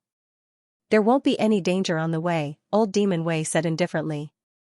As soon as he finished speaking, the surrounding devil chi began to surge. Then, he disappeared into the void. "He has some arrogance of the devil race," Su Zimo smiled. "Kid, how many lives do you have to die for offending him?" Gu Zhongyun glared at Su Zimo and said. "Hand over the inheritance and I'll let you go. Hurry up and run for your life." "I don't have the inheritance," Su Zimo said helplessly again. "Kid, do you know why I'm bringing you back to Tianlong City?" Gu Zhongyun reminded him again. "Tell me," Su Zimo replied. "Below the martial emperor, there are many strange people.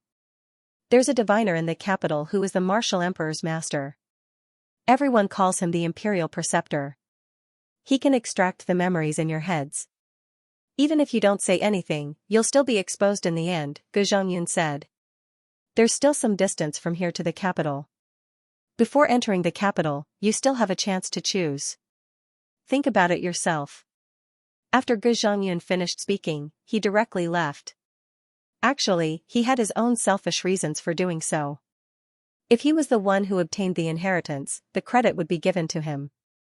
If he went to the capital, he might even be held responsible for his incompetence. "Did you get the inheritance?" After Gu Zhongyun left, Wu Zhaodi looked at Su Zimo and asked. After all, she left in the end. It was Su Zimo who went to chase after the Dragon King. "You still don't understand?" "The inheritance is just a cover," Su Zimo said. "The Dragon King wants to find someone to escort it back to the Zhongshuan region." "Why is the Heavenly Dragon Empire so urgently looking for the inheritance?" Wu Zhaodi pondered. "Who knows? When you see the martial emperor, you can ask him," Su Zimo said with a smile. "Do you have enmity with the Heavenly Dragon Empire?" Wu Zhaodi asked. Su Zimo shook his head. "Then you have enmity with the devil race," Wu Zhaodi said with certainty. "Why else would you care so much about the demon race?" "I don't have a grudge, but there are some things I want to ask you face to face." Su Zimo smiled. "You've always been mysterious," Wu Zhaodi said. "Let's make it clear first. When we go to the capital, you have to guarantee my safety. Otherwise, with my cultivation, there are many people stronger than me there." "Don't worry." Su Zimo smiled. After traveling for a long time, on the morning of the third day, they finally arrived at the so-called Tianlong City. It was also commonly known as the capital here. "You two, you don't have a choice now." Gu Zhongyun walked forward and said. "Follow me into the city." Su Zimo and Wu Zhaodi were put down from their horses and walked into Tianlong City. Tianlong City's construction was also very strange. Normally, especially large cities were vast and boundless, and developed in all directions. But Tianlong City was like a building, famous for its height. Its land was vast, but not big. Su Zimo raised his head to look. The city was so tall that it pierced through the clouds, like a steeple that directly pierced through the clouds. Imposing and tall. It's said that Tianlong City is 8 million meters tall. Standing at the top of the tower, you can see the entire Tianlong Empire. Wu Zhaodi said. "This little girl is right. Tianlong City is famous for its height. In Sin Devil Domain, it's the only one." Gu Zhongyun said proudly. "What's the use of building it so high?" Su Zimo replied. "If there's a war, wouldn't it be easily destroyed?" "Who dares to destroy my Tianlong City?" Gu Zhongyun asked. Tianlong Empire was a big country. Although it wasn't the top in Sin Devil Domain, it was still considered strong. "If I'm not happy, I'll tear this place down," Su Zimo calmly said. Gu Zhongyun seemed to have heard the biggest joke in the world. The group of blue-robed people next to him also laughed. In their view, Su Zimo's words were undoubtedly a fantasy. "You're the most arrogant person I've ever met," Gu Zhongyun said. "The ignorant are fearless. I don't blame you. You should think of a way to get out of this predicament." Gu Zhongyun waved his hand and lightly shouted, "Enter the city." Under the protection of the two city guards, a group of people walked into the city in a grandiose manner. Upon entering the city, Su Zimo saw two long dragon statues placed in the middle of the street. One was a five-clawed purple dragon, while the other was a black dragon. "Is your heavenly dragon empire related to the dragon race?" Su Zimo asked curiously. Gu Zhongyun glanced at him. He didn't want to answer at first, but in the end, he said, "The founding monarch had an old relationship with the dragon race." "No wonder you brought two dragons." Su Zimo nodded. After the group of people walked through the city gates, someone immediately came to receive them. It was a general in armor. He held his head high and puffed out his chest. His figure was tall and sturdy, and he walked with a majestic gait. The armor made a crisp sound as he moved. He hadn't even arrived, but the sound of his armor was enough to let everyone know that he was here. "General Feng." Gu Zhongyun smiled and greeted him. "You had a safe journey," General Feng said with a heroic smile. "With Lord Wei's protection, who would dare to invade?" Gu Zhongyun replied. "The vast nation is getting more and more overboard. There was a rule before that the inheritance belonged to the nation where it was born. They're blatantly robbing us now." General Feng said unhappily. "If you ask me, it's because the martial emperor's temper is too good. Otherwise, he would have destroyed the vast nation long ago." Hearing this, Gu Zhongyun secretly cursed in his heart, "Ignorant fool." General Feng only knew how to fight wars, but he didn't know how to endure in the face of great things. He was destined to be a martial artist. No one who can become a king is easy to deal with. Who isn't a decisive person? Gu Zhongyun only smiled. "General Feng, don't worry too much. It's time for war. There will be a time when you'll be needed. My bones have been itching for a long time. Why don't you train with me?" General Feng asked tentatively. "No, I can't take it. If you want to train, go find Lord Wei." Gu Zhongyun hurriedly refused. "I'm not going to spar with that madman," General Feng said directly. "Let's go. The king is waiting for you at the 100 Dynasty stage. I'll lead the way." "Sorry to trouble you," Gu Zhongyun said politely. Following which, the few of them brought Su Zimo and Yi Zichen up to the top of Tianlong City. The 100 Dynasty stage was on the 70th floor. Its meaning was the worship of the 100 nations and the ambition of founding a nation. The design of this floor was also interesting. It was a spiral that led downwards. Although the 70th floor was very high, the few of them had high cultivation. With a light jump, they crossed dozens of floors. In less than a minute, the two of them arrived at the 69th floor. Following which, they walked up the stairs to the 70th floor. Su Zimo raised his head and saw a dragon throne in front of the city gate tower. A man in a dragon robe was sitting on it. Below him, a group of officials were standing in order. Old Demon Wei was standing beside the man. In front of him was a table with delicacies of flowers and fruits. "Your Majesty, we have found the successor." Gu Zhongyun walked forward and said respectfully. "Bring them up." The dragon-robed man nodded slightly. Su Zimo and Wu Zhaodi were brought up. Someone at the side scolded, "How dare you not kneel when you see His Majesty? Even the heavens and earth are not worthy of me kneeling. Is your Majesty more powerful than the villainous heavens?" Su Zimo laughed. The person at the side snorted. Spirit energy surged in his hand and condensed into the shape of a long rod. He directly smashed it towards Su Zimo's leg. Su Zimo frowned slightly. This person had a big temper. After a few words of disagreement, he directly attacked. He waved his right hand, and before the long staff could reach his eyes, everyone heard a resounding "pa," the sound of a slap to the face. That person was directly sent flying. The speed was so fast that he did not even have the chance to react. Old Demon Wei's eyes lit up. He did not stop him and looked at Su Zimo with interest. "A dog like you dares to bark in front of me?" Su Zimo glanced at him indifferently.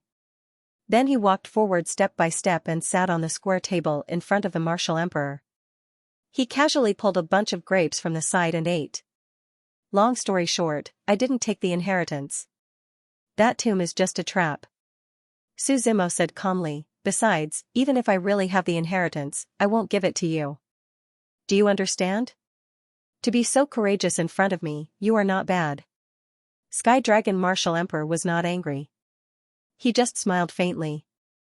But there must be a limit to everything. What? Do you want to fight? Su Zimo said. Demonic energy surged around his body. That pure demonic energy constantly floated, rose, and then rushed into the sky bit by bit. You're from the demon race? Sky Dragon Martial Emperor's expression changed. As he spoke, he glanced at old Demon Wei behind him, wondering if the two of them knew each other. The demon race was a taboo topic in everyone's heart. No one was willing to talk about it. Sometimes, they would deliberately skip over it. I don't know him. Old Demon Wei shook his head. Since you're from the demon race, you should know me. Oh, are you very famous? Su Zimo smiled. I've never heard of you. Which demon race do you belong to? Old Demon Wei frowned. Race? I don't think any demon race dares to control me. Su Zimo laughed. No matter which demon race he belongs to, take him down first. If anything happens, I'll take responsibility. Old Demon Wei said indifferently. He had a high status in the demon race, so he wasn't afraid of other demons. Moreover, Su Zimo's identity was very mysterious. He wanted to know the situation. I'm afraid you can't take responsibility. Su Zimo smiled. I remember I told you before that you don't have the right to talk to me. Tell Tianping Demon Sovereign and Purgatory Devil Buddhist to come see me. Shameless boasting. Take him down. Old Demon Wei snorted. Just as the situation was hanging by a thread, a guard suddenly came to report the situation. Your Majesty, the Grand Elder of the Haotian sect is here. Haotian sect? Hearing this name, Su Zimo and Sky Dragon Martial Emperor both muttered to themselves. Sky Dragon Martial Emperor was surprised because he didn't understand why the Haotian sect would suddenly come. Su Zimo was surprised because when he was in the Yuanyang continent, the heaven-shaking art was taught to him by Qi Tiandi. He had promised to give the heaven-shaking art to a man from the Haotian sect called Qi Haoran. Although it had been a long time, Su Zimo didn't deliberately look for it. But when he heard this name, he couldn't just ignore it. However, he had to confirm whether this Haotian sect was the one he was looking for. Sky Dragon Martial Emperor looked at Su Zimo with a headache. He then asked, what is the Haotian sect doing here? They said that they came for the vast nation, the guard replied. You guys just came back, and now they're here. Heaven Dragon Martial Emperor sneered. Don't even think about it. I'm here to ask for her. Your Majesty, the Haotian sect is the #1 sect in the southern region. We shouldn't make them our enemy, a minister advised. Tell them to wait. The Heavenly Dragon Martial King waved his hand and said. Then, he looked at Su Zimo and said, I won't beat around the bush. I have a beloved concubine who was seriously ill before. I've painstakingly found a pharmacy to cure him, but the only ingredient missing is the dragon beach grass. That's why I value the inheritance so much. I don't need the inheritance. As long as you give me the dragon beach grass, you can name your conditions. Don't you people understand human language? Su Zimo shook his head and said. Without the legacy, I don't want to repeat it. The Heavenly Dragon Martial King didn't say anything else. Instead, he stretched out his right hand and gently knocked on the table in front of him. The people next to him seemed to have noticed it. Old Demon Wei was the first to make a move. His demonic palm grabbed at Su Zimo. Su Zimo also slapped with his palm. The two palms collided with a bang. Su Zimo didn't move from his spot, while Old Demon Wei's figure retreated a few steps. Demonic chi surged around the two of them. However, if one looked carefully, they would find that Su Zimo's demonic chi was deeper and darker. It was like a king, with a natural suppressive force. Even if they were both demonic chi, there was a big difference. However, Old Demon Wei wasn't afraid. The power around his body continued to soar. It went all the way to the great emperor realm, until it finally rose to the peak of the heavenly venerable realm.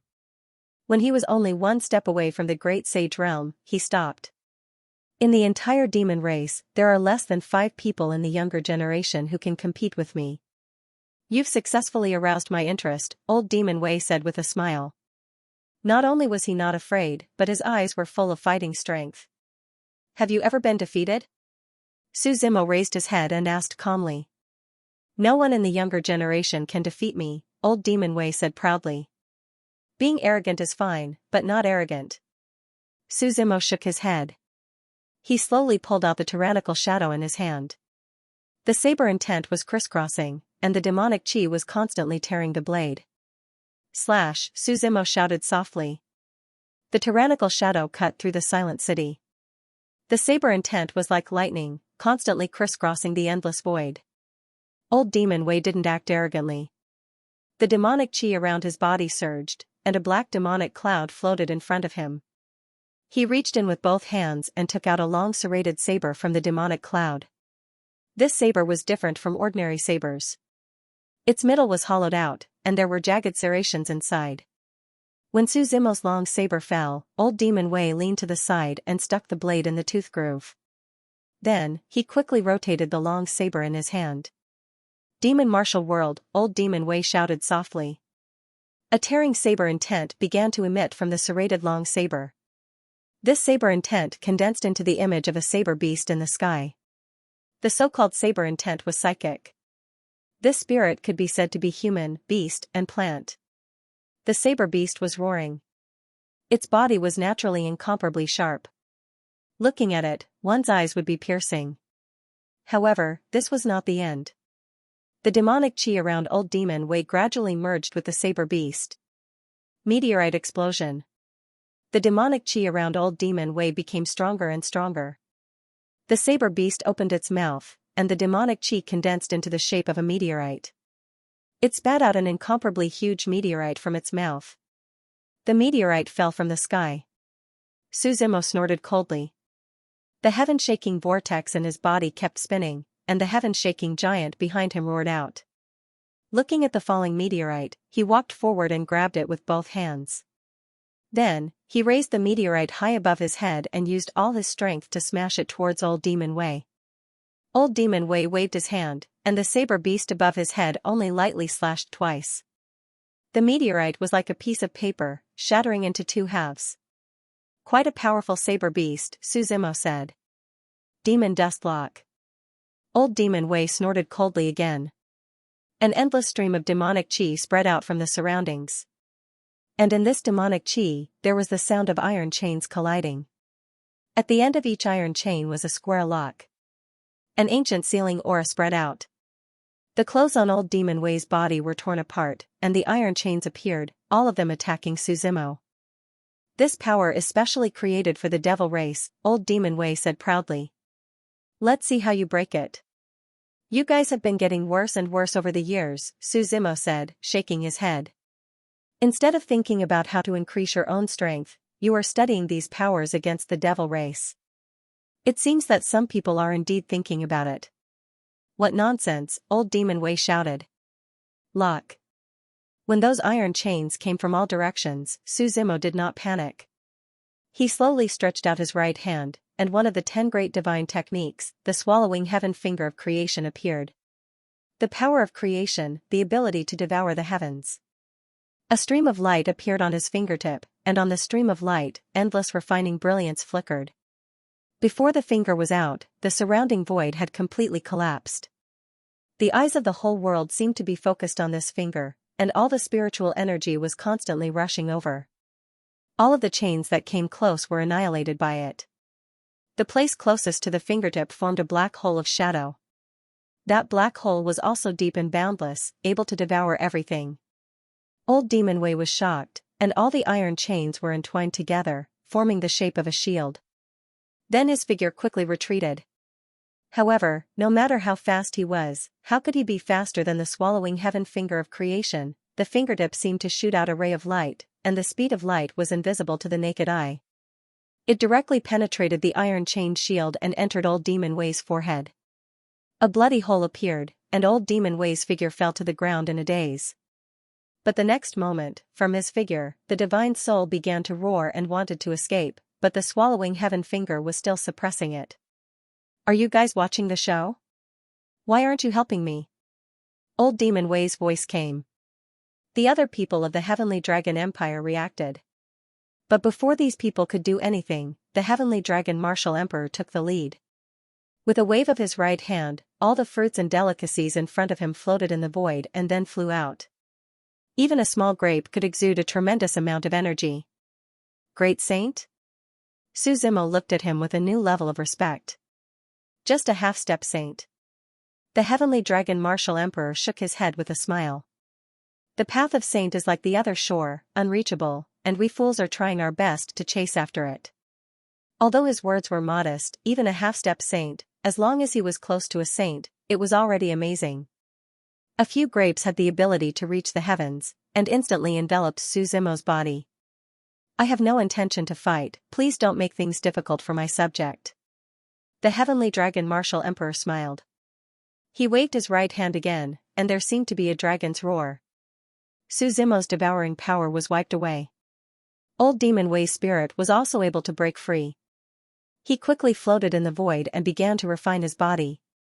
In fact, at their level, the physical body was just a shell. What was truly being repaired was the spirit. He used his divine soul to comprehend the heavenly Tao and reached the ears of the heavens. Suzimo did not stop him. Instead, he looked at Sky Dragon Martial Emperor with interest. This Heavenly Dragon Martial Emperor had hidden his strength well. He smiled and said, "If you really don't have the Dragon Beach grass, I'll find another one. Let the Grand Elder of the Haoyan sect come up." For a time, no one dared to have any ideas about Suzimo.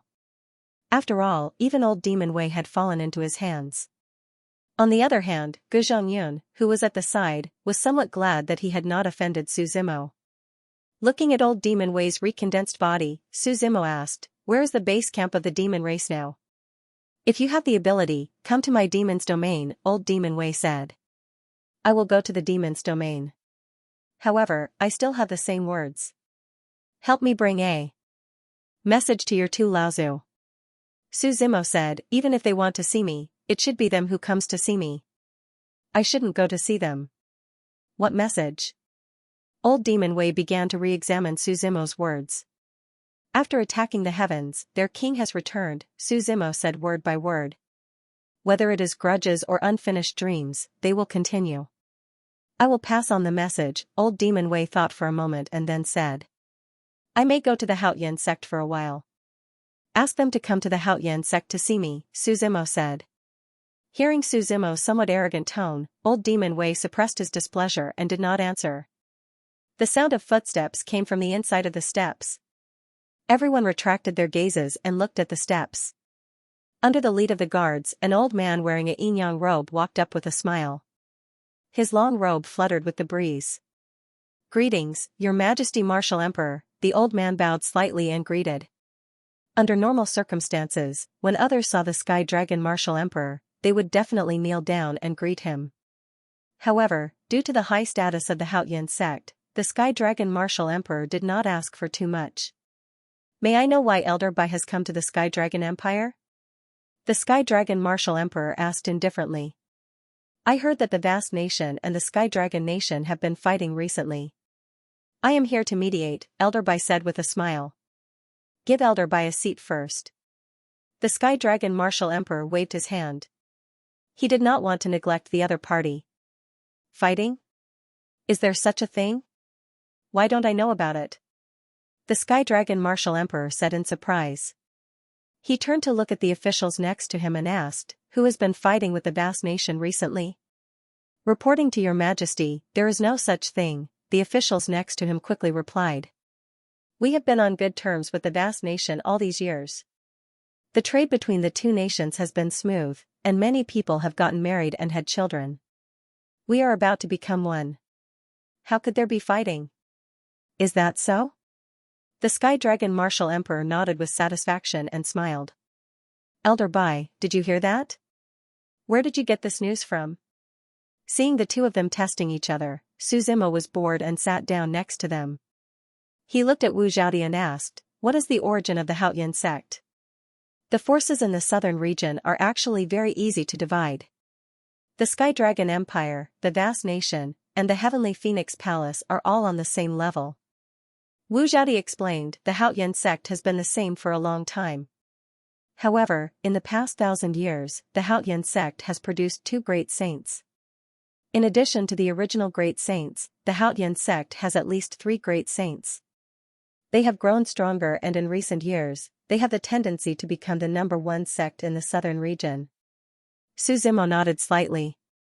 I heard that a few hundred years ago, the Haoyan sect was ordered by the demon race to govern the entire southern region. Wu Zhaodi continued. Therefore, on the surface, the forces in the Sky Dragon Empire are more or less restricted by the Haoyan sect. How much do you know about the Haoyan sect? Suzimo asked. Why? Wu Zhaodi asked. Have you heard of Qi Haoran? Suzimo asked. The #1 swordsman, Qi Haoran? Wu Zhaodi asked in surprise. How could I not have heard of him?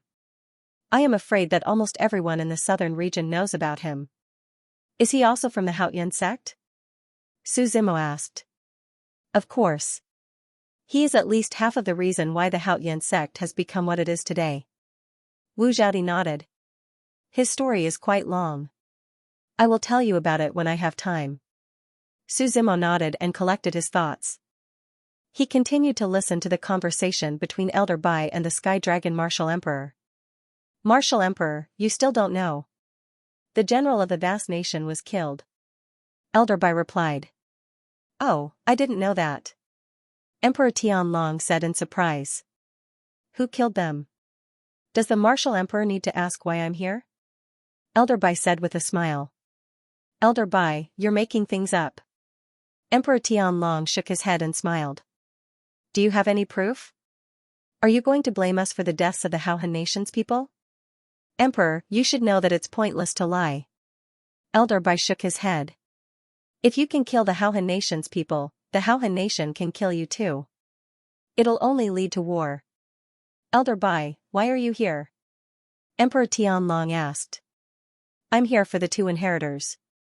Elder Bai said honestly. You want to bring them to the Haohan nation? Emperor Tianlong frowned and asked. Bring them back to the Haoyan sect. Once we investigate, we'll return the inheritance to the Heavenly Dragon Empire. Elder Bai said. As for the Haohan nation's generals, you'll have to compensate them. As for the compensation, you 2 nations can discuss it yourselves.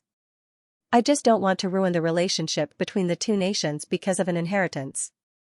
Hearing this, Heaven Dragon Martial Emperor began to think. If it was before, he would definitely not agree.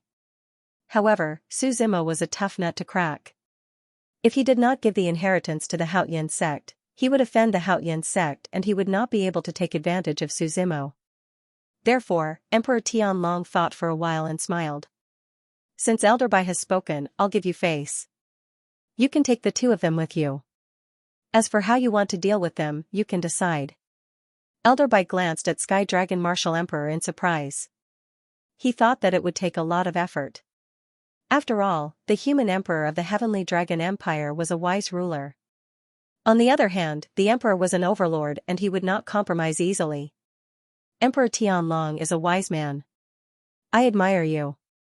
Elder Bai smiled and said. If that's the case, I won't disturb you any further.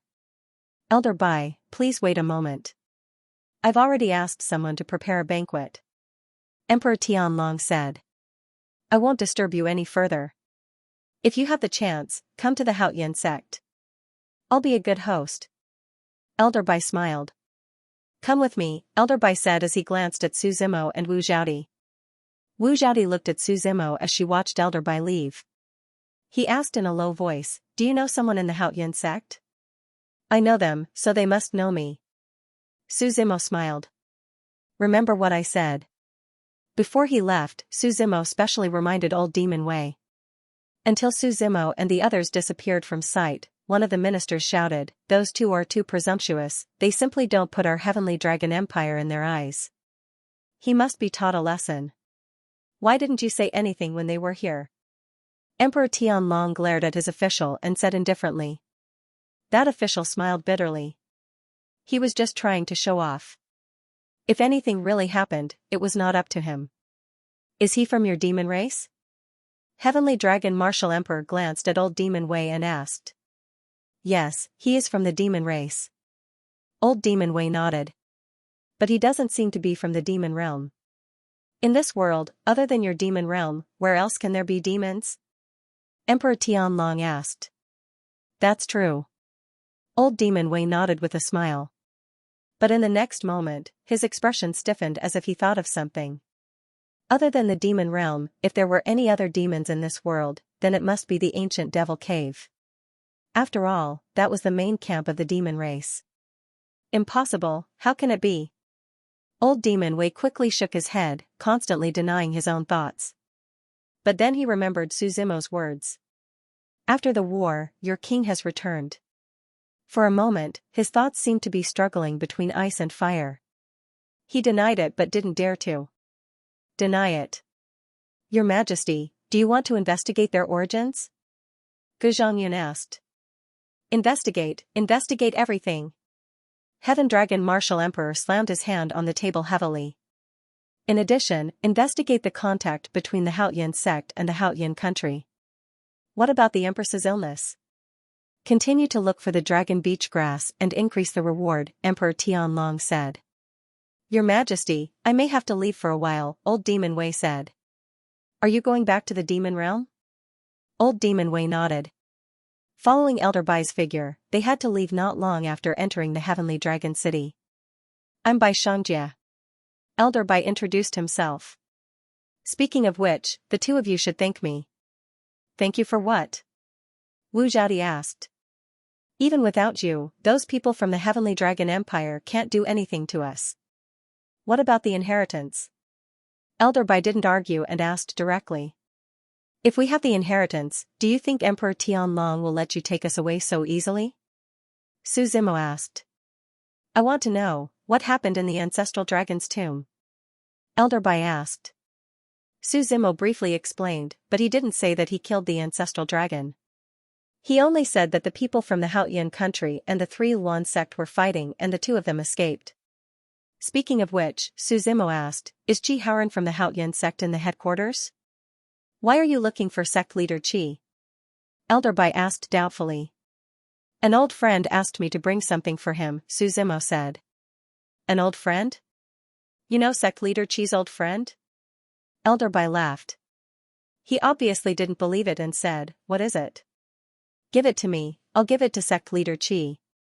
No, I have to give it to Qi Haoran personally, Su Zimo shook his head and refused. Then we'll see if you can see sect leader Qi.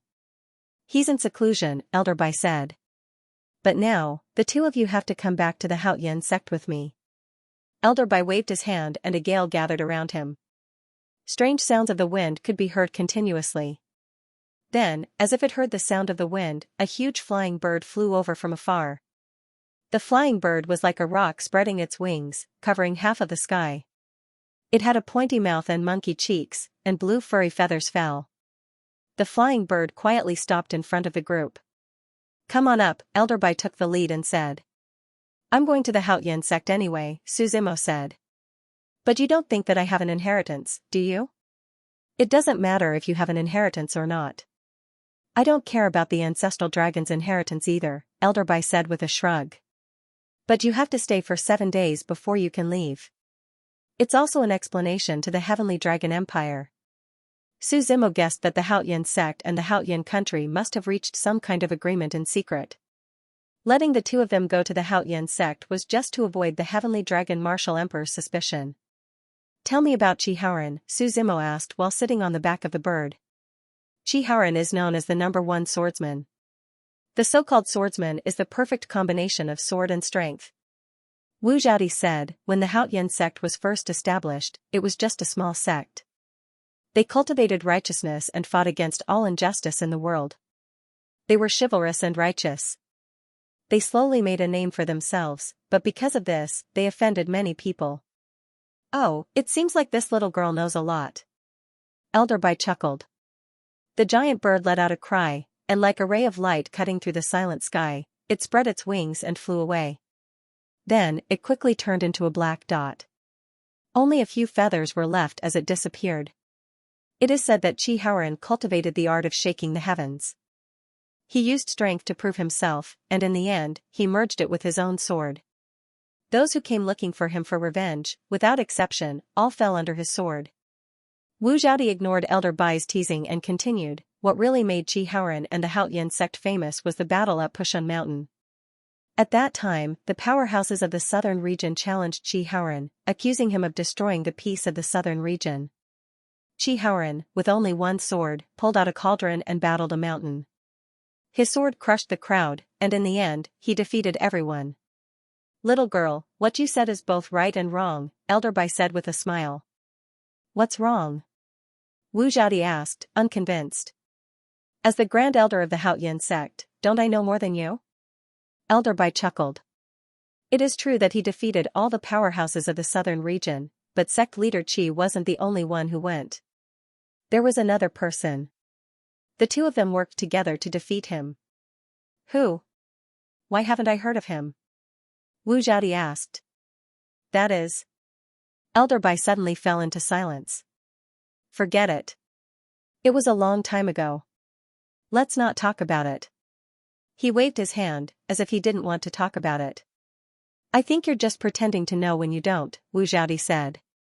Elder Bai just smiled and didn't say anything, as if he didn't want to argue. Is this place far from the Haotian sect? Su Zimo asked. Less than 3 days, Elder Bai replied. I don't know if you've seen this before, Su Zimo said as he took out the token. This token was the inheritance token of the art of shaking the heavens. It was also given to him by Heaven Emperor Qi. At first, Elder Bai did not pay much attention to it. On the front of the token was an image of a giant creating a new world. When he saw this, he frowned slightly. However, Su Zimo quickly put away the token. Can I take a closer look? Elder Bai quickly asked. I want to see Xianxia, Su Zimo said straightforwardly.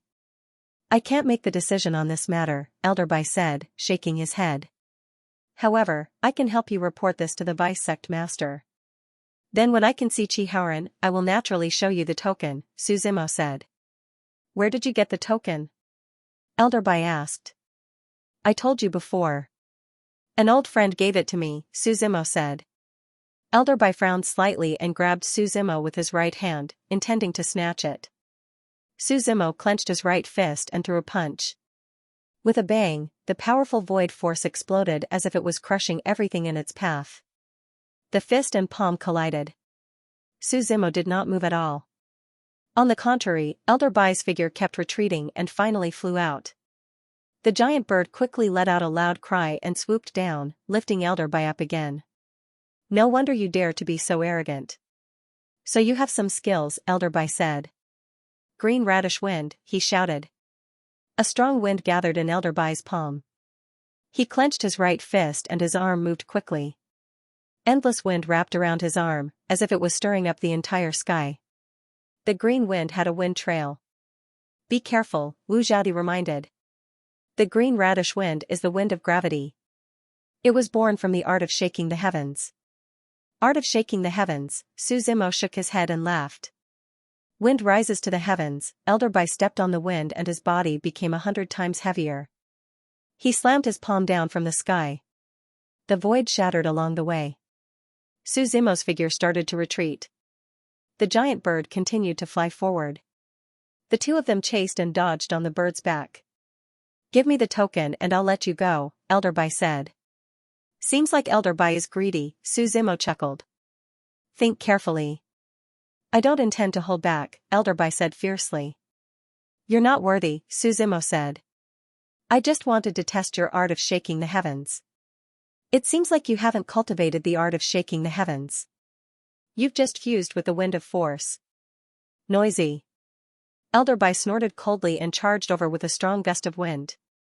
Su Zimo was not afraid this time. The vortex of force in his body continued to spin. He extinguished the gale with a single palm strike, then landed a heavy blow on Elder Bai's chest. With a boom, Elder Bai spat out a mouthful of blood and was sent flying. I broke it with force. Elder Bai looked at his chest and was stunned. He did not care about his injury. Instead, he was shocked that Su Zimo had broken his green radish wind with absolute force. You've cultivated the art of shaking the heavens, Elder Bai said seriously. Do you still want to fight? Su Zimo asked. I'll spare your life. You should be glad that you're from the heavenly sect. The old friend you're talking about should be Qi Tiandi, Elder Bai sighed deeply. Let me guess. The second person who fought alongside Qi Haoran at Pushun Mountain should be Qi Tiandi, Su Zimo replied. That's right. Elder Bai was silent for a while. Finally, he sighed deeply. He said, half of the heavenly sect's current scale is due to sect leader Qi. Naturally, Qi Tiandi takes the other half. But why did Qi Tiandi end up like that? Su Zimo asked. Where did you meet Qi Tiandi? Elder Bai asked. You don't have to worry about that, Su Zimo said. You just have to tell me why he ended up like that. Su Zimo did not want to tell anyone about the Yuanyang continent. He also did not want to tell anyone about his background. This is a secret. If you really want to know, let sect leader Qi tell you personally, Elder Bai said. The bird flew toward the heavenly sect. Everyone was silent along the way. After flying for 2 days, the speed of the bird gradually slowed down. We've arrived at the heavenly sect, Elder Bai said. At the same time, in the demon territory tens of thousands of miles away. Old Demon Wei did not rest for a few days. He rushed back to the demon territory and told the higher-ups of the demon clan what he had encountered. In fact, very few people knew that he was actually a descendant of the Purgatory Demon Temple. Moreover, he was a direct descendant and had the bloodline of the Purgatory Devil Buddhist. Therefore, he did not lack cultivation resources since he was young. The reason why he came to the Heavenly Dragon Empire as an official was just a trial. Being on good terms with the Heavenly Dragon Empire would be his resources in the future. The demon domain was located at the center of the evil demon domain, but it was hidden deep inside the inner world. Ordinary people couldn't see it at all. Even the real powerful people didn't dare to enter here. The demon chi was surging. The demon domain, also known as the Little Evil Demon Domain, was the real location of the demon race. There were tens of thousands of demons here, but without a decree, no demon could leave easily. Only someone like Old Demon Wei, who was an official outside, had the qualifications. In the innermost layer of the demon domain, the demon chi here was even more vast. The endless demon chi was like floating clouds in the sky, completely covering the sky. Under the demon chi, there were 2 demon mountains. This was the forbidden area of the demon race. Unless one's status was extraordinary, no demon could enter. Even if it was Old Demon Wei, he still had to report it first before he could see if he was qualified. Old Demon Wei, who rushed back to the demon domain, told everything about his encounter with Su Zimo to the higher-ups of the demon race. However, even the higher-ups of the demon race couldn't deal with this matter.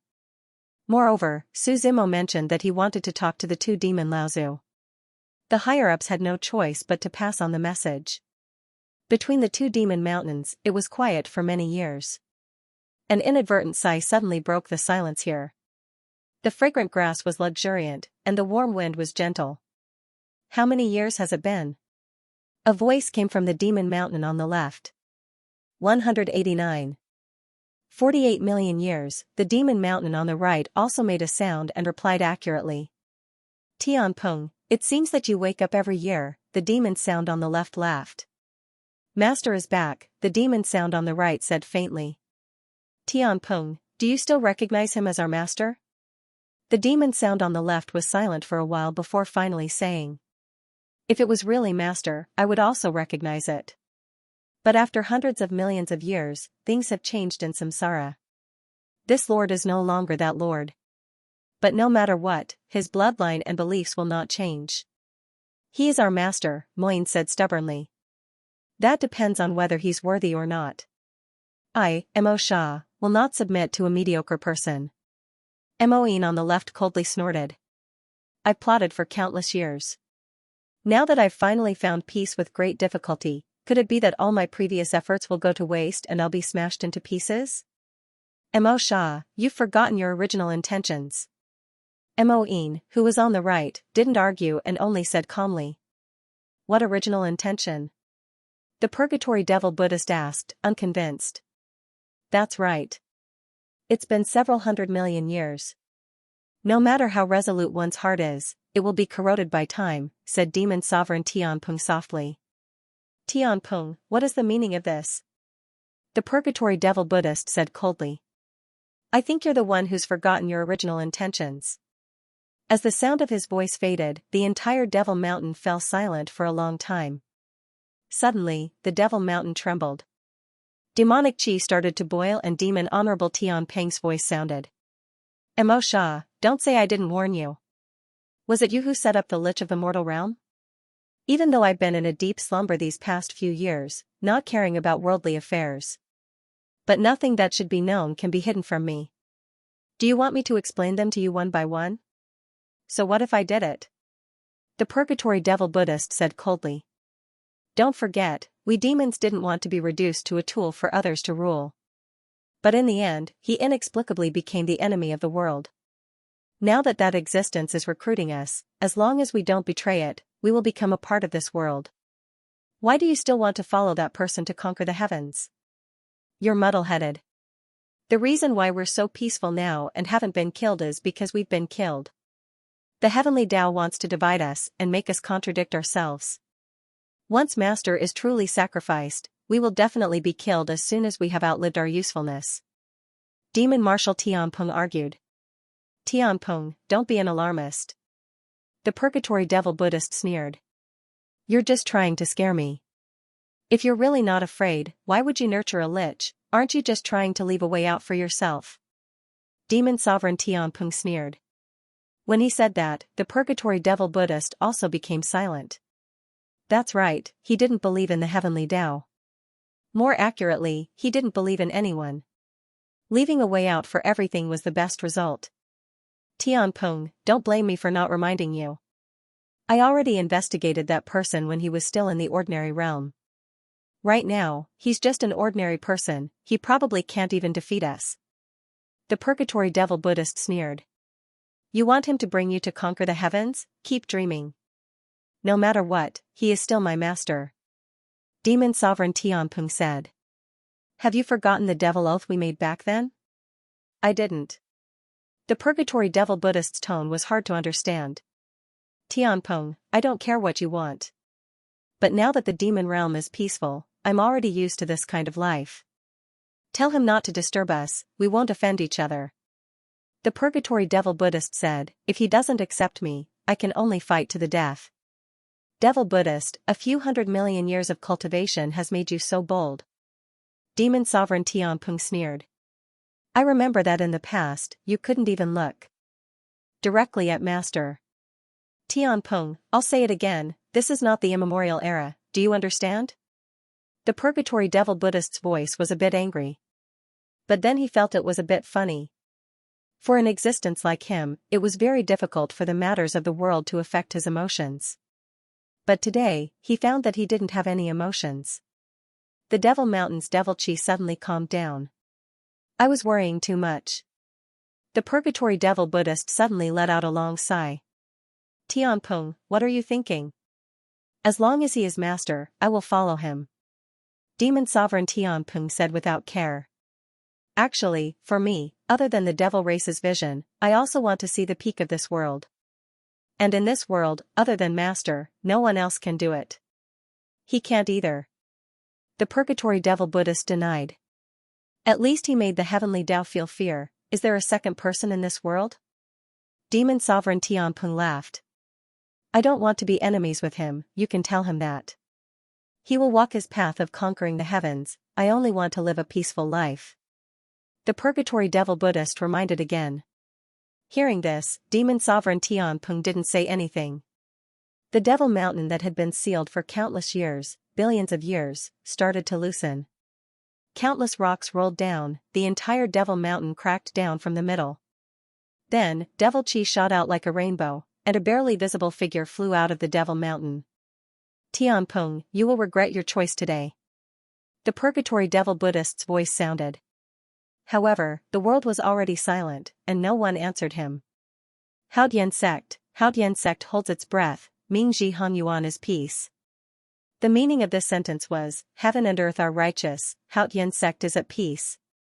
This is a grand aspiration. These two lines were written by the founder of the sect, Qi Haoran.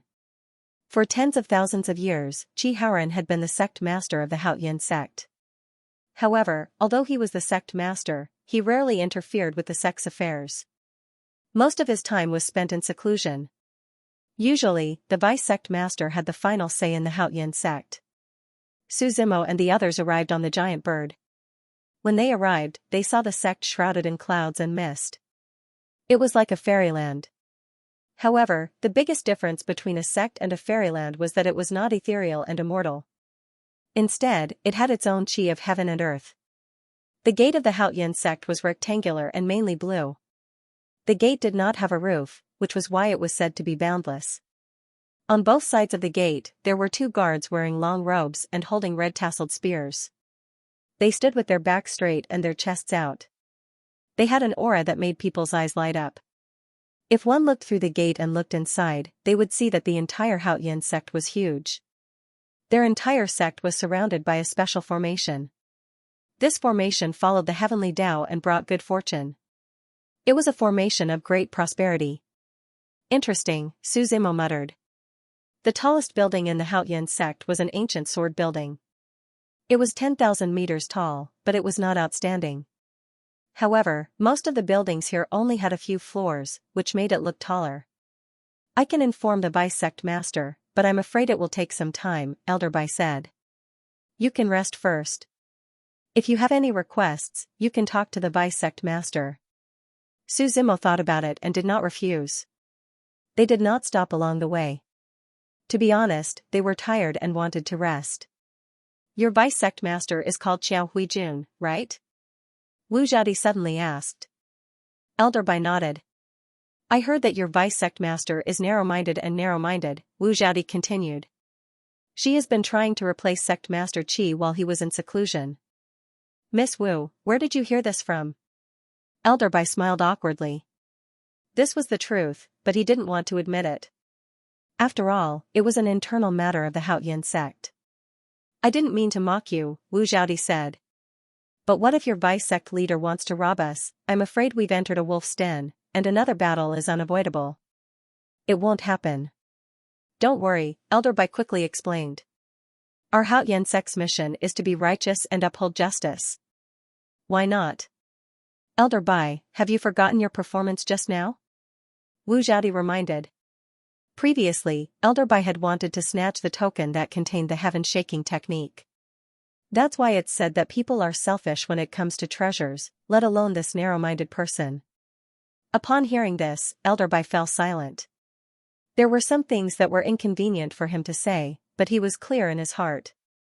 Ever since Sect Master Qi went into seclusion, and Xiao Huijun took over the management of the sect's awe-inspiring righteousness had begun to disappear.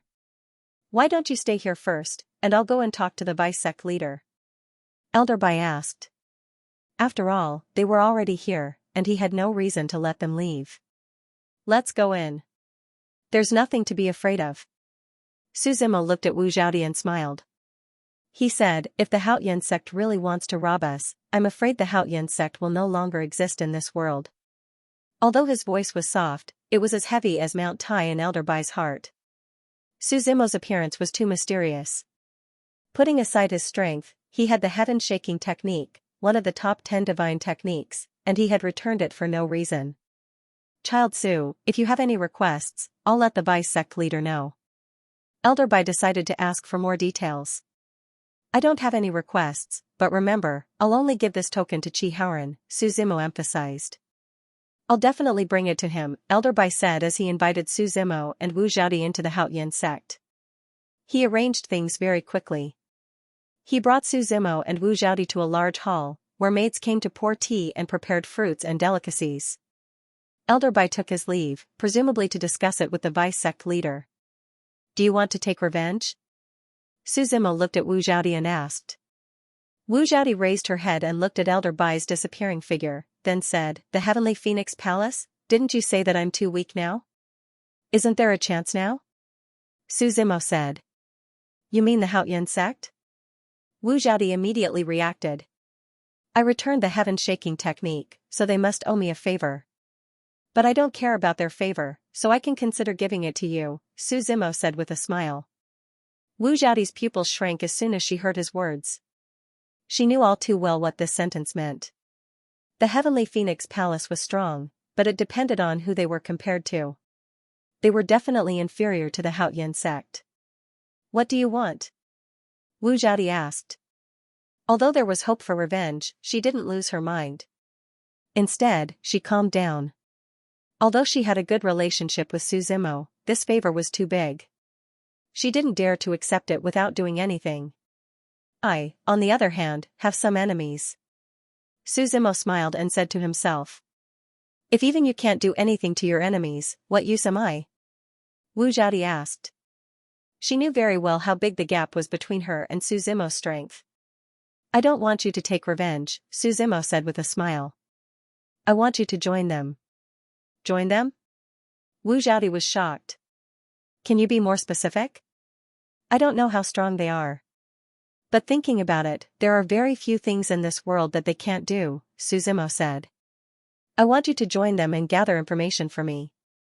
If they're so strong, how can I join them? Wu Zhaodi asked. I don't have full confidence, so your life could be in danger at any time, Su Zimo said truthfully.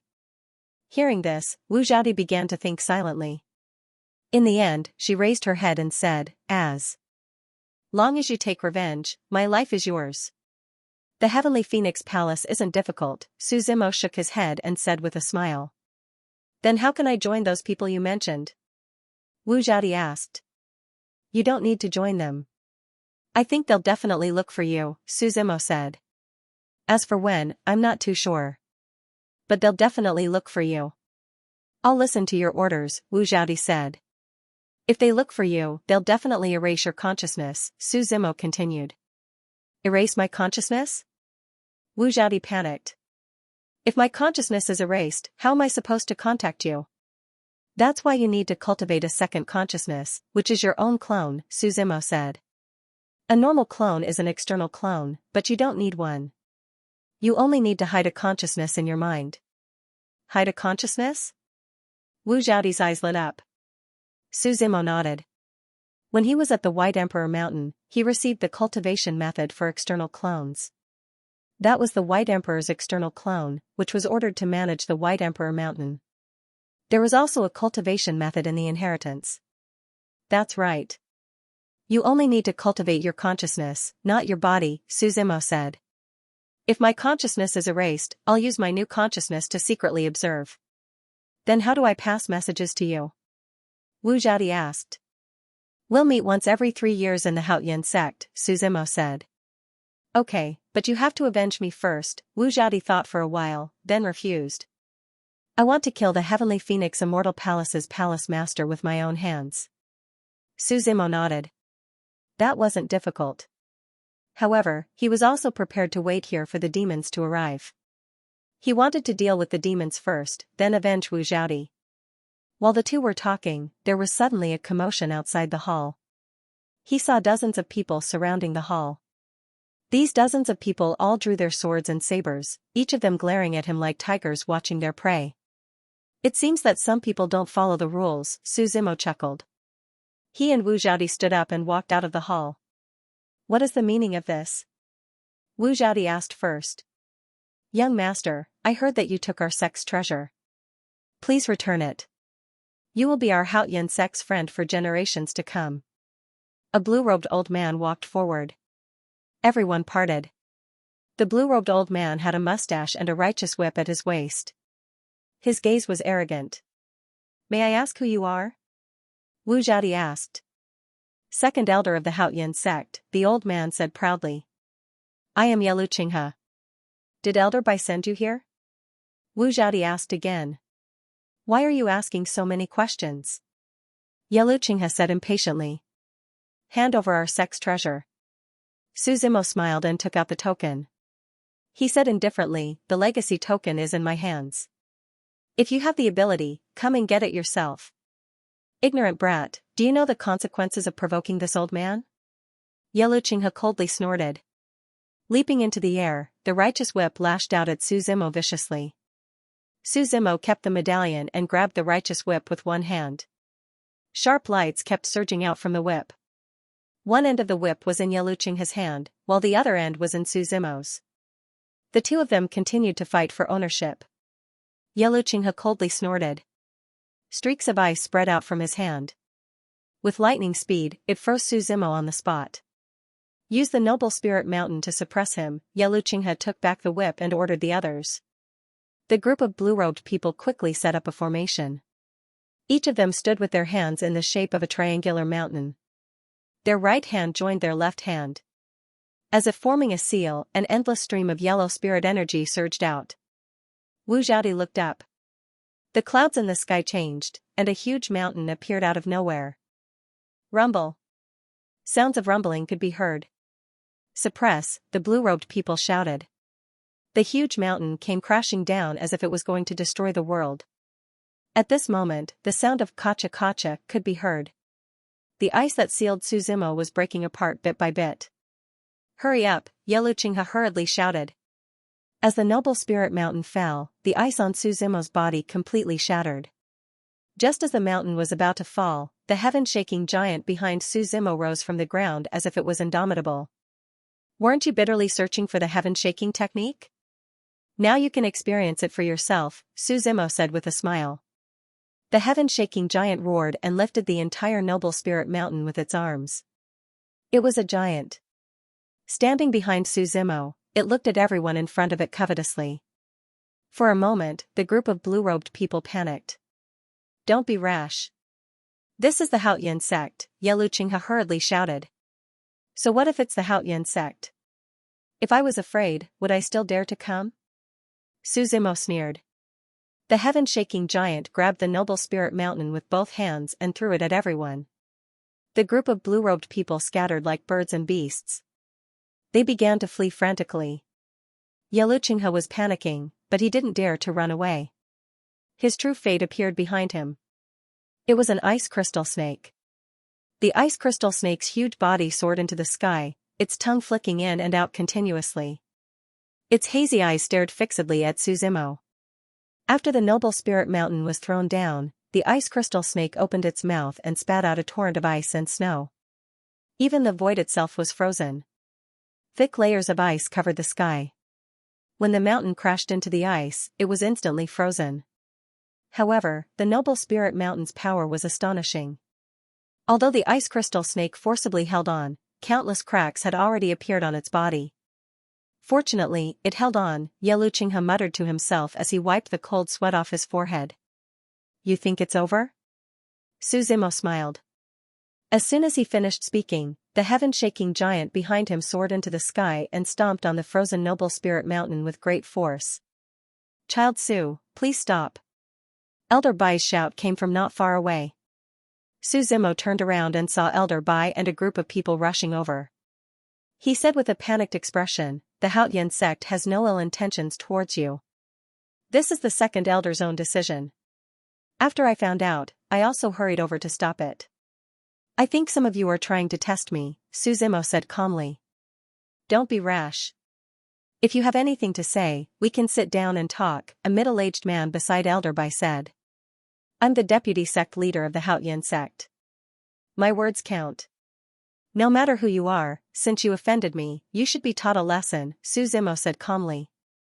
His right hand fell, and the heaven-shaking giant's figure also fell completely. A powerful force stomped on the noble spirit mountain. In an instant, all the ice layers shattered. The ice crystal snake hissed and shattered into pieces. The second elder's scream was also heard. Dust flew everywhere, and the floor under their feet cracked inch by inch. Deputy sect leader Qiao Huijuan's eyes narrowed, and there was a hint of anger between her brows. Deputy sect leader, this person is too presumptuous, the other elders behind her also shouted. Sigh. Elder Bai sighed. He knew that this was going to be a huge conflict. Xiao Huijun looked at Su Zimo and Elder Bai with an uncertain expression. He was dressed in a white robe and looked very elegant. There was a folding fan on his sleeve that had beautiful scenery drawn on it. "By sect leader, should we?" someone asked in a low voice. "The inheritance token is important," Elder Bai reminded. "Bring second elder out for treatment first," Xiao Huijun ordered. The disciple next to him hurriedly dragged out the second elder's heavily injured body from the ruins. "Where's the token?" Xiao Huijun walked forward and asked calmly. "I can let bygones be bygones, but you must leave the token behind." "Elder Bai, didn't you convey what I said to you?" Su Zimo didn't even look at Xiao Huijun. He only looked at Elder Bai and asked. "I know you want to give it to sect leader Qi," Xiao Huijun said. "But sect leader Qi is at a critical juncture in his seclusion. We can't disturb him now. Otherwise, no one can bear the responsibility if something happens." "It's okay. I'm going to stay in the Haoyan sect for a while." "I can wait," Su Zimo said. "What if sect leader Qi doesn't come out?" Xiao Huijun asked again. "If Xiao Huijun hasn't come out by the time I leave, the Haoyan sect will have no fate with the inheritance token," Su Zimo said. "As for whether he can come out or not, that's your business. I don't care." "Actually, we don't have to be enemies," Xiao Huijun suddenly smiled and said. "I believe that Child Su can be friends with the Haoyan sect forever. How about this, you name your conditions. As long as I can do it, I won't say anything." "Qi Tiandi asked me to bring the inheritance token back," Su Zimo said. "So, if he didn't say it's for you, you can't have it." "Qi Tiandi is still alive?" Xiao Huijun stopped smiling and asked calmly. Su Zimo didn't answer. Instead, he looked at Elder Bai and said, "Arrange a courtyard for us. I'll stay for a while." "Child Su, are you sure you want to do this?" Xiao Huijun narrowed her eyes and asked. "You don't understand human language?" Su Zimo looked at Xiao Huijun and asked. "You have a backbone," Xiao Huijun said through gritted teeth.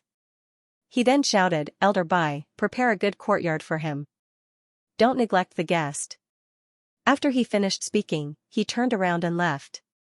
The other elders and disciples behind him also followed suit and left. Only Elder Bai was left. He shook his head and sighed. "Child Su, there's no need to be angry. In the end, no one will be able to get off the stage. Elder Bai, please arrange a place for me to stay. As for the battle, I don't care about your Haoyan sect," Su Zimo said. Elder Bai stopped trying to persuade them. He brought Su Zimo and the other man to a courtyard. He gave a simple introduction. "This is the Wujian courtyard. You can stay here. If you have any requests, don't hesitate to look for me. This is all I can do for you. Elder Bai, if Sect Master Qi comes out, remember to inform me," Su Zimo said. "It's very difficult for Sect Master Qi to come out." Elder Bai shook his head. "Is there any way for Sect Master Qi to come out?" Wu Zhaodi asked. "Unless Sect Master Qi comes out himself or the sect is in a life and death situation," Elder Bai replied. However, it was almost impossible for either of these situations to happen. First of all, the Haoyan sect was full of talents now. Even if Qi Haoran didn't come out, they had two great sages. Why would they be afraid of other forces? Moreover, Qi Haoran had been in seclusion for 10,000 years. He wouldn't come out easily. "Elder Bai, go ahead." Su Zimo nodded. After Elder Bai left, Wu Zhaodi asked, "What are you going to do next?" "Wait," Su Zimo said with a smile. "Waiting isn't a solution," Wu Zhaodi replied. "I made a mistake. I'm not waiting for Qi Haoran. I'm waiting for..." Su Zimo raised his head and looked to the north. That was the direction of the demon territory. He wasn't waiting for Qi Haoran. He was waiting for the demon territory.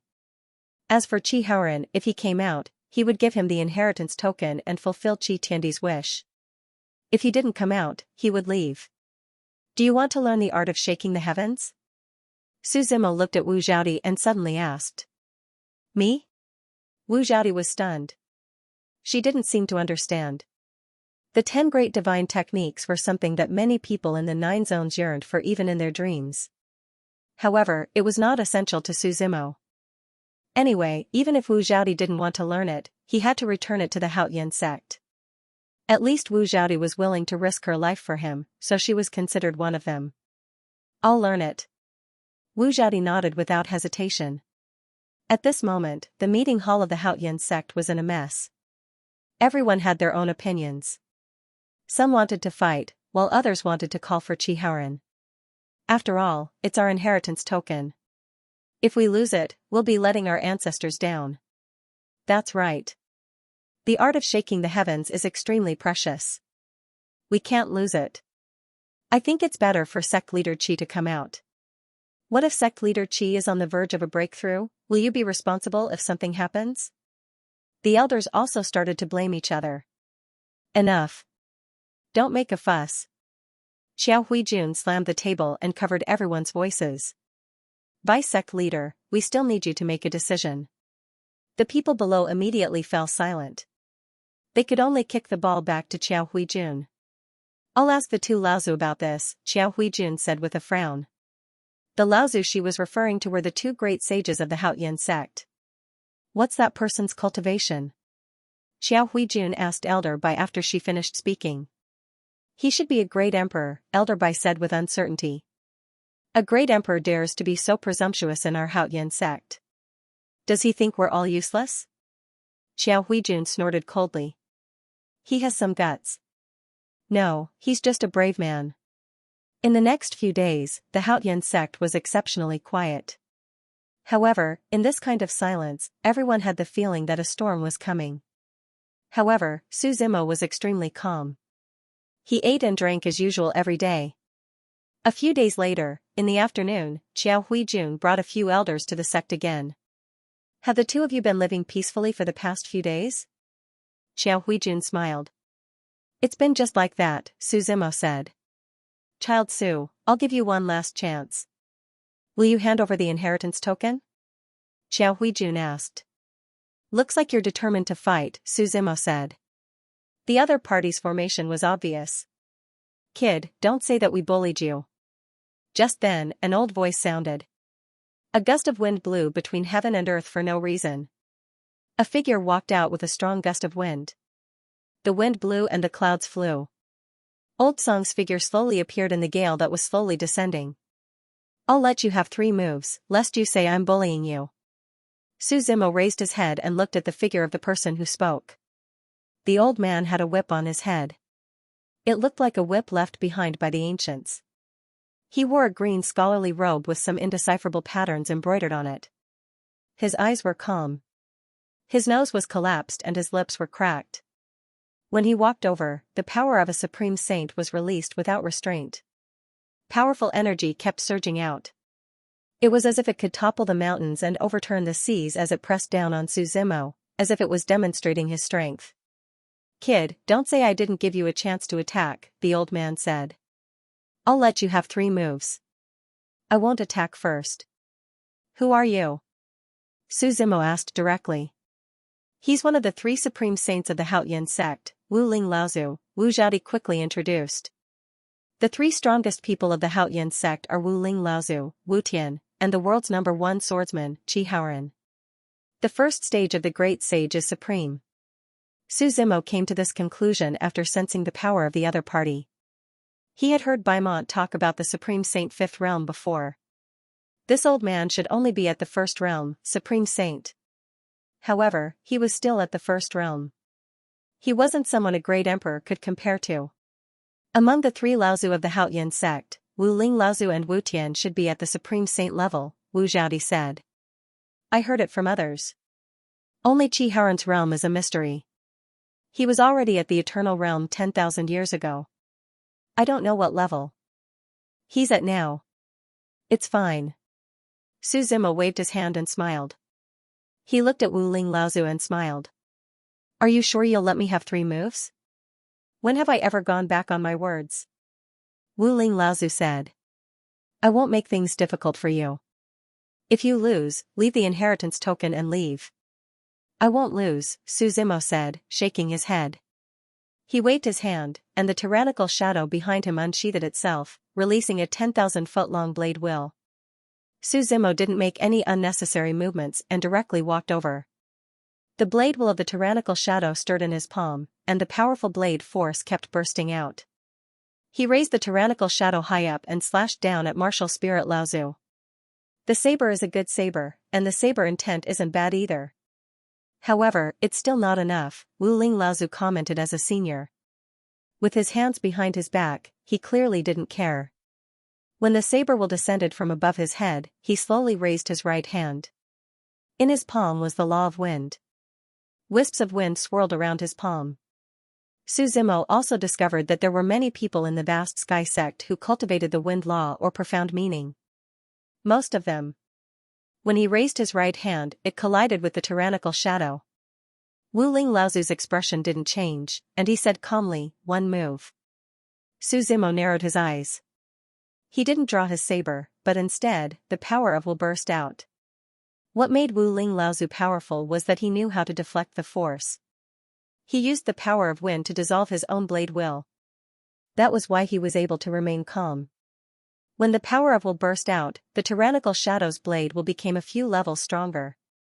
He used the Dao-seeking technique, and his saber suppressed the sky, reversing samsara.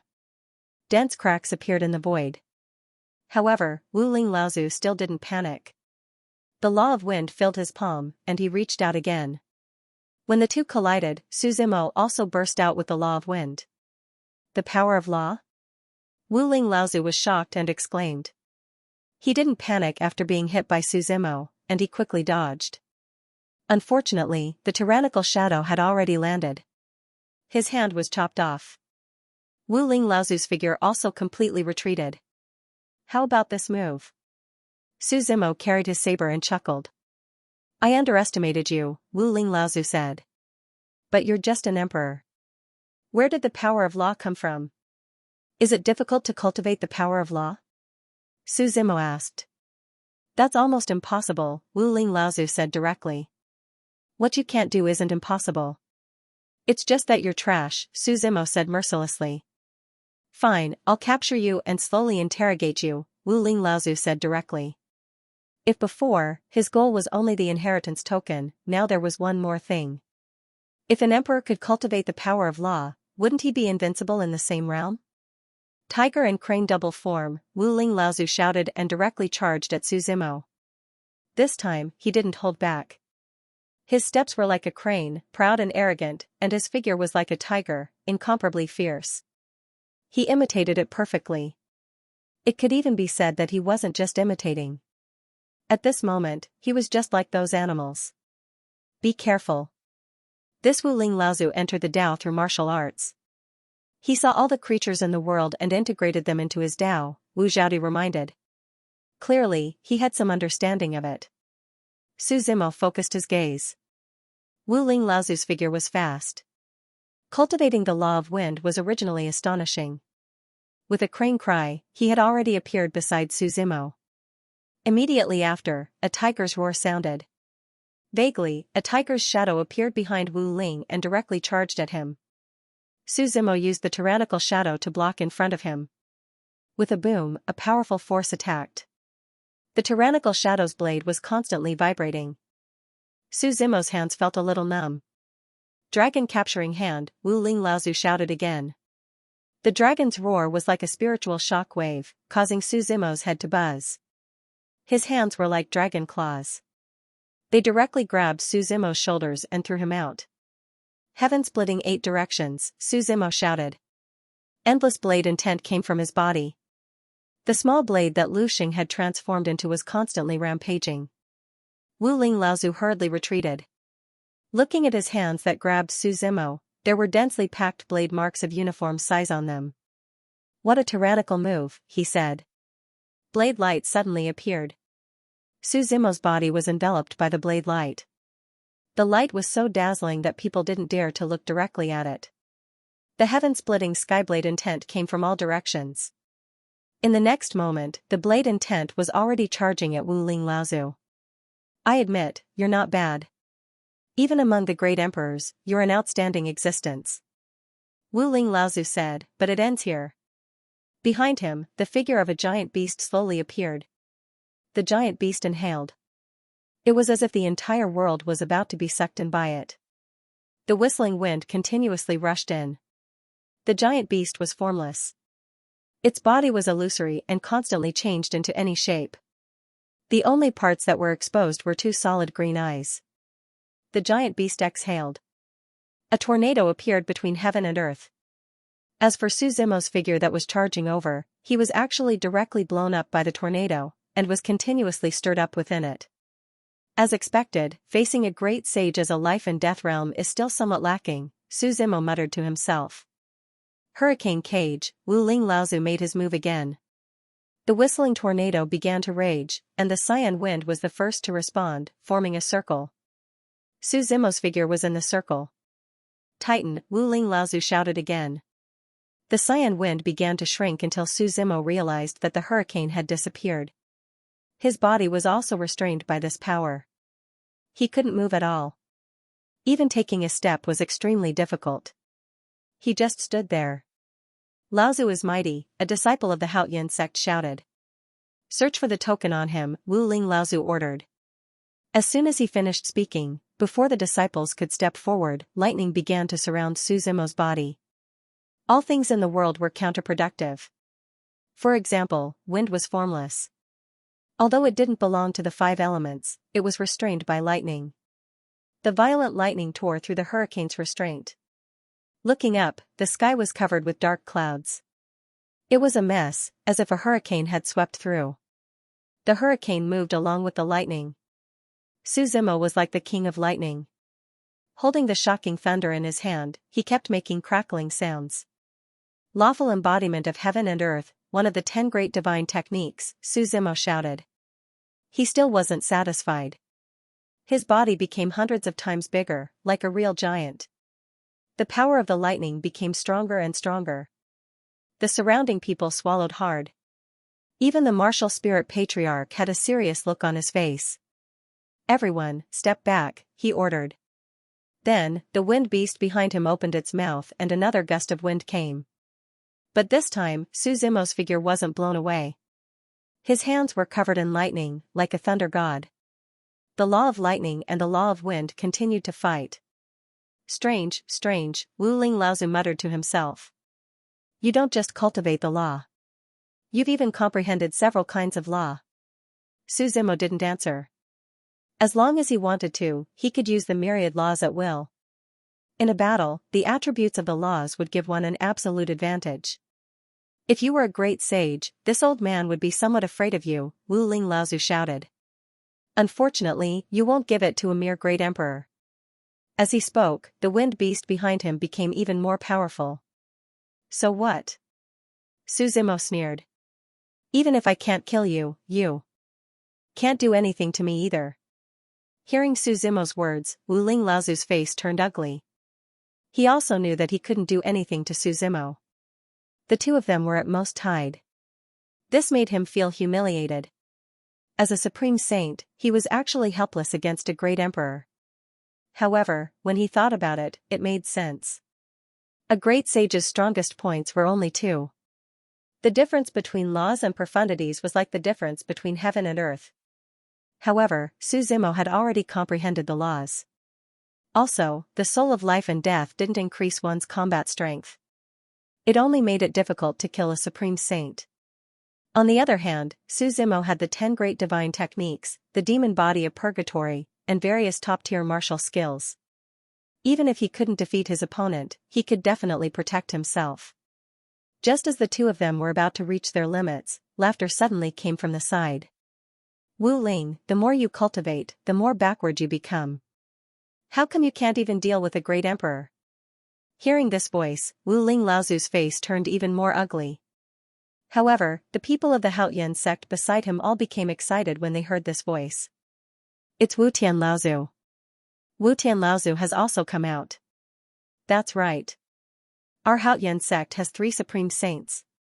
Even if he's lucky enough to block one of them, he won't be able to block the other Laozu. Wu Ling Laozu's figure retreated and separated from Suzimo. Suzimo also raised his head and looked at the person who spoke before. In fact, he didn't really want to fight with Wu Ling Laozu. He just wanted to test his current strength. However, from the looks of it, the first level of Supreme Saint was on par with him. After that, he probably wouldn't be a match for him. It didn't sound like much, but it was actually very impressive. After all, the gap between supreme saints and great emperors was an insurmountable gap. Suzumo calmed himself down and stopped thinking. Instead, he looked at the person who spoke before. He was wearing a leopard print robe. The robe looked like leopard skin. When it was draped over his body, he was at least 2 meters tall. He was a big man, but he seemed to have put on light makeup. His lips were dark purple, and the corners of his eyes were also black. Especially his eyebrows, they were like swords. There was a hint of evil in his fierce appearance. "Hello, Wu Tianlaozu." The people beside him hurriedly greeted him. "Wu Ling, do you want me to help you?" Wu Tianlaozu smiled as he walked. "Wu Tian, don't gloat. Why don't you come up and try yourself?" Wu Ling Laozu said indifferently. "Don't find excuses for your incompetence." Wu Tianlaozu replied. "I can't be bothered to argue with you. This little kid has a lot of secrets. He's not simple." Wu Ling Laozu said. "Then let's work together to capture him first." Wu Tianlaozu also became serious. Teasing was teasing, but there had to be moderation. The saint aura around the two of them burst out. The powerful aura was like a torrent that crushed everything. The aura of a supreme saint was already so terrifying, how could there be two of them together? Suzumo puffed out his chest and raised his head, not allowing himself to be crushed. However, there were still crackling sounds coming from his body. This was the sound of bones and tendons coming into contact under the strong pressure. "Kid, surrender," Wu Tianlaozu said. "You've been watching the show for half a day. You should have seen enough." Suzumo ignored the two of them. Instead, he looked at the sky not far away and said indifferently, "I've seen enough. I've seen enough." A burst of hearty laughter came. The sky suddenly darkened. "Two Laozu from the Haoyan sect are bullying a young man. How respectable. How admirable." The laughter was accompanied by demonic aura that permeated the air. Everyone at the scene felt suffocated. If there was someone that the Haoyan sect was most afraid of, it would naturally be the demon race. As the ruler of Sin Devil region, only they themselves knew how powerful the demon race was. "May I know which demon race powerhouse has descended? I'll have to trouble you to meet him." Wu Tianlaozu braced himself and stood out. He and Wu Ling Laozu both felt the pressure coming down on them. This person was stronger than them. And not just by a little bit. "What? You're admitting defeat so quickly?" The voice in the sky continued. Although he didn't show himself, the endless demonic aura had already filled the entire sky. Even the sun couldn't be seen. In the rolling demonic aura, there were faint traces of lightning shuttling back and forth. "May I know when my Haoyan sect has offended Senior?" Wu Tianlaozu asked again. "I'm not here to find you. I'm here to find my master," the existence in the demonic aura said indifferently. Hearing this, Wu Tianlaozu and Wu Ling Laozu were a little confused. The two of them looked at each other and seemed to remember something at the same time. All eyes were on Suzumo's figure. Although they didn't believe it, they remembered that Suzumo was the only outsider the Haoyan sect had met recently. Suzumo ignored Wusheng Laozu and looked at the person who came and asked, "Is the show over?" Demon Marshal Tianpeng knelt on one knee and said solemnly, "One of the 18 demon generals, Demon Marshal Tianpeng greets Master." "Where's the Purgatory Devil Buddhist?" Suzumo frowned. Demon Marshal Tianpeng hesitated and said, "He had something to do and couldn't come." "Do you believe this excuse?" Suzumo sneered. "Did he have something to do or didn't want to come?" "Master is wise," Demon Marshal Tianpeng hurriedly replied. "Do you think I came here to ask for your help?" Suzumo asked. Demon Marshal Tianpeng just knelt on the ground and didn't say anything. In fact, that was what he thought. The current demon master was different from the previous era.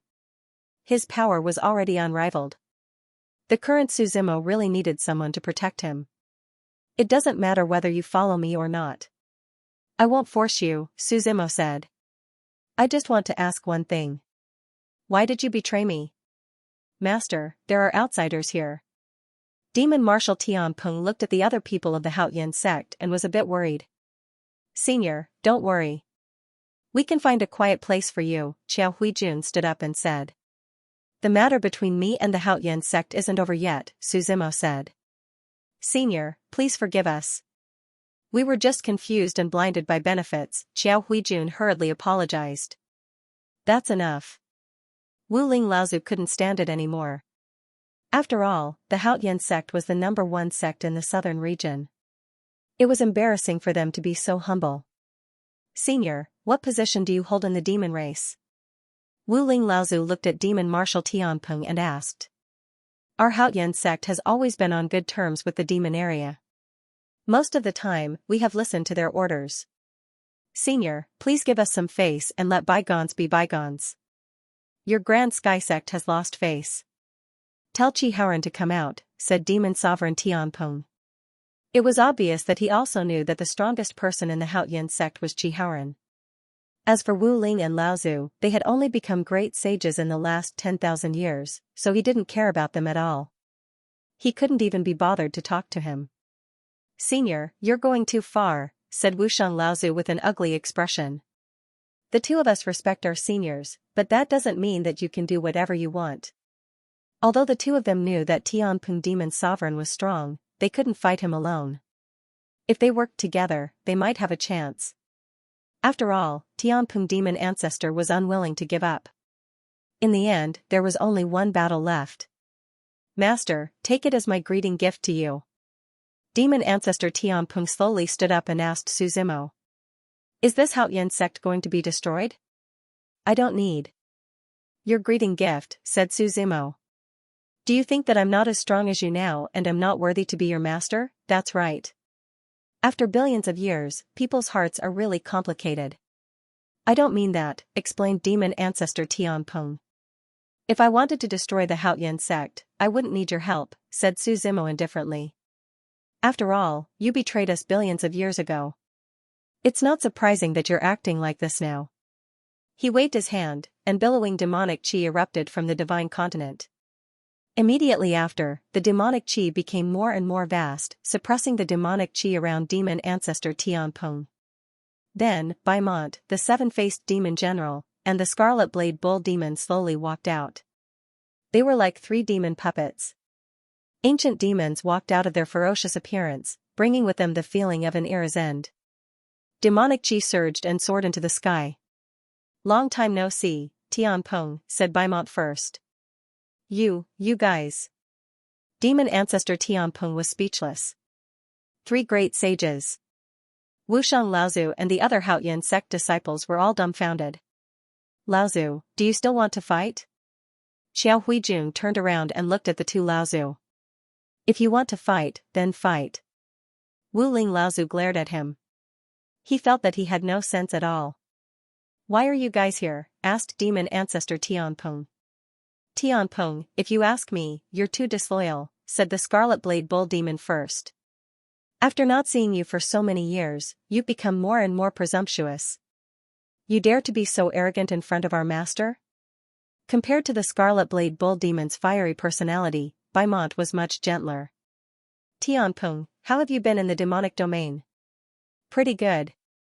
Although we're under the heavenly Tao, no one dares to make things difficult for us, said Demon Ancestor Tianpeng. No wonder. You want to live a peaceful life? Baimont asked again. If I wanted to live a peaceful life, I wouldn't have come looking for our master. Demon Ancestor Tianpeng replied. But Amo Sha, Demon Ancestor Tianpeng sighed. His meaning was clear. Wushang Laozu and the other Haoyan sect disciples looked at Suzimo and the others reminiscing about the past. Wushang Laozu and Wu Ling Laozu patted Xiao Huijun on the shoulders and said, the both of us have to go into seclusion.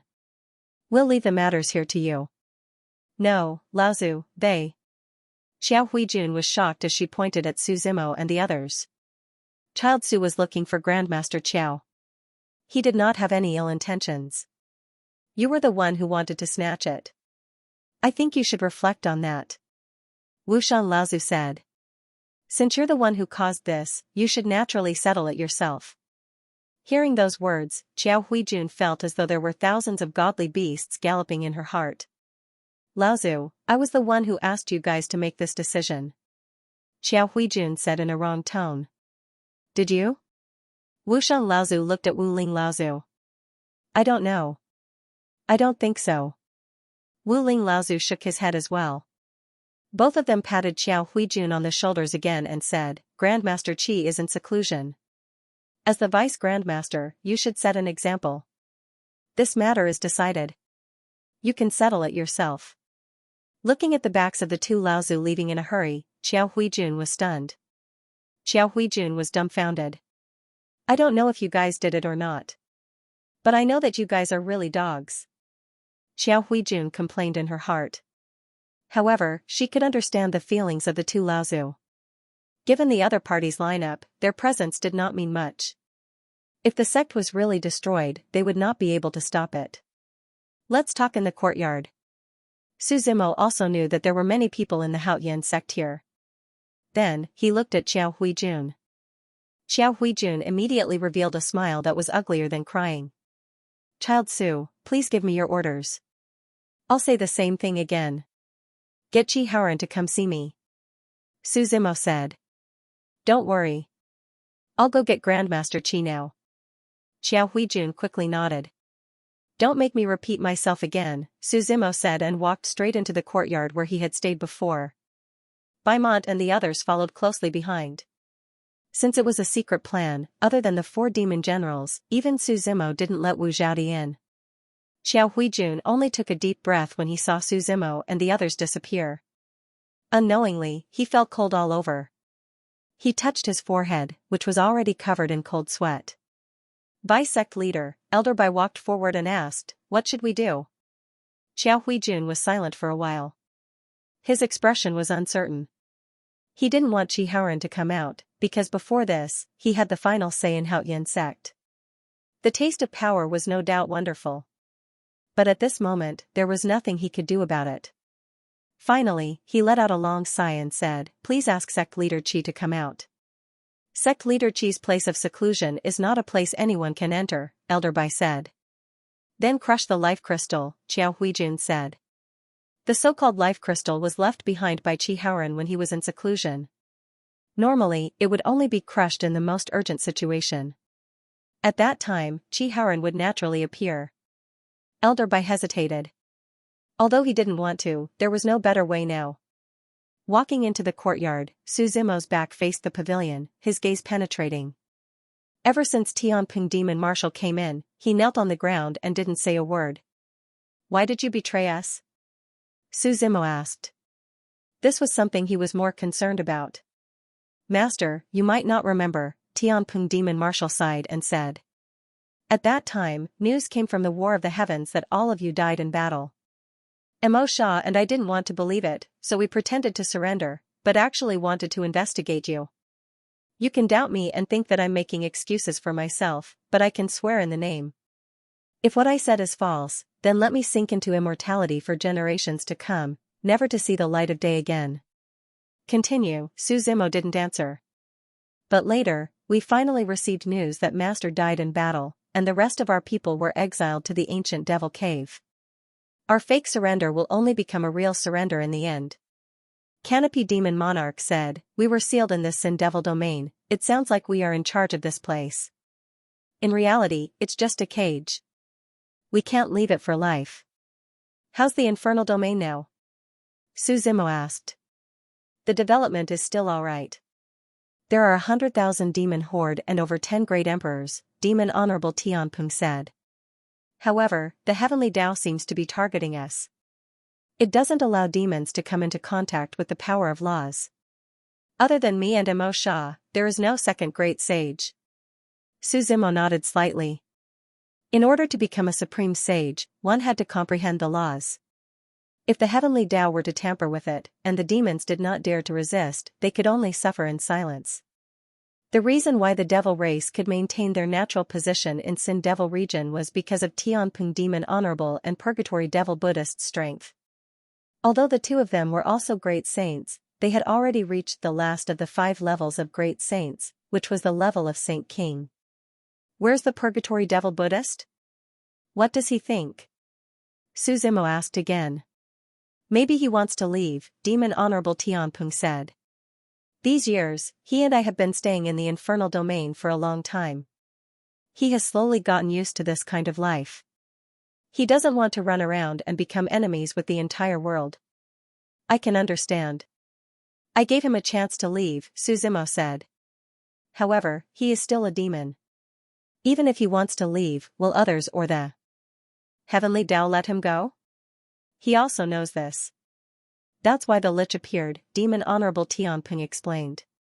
The Lich is actually a test subject. He changed his bloodline from a demon to a Lich. Did he succeed? Suzimo asked. You can say that he succeeded halfway, Demon Honorable Tianping said. Bloodline can be changed. However, after changing bloodline, he will sometimes enter a berserk state and lose control of himself. That's why the Lich Calamity appeared in the ordinary realm. Suzimo asked. Demon Honorable Tianping nodded. What about the others in the infernal domain? Are they the same as Purgatory Devil Buddhist? Suzimo asked. I don't know about that, Demon Honorable Tianping shook his head. After hearing about your news, I immediately rushed over. Seems like I have to find a chance to go to the infernal domain, Suzimo said. Oh right. Master, there's something I have to report to you, Demon Honorable Tianping said. In your previous life, you once told me that if the Heavenly Tao was defeated, if you fail, after you reincarnate, let me take you to a place. Where? Suzimo asked. In the infernal domain. You'll know when you get the chance, Demon Honorable Tianping said. You old friends haven't seen each other in a long time. Let's catch up, Suzimo looked at Baimont and the others and said. I'm going out for a while. He seemed to have sensed something and looked towards the horizon. At this moment, Haotian sect also crushed a life crystal. At the forbidden area, a sword intent began to spread out. After soaring into the sky, it came from all directions. The sword intent seemed to want to tear apart the demonic clouds. Vaguely, a giant's roar could be heard. This Chi Haoran is quite capable, Demon Honorable Tianping commented. But it's a pity for the two heroes of Haotian sect. Two heroes? Chi Tiandi and Chi Haoran? Suzimo asked casually. That's right. Chi Tiandi, Chi Yuran, and the number one swordsman, Chi Haoran, Demon Honorable Tianping said. I'm going to talk to Chi Haoran. You don't have to follow me. Suzimo waved his hand and walked out of the courtyard. After leaving the courtyard, he directly walked towards Haotian sect's forbidden area. Along the way, not only did no one stop him, some disciples even led the way for him. That vast sword intent was getting stronger and stronger. Even though the disciples were far away, they could still feel the pressure. Sect Master has become much stronger, an elder said emotionally. It's good that he's stronger. It's our Haotian sect's fortune. In the forbidden area overgrown with weeds, in the mountains filled with strange rocks. Suzimo's figure finally stopped at the foot of the mountain. As the saying goes, it's not about the height of a mountain. This was the reason. A crack began to appear in the middle of the not-so-tall mountain. It was as if a force had split the mountain in half. The number one swordsman, Suzimo muttered to himself. The rumbling sound became louder and louder. Finally, with a loud bang, the entire mountain finally collapsed to the two sides. Amidst the dust, a figure holding a sword slowly walked out. The sound of footsteps could be heard on the weeds. The figure seemed to have come from a certain era and carried an ancient intent. Greetings, Sect Master. The higher-ups of Haotian sect all rushed over and knelt on the ground. Long time no see, everyone.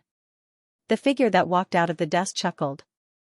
His voice was very clean, making people listen to it very pleasant and magnetic. The long sword was sheathed, and the sound of light footsteps could be heard. When the dust settled, everyone finally saw Chi Haoran's figure. He was dressed in a white robe that was still spotless after so many years.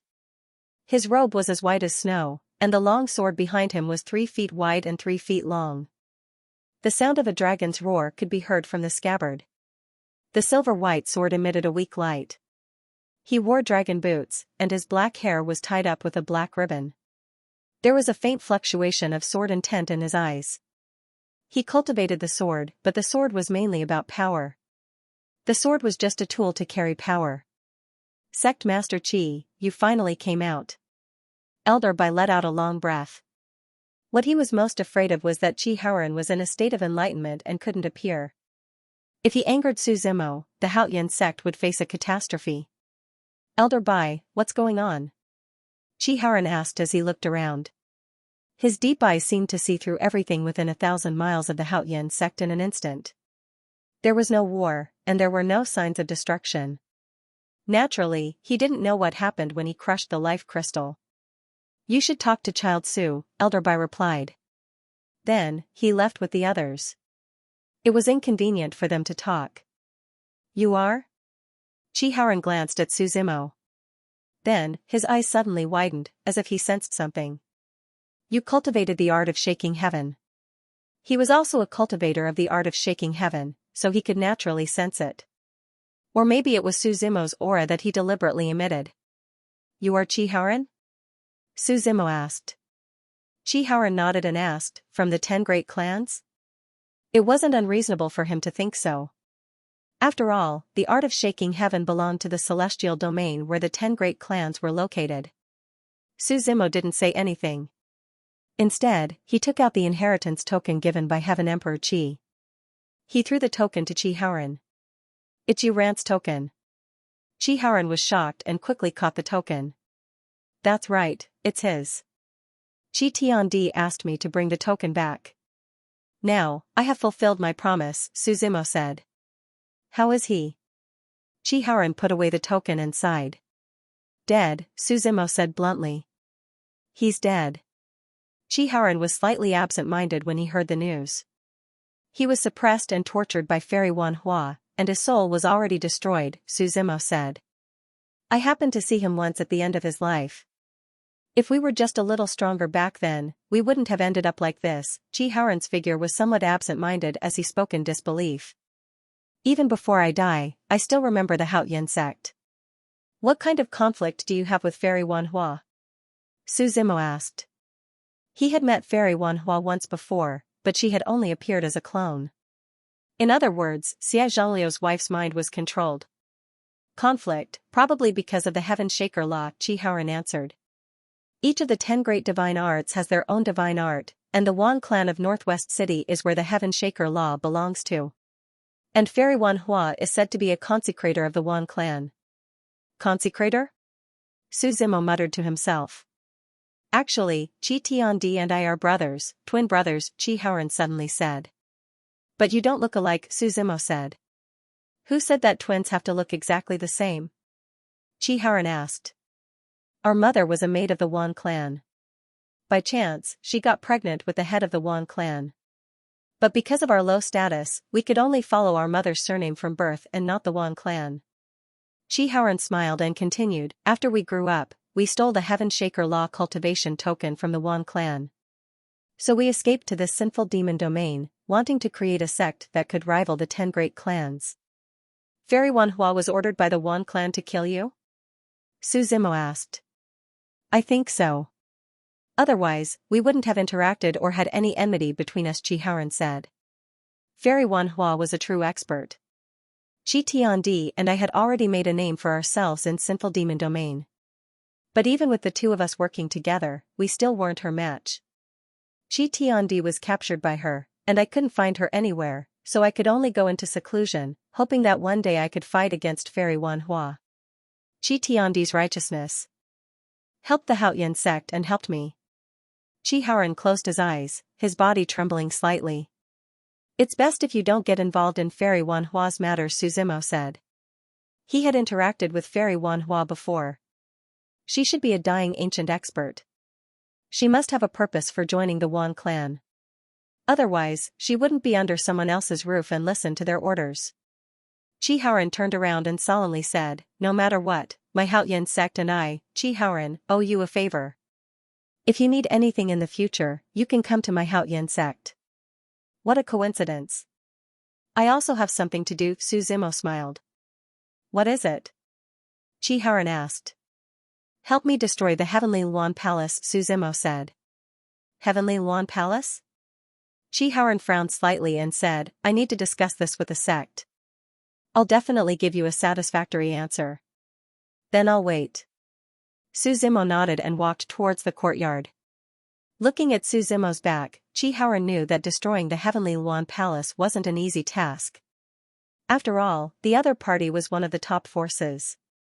Moreover, he had just come out of seclusion and needed to familiarize himself with the others. He couldn't act on his own. In the Haotian sect's conference hall. After hearing Chi Haoran's words, the second elder was the first to complain. He has so many great saints. It won't be easy for him to destroy the Heavenly Luan Palace. Why would he need us to do it? Child Su must have his own plans, Elder Bai explained. Elder Bai, you're an elder of the Haotian sect. You have to put the sect first, the second elder replied. Do you know how many people will die if we start a war? The elders below also began to quarrel with each other. Some agreed and wanted to ride on Su Zimo's boat, while others refused. Huijun, what do you think? Chi Haoran looked at Xiao Huijun and asked. Everything will be up to the sect leader, Xiao Huijun said with a smile. He didn't make any plans. After Chi Haoran came out of seclusion, he rarely participated. Regardless of whether they agreed or refused, there was no benefit. Therefore, he still threw the ball to Chi Haoran. Chi Haoran looked at everyone below and asked, which elder doesn't agree? You can step forward. If anyone doesn't want to destroy Tianluan Immortal Palace, tell Child Su that personally, Chi Haoran said. I also obey the majority. As soon as he said that, the elders who were still hesitating immediately stopped talking. All of them stood behind Elder Bai. As for the second elder, seeing that there were not many people behind him, he also stood with Elder Bai. He could be a keyboard warrior. However, he did not have the guts to tell Su Zimo not to attack Tianluan Immortal Palace. Everyone present understood that they did not have a choice. You offended him before, and now you owe him a favor, Chi Haoran said. It's okay to do him a favor. Who's the current master of Tianluan Immortal Palace? He asked again. It's Huang Xuechuan, someone said. The previous master was deposed, and he just took office not long ago. Then gather people and give the order to catch them off guard, Chi Haoran said as he slammed the table. Everyone nodded. After the discussion, Chi Haoran also told them to pass the message to Su Zimo. In the courtyard, the spring breeze caressed one's face, and the willow trees were like shade. Su Zimo was lying on a cold chair, and Wu Zhaodi was sitting beside him, boiling tea for him. As for Baimont and the others, Su Zimo asked them to go to the Divine Land. They could directly feel the heavenly axiom, and their comprehension of the realm would be more efficient. The disciple sent by Chi Haoran briefly told Su Zimo the decision of the discussion. Su Zimo looked at Wu Zhaodi and said with a smile, just wait, the show is about to start. I want to kill the master of Tianluan Immortal Palace with my own hands, Wu Zhaodi said with hatred. I'll give you a chance, Su Zimo said. The matter was almost done, and Su Zimo began to cultivate the inheritance left by Gomong. The first was the tree god's protection, which was equivalent to another life. It was better to be prepared, and at least he had a backup plan. The second was Gomong's inheritance. Although it could not revive, it could heal a large area. In the future battles, this would be a powerful weapon. After cultivating for an entire day and night, the Clear Sky sect was almost done with their preparations. Chi Haoran personally notified Su Zimo to set off for the Heavenly Luan Immortal Palace. The few of them walked out of the courtyard and saw that in the sky, a vast array of spirit ships were lined up in an orderly fashion, moving forward side by side. This spirit ship exuded a faint halo of light, and each one of them exuded a majestic aura. Let's take the same spirit ship, Chi Haoran said. His immortal robe was like jade, and he floated like an immortal. When they stepped onto the first spirit ship, Su Zimo discovered that Martial Spirit Laozu and Wusheng Laozu were among them. Child Su, the two greeted with a dry laugh. I'll have to trouble you on this trip, Su Zimo said. That's what we should do. The two of them hurriedly nodded, completely losing the demeanor of an expert. As the rumbles echoed, white smoke came out from the backs of the spirit ships. Like arrows, countless spirit ships flew toward the distant Heavenly Luan Palace. Heavenly Luan Immortal Palace. Located in the southernmost part of the southern region, it was a colossus that called itself the Immortal Palace. They ruled over hundreds of thousands of territories. It was said that when the immortal palace was at its peak, it had once produced a sage king. Now that the sage king was far away, the immortal palace's prestige was still the same as before. The immortal palace was located on Mount Suyun. The climate here was extremely cold, and it was covered in snow all year round. Heavy snow often fell, and thousands of wild geese flew in the sky, shoulder to shoulder with the neighboring mountains. The vast immortal palace was like this. The outer walls were made of white jade, and the entire immortal palace exuded a holy aura. The disciples of the immortal palace were also dressed in stunning attire. It was unknown what kind of animal's fur it was, but pure white fur coats were draped over their bodies. On the coats, specks of light were reflected. The word heaven and earth was reflected on their chests. The immortal chi was dazzling, and the mountains were shrouded in fog. At this moment, the immortal palace was holding a competition between disciples. As the new palace master, this was the first competition between disciples, showing that the immortal palace's future was promising. When the rumbles of the spirit ships appeared at the speed of light, the two disciples guarding the entrance of the immortal palace instantly saw it. "Someone has invaded the immortal palace," the disciple on the left shouted. "Don't worry, it seems to be the Haoyan sect," the disciple on the right said. "We don't have any conflicts with the Haoyan sect, maybe they're here to watch our competition." As the two of them thought this, they also went forward to welcome them. The spirit ship stopped in front of them, and the strong impact almost blew the two of them away. "I wonder which senior from the Haoyan sect has come to our Heavenly Phoenix Immortal Palace," the disciple on the left shouted. Su Zimo stood in the middle, and accompanied by Wu Zhaodi and Qi Haoran, he slowly walked down. Wushan Laozu and Qi Haoran followed closely behind. Senior Sister Wu." When the two saw Wu Zhaodi, they instantly recognized her. In fact, it was no wonder. Wu Zhaodi's mother was once the palace master of the immortal palace, so her status was naturally the most prominent. "What, Senior Sister Wu, did you forget that the palace master said before that she's a remnant evil?" the disciple on the right retorted. "Then quickly go and report to the sect master," the disciple on the side said. The two of them wanted to escape, but Wushan Laozu directly stretched out his hand, and the surrounding space was sealed. "Senior from the Haoyan sect, what are you doing?" the two disciples asked in horror. "We're here to destroy your Heavenly Phoenix Immortal Palace," Qi Haoran said indifferently. Hearing this, the two's expressions changed greatly. They hurriedly said, "Senior, please don't joke around. My Haoyan sect came all the way here and spent a lot of effort. Did we come here to joke around with you?" Qi Haoran asked back. "Now, the two of you should shut up, lest you ruin our plan." As Qi Haoran's voice fell, the space around the two distorted, and directly swallowed them. "This Heavenly Phoenix Immortal Palace is holding a competition. Do you want to go and take a look?" Su Zimo asked with a smile. "I'll give you some time to surround this Heavenly Phoenix Immortal Palace." As he spoke, he first led Wu Zhaodi into the palace. The others also needed some time to surround this Heavenly Phoenix Immortal Palace, and the other spirit ships also began to arrive. After entering the Heavenly Phoenix Immortal Palace, they didn't know whether it was fog or clouds beneath their feet, but it really did seem like they were inside the palace. There was a statue of a Heavenly Phoenix at the side. It was said that once, when the Heavenly Phoenix let out a cry, the southern domain's 9 prefectures immediately lit up. Since then, the ancestor of the Heavenly Phoenix Immortal Palace established a sect, and this sect with a long history was established here. Wu Zhaodi's hand caressed the Heavenly Phoenix, as if she missed this place. "Child Su, I suddenly don't want to destroy this place," Wu Zhaodi said. "After all, this is the place where I grew up." "Then kill some people and let you become the palace master of this immortal palace," Su Zimo said. "How's your external body technique going?" "With the experience you gave me, it shouldn't take long," Wu Zhaodi replied. "In the next few days, I'll roughly cultivate my consciousness, then transfer my memories into it. After all, it's about consciousness. If you don't understand anything, you can ask me," Su Zimo said. In fact, he also cultivated this body, but he was different from Wu Zhaodi. The other party had cultivated a pure consciousness, while he had cultivated a complete body. As for the candidate for the body, he had already prepared it a long time ago. When he went to the Eternal Continent, he borrowed a body, and now it was in the Divine Continent. Now, it came in handy.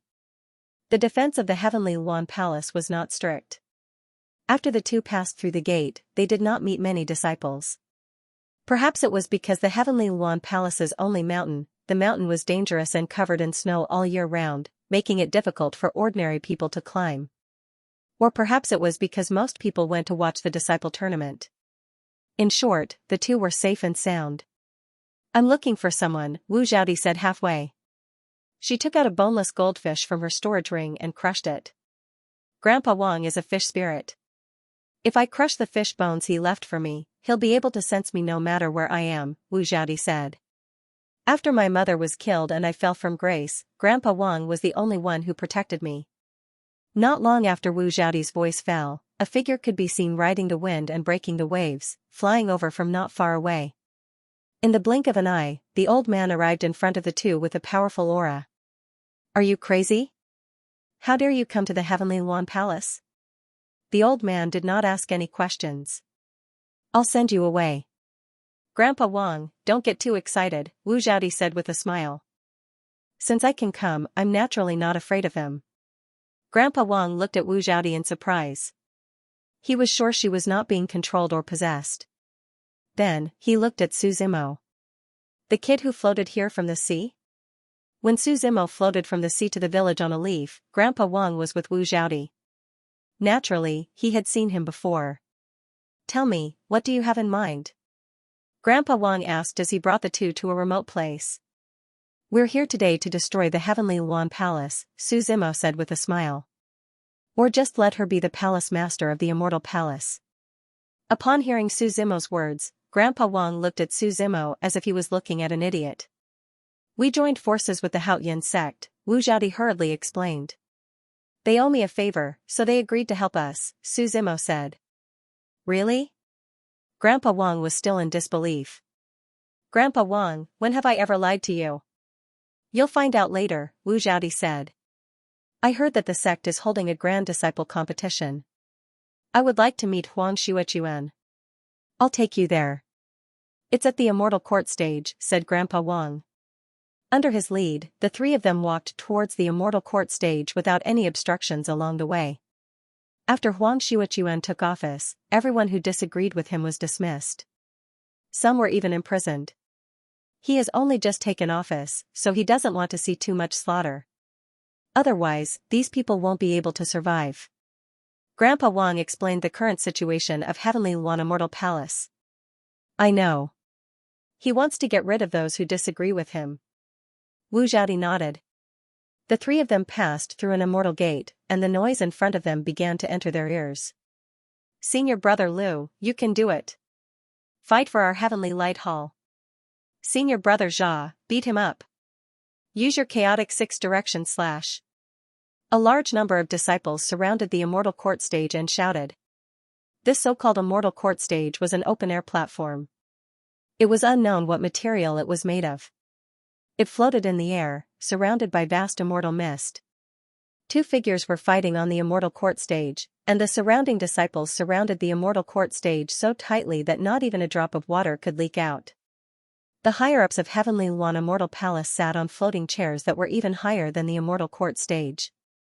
These chairs were enveloped in immortal light, as if they were gilded and gradually shone. The people sitting on them were tall and imposing. "They're imitating the Holy Court," said Grandpa Wang. "Holy Court?" Su Zimo frowned slightly. He was very disgusted by this name because they had always been his secret opponent. When he carried the mandate of heaven on the Yuanyang continent, they had already had their eyes on him. "Yes, I heard that the founder of the Immortal Palace was once summoned by the Divine Ancestor. He was fortunate enough to go to the Thousand Tribulations Holy Court once, and when he came back, he was shocked." Wu Zhaodi nodded and said. "The Immortal Palace was built to imitate the Holy Court, but it was said that they tried to draw a tiger but ended up looking like a dog instead." Su Zimo didn't say anything. He stared at the people on the floating chairs in the air for a while. Finally, he withdrew his gaze and looked at the immortal court stage. He saw that one of the men had already been defeated, and that Senior Brother Liu was proudly sitting at the top with an imposing aura. "I'm afraid Senior Brother Liu is going to be number one again this year," said a disciple enviously. Why do you say again? I remember senior brother Lu was only number 2 last year. Shut up. The number 1 evil Wu has already been expelled from the Immortal Palace, so senior brother Lu is naturally number 1, retorted a follower of Lu Jitsan. After all, senior brother Lu is the personal disciple of the palace lord. It's not surprising. Lu Jitsan looked around and asked disdainfully, does anyone else want to challenge? Me? The surroundings were silent. No one dared to answer. I'll fight you. At this moment, a woman's voice sounded. Lu Jitsan frowned slightly. He felt that the voice was somewhat familiar. Suddenly, his eyes widened as if he had thought of something. The crowd parted. Wu Zhaodi gently stepped on the ground with her right foot. Her entire body was like duckweed as she stepped into the air and leaped onto the immortal court stage.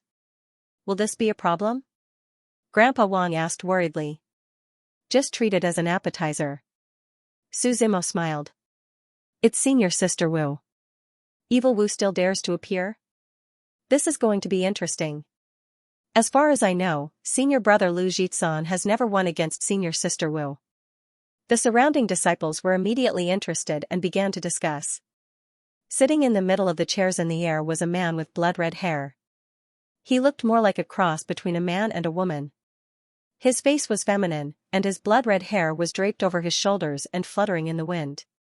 He wore a white Chankuan robe, and behind him, there was an immortal wheel that emitted a faint glow. How dare she come back? Huang Shuichuan clenched his right fist and pinched the chair beside him. She walked right into the trap. He didn't think that Wu Zhaodi was such a stupid person. She must have other motives. Palace Lord, should we take her down? Asked an elder beside him. There's no hurry. Once she enters the Heavenly Luan Immortal Palace, we can capture her any time, said Huang Shuichuan calmly. Let's see what she wants. Then should we send people to seal off the area so that she won't be able to escape when the time comes? The elder asked tentatively. No need. If I want to suppress her, I can do it with a wave of my hand. There's no need for anything else, Huang Shuichuan said indifferently. I want to see what she's planning to do. On the stage, Lu Jimon looked at Wu Zhaodi with hatred in his eyes. If one looked carefully, they would find that there was also a bit of fear in that hatred. He had been in Tianluan Immortal Palace for several decades. He was talented and his performance was outstanding. Unfortunately, no matter how hard he tried, he could never surpass Wu Zhaodi. Every time there was a disciple tournament, he was always in second place. She was like a mountain falling from the sky, pressuring him to the point that he couldn't breathe. In this year without Wu Zhaodi, he finally enjoyed the glory of being first place. Did you come back to die? Lu Jimon said. Not bad, you've grown up. At least you know how to put on airs, Wu Zhaodi said. You don't dare to fight me? Believe it or not, if I give the order right now, the elders will swarm here and capture you, Lu Jimon said. But I didn't do that because I want to defeat you once. Fine, I'll give you a chance, Wu Zhaodi said as she waved her hand. Lu Jimon roared. With a sharp spear intent, he opened his hands and a white stream of air turned into a pillar that spread out from his hands. Then the white pillar dissipated and a spear appeared in his hands. Lu Jimon took a step forward and stabbed the spear at Wu Zhaodi. You can't, Wu Zhaodi shook her head. There was also a stream of air flowing in her hands. This was a special cultivation technique of Tianluan Immortal Palace. It could turn weapons into streams of air and put them into the spirit chi in the body. When used, it could be taken out at any time. Wu Zhaodi's weapon was a purple hook. The tip of the hook flickered with a bone-piercing cold light. When the spear stabbed over, Wu Zhaodi flicked the hook forward and hooked the tip of the spear. He borrowed the force and directly flicked the spear upwards. Trident spear, Lu Jimon shouted. The tip of the spear split into 3 and shot out from 3 different directions. Wu Zhaodi did not panic. He held the hook in his left hand and the spear in his right. With a back throw, he landed behind Lu Jimon. His hands quickly formed seals, and the shadow of the heavenly Luan flashed. In the next moment, Lu Jimon was sent flying. You can't do it. If you follow that kind of master, he probably won't be able to teach you anything, Wu Zhaodi said. Lu Jimon stood up with a gloomy face. A powerful aura burst out from him. With a soft cry, the shadow of a heavenly yuan spread out to dozens of meters. Its hazy eyes stared at Wu Zhaodi. All the disciples of the heavenly yuan immortal palace had the heavenly yuan as their true fate. Therefore, this was not unexpected, but judging from the heavenly yuan's figure and charm, whether it was powerful or not. Kill! Lu Zhiman shouted. The heavenly yuan behind him left his body and transformed into the speed of light. It tore through the void like tofu and charged toward Wu Zhaodi. Wu Zhaodi was not to be outdone either. Behind her, a heavenly yuan spread its wings and soared into the sky. Her heavenly yuan's figure was more graceful. The two heavenly yuans clashed, and the aura around them grew stronger. The cold moon covers the stars, the sun collapses and the stars sink. Lu Zhiman's aura began to grow stronger. A cold moon, a scorching sun, and a falling star appeared on top of the heavenly yuan's head. It was like a black hole, and in the middle was a falling star. The heavenly yuan turned into a beam of light, incinerating and freezing everything as it charged toward them. The sun and moon are in the sky, the heavenly yuan roars with the power of thunder. Wu Zhaodi also used all her moves, and the power of thunder surrounded her heavenly yuan. The two heavenly yuans collided, and purple electric arcs shook the sky and earth. Boom boom boom, the explosion was ear-shattering. Who do you think will win? Grandpa Wang looked at Su Zimo and asked. They seem to be on par. Both of them have solid foundations, Su Zimo said. Let's see what they have left behind. I believe in Zhaodi, Grandpa Wang said. I've watched her grow up since she was young. She won't disappoint. Su Zimo smiled without saying anything. In fact, he also thought that Wu Zhaodi would win. The figures of the heavenly yuan separated, and Wu Zhaodi's heavenly yuan was still powerful. However, Lu Zhiman's heavenly yuan was already broken, and there were spots of wounds on its body. In an instant, the winner was decided. Do you still want to play? Wu Zhaodi asked. You forced me. Lu Zhiman's expression looked a little crazy. In the sky, an elder looked at Huang Xuechuan and asked carefully, Palace Master, should we separate them? Separate for what? Huang Xuechuan's expression was calm, and he asked, Are you afraid that Lu Zhiman will lose? The elder immediately stopped talking. However, anyone with a discerning eye could see that Lu Zhiman was at a disadvantage. Is senior brother Lu going to lose? No, look, there's something wrong with senior brother Lu's heavenly yuan. Amidst the discussion of the disciples below, Lu Zhiman's heavenly yuan began to bleed. Drops of blood dripped onto the ground in a dazzling manner. Almost in the blink of an eye, the heavenly yuan was already dyed red with blood. Blood heavenly yuan, someone muttered to himself. You didn't expect it, right? This was researched by my master. Lu Zhiman smiled sternly. It's a mutation of the heavenly yuan, and it's even more violent and powerful. The blood heavenly yuan's face was like a fox, and it gave off a very cunning feeling, but its eyes were like an eagle staring at its prey. When it attacked, Wu Zhaodi's heavenly yuan didn't even have time to react. One could imagine how fast it was. In the next moment, Wu Zhaodi's heavenly yuan screamed, and its neck was bitten by the blood heavenly yuan. When the soul was injured, the pain was naturally transmitted to the master's body. Wu Zhaodi groaned, and her figure was a little dazed. Even her aura weakened a little. The blood heavenly yuan had the upper hand, and it was still unwilling to stop. Its wings were like blades, and its sharp beak was like a blade. Every time it collided, Wu Zhaodi's heavenly yuan was covered in wounds. Admit defeat, you can't beat me. Lu Zhiman laughed. However, Wu Zhaodi didn't say a word. The two heavenly yuans continued to attack, and gradually, Wu Zhaodi's heavenly yuan couldn't take it anymore and was defeated. Its huge body fell from the sky and began to dissipate bit by bit. It's over. Lu Zhiman's expression relaxed, and he felt that the haze in his body all these years had dissipated.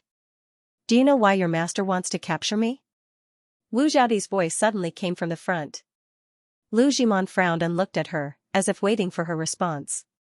That's because the heavenly yuan we used wasn't its final form.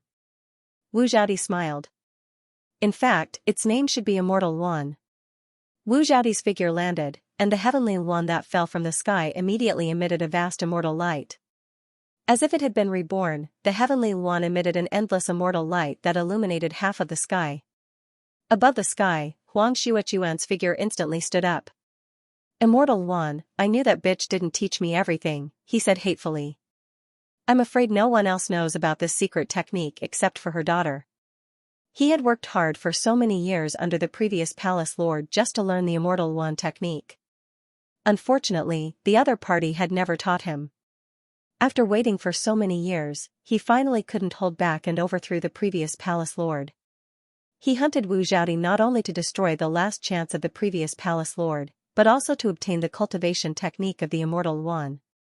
However, he had also created the blood heavenly Yuan over the years.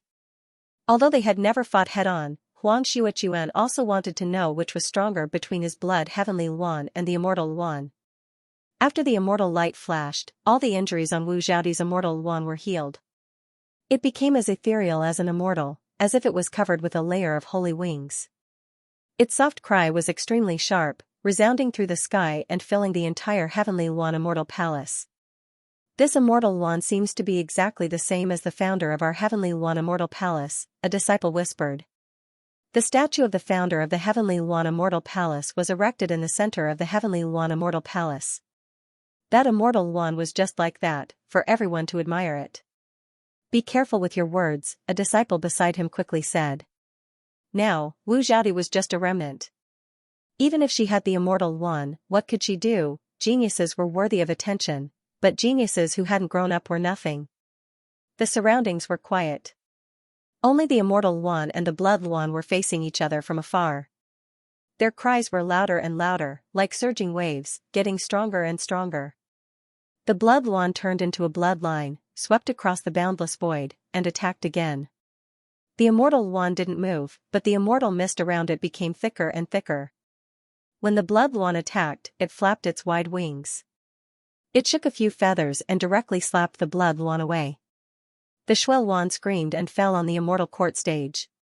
A few cracks appeared on the ground, but the immortal court stage was extremely sturdy, so it was not afraid of being destroyed.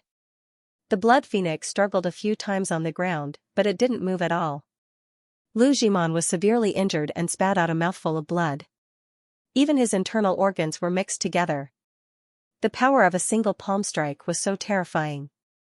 How could this be? Lu Zhimon mumbled to himself as he lay on the ground in a daze. The celestial Yuan in the sky was like a lonely immortal. Countless feathers turned into sharp swords and fell from his wings. In the next moment, thousands of feathers shot out. They turned into a rain of swords, drifting through the void. Master, save me! Lu Zhimon shouted with the last of his strength. Up in the sky, Huang Xuechuan had an ugly expression as his figure disappeared. However, he wasn't going to save Lu Zhimian. Instead, he grabbed at Wu Zhaodi, wanting to imprison her. Oh no! Grandpa Wang also noticed the abnormality and hurriedly shouted. Su Zimo narrowed his eyes slightly and waved his right hand. The spiritual qi within 10,000 miles exploded and condensed into a huge palm.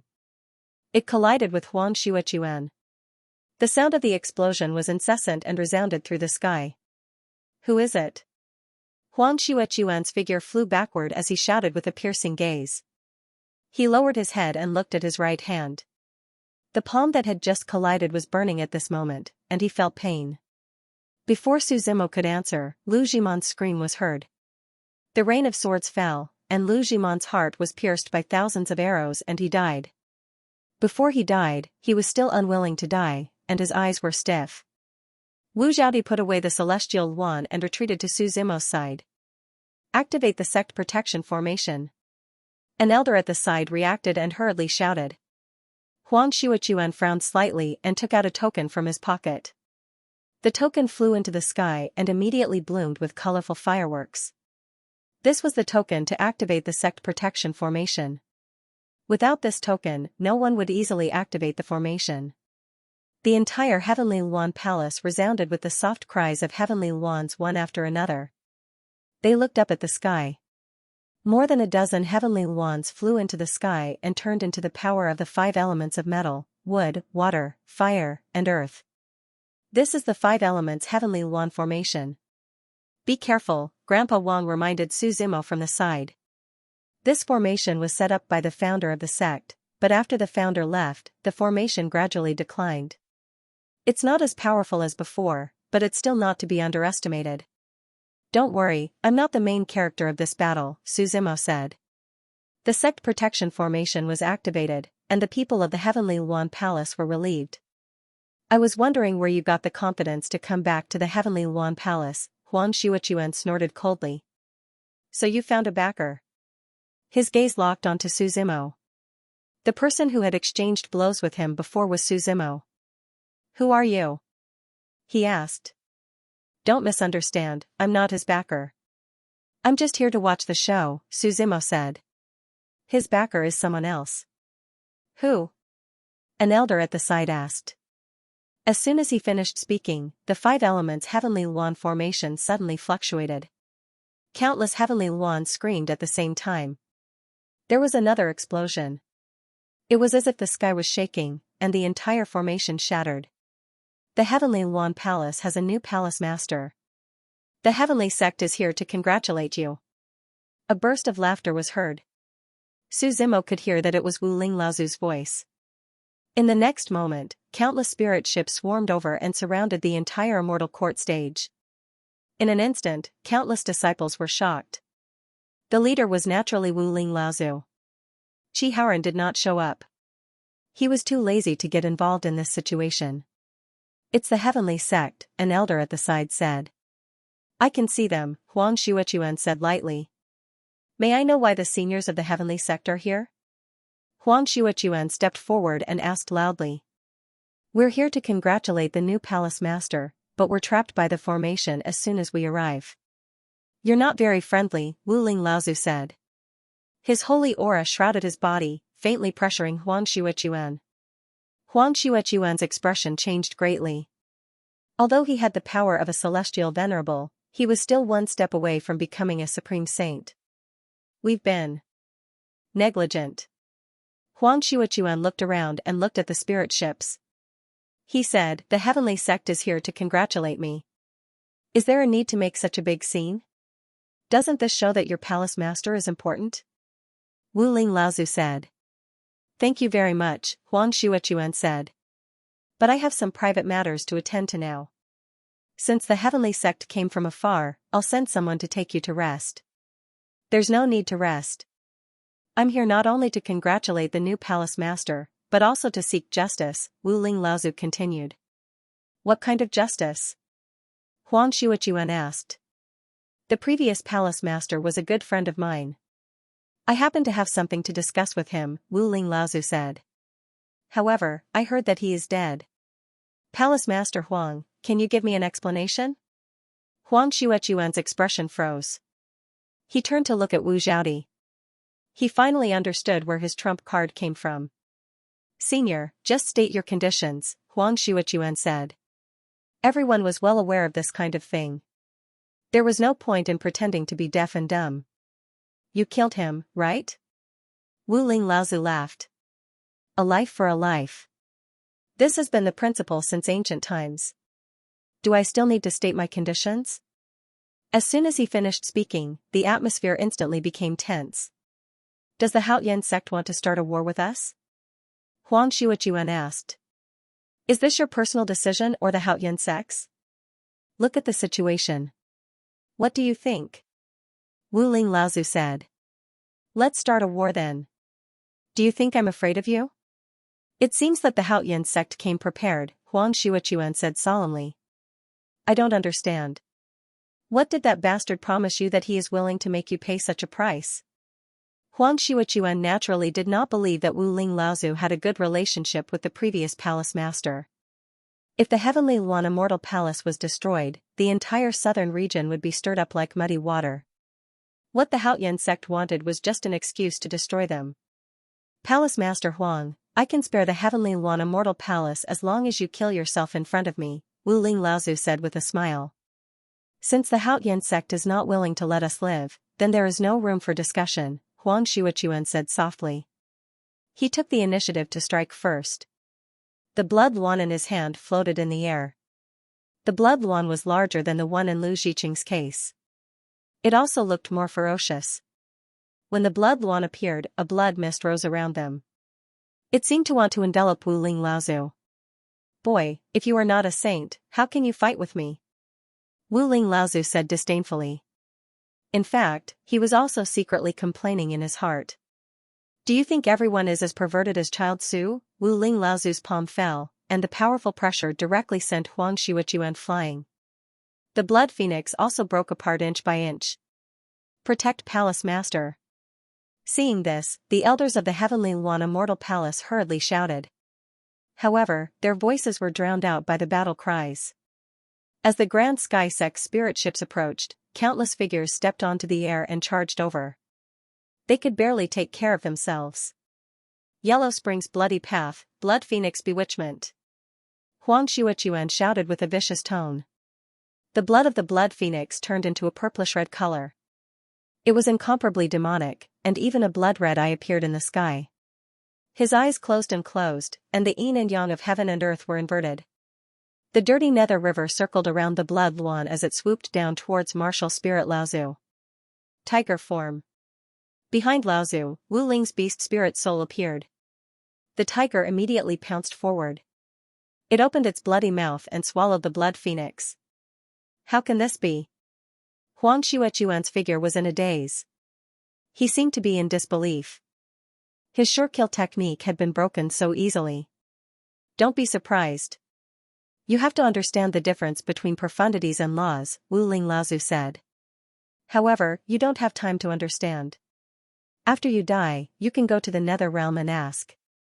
As Wu Ling Laozu spoke, the tiger behind him roared and pounced towards Huang Xiuquan. No. Huang Xiuquan was shocked and wanted to escape. However, the tiger was obviously faster than him. It directly pushed Huang Xiuquan to the ground and swallowed him. Seeing that he was about to die in the tiger's mouth, the cry of a heavenly luan suddenly sounded. The shadow of the tiger was directly scattered. Brother Wu Ling, I haven't seen you in years. Your force is getting stronger and stronger. An old voice suddenly sounded. A heavenly luan flew over. On the back of the heavenly luan sat an old man with white hair and beard. The old man had an immortal aura. He looked old, but the aura around him was incomparably steady. It was as heavy as a mountain. Elder Su Luan is the only Laozu of our Heavenly Luan Immortal Palace. Grandpa Wang's gaze focused as he explained to Su Zimo. Great Saint? Su Zimo asked. Grandpa Wang nodded and said, things are a little difficult.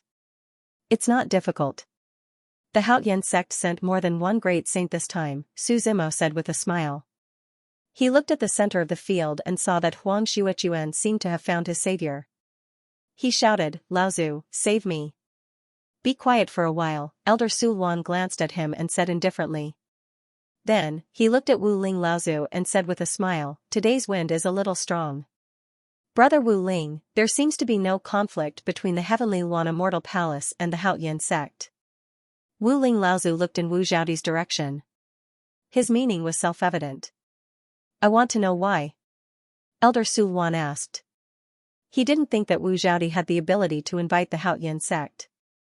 Brother Su Luan, listen to my advice. Don't interfere in this matter. Your Heavenly Luan Immortal Palace won't be destroyed, Wu Ling Laozu said. Brother Wu Ling, if you don't make it clear today, I'm afraid I can't let you do whatever you want, Elder Su Luan said with a shake of his head. Su Luan, if you interfere today, I'll kill you too. Chi Haoran's voice sounded just as Elder Su Luan's voice sounded. Chi Haoran carried a long sword on his back and walked out with Wushang Laozu. You are? Elder Su Luan glanced at Chi Haoran. Because Chi Haoran had been in seclusion for too long, Elder Su Luan was a little confused. The number one swordsman of the past? Elder Su Luan shook his head and smiled bitterly. You guys think highly of my Heavenly Luan Immortal Palace. 3 great saints came together. Su Luan, we didn't come for you this time. You should retreat to avoid causing more damage to the Heavenly Luan Immortal Palace, Wushang Laozu said. Elder Su Luan's expression was uncertain. He looked at the 3 great saints in front of him and then glanced at Huang Xiuquan. In the end, he sighed deeply. Laozu. Huang Shichuan looked at Elder Su Luan with an ugly expression. Old man Su Luan slowly retreated. At this time, he could only protect the overall situation. It was impossible for him to really fight. Because he wouldn't win even if he fought. Let's go, Su Zimo looked at Wu Zhaodi and said. Whoever you want to kill, they're lambs to be slaughtered. Wu Zhaodi's eyes were filled with deep hatred. She pointed at Huang Shichuan and the few elders who were the happiest at that time. Huang Shichuan wanted to escape, but with the three great saints, all of them were suppressed in place and couldn't move. Su Luan, the palace lord is killed. In my opinion, your heavenly Luan immortal palace should also choose a new palace lord, Wu Ling Laozu said with a smile. We will choose this matter ourselves, Elder Su Luan said. No, no, no. I recommend a suitable candidate, Wu Ling Laozu said. It's that girl, right? Elder Su Luan glanced at Wu Zhaodi. The result was self-evident. It's easy to talk to. Smart people, Wu Ling Laozu said with a smile. What do you think, Brother Su Luan? You want to raise my heavenly Luan immortal palace as a puppet? Elder Su Luan said. If that's the case, I think it's better to destroy it. Although his words were spoken in a fit of anger, he was already dissatisfied in his heart. They had already killed their palace master, and now a new palace master was installed. Brother Su Luan, you worry too much. She's the daughter of the previous palace master, Wu Ling Laozu said. I know, Elder Su Luan nodded. How could he not know that the heavenly Luan immortal palace had a new palace master, but he had already stopped caring about worldly affairs. Whoever became the palace master had their own ability, so he didn't care. She's a member of your heavenly Luan immortal palace, not a puppet we installed, Wu Ling Laozu said with a smile. I won't hide it from you. To tell you the truth, we originally planned to destroy the heavenly Luan immortal palace today. But Miss Wu begged for mercy, so we decided to do so. Since you've already decided, there's no need to tell me, Elder Su Luan said indifferently. His meaning was very clear. Even if he didn't agree, it was useless. The heavenly Luan immortal palace was just a fish on the chopping board, waiting to be slaughtered. Brother Su Luan, please don't resist. When the time comes, Miss Wu will still need your help, Wu Ling Laozu said. Wu Zhaodi slowly walked towards Huang Shichuan and those elders who were jumping the most. Miss Wu, please spare our lives. We were forced to do this. The elders hurriedly begged for mercy. This Huang Shichuan used our family's lives as a threat. Seeing those elders begging for mercy, Huang Shichuan seemed to have gotten over it. After laughing for a while, he said, Death is death. Look at you, you're like dogs. You're not fit to be elders of the heavenly Luan immortal palace. After saying that, he looked at Wu Zhaodi and said with a smile, I killed your mother. If you want revenge, come. I'm not afraid. I only hate that I let you escape. Wu Zhaodi did not say a word. She held the purple hook in her hand. She raised her hook and stabbed it into Huang Shichuan's heart. His heart was like a tilted dam as fresh blood gushed out. The purple hook churned in his heart. Huang Shichuan endured the pain and frowned, not allowing himself to scream. No matter how the purple hook tortured him, he forced himself not to make a sound. You want him to die a more painful death? Su Zimo asked Wu Zhaodi. We can't let him get away with it, Wu Zhaodi said with a nod. That's easy. Let him try sunbathing, Su Zimo said with a smile. He looked around and saw a tall immortal tree at the side. The shadow of the tree was tall and the branches were swaying in the wind, making it look very ethereal. Su Zimo waved his hand, and Huang Shichuan's figure was immediately confined to the immortal tree. The sun condensed from the fire of Zhu Rong emerged in the air. What a powerful flame, someone muttered to himself. Su Zimo's saber intent swept across his hand. When the saber intent swept past, countless cracks continued to appear on Huang Shichuan's body. What are you trying to do? Huang Shichuan asked in a panic. Su Zimo did not say a word. The sun in the air grew stronger and stronger. The blazing light seemed to want to burn Huang Shichuan. The heat spread all over his body. His numerous wounds were exposed to the sun. An indescribable pain came from all over his body. There was almost no part of his body that did not hurt. Cold sweat fell from Huang Shichuan's face like rain, but it evaporated in an instant. "Kill me quickly," he finally roared with a ferocious face. "Don't be in a hurry. Slowly enjoy the taste of death." "This feeling doesn't come often," Suzimo said. Under the sun, the wounds all over Huang Xuechuan's body began to evaporate bit by bit. His lips turned purple, and he was on the verge of extreme dehydration. His roars continued to ring out. After a while, the immortal tree behind him caught fire first. Then, he spontaneously combusted. The flames burned bigger and bigger. The fire of Zhu Rong was so powerful that it even annihilated his soul. Suddenly, the world was empty. Only a few wisps of smoke drifted in the air. When the other elders saw this, they were all scared silly. Then, they began to beg for mercy. It was not that they wanted to be spared, but that they wanted them to die faster. "Forget it. Killing them will dirty my hands," Wu Zhaodi sneered when she saw the appearance of these people. Wu Linglaozi nodded slightly. His right hand fell.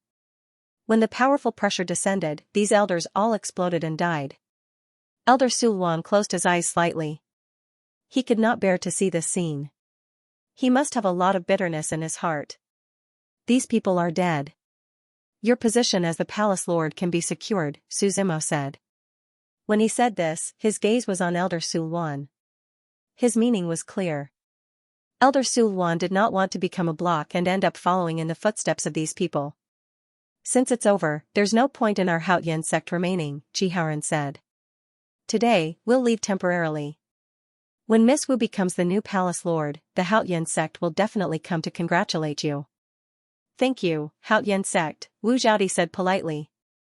Jiharan then looked at Suzimo and said, "Although the favor has been repaid, Child Su will always be a friend of the Haotian sect. You can go back. I'll stay in this heavenly Luan immortal palace for a few more days." "I'll also leave." Suzimo nodded. Countless figures once again rose onto the spirit ship. The spirit ship came quickly and left quickly. When the ship rumbled, a powerful thrust carried the spirit ship away from the heavenly Luan immortal palace one after another. "I'll leave the heavenly Luan immortal palace to you. I'm going into seclusion." Elder Su Luan said this and left unhappily. "Grandpa Wang, I've just returned and there are many things I don't know. I'll have to trouble you." Wu Zhaodi did not stop him. She looked at Grandpa Wang and smiled. "No problem." Grandpa Wang laughed heartily. The matter was over, but Wu Zhaodi knew that she did not care for the position of palace lord. Now, it was time for her to repay Suzimo's kindness. She threw the matters of the heavenly Luan immortal palace to Grandpa Wang and rarely cared about them herself. She trusted him. Suzimo spent the next few days in the heavenly Luan immortal palace, helping Wu Zhaodi cultivate her second body of consciousness. Around 7 days later, Wu Zhaodi sat cross-legged in the main hall. She suddenly opened her eyes. Her eyes were clear and bright. Behind her, an illusory figure that looked exactly like her appeared. This was the body of consciousness she had cultivated, her second external body. "I've already transferred all my memories to the second consciousness," Wu Zhaodi looked at Suzimo and said. "As long as this second consciousness isn't destroyed, I'll be able to know everything right now. I need to help you clear your own memories," Suzimo said. "Clear my memories?" Wu Zhaodi was a bit confused. "When the time comes, that entity will definitely look through your memories. Our secret plan cannot be discovered," Suzimo said. "That's why I need to clear a part of your memories." "No problem," Wu Zhaodi nodded. After all, her memories were basically backed up by the second consciousness, so it wouldn't matter if a part of her own memories was cleared. But clearing memories was a very troublesome matter. It was easy to make someone lose their memories, but to separate the memories, keeping some and clearing some, without harming the original. This was a difficult matter. Suzimo needed to borrow the power of the chaos bead to enter Wu Zhaodi's river of fate. Wu Zhaodi sat cross-legged with her eyes closed, her eyelashes trembling. One could tell that she was very nervous. Letting go of her river of fate and not resisting meant that she trusted Suzimo a lot. Because this meant that all her secrets were open to Suzimo. However, Suzimo didn't have the habit of peeking at other people, so he only needed to clear the part of their secret plan. The chaos bead hovered above their heads, constantly pouring down white light from the void of space. Like moonlight, it shone brightly on their bodies. Su Zimo placed his hands between her eyebrows, then his soul left his body and entered Wu Zhaodi's River of Fate. Su Zimo had also seen the River of Fate when he was in the Yuanyang continent. But that was the River of Fate of a world, it was extremely vast and turbulent. Wu Zhaodi's own River of Fate was like a small winding stream that wandered in the void of space. Although it was only a small stream, every drop of water in it weighed thousands of kilograms. This was Wu Zhaodi's life. As she experienced more and more, this River of Fate would also become bigger and bigger. Until her death, the River of Destiny would be absorbed by the heavenly Tao and nourish the heavenly Tao. This was the way of complementing heaven and earth. All living beings sought spiritual energy and laws from the world for cultivation, and after they died, everything they left behind would return to the world. Su Zimo was very careful. He couldn't be careless here. The power of the primal chaos bead poured into his body as he stared at the River of Destiny. Wu Zhaodi's life was like a movie, playing in front of him. Finally, Su Zimo saw the memory of himself. His hand was like a knife, directly severing that memory. This process seemed simple and seemed to take only a few seconds, but Su Zimo was sweating profusely. It was as if she had been fished out of the water. This carelessness could have messed up Wu Zhaodi's fate. Her entire fate was thrown into chaos. After doing all this, the power of the chaos bead quickly brought him out of this world of nothingness. Alright, Su Zimo's divine soul returned to his body and said slowly. Wu Zhaodi also slowly opened her eyes. There was a hint of confusion in her eyes. She remembered Su Zimo. The other party knew him and helped him take revenge. However, she had forgotten the memory of the conspiracy between the two of them. However, Su Zimo knew that if that existence found Wu Zhaodi and controlled her mind, the second consciousness would tell Wu Zhaodi everything. If the other party couldn't find Wu Zhaodi, then the conspiracy would stop. Su Zimo himself wasn't confident. That existence was simply too mysterious. Every time he did something, he would let his subordinates or control others, but he had never shown himself. You've become the palace lord. I'm leaving, Su Zimo said. Where are you going? Wu Zhaodi quickly asked. I'm going to look around, Su Zimo said. In fact, he was preparing to go to the demon domain, but he was afraid that that existence would find out if he told Wu Zhaodi. He didn't want to complicate things. Are you leaving now? Wu Zhaodi asked. Su Zimo nodded slightly. He walked out of the cultivation hall and turned back to look at Wu Zhaodi. He smiled and said, I hope that the next time we meet, you and I will be safe. With that, he stepped into the air. Under Wu Zhaodi's gaze, he disappeared into the horizon. Zhaodi, I've settled the matters in the palace. The disciples have also been appeased. At that moment, Grandpa Wang walked over from not far away. He smiled with a red face and said, the time for you to succeed the palace lord is set for 3 days later. I've also informed all the factions that should be informed. I understand. Wu Zhaodi nodded slightly. Where's that child Su? Grandpa Wang looked around and asked. He left, Wu Zhaodi said. Left? Grandpa Wang was shocked and quickly asked, how could you let him leave? Child Su has his own matters to attend to, Wu Zhaodi said. How could he stay here for long? If you ask me, it's not easy to meet the right person. You have to grasp this opportunity, Grandpa Wang said with disappointment. Grandpa Wang, what are you saying? Wu Zhaodi quickly replied. We're just friends. Friends, I understand. Grandpa Wang revealed an indescribable smile. If they were just friends, why would the other party help you so much? We're really just friends. Aya, I'm not talking to you anymore. Wu Zhaodi walked back into the hall. Actually, she had also thought about it. But it was a pity that they were from 2 different worlds. The demon domain was located at the center of Sin Demon Domain. After asking Tianping Demon Marshal for directions, Su Zimo rode on Chaos and headed towards the demon domain. Actually, before going to the demon domain, Su Zimo was also very conflicted. What identity should he use to face those demons? He did not consider the Purgatory Devil Buddhist.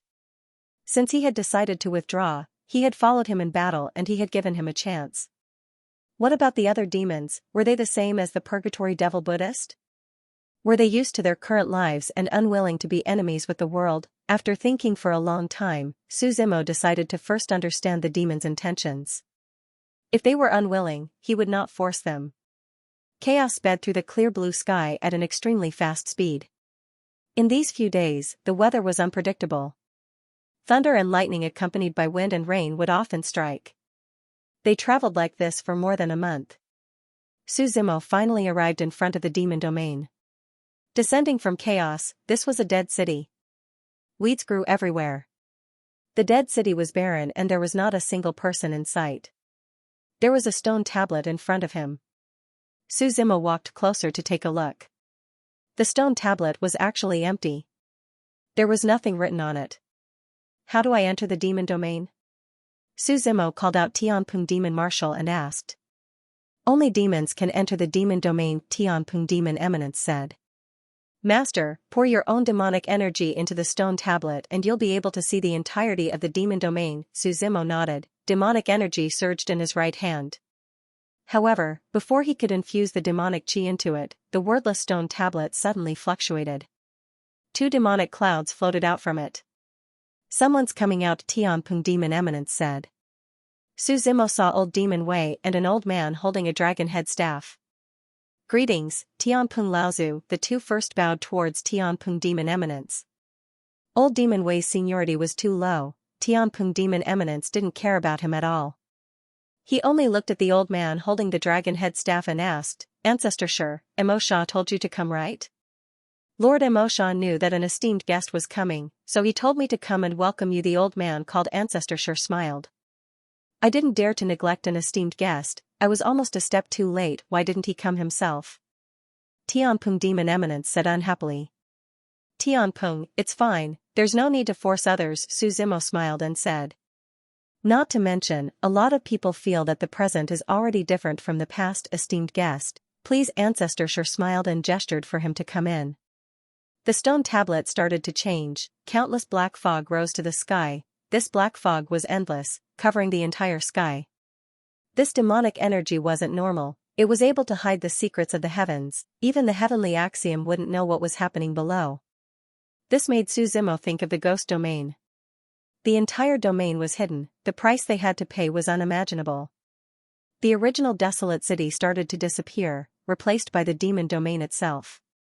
The demon mountain of Pass Heaven was extremely tall, reaching up to the sky. A giant demon stood tall, its huge body patrolling the surroundings of the demon domain. Its pupils were over 1,000 meters wide. There was also the demon river, passing through the endless riverbed. The river was covered with pebbles that looked like prehistoric eggs. A fire demon with red bull horns lived at the mouth of a volcano. A demon with an innate talent of ice slept underground. With every breath it took, waves of ice would rise. This was the world of demons. There were all kinds of demons, countless in number. There were all kinds of buildings, and all kinds of strange things. Devils were originally casual in nature. They didn't stick to a certain pattern, but they also had their own unique style.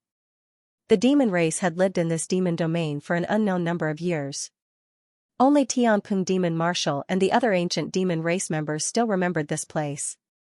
Perhaps after 100 million years, the newly born demons wouldn't care about these things. Su Zimo circled the entire world. After countless years, the infernal domain had been forged into a complete world. It could be said that everything was available here. Esteemed guest, where would you like to go? Ancestor Pu looked at Su Zimo and asked with a smile. I'll walk by myself. You don't have to follow me, Su Zimo said.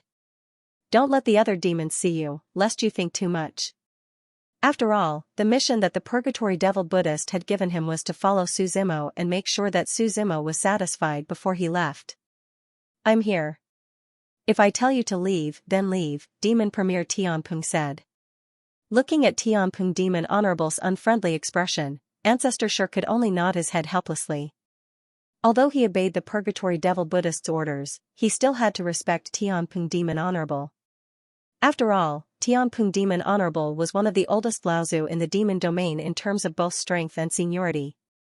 Looking at Ancestor Shi's departing figure, Su Zimo also let Tianping Demon Honorable return to the Divine Continent. Since he was here to inspect the demon race, he couldn't use any identity. He had to be like them, an ordinary demon race member. The demon domain now had several tens of thousands of demon race members. In these years, Tianping Demon Honorable had been in seclusion and rarely interfered with the demon domain's matters. Many things were managed by the Purgatory Devil Buddhist. These tens of thousands of demon race members were the number that the demon race tried their best to control. The Purgatory Devil Buddhist was worried that if there were too many demon race members, the Heavenly Tao would be wary. They definitely wouldn't allow the demon descent era of the past to happen again. Undulating mountains and forests, endless plains. There were no 4 seasons here. Different demons liked different seasons. In some corners, it was snowing heavily. Ice demons lived there. Some demons lived in volcanoes. Su Zimo walked for a very long time before he arrived at the front of a school by himself. Along the way, he met many demons. However, these demons were of the new generation and didn't recognize him at all. Demon Palace. 2 large words appeared in front of him. That was the name of this school. The black walls seemed to be made of black jade, sealing off the surroundings. The gate in front of him was like a demon with its mouth wide open. It was glaring at everyone who came and went. The demon palace was grand and imposing. 2 huge demon eagles sat on the roof of the school. Their gloomy eyes swept across everyone present. Just as Su Zimo was about to enter, a few students walked out from inside. Wang Li, the demon domain is about to open. But we are still short of 1 person. There were a total of 4 students. They were chatting as they walked. There were 2 males and 2 females. They wore the same black cloak. The collar was especially high, almost covering their entire necks. With Hong Zhe and the others speaking, I don't think anyone will dare to team up with us. If we give up just like that, I won't be willing. The demon domain is a once-in-a-lifetime opportunity. If we miss it this time, I don't know if we'll get another chance, everyone was discussing. The leader of these people should be called Wang Li. He had a buzz cut and a cross-shaped scar on the side of his forehead. He coldly snorted, I don't believe that we won't be able to find a single person to team up with in such a big demon domain. The Demon Valley seems to be willing to help us, but their price is too high. We can't afford it. Just as they were frowning, Wang Li raised his head and suddenly saw Su Zimo. He seemed to have thought of something as his eyes lit up. Junior brother, how should I address you? Wang Li quickly walked forward and asked. Su Zimo answered. Junior brother, have you heard of the demon domain? Wang Li asked. I can see that you're quite a good person. We just happen to have a spot, so I'll give it to you for now. Sure. Su Zimo calmly nodded. He was just thinking about how to infiltrate the demon domain. So a demon domain took the initiative to recruit him. Seeing Su Zimo agree so easily, everyone was a bit surprised. That's it? Another male asked in disbelief. This is called wearing out iron shoes in a fruitless search, only to find it by chance without even trying. Wang Li smiled. Let's get to know each other. I'm Wang Li. The other 3 also introduced themselves. The other male was called Su Jiama. Of the 2 females, the one with a slender figure and decent looks was called Lan Kai Dai. The other one with a voluptuous figure was called Zhang Yuan. Tomorrow morning, we'll meet at the Triumph Palace. Wang Li looked at Su Zimo and said. If there's anything you're curious about, you can ask me. It's about the Fiend Path. What's the Fiend Path? Since the other party already said so, Su Zimo casually asked as well. No way, you're a demon, you don't even know what the Fiend Path is? Wang Li asked in surprise. Didn't you tell me to ask? Su Zimo said. I'm usually busy with cultivation, so I don't really care about these things. It's common knowledge. Even if you don't care, you should know about it. Su Jiama next to him spoke up. You should know about our demon race's senior fiend, right? Although Su Zimo didn't know, he still forced himself to nod. Otherwise, they would definitely suspect his identity. Before Senior Fiend died, he left behind his life's inheritance. He set up this fiend path for later generations to explore and obtain his inheritance. Wang Li followed up and explained, however, Senior Fiend is truly the strongest of our demon race's new era. His inheritance has been left behind for over 1,000 years, other people who entered the fiend path only managed to scrape the surface of it. But the real inheritance has yet to be found. Every time someone went in, they would return empty-handed. Since he's a demon race's senior, why not just leave his inheritance behind, why make it so complicated? Suzimo asked. The demon race has always been a world where the strong preys on the weak. How could the inheritance of a powerhouse fall into the hands of a mediocre person? Wang Li continued. If you want the inheritance, you have to rely on your own ability, only then will everyone be convinced. Hearing that, Suzimo nodded in agreement. Almost all the disciples who were nurtured in this way were elites. Relying on oneself is the true path of a king. I still have some things to do at the institute, let's gather tomorrow, Suzimo said. We'll be waiting for you at the Triumph Palace, don't lie to us, Wang Li warned him. Only 5 people can enter the fiend path, don't worry, Suzimo nodded. After saying goodbye to the 4 of them, Suzimo walked through the demon palace's gate. The buildings here were also extremely luxurious. Every academy hall was mainly black and gilded, but it was also decorated with various colors. There were all kinds of styles. The black demonic river flowed through the demonic palace, and the dense demonic chi that flowed within it drifted into the void. As soon as Suzimo walked in, he could feel that the devil chi here was extremely dense. Interesting, he muttered to himself. He walked around the place and looked around. After passing through several small paths, Suzimo arrived in front of the Demon Academy. There was no better place than the academy to learn about the history of the demon race and what had happened in the past few years.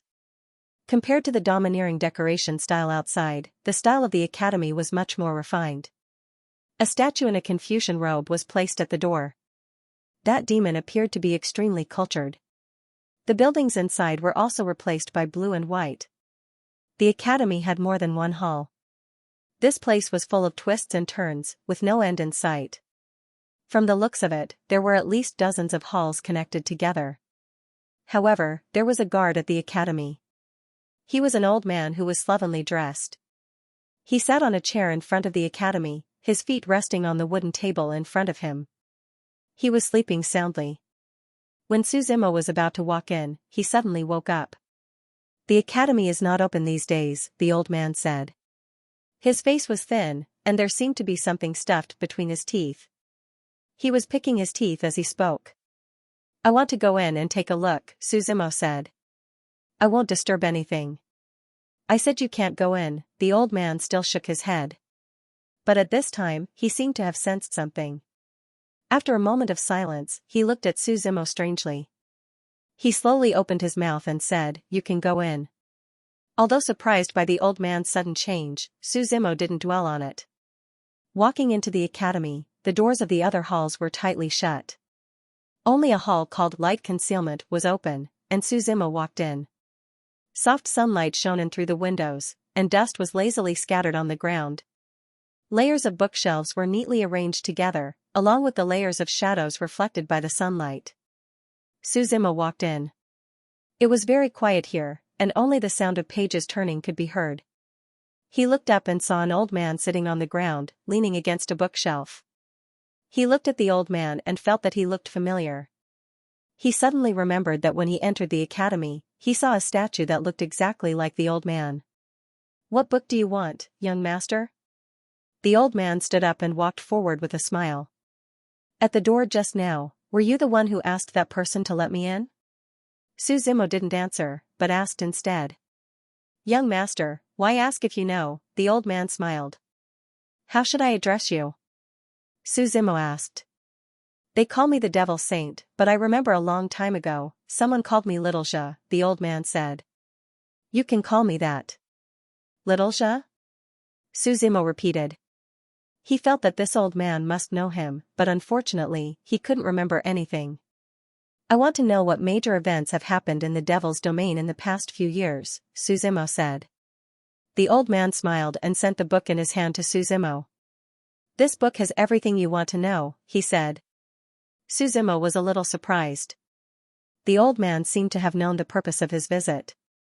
He took the book, but he could feel that the old man had no ill intentions towards him. Instead, it was deep respect. "There's a table here," the old man led Suzimo through a few bookshelves, and there was a stone table that had been prepared. There was a faint fragrance coming from the table, and it made one feel relaxed and happy. Suzimo didn't think too much and put the book on the table to read. In today's Devil's Domain, there were 36 caves and 72 mountains. The forces of the demon race were also intertwined and very complicated. Although the Purgatory Devil Buddhist was in charge of the general direction, he rarely made decisions. The leader of the devil race was in existence called the Devil Sky Emperor. Although the Heavenly Tao divided the Devil's Domain to the devil race to stabilize them, the Heavenly Tao was also afraid of the Heavenly Tao. However, the devil race was also afraid of the Heavenly Tao, so they all secretly controlled the evil devil territory. They rarely showed their true bodies to do anything. Suzimo flipped through the pages, and the more he read, the more interested he felt. The old man stood quietly at the side. Occasionally, he would pour a cup of hot tea for Suzimo. He didn't know what the tea was, but one sip made him feel comfortable. Occasionally, when the tea turned cold, the old man would respectfully change it to a hot one like a servant. Unknowingly, the sky turned dark. The old man lit an oil lamp, and the wick flickered. Suddenly, the entire hall was lit up. "This suicide demon has some backbone," Suzimo occasionally commented. The old man sometimes listened with a smile. Unknowingly, the sky started to clear up and brighten up again. Suzimo stretched his back, already flipped to the last page of the book in his hand. Undone, he breathed out, picked up the cup of hot tea next to him and took a sip. The tiredness of the night seemed to have been dispelled. Thanks. Suzimo stood up and said. "I still need to go to the Triumph Hall. Come back when you have the chance. I'll always be here. Gongzi can come any time." The old man nodded. Suzimo nodded, then left the secret light library. It wasn't until Suzimo's figure disappeared that the sloppy old man from before came in. He looked at the demon saint and asked, "You know him?" "I do." The demon saint nodded. "Are you kidding me? How old is that brat?" The sloppy old man obviously didn't believe him. "You'll understand later." The demon saint didn't want to explain too much, he just looked out the window at the horizon. He said, "I thought my old bones would be buried in this demon domain. I didn't think I'd have the chance to leave." "Where are you going?" The sloppy old man still didn't understand. "Let's go to the peak of the 9 domains again." Demon Saint smiled. As soon as he said that, the sloppy old man next to him was already stunned, his mouth wide open. He couldn't believe what he just said. Did the demon Saint Laozu read too much that he became stupid? He even muttered in his mind. "You don't understand, it's rare to be confused." "Rare to be confused." The demon saint laughed and left. The Triumph Hall, meant to symbolize a triumphant return. In fact, many demon masters would leave their inheritances behind. But they wouldn't leave it to their juniors for nothing, so they had to pass some tests. The tests weren't dangerous, but if they weren't careful, they could still lose their lives. That's why the Triumph Hall was built.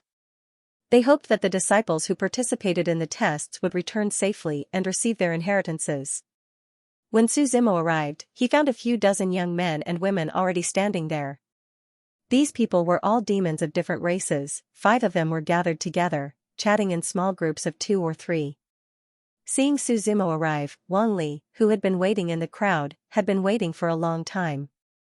"Brother Su, you haven't been here for a long time." "I've been worried sick." Su Ke nodded. "What are you worried about? Are you afraid that I won't come?" Suzimo asked. "That's not it. It's just that the Devil Pass trial is about to begin. I'm afraid that Brother Su won't be able to make it in time." Wang Li was quite good with words. "I don't think so." Suzimo shook his head. As the 5 of them stood together, Wang Li told Suzimo about the basics of the Fiend Path. Just like its name, the Fiend Path only had one great Tao. It wasn't a vast territory, just a great road with no other end. However, this great road was vast and boundless. There were many demons on the road. Of course, these demons were not real demons. They were formed from the power left behind by the evil demon. It could be said that killing one meant one less person. It's just that for the past 1,000 years, countless people had entered the Fiend Path and killed countless demons, but they still couldn't find the inheritance. Some people even died of exhaustion inside, but they still didn't reach the end of the path. Could it be an illusion or something like that? Hearing what they said, Suzimo guessed. "That shouldn't be the case," Wang Li replied. "It's not like no one suspected it before. Unfortunately, they couldn't find any flaws, so it's probably real." While they were chatting, a group of people suddenly walked up from the side. Wang Li, the leader of the group, was a somewhat arrogant man. He was wearing a black robe with a small red horn drawn on his chest. Su Zimo had flipped through a book last night, so he knew that this should be the flame demon. They lived in the northwest mountain of the demon domain, where there were several active volcanoes. Seeing them, Wang Li's expression also became cold and asked, "Hongzhe, what's the matter? I heard that you gathered people, so I came to see who it was." The young man called Hongzhe laughed. "Don't go too far." Wang Li's eyes narrowed and said coldly. "Too far?"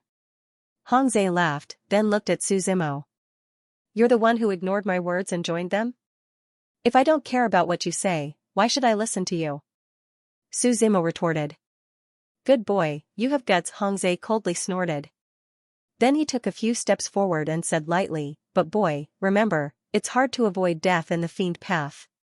Protect yourself." "Hongzhe, don't threaten us." Wang Li was afraid that Su Zimo would be scared, so he quickly stood up and said, "You know the price of killing each other in the demon domain." "The price, the dead don't say." Hongzhe smiled and left with the group. Only Wang Li and the others were left with ugly expressions. "Brother Su." Wang Li wanted to explain, but he was interrupted by Su Zimo. "The thing that I'm least afraid of is threats." Su Zimo shook his head. "Let me ask you, what's the background of this Hongzhe?" "His father is the mountain master of the 72 mountains, Sun Mountain. Sun Mountain is one of the top 3 in the 72 mountains, and is extremely powerful. Even the clan leader has to give them some face." Wang Li replied. Therefore, as time passed, he became impudent, and no one dared to provoke him. "Interesting," Su Zimo said. "Brother Su, you don't have to be afraid of revenge. My father is also the mountain master of the 72 mountains." Wang Li continued. "Even though he's not as strong as Sun Mountain, it's not hard to protect you." Just as the two of them were chatting, a commotion came from the side. "It's the demonic sound elder. Everyone, be quiet." Hearing this, the originally noisy Triumph Hall instantly quieted down. This demonic sound elder was proficient in music, and was extremely sensitive to sound. If anyone were to speak, they would probably be reprimanded and not allowed to enter the demon path. After all, the demonic sound elder had a high seniority, and no one dared to defy him. Su Zimo raised his head and saw an old man in red robes walking over with an imposing aura. The most eye-catching thing about him was his pair of ears. Like a screen, they were extremely huge, and they were also like tree rings, with rings revolving around them. "The demon path will open. You all know the rules, but I'll still repeat it." The demonic sound elder walked over and didn't beat around the bush. "The demon path will open up the world for 7 days. After 7 days, no matter what, you will be forcefully teleported out. As for where you will be teleported to after entering the demon path, it will all depend on your luck." "Elder, we all understand." Someone replied. "The inheritance is obtained by one's ability and opportunity. You cannot kill each other." The demonic sound elder said. "If anyone makes a mistake, I won't be lenient." The surrounding devil clan members kept quiet out of fear. The demonic sound elder surveyed her surroundings before nodding her head in satisfaction. Then, he waved his hand and a void gate opened. The demonic aura above his head started to rumble. A ray of light shone down from inside. Where the light shone, an undulating path to the heavens was formed. The path was black, and so was the surrounding void. The surrounding space fluctuated and began to collapse. Then, the figures of demons began to appear. These demons were baring their fangs and brandishing their claws. They looked extremely ferocious. "Everyone, please enter," Elder Demonic Sound said.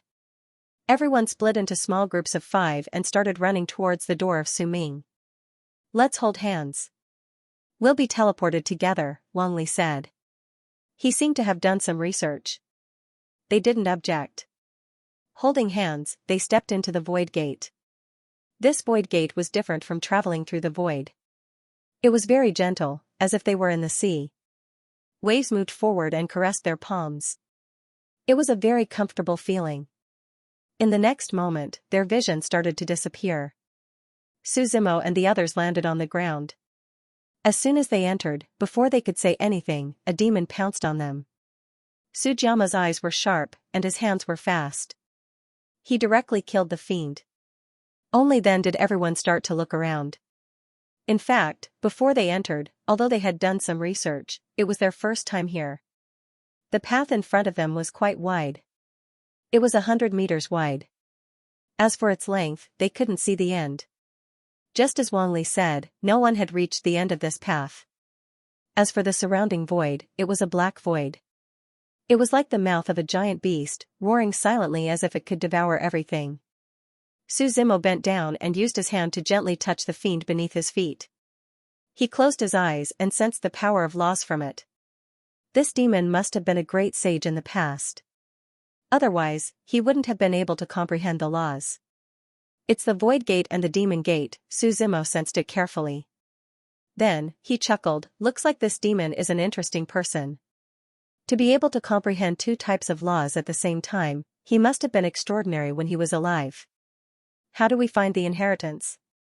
Su Zimo looked at Wang Li and the others and asked. Just follow the fiend path. If you're lucky, you'll meet them, Wang Li said. What's the difference between this method of searching and a headless fly? Su Zimo said. But there's nothing we can do about it. The main thing is that the fiend path is different from the other inheritance grounds, said Sujiama helplessly. If there's a better way, why wouldn't we try it? Su Zimo took out Vanishing and said, you're in luck. I happen to have something that can be used to search for things. Let me give it a try. Brother Su also has such ability. You know the Tao of divination. They were delighted and immediately laughed. Su Zimo nodded slightly. In fact, he was not interested in the fiend's inheritance. He had only come here to befriend the lower class of the demon race and find out what the current demon race thought. Vanishing's compass began to revolve above his head. Su Zimo was enveloped in devil chi, causing the compass to rapidly revolve. Brother Su, this compass doesn't look simple, said Sujiama enviously.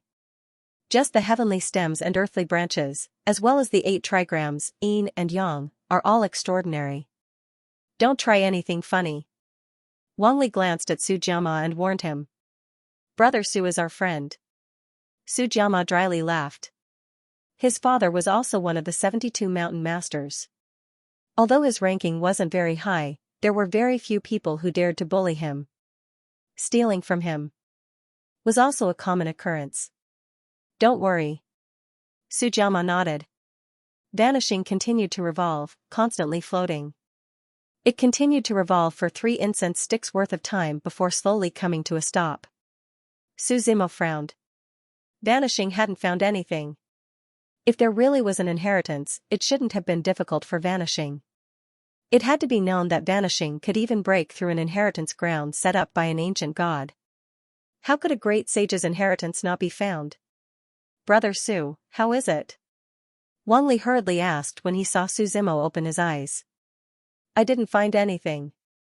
Su Zimo shook his head. Your compass seems to be useless.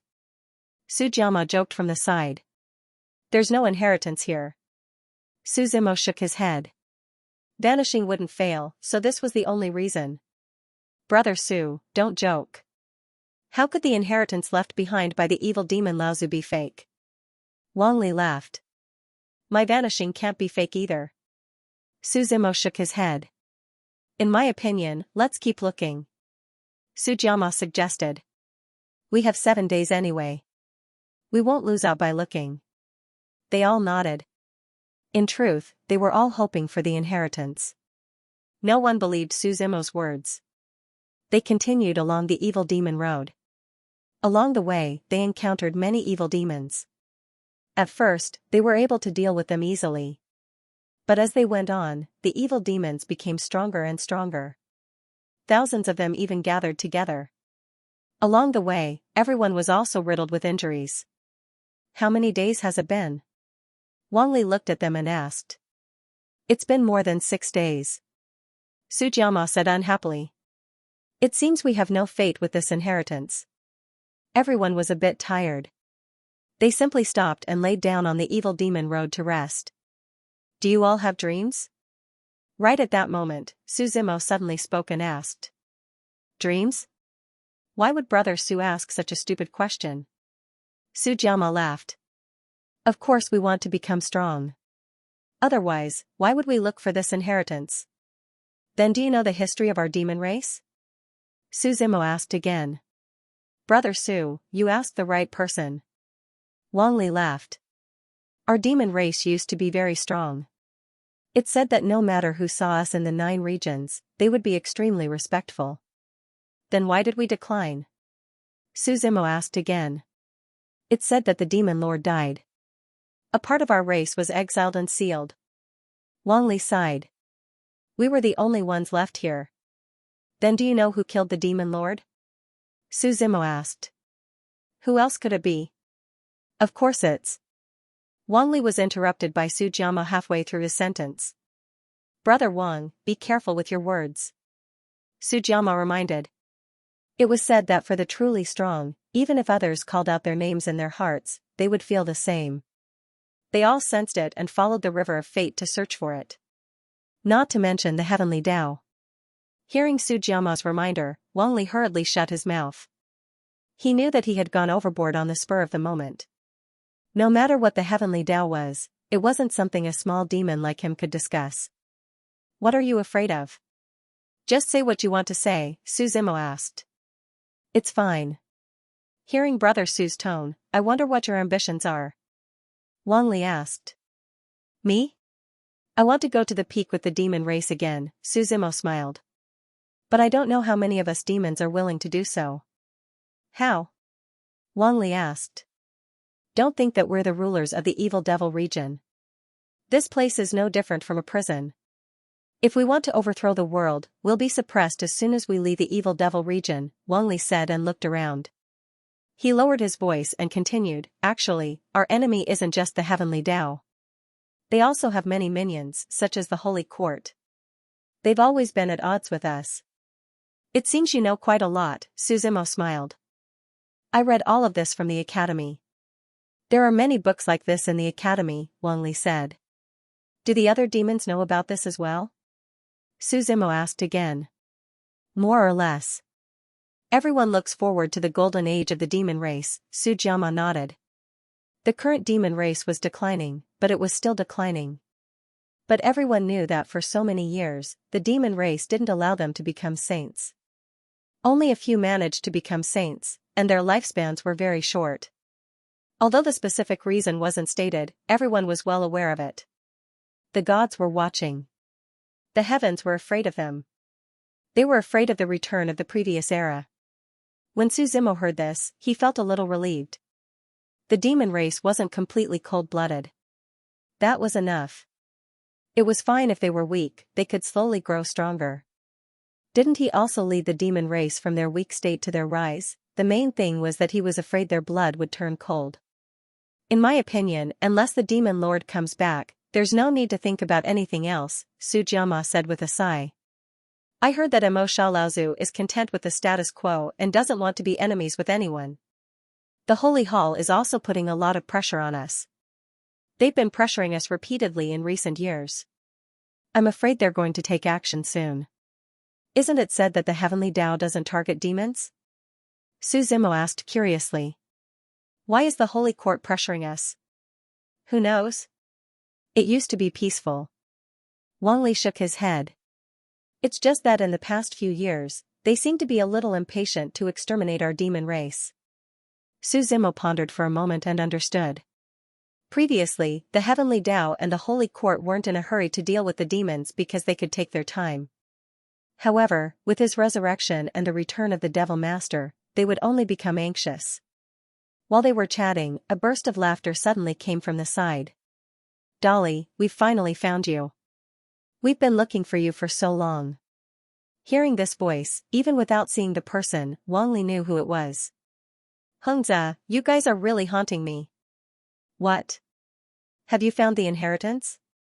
Hengzi asked disdainfully. What does that have to do with you? Wang Li asked. Do you know how I found you? Hengzi sneered. I sprinkled mystic trace powder on you. We can meet within 100 miles. If you kowtow to me and admit your mistakes, I can let you go.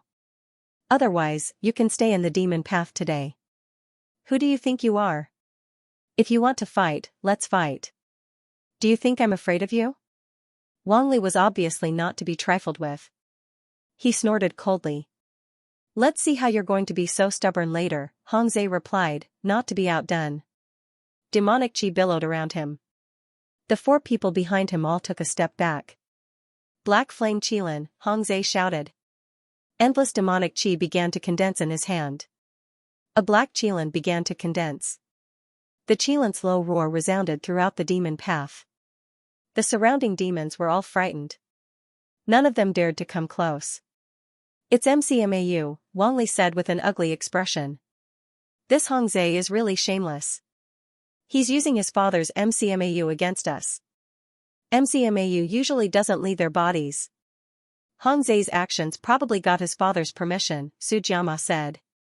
What do we do? What else can we do? Run. Wang Li did not say anything else. He ran toward the other side of the demon path. The other party had MCMAU. What was there to fight? Su Zimo was stunned. He did not expect Wang Li to cower so quickly. A moment ago, he had a sharp tongue, tit for tat. The next moment, he slipped away as if there was oil on the soles of his feet. The others came to their senses and prepared to run as well. After all, more than 6 days had passed. They could leave this place after holding on for a little longer. Only Su Zimo stood where he was, unmoved. Brother Su, hurry up and run. Wang Li was a loyal friend. After running halfway, he saw that Su Zimo was still standing there. He turned back and wanted to pull Su Zimo away with him. My black flame qilin is out. Where can you run to? Hong Zhe shouted. For a moment, his aura was like a rainbow. It was as if demonic clouds had accumulated above his head. The figure of a qilin was faintly discernible from the demonic clouds. It began to extend its claws and step out. Its black scales were like burning lava, flowing slowly on its body. The qilin exhaled and puffed out white mist. Its eyes were fiery red as it glared at the crowd. It's over. Su Jiama sat on the ground as if he had lost his mind. What is MCMAU? Only Su Zimo was calm and asked curiously. Brother Su, at this time, you're still focused on this, Wang Li complained. No matter what, even if I die, I have to die knowing the truth. Su Zimo smiled. You have a point. Then I'll let you die knowing the truth. Hong Zhe laughed. The qilin's figure became more and more conspicuous. It looked down and shouted, MCMAU is a demonic beast that my father raised from a young age with his blood essence. No matter what grade this demonic beast is, as long as it uses my demonic blood essence, it is a demonic beast. Its strength is strong. In the 72 mountains, it is unique. I thought it was something else. Su Zimo shook his head in disappointment. This kind of beast taming technique wasn't very good. Moreover, it was very harmful to the user. In the end, strength couldn't be relied on external objects. When the black flame qilin landed, the entire demon road seemed to tremble. A black flame was spat out from its mouth. It's over. Our time of death has come. Su Jiama closed his eyes in despair. However, in the next moment, the burning heat didn't come. Instead, the surroundings were extremely quiet. He opened his eyes in confusion and saw that the person in front of him was Su Zimo. Brother. Brother Su? Su Jiama asked in disbelief. Don't be in such a hurry to die. Su Zimo smiled. He glanced at the black flame qilin. Demonic chi gushed out from his hand and turned into a long line. When the black thread of devil chi swept past, it directly bound the black flame qilin.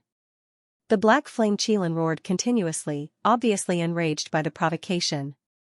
The power of black flames kept spewing out of its mouth, but the black thread of devil clan was unaffected and was not damaged at all. Instead, the black flame qilin was a little anxious. His huge body came crashing over, and he opened his mouth wide as if he wanted to tear the black thread into pieces. However, as soon as his roar sounded, he suddenly began to howl. The black thread directly wrapped around its mouth and then around its entire body. The black flame qilin was like a dumpling, wrapped up and tied up. When the people around saw this scene, they were stunned. The black flame Qilin just fell to the ground with an aggrieved expression and kept howling. No way, Wang Li muttered to himself. There are too many in MCMAU. Didn't they hear that the black flame Qilin can be ranked in the top 3 among the 72? Su Jiama also could not believe it. In my opinion, it's not that MCMAU is too weak, but that Brother Su is too strong, Wang Li said after a moment of silence. They looked at Su Zimo's back and unconsciously felt a sense of grandeur. You, who are you? Hong Zhe glanced at Su Zimo, retreated slightly, and asked. You should be glad. If you weren't a member of the Devil Clan, you would be a corpse now, Su Zimo said calmly. Get lost, I won't kill you, Su Zimo said lightly. But I hope there won't be a next time. We'll get lost now. Hong Zhe swallowed hard and hurriedly left with the others. However, before they left, they wanted to take the black flame Qilin with them but were stopped by Su Zimo. Take this MCMAU as interest. Keep it, Su Zimo said. But.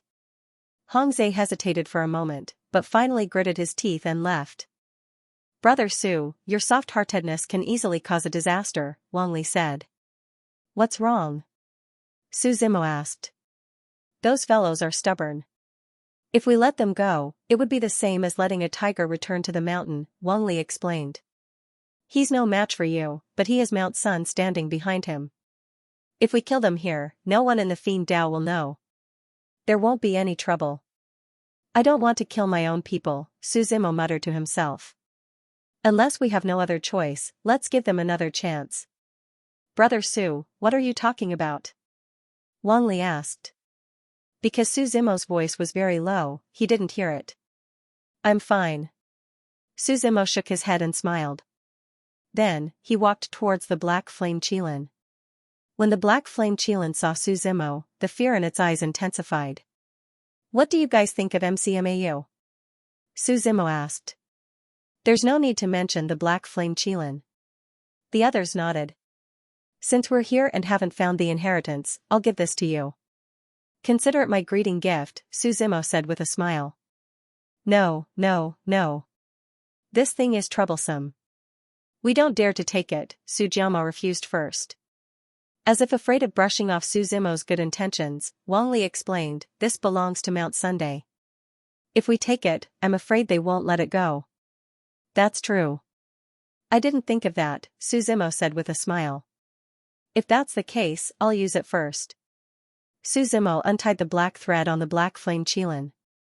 The black flame Qilin wanted to roar twice to express its dissatisfaction. Finally, after some thought, it obediently lay on the ground. It didn't want to be beaten up by Su Zimo. Su Zimo clenched his right hand.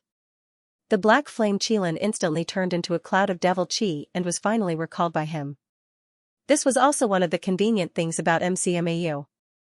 It could be carried around. Seeing that Su Zimo had put away the black flame Qilin, Wang Li and the rest dared to approach and asked, Brother Su, you said before that there's no inheritance here. Is that true? Do I need to lie to you? Su Zimo retorted. They didn't believe him before. Now that he had exposed his strength, they were probably still skeptical. But that shouldn't be the case. Why would the devil Laozu lie to us? They looked at each other. Su Zimo smiled and said, Didn't you notice on your way here? What did we notice? They asked curiously. Feel your own body, Su Zimo said.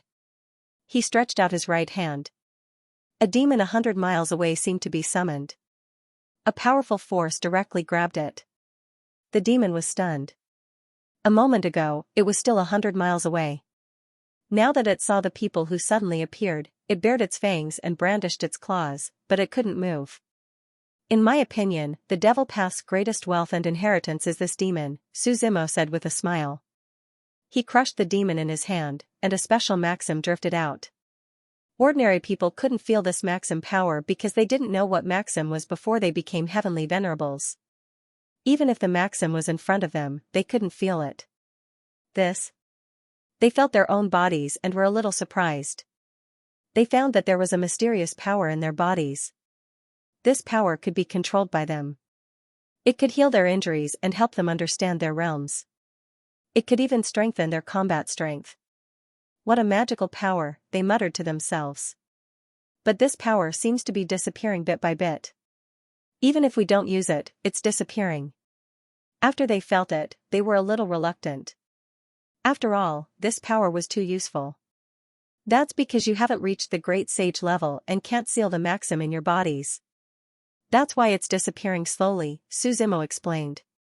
This devil path is really troublesome. Brother Su, can you explain? We don't know much about it, Wang Li asked. Let me put it this way. This devil path is a huge treasure trove that can benefit countless future generations, Suzimo said. This is probably what the devil path meant by treasure trove. Before he died, he transformed all of his power and maxim into this mysterious power. It can be used by people with lower realms like us to turn it into an omnipotent power. And these demons are formed by this power. Kill the demons and you can fuse with this power. Think about it yourselves. If you use this power to comprehend, the rise in your realms will be unimaginable. Suzimo said, and this benefits not just one disciple, but all of the disciples who come here.